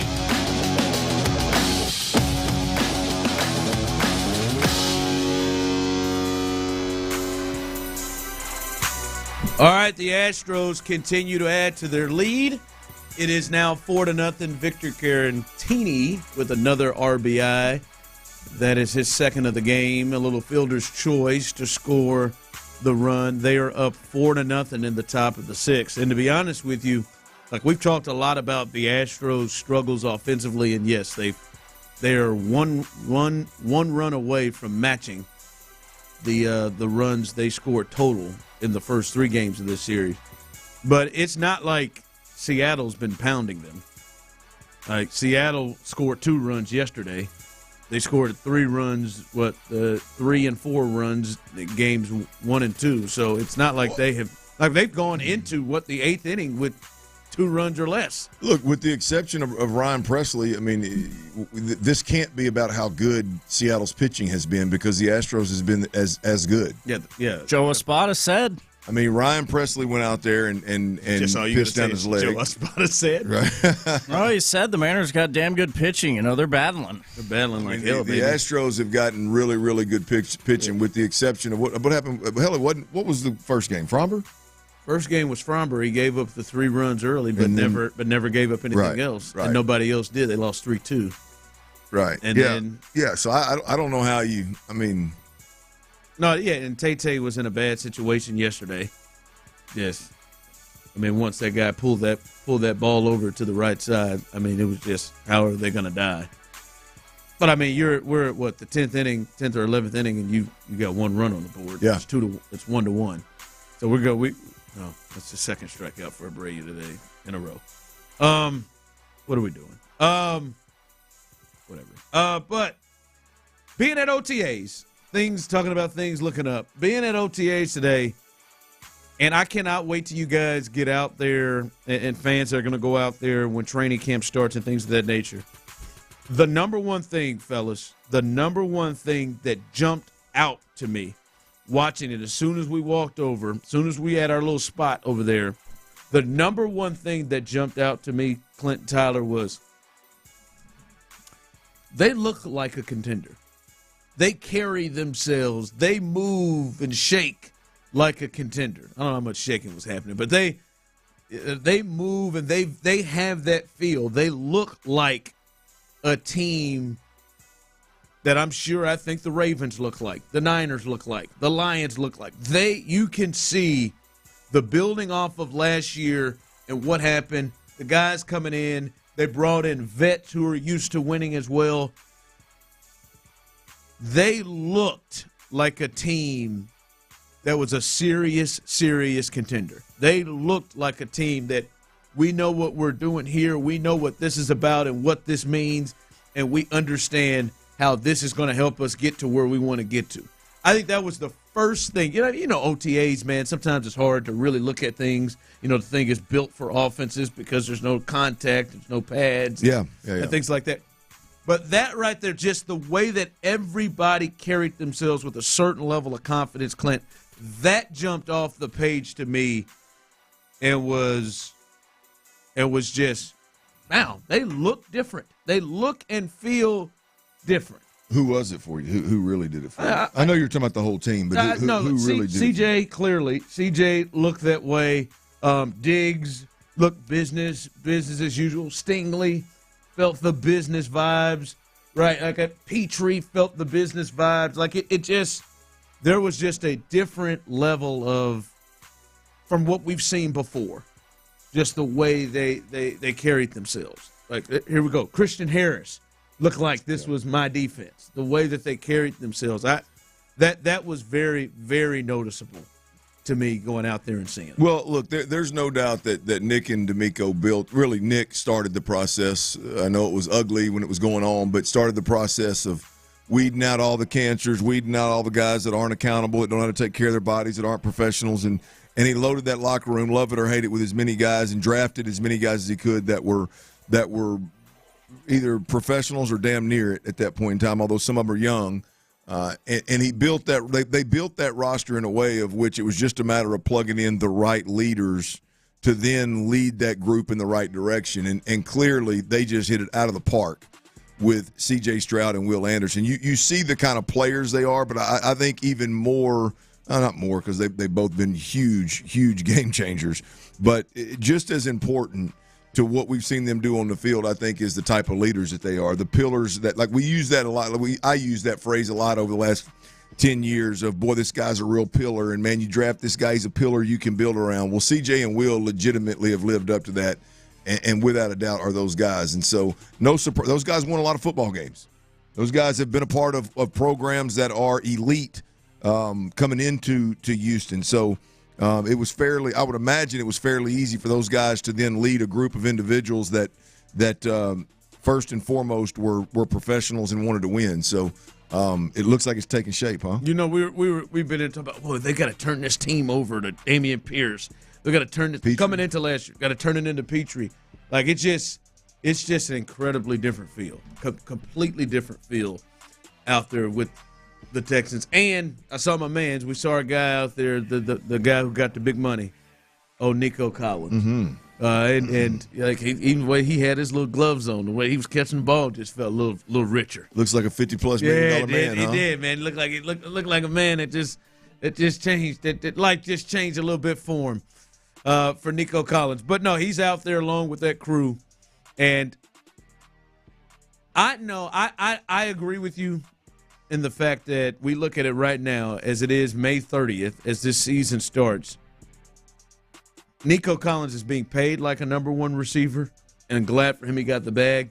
Do I feel at this date right now that he's a number one receiver when we're talking about the guys like Devontae Adams, the guys like Jamar Chase, the guys like Tyreek Hill, the guys like Justin Jefferson, the guys like DK Metcalf, the guys like, Debo Samuel, Ayuk, whoever, like the guy CeeDee Lamb, the guys A.J. Brown that we view as number one receivers? I don't think he's there yet. I would ask you this, because I know you don't either. I would ask you this, and some people you can text in as well. You those of you on YouTube and Twitch. If he were able to get to a point, Clint, where we changed our tune, if he were able to get to a point where we said, all right, now this guy is in the territory of guys we just named, what would that look like? What would that look like? Because his numbers, 80, 12, 90, 12, 97, 8 touchdowns, there are some number one receivers who were in that range or didn't put that up. But what would it look like? What would be the next steps that he would have to take for you to say, all right, that guy is in that number one receiver conversation? Well, for one, I don't think it's possible. I don't think he has the ability to do that. To be completely honest with you. Number two, I think if he does get into that conversation, we're talking about a tier one receiver. We're talking about, as you said, Devontae Adams, Tyreek Hill. Like we're talking about top guys in this league, top tier receivers in this league. A.J. Brown. I think the path in which he gets there has to be consistently being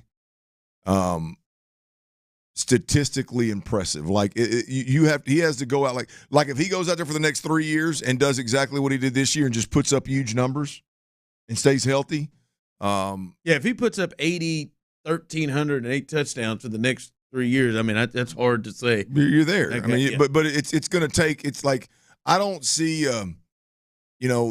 13, 14 touchdown season out of Nico Collins. I don't see a 1,500-yard season out of Nico Collins. Tyreek Hill's going out there talking about he's going to be the first 2,000-yard receiver. Like that's, and people don't tell him he's crazy because it's possible, right?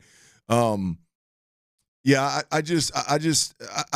think that the way he would have to get there is consistency over time. Like be consistently really, really, really, really good to where you can just take it to the bank. If he's healthy, he's going to give you 1,310, right? And I just don't think, because when you check out like Devontae Adams and DK Metcalf and Mike Evans, I mean those guys are just bigger. A.J. Brown, those are bigger-bodied receivers that win the physical battle, that catch the 50-50 balls, that can run past you and catch the go route. That's the step. That's the step for me. I don't see it. I know you may not see it right now because he hasn't shown a lot of it. Yeah. But I'm saying if he were to get to that level of being up a true one, like there's a difference between, hey, he's the number one wide receiver because he's the top wide receiver on this team, as opposed to that dude's a number one wide receiver. Yeah. Where he goes. Yeah. Like for him to get to that range, I do think it is going to the next level of using his body and becoming just, damn, they're throwing jump balls up to him to go get. They're throwing fades. He's for him open to when go he's get. covered. They're like the inside slant. Bam, he uses his body consistently and is able to catch the ball in traffic using his size. I think that is the step in which he can take. We've all seen it here. I mean, he's got to do DeAndre Hopkins-like stuff. I mean, we've all seen it. It doesn't matter. Like, make the defense dedicate 2 and 3 defenders to him, and even then, there's still if the pass rush doesn't get there, we still gonna get him to rock. We'll see.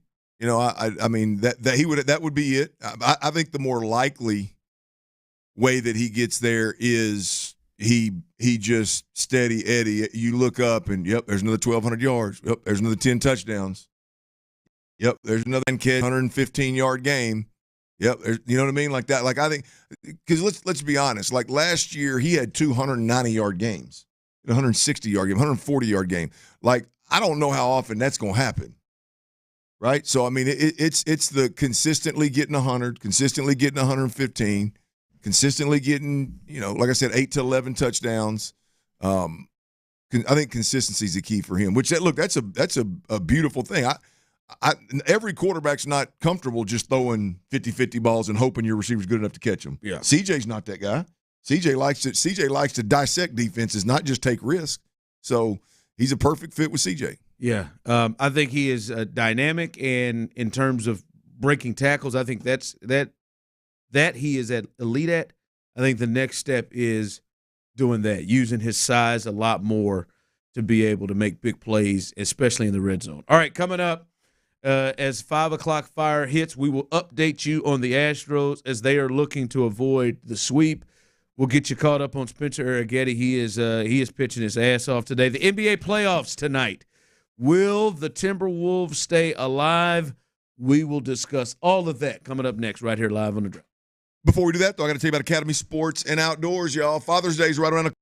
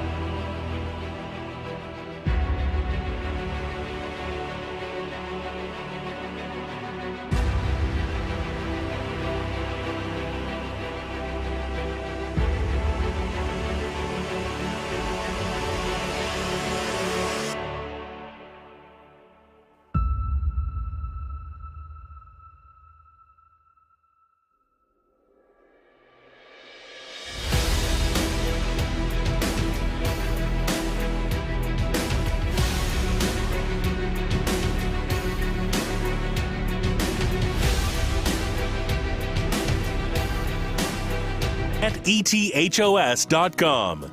KILT FM HD2 Houston. Insider access, exclusive content. Sports Radio 610. The Texans play here. An Odyssey sports station.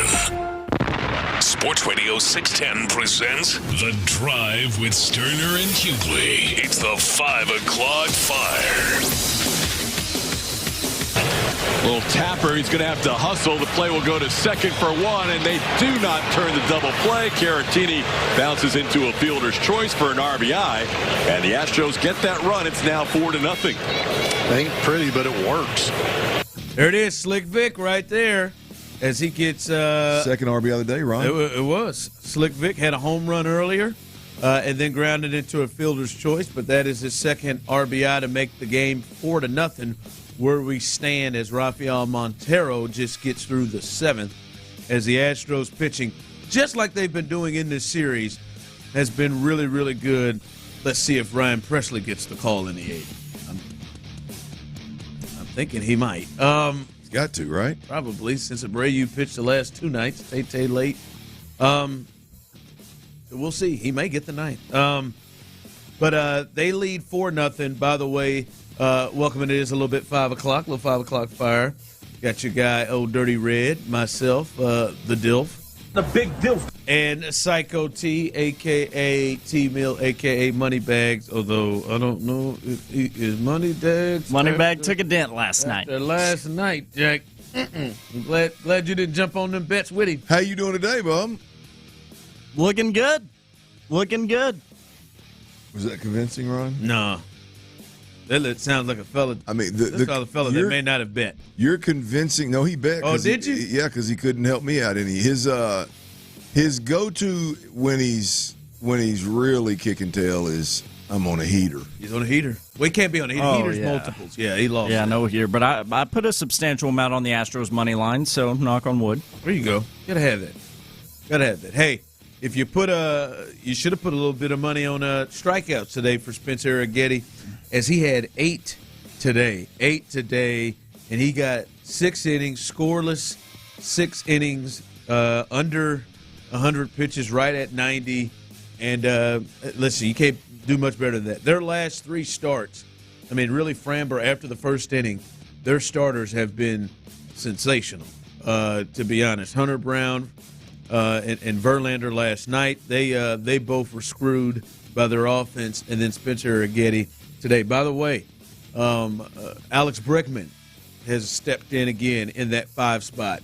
He's got a 2-run homer to kick off the scoring today. He also has a triple straightaway center that almost got out as well, so he's swinging the bat a bit better in this series as the Astros look to try to win this thing. But Spencer Arrighetti and the offense are the story right now.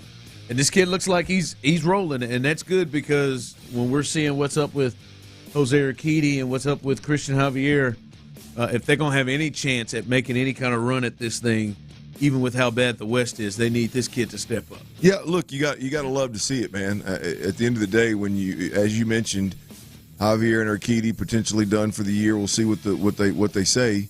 But with that done, with that information, is a lot easier to stomach when Hunter Brown goes out there and pitches the way he pitched, and then Spencer Arrighetti does what he does today on top of Ronel Blanco, Framber Valdez, and Justin Verlander.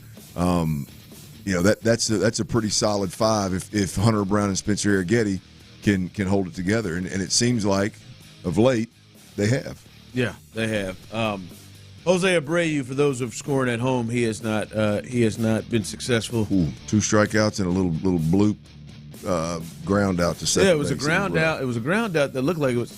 Oh God! Take him behind the shed, man. Put him out of his misery. Like let this end. Oh, you want to put him down? No, he's done. He's cooked. He said, take him behind the shed, like Old Yeller, man. He's done. Loved you whenever, I'm sure Chicago will always love you. He's going to have You're a statue done. in Chicago. You're done. Not here. You never started in H-Town. Well, the beautiful thing is Spencer Arrighetti. Thank you. There you go. Let me bring you back down a bit, T. See, all joking aside, Spencer's stuff is live. No, it is. I mean, he's got a real Hunter Brown vibe to him in terms of how live his stuff can be. He was confident today, boy. And he got more and more confident as he went, right? I mean, he struck out 2 or 3 in the sixth? I think 3 in the sixth to finish it off. Struck out the side, huh? Might have thought about bringing him back out 4-0, 90 pitches, but nah, man, we're gonna roll with Montero and Presley, cuz. It's a couple of Italians today, man. Presley's in. He's warming up. He's coming in. He's getting the 8th, huh? He's getting the 8th. Yeah, he's getting the 8th. Today's Good Vibes brought to you by Caratini and Etichetti. 4-0. How you feeling about Presley done, going into T. this game? Thank you. Except for Caratini is not. Right, but he sold it. You got to roll. It's a Victor Caratini. That's not it. Some gabagool. How you feeling about Presley getting this 8th inning? Feel good. He'll be all right. So somebody gets on. That's when. That's when it just switches. We'll know in the first hitter. We'll know early. Yes. Depends on if there's any bad luck tonight. If he drills, You're right. Drills, here's the deal. Hopefully he has a rabbit's foot. This is all joking aside. This is what we talked about the other day, guys. Like with Presley, it's time for Joe to have a quick trigger here. Short leash, quick trigger, whatever the hell you want to call it. Like, hey, you think he's thought through it? You think he's thought through like how I'm going to handle this right now? And just come on, Ryan. Well, you got a 4-run lead here, so it's not a 1-1 ball game. So you got a 4-run lead here. It's 4-zip. So I'm not going to be as quick triggered as I personally would be if it were a closer game. But you get a double in the gap or a double down the line. If I'm Joe, I'm going okay. One more. If he walks a guy. If he gives up another hit, I'm out. We're not going to wait till this is a 4-3 ball game with bases loaded. If he does what you said, a double in the gap, I'm getting somebody up. One swing, huh? Oh, you definitely yeah. Double in the gap, I'm getting somebody. No, I got somebody. The minute he steps off that bump right there and heads to the mound in the 8th inning, there's going to be somebody else stepping on that. Well, Joe is going to walk out there to talk to him first. And Ron, I'm talking about right now. As Presley's drawing in the dirt behind the mound, there should be somebody up in the bullpen. Okay, I'm talking about right now. I will do that. If there is a double in the gap, if he does what he did to Haniger the other night and just hangs a breaking ball and he tattoos it, what I'm doing is I'm getting Hader, whoever it is that I had planned, I'm getting them up right now. I'm walking out there with my pitching coach, Josh, to talk to him for a little bit. Just to waste a little time. Give him a little time to get loose? Mm-hmm. The plan with Presley has to change. I love Presley. I hope he comes around, man, but the plan has to change. I mean, it's just got to change. There's got to be a shorter leash. It has to be. It has to be. And, like, I don't know if Joe's and the rest of the Astros are thinking through this, but, like, clearly it's not an inning with him. It is is he facing the weaker part of the lineup? That's what it is to me, because excuse me. If 7, 8, 9 is due up in the 7th, I'm not going to Abreu. I'm going to him. I want you. You face 7, 8, 9. If one, I really like where your head's at with this. If you know the heart of the order is up in the 8th, and I can see that's what's coming, you get the 7th, Ryan. Right. I want Abreu facing the tougher part if I've got to use them all. Yeah, Presley gets the Snickle Fritz. Oh, yeah, you get the lower end, baby. I want you facing the Abreu's. Well, I want you facing. So we'll see. We'll keep you updated on this as the Astros are clinging to a 4-0 lead right now. Clinging. It feels huge. With Presley on the bump, I feel like that verbiage is right. They're clinging to a 4-0 lead right now. As they're trying to avoid this sweep. By the way, the pitching matchups for a red-hot Minnesota Twins team coming into town. Blanco's going to pitch on Friday. Saturday is Framber.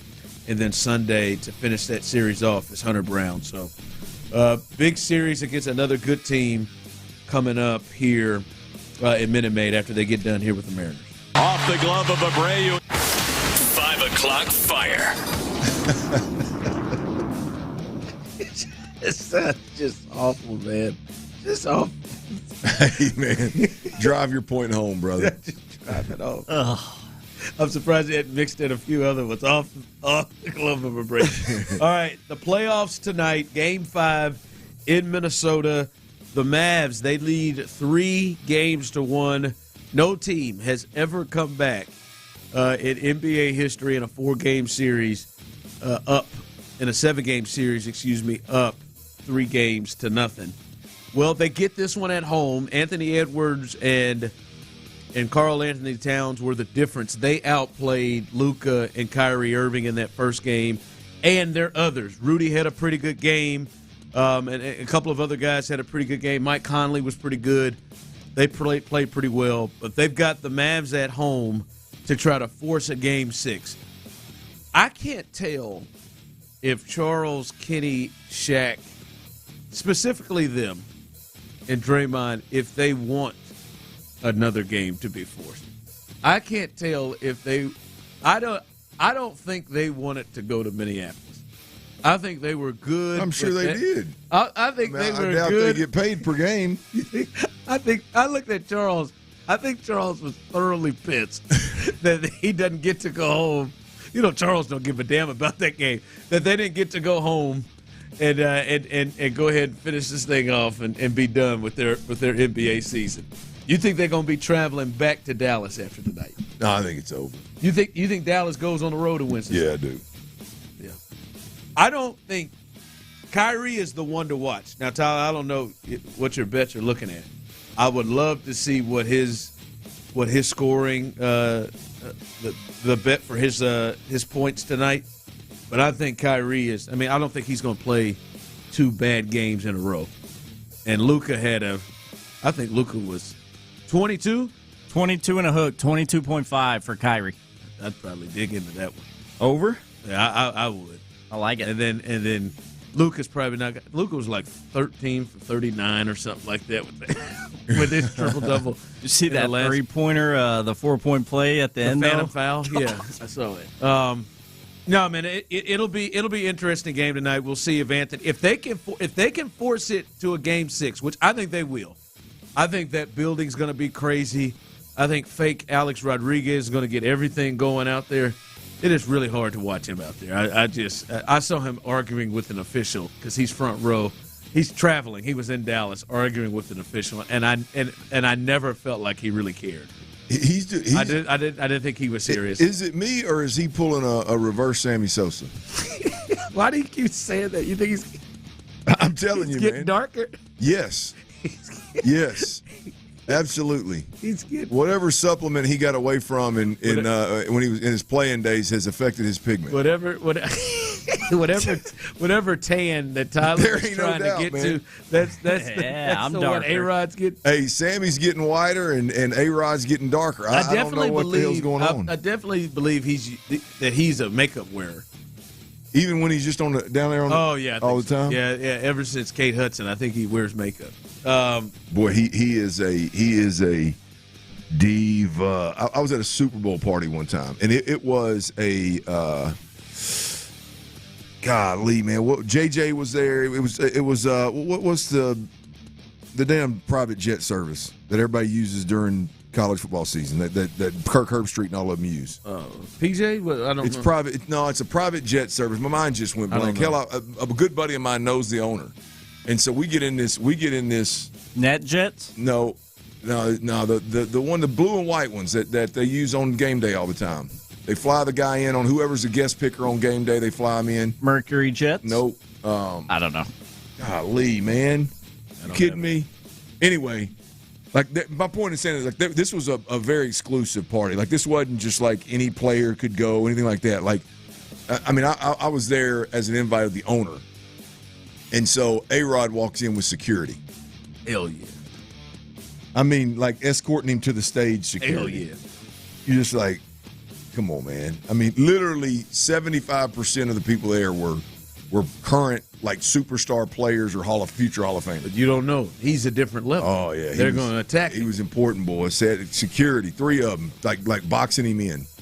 I got him. Game 6 tonight, and A-Rod will be the difference. Wheels Up is who I'm thinking of. Wheels Up. Oh, okay. A-Rod. Appreciate it. My bride's listening. Y'all keep it on you. Mind your own business. Thanks, love. 5 o'clock fire. Hey, a little news that came across. See if this intrigues you. NFL and NFL Films have selected the Chicago Bears to serve as this year's team on Hard Knocks. Sources tell ESPN first episode of Hard Knocks with the Bears is scheduled to air Tuesday, August 6th. So the Bears are going to be there with all those guys they brought in. Obviously, Caleb Williams, who they brought in, I'm guessing will be a person they really follow. I am really intrigued by watching Matt Eberflus. I don't know enough about Eberflus. He could be. He feels very nerdy. That'd be a buzzkill. I know it. I just want to see if it's real nerdy. Yeah, that's boy. I mean, with all the guys like Mike McDaniel and DeMeco. Let's start right here. Mike and Kyle Shanahan and what's my man out with the Rams? Sean McVay. Sean McVay. I mean, you've got some cool characters, man. I mean, even Canales cat out in Carolina, he's got a cool vibe to him. Boy, to pick some like. It's gonna be more player driven, unless gotta be. But the coach has got such a prominent role in that, man. His nickname is Flus. That's it. Awful. You got to be super cool to pull that one off. Flus, hey Flusy, Flus, big Flus. I'd call him Ebes. You call him Ebes? His name's Eberflus, isn't it? Ebes. Yeah, Ebes. He looks a lot more like an Ebes than a Flus. Yeah. Yeah. Well, we'll see. We'll see. But the Bears. I think. I wonder how Caleb is going to address this, because he can be standoffish sometimes. I wonder how he approaches this thing because I think he's going to be the primary person that they're looking at. So, Hard Knocks, Chicago Bears coming up in August. All right, coming up, Clint believes this. This potentially may be from a positive perspective for the Texans going into this important season, maybe the most positive thing for the Texans this year. We'll discuss that coming up next. All right, it's truck season in Texas. Hell, it's always truck season in Texas, if we're being honest. And it's truck season at Ron Kraft Chevrolet 24/7, 365. Right now, Ron Kraft is offering huge savings on a Silverado 1500, y'all. GM financing as low as 1.9% for 72 months. If a Silverado 1500, if a pickup ain't what you're looking for, you can drive off in a 24 Malibu RS. Hey, if neither tickle your fancy, they got other options, right? I mean, they got other options. It's they got deals coming out of their ears, if you know what I mean. Shop the lot or shop online at RonCraftChevrolet.com. If you want to shop the lot, Ron Kraft Chevy, they ain't hard to find. They're in Baytown on I-10 East next to Buc-ee's. Together, let's drive to Ron Kraft Chevrolet. It's Chevrolet, the Baytown way. Just one series into Jose Abreu's return.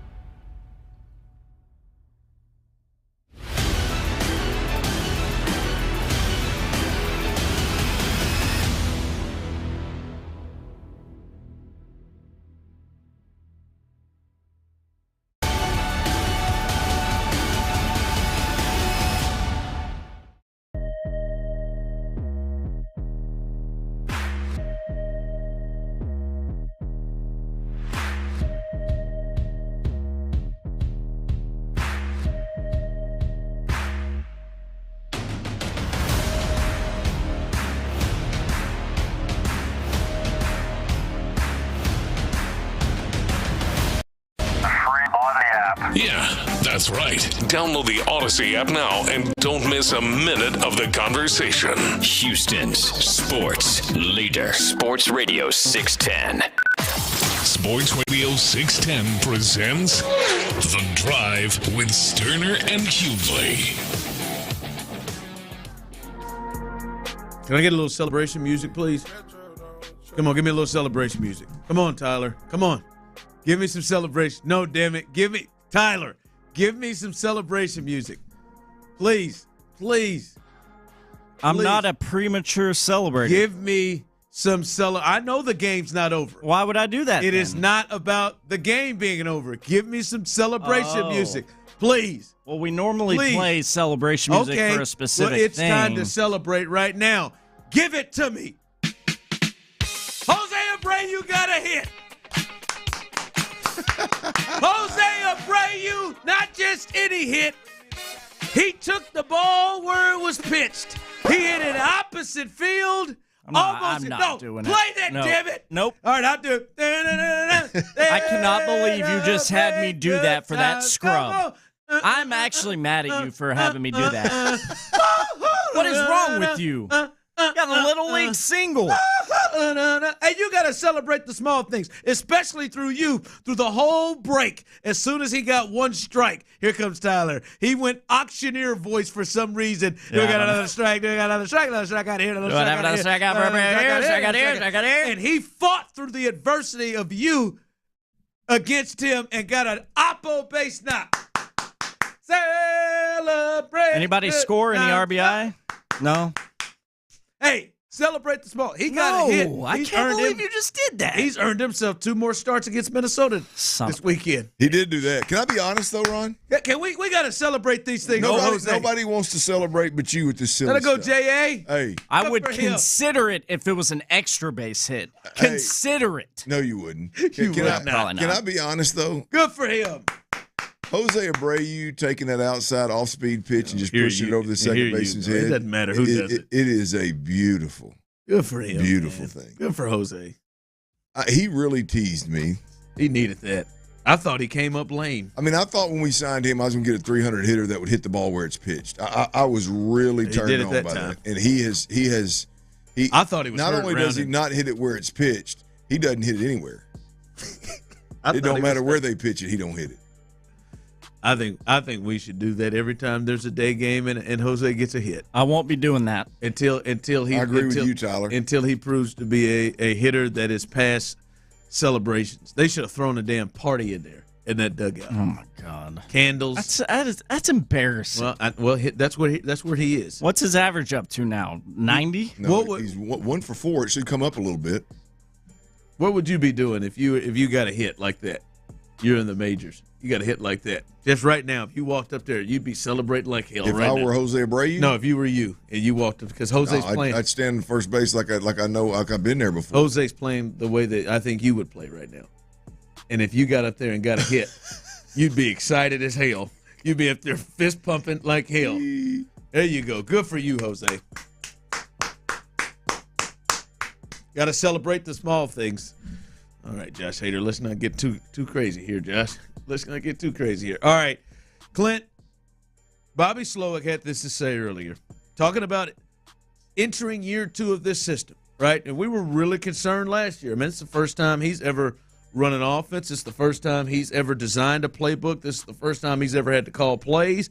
And he's working with a lot of young people who have never been in the NFL or the first time in their system, in this system or an NFL system at all. This was him talking about the difference from coming in last year to year 2.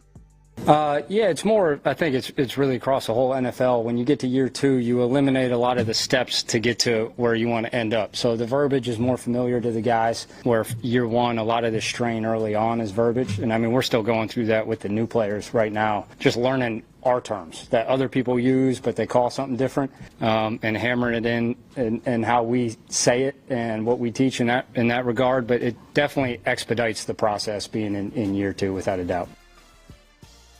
You said before the show, the number one thing of importance to this season is this schedule. Can't get around that. The schedule is the number one thing that jumps to you. But you said this may be the most important thing from a positive perspective from the Texans based around what he just said. Yes. Yeah, I think you can chalk. I think this team's going to be better. I don't know what the record's going to look like, but I think the team, particularly on the offensive side of the football, is going to be better. And I think there's a couple of things you can chalk that up to. Obviously, adding Joe Mixon and adding Stefon Diggs, the personnel adds are big, right? And I think a lot of people see that. A lot of people understand that. A lot of people expect this offense to be better because those guys were added. The second thing you can chalk up the improvement to is going to be the second year in this system for 9 of the 11 starters. And I'll be honest with you, I think it's far and away. I think the number one thing that you can chalk up the whatever the improvement looks like to is C.J. Stroud in year 2. Laramie Tunsil, Titus Howard in year 2. Juice Scruggs in year 2. Shaq Mason in year 2. Dalton Schultz in year 2. Nico Collins, Tank Dell, all in year 2. All of those guys, including obviously whatever the depth looks like at those positions, they're guys that have been here for a year. They're guys that last year were just trying to learn how to speak a language. Now they have the ability to get on dating sites and pick up chicks in said language, right? So, yeah, well, I mean, my point is just there's several reasons why this team is going to improve offensively. And I just think, and the more we talk about it, I think it's far and away all the guys that I just mentioned are going to be in the second year. They're going to be in graduate school of this offense. The only 2 guys that are going to be starting at square one and trying to learn a new language and learn what everything means and where they're supposed to be and when they're supposed to be there, it's 2 veterans they got pelts on the wall. They're long in the tooth in the NFL. Joe Mixon and Stefon Diggs. So the personnel adds are great. Joe Mixon is the biggest upgrade over the running back we had last year than anybody that joined this football team is over the guy that they replaced. Stefon Diggs isn't replacing anybody. He's just added to an already really successful receiving corps. And it's great. It's going to be a big impact. But I think year 2 for C.J. Stroud and company, I think is the biggest reason this team's going to get better. Let me ask you this. Where do you put Kenyon Green in that? Well, I mean, is he like? Would you? I mean, I guess he's at least had the playbook, right? Yeah, from a playbook perspective, he should know. You know, I don't know how. He may be the greenest one of them all. Maybe. Yeah. Look, I don't. This is one reason why. Like, if I were Bobby Slowick and if I were DeMeco Ryans, and I don't know what they did. Maybe they did this to a certain degree, but Kenyon Green's ass would have been in every meeting. Yeah. Kenyon Green's ass would have been at every practice, standing there next to the offensive line coach, so that when you get to this point, you're at least up to speed mentally with all of these other guys, right? So I don't know how they handled it, but that's how I would have handled it. And if they did, then he's got a bigger advantage than one might think, having missed all year last year. If he knows mentally what the hell everything means and what he's supposed to do and how they're going to block up these basic looks, and he can start at an advanced stage mentally, then it's going to be good for him. If he's starting at square one, then he's going to have a problem. He's going to have a problem there too. All right, coming up, we will keep you updated as the Astros game is coming to an end, as it just is about to come to an end. We'll keep you updated on that. Astros win 4-0. We will discuss that coming up, as well as, even though they did win, what does this mean for the team overall? And something out there that I was super, super excited to see, and I hope it is going to be the norm for the Texans. That's coming up next.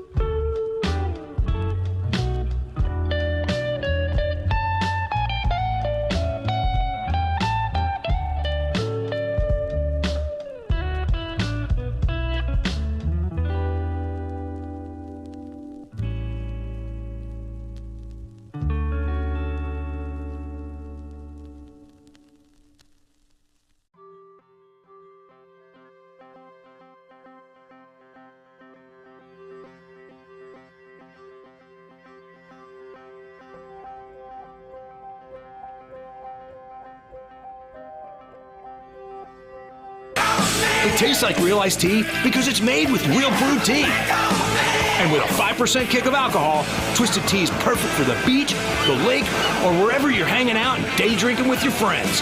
Look for the bright yellow cans. Twisted Tea Hard Iced Tea. Keep it twisted. Twisted Tea Brewing Company, Cincinnati, Ohio. Please drink responsibly. Live from the Twin Peaks studios, Sports Radio 610 presents The Drive with Stoerner and Hughley. Ground ball towards Altuve. And the Astros have shut out the Mariners 4-0 the final score. Astros salvage a game in this 4-game series, and they now gain ground on the Mariners. They are 5.5 games back in the AL West by taking this final game. Fourth shutout of the year for Houston. Spencer Arrighetti was outstanding today. Blummer and the bullpen did their job. There it is. TK gets to call a win and get a flight back here to Houston and not drown himself in hard whiskey. So congratulations, the Astros. Well, Astros won today. There you go, Linda. They avoid the sweep. Look at them. They just look so much more happier on television. Had to have it. They avoid the sweep. And, hey, they're 5.5 games back. How about that? But they do lose some ground as they lose this series 3-1, but they win this. The big story to me is Jose Abreu. Jose Abreu gets one hit today. Dude, don't do this. I'm just saying. Don't do this to me. Do you have the highlight? I've asked you this, okay, as the clear leader of this show. Do you have the highlight? I want to hear it. I'm not calling it a highlight, but yeah, I got the play-by-play. Let's hear it. Come on, here it is. It's a Little League single. This is the big. It was not a Little League. It was an Oppo Field. Did a great job shot. letting it run in the. Yes, he let it get deep. Yeah, come on, let's hear it. Come on, quit it. Nice. Let's hear it. And hits the ball hard into right center field. That'll be down for a hit. Cutting it off is Mitch Haniger. Jose Abreu has a 2-out base hit for the Astros in the ninth. Damn. I didn't get Blum. Did Blum say that's what Bagwell's wanting him to do? Bagwell's wanting him to let it get a little deeper in the stance. I feel like Blum's got a quiet protest against this, and he's just not going to speak. Zero doubt about it. I would. Feels huge. That's what I would do. I'd sit it out. I think it's probably the first thing in Blummer's 10 years on air that he's really struggled with. Oh, I bet it is. I think it's a fight for him every time Jose Abreu is. I think it was a fight for him when he was in Florida at that complex league. Yes. To not disrespect it. Like he has got to keep his cool here. Come on, Blum. You're one of the best, man. Keep you cool. Wherever Julia Morales is stationed, his at bats, I'd turn my back. And it really wouldn't be at Jose. It would be at Dana and Jim. That's what it'd be. Can I tell you? Julia, I take my mic and I turn my back. Ron, you were talking earlier about things that are hard to watch.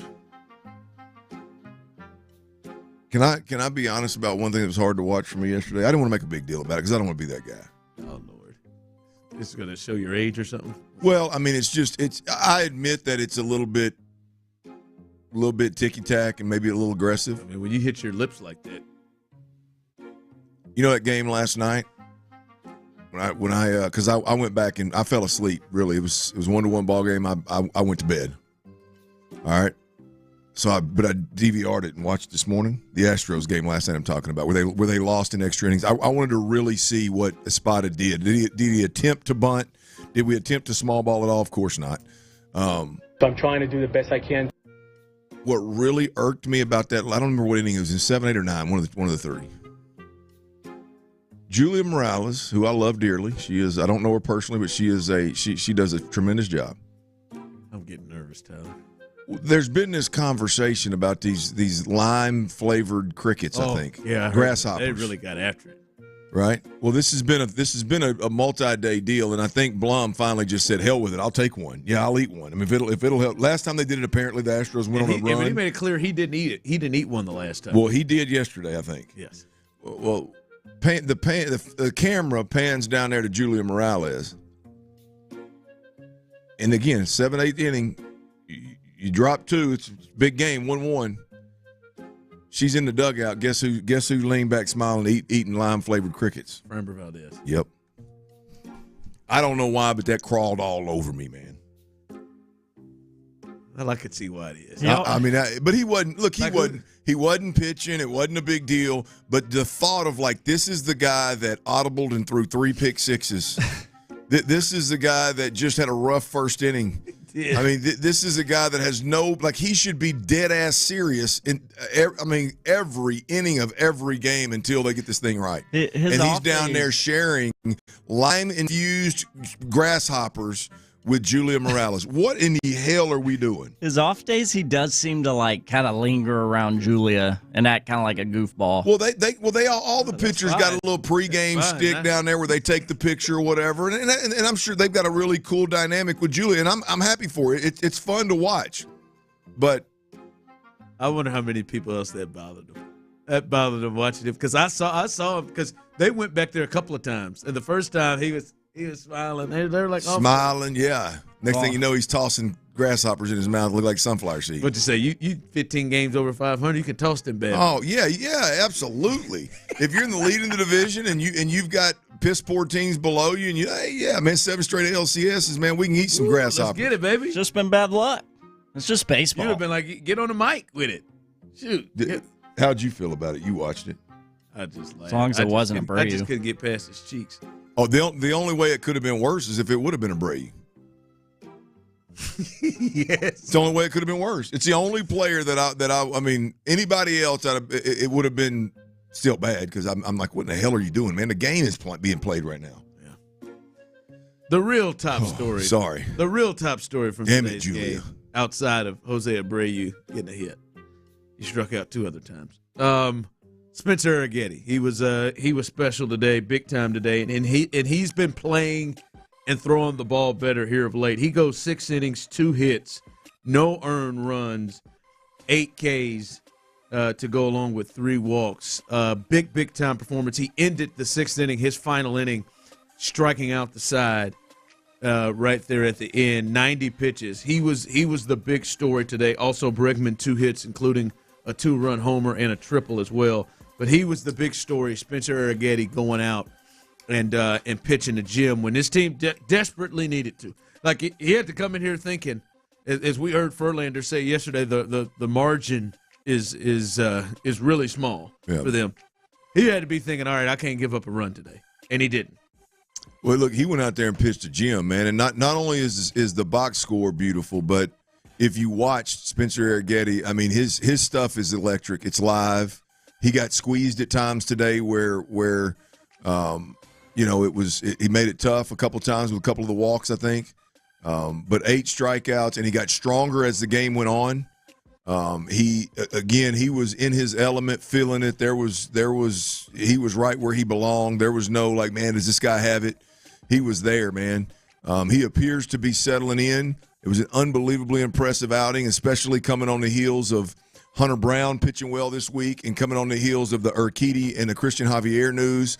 We just needed this more than normal, more than you could imagine, given the injury news, man. Spencer Arrighetti and Hunter Brown have turned into, in my opinion, the biggest X factors or wild cards, or however you want to, in whether these Astros can make a run. I mean, those 2 guys have to continue doing what they're doing right now. And I'll be honest with you, Ron, both of them of late, it's very convincing, because this wasn't a game where. Well, it's convincing because their stuff is convincing. Right. But like this wasn't a game where he went out there and only gave up 2 hits because they hit missiles at right at people.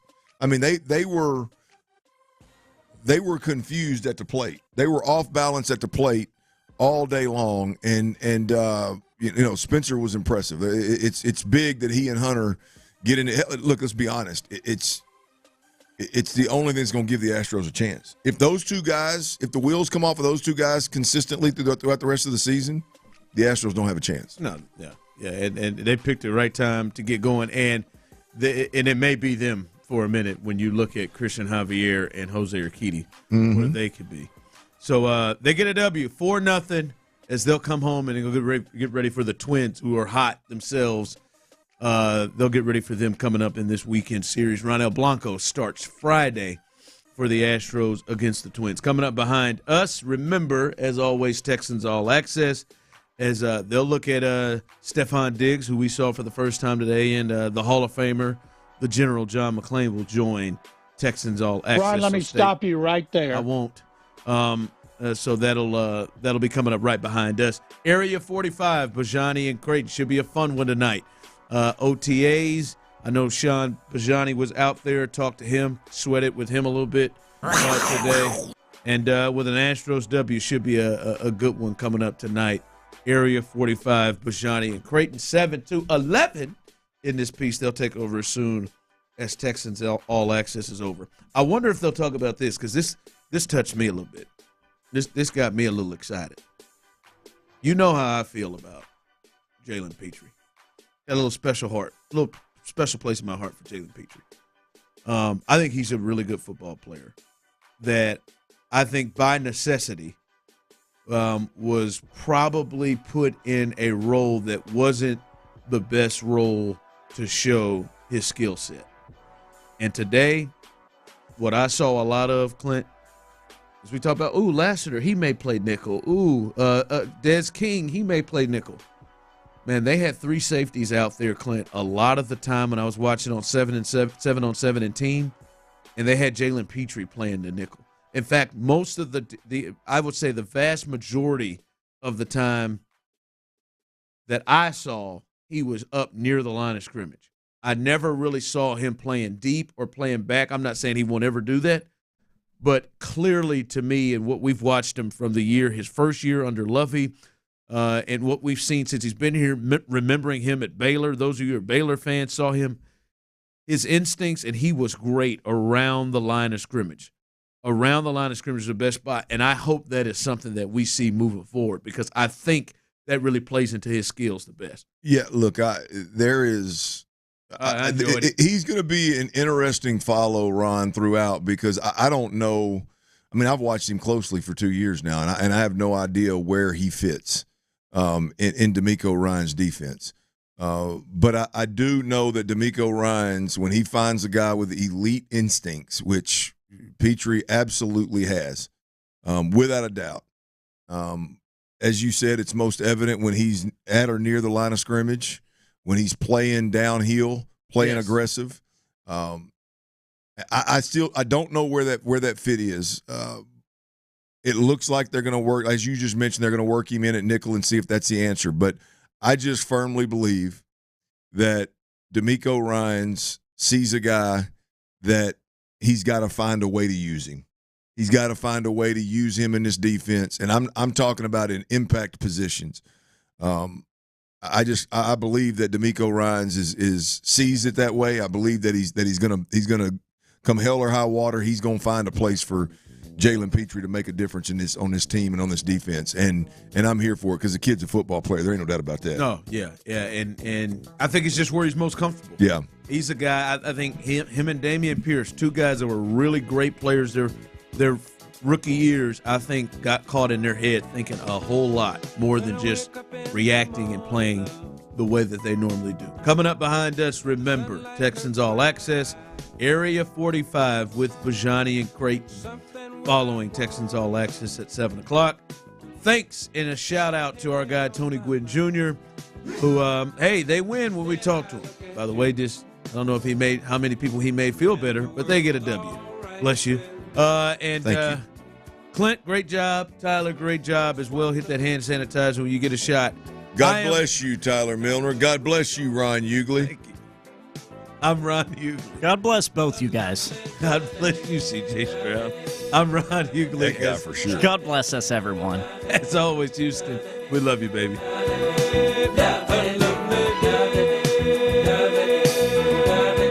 Get it during camp. It was still hot, dude. I know it was still hot. I'm just saying it was different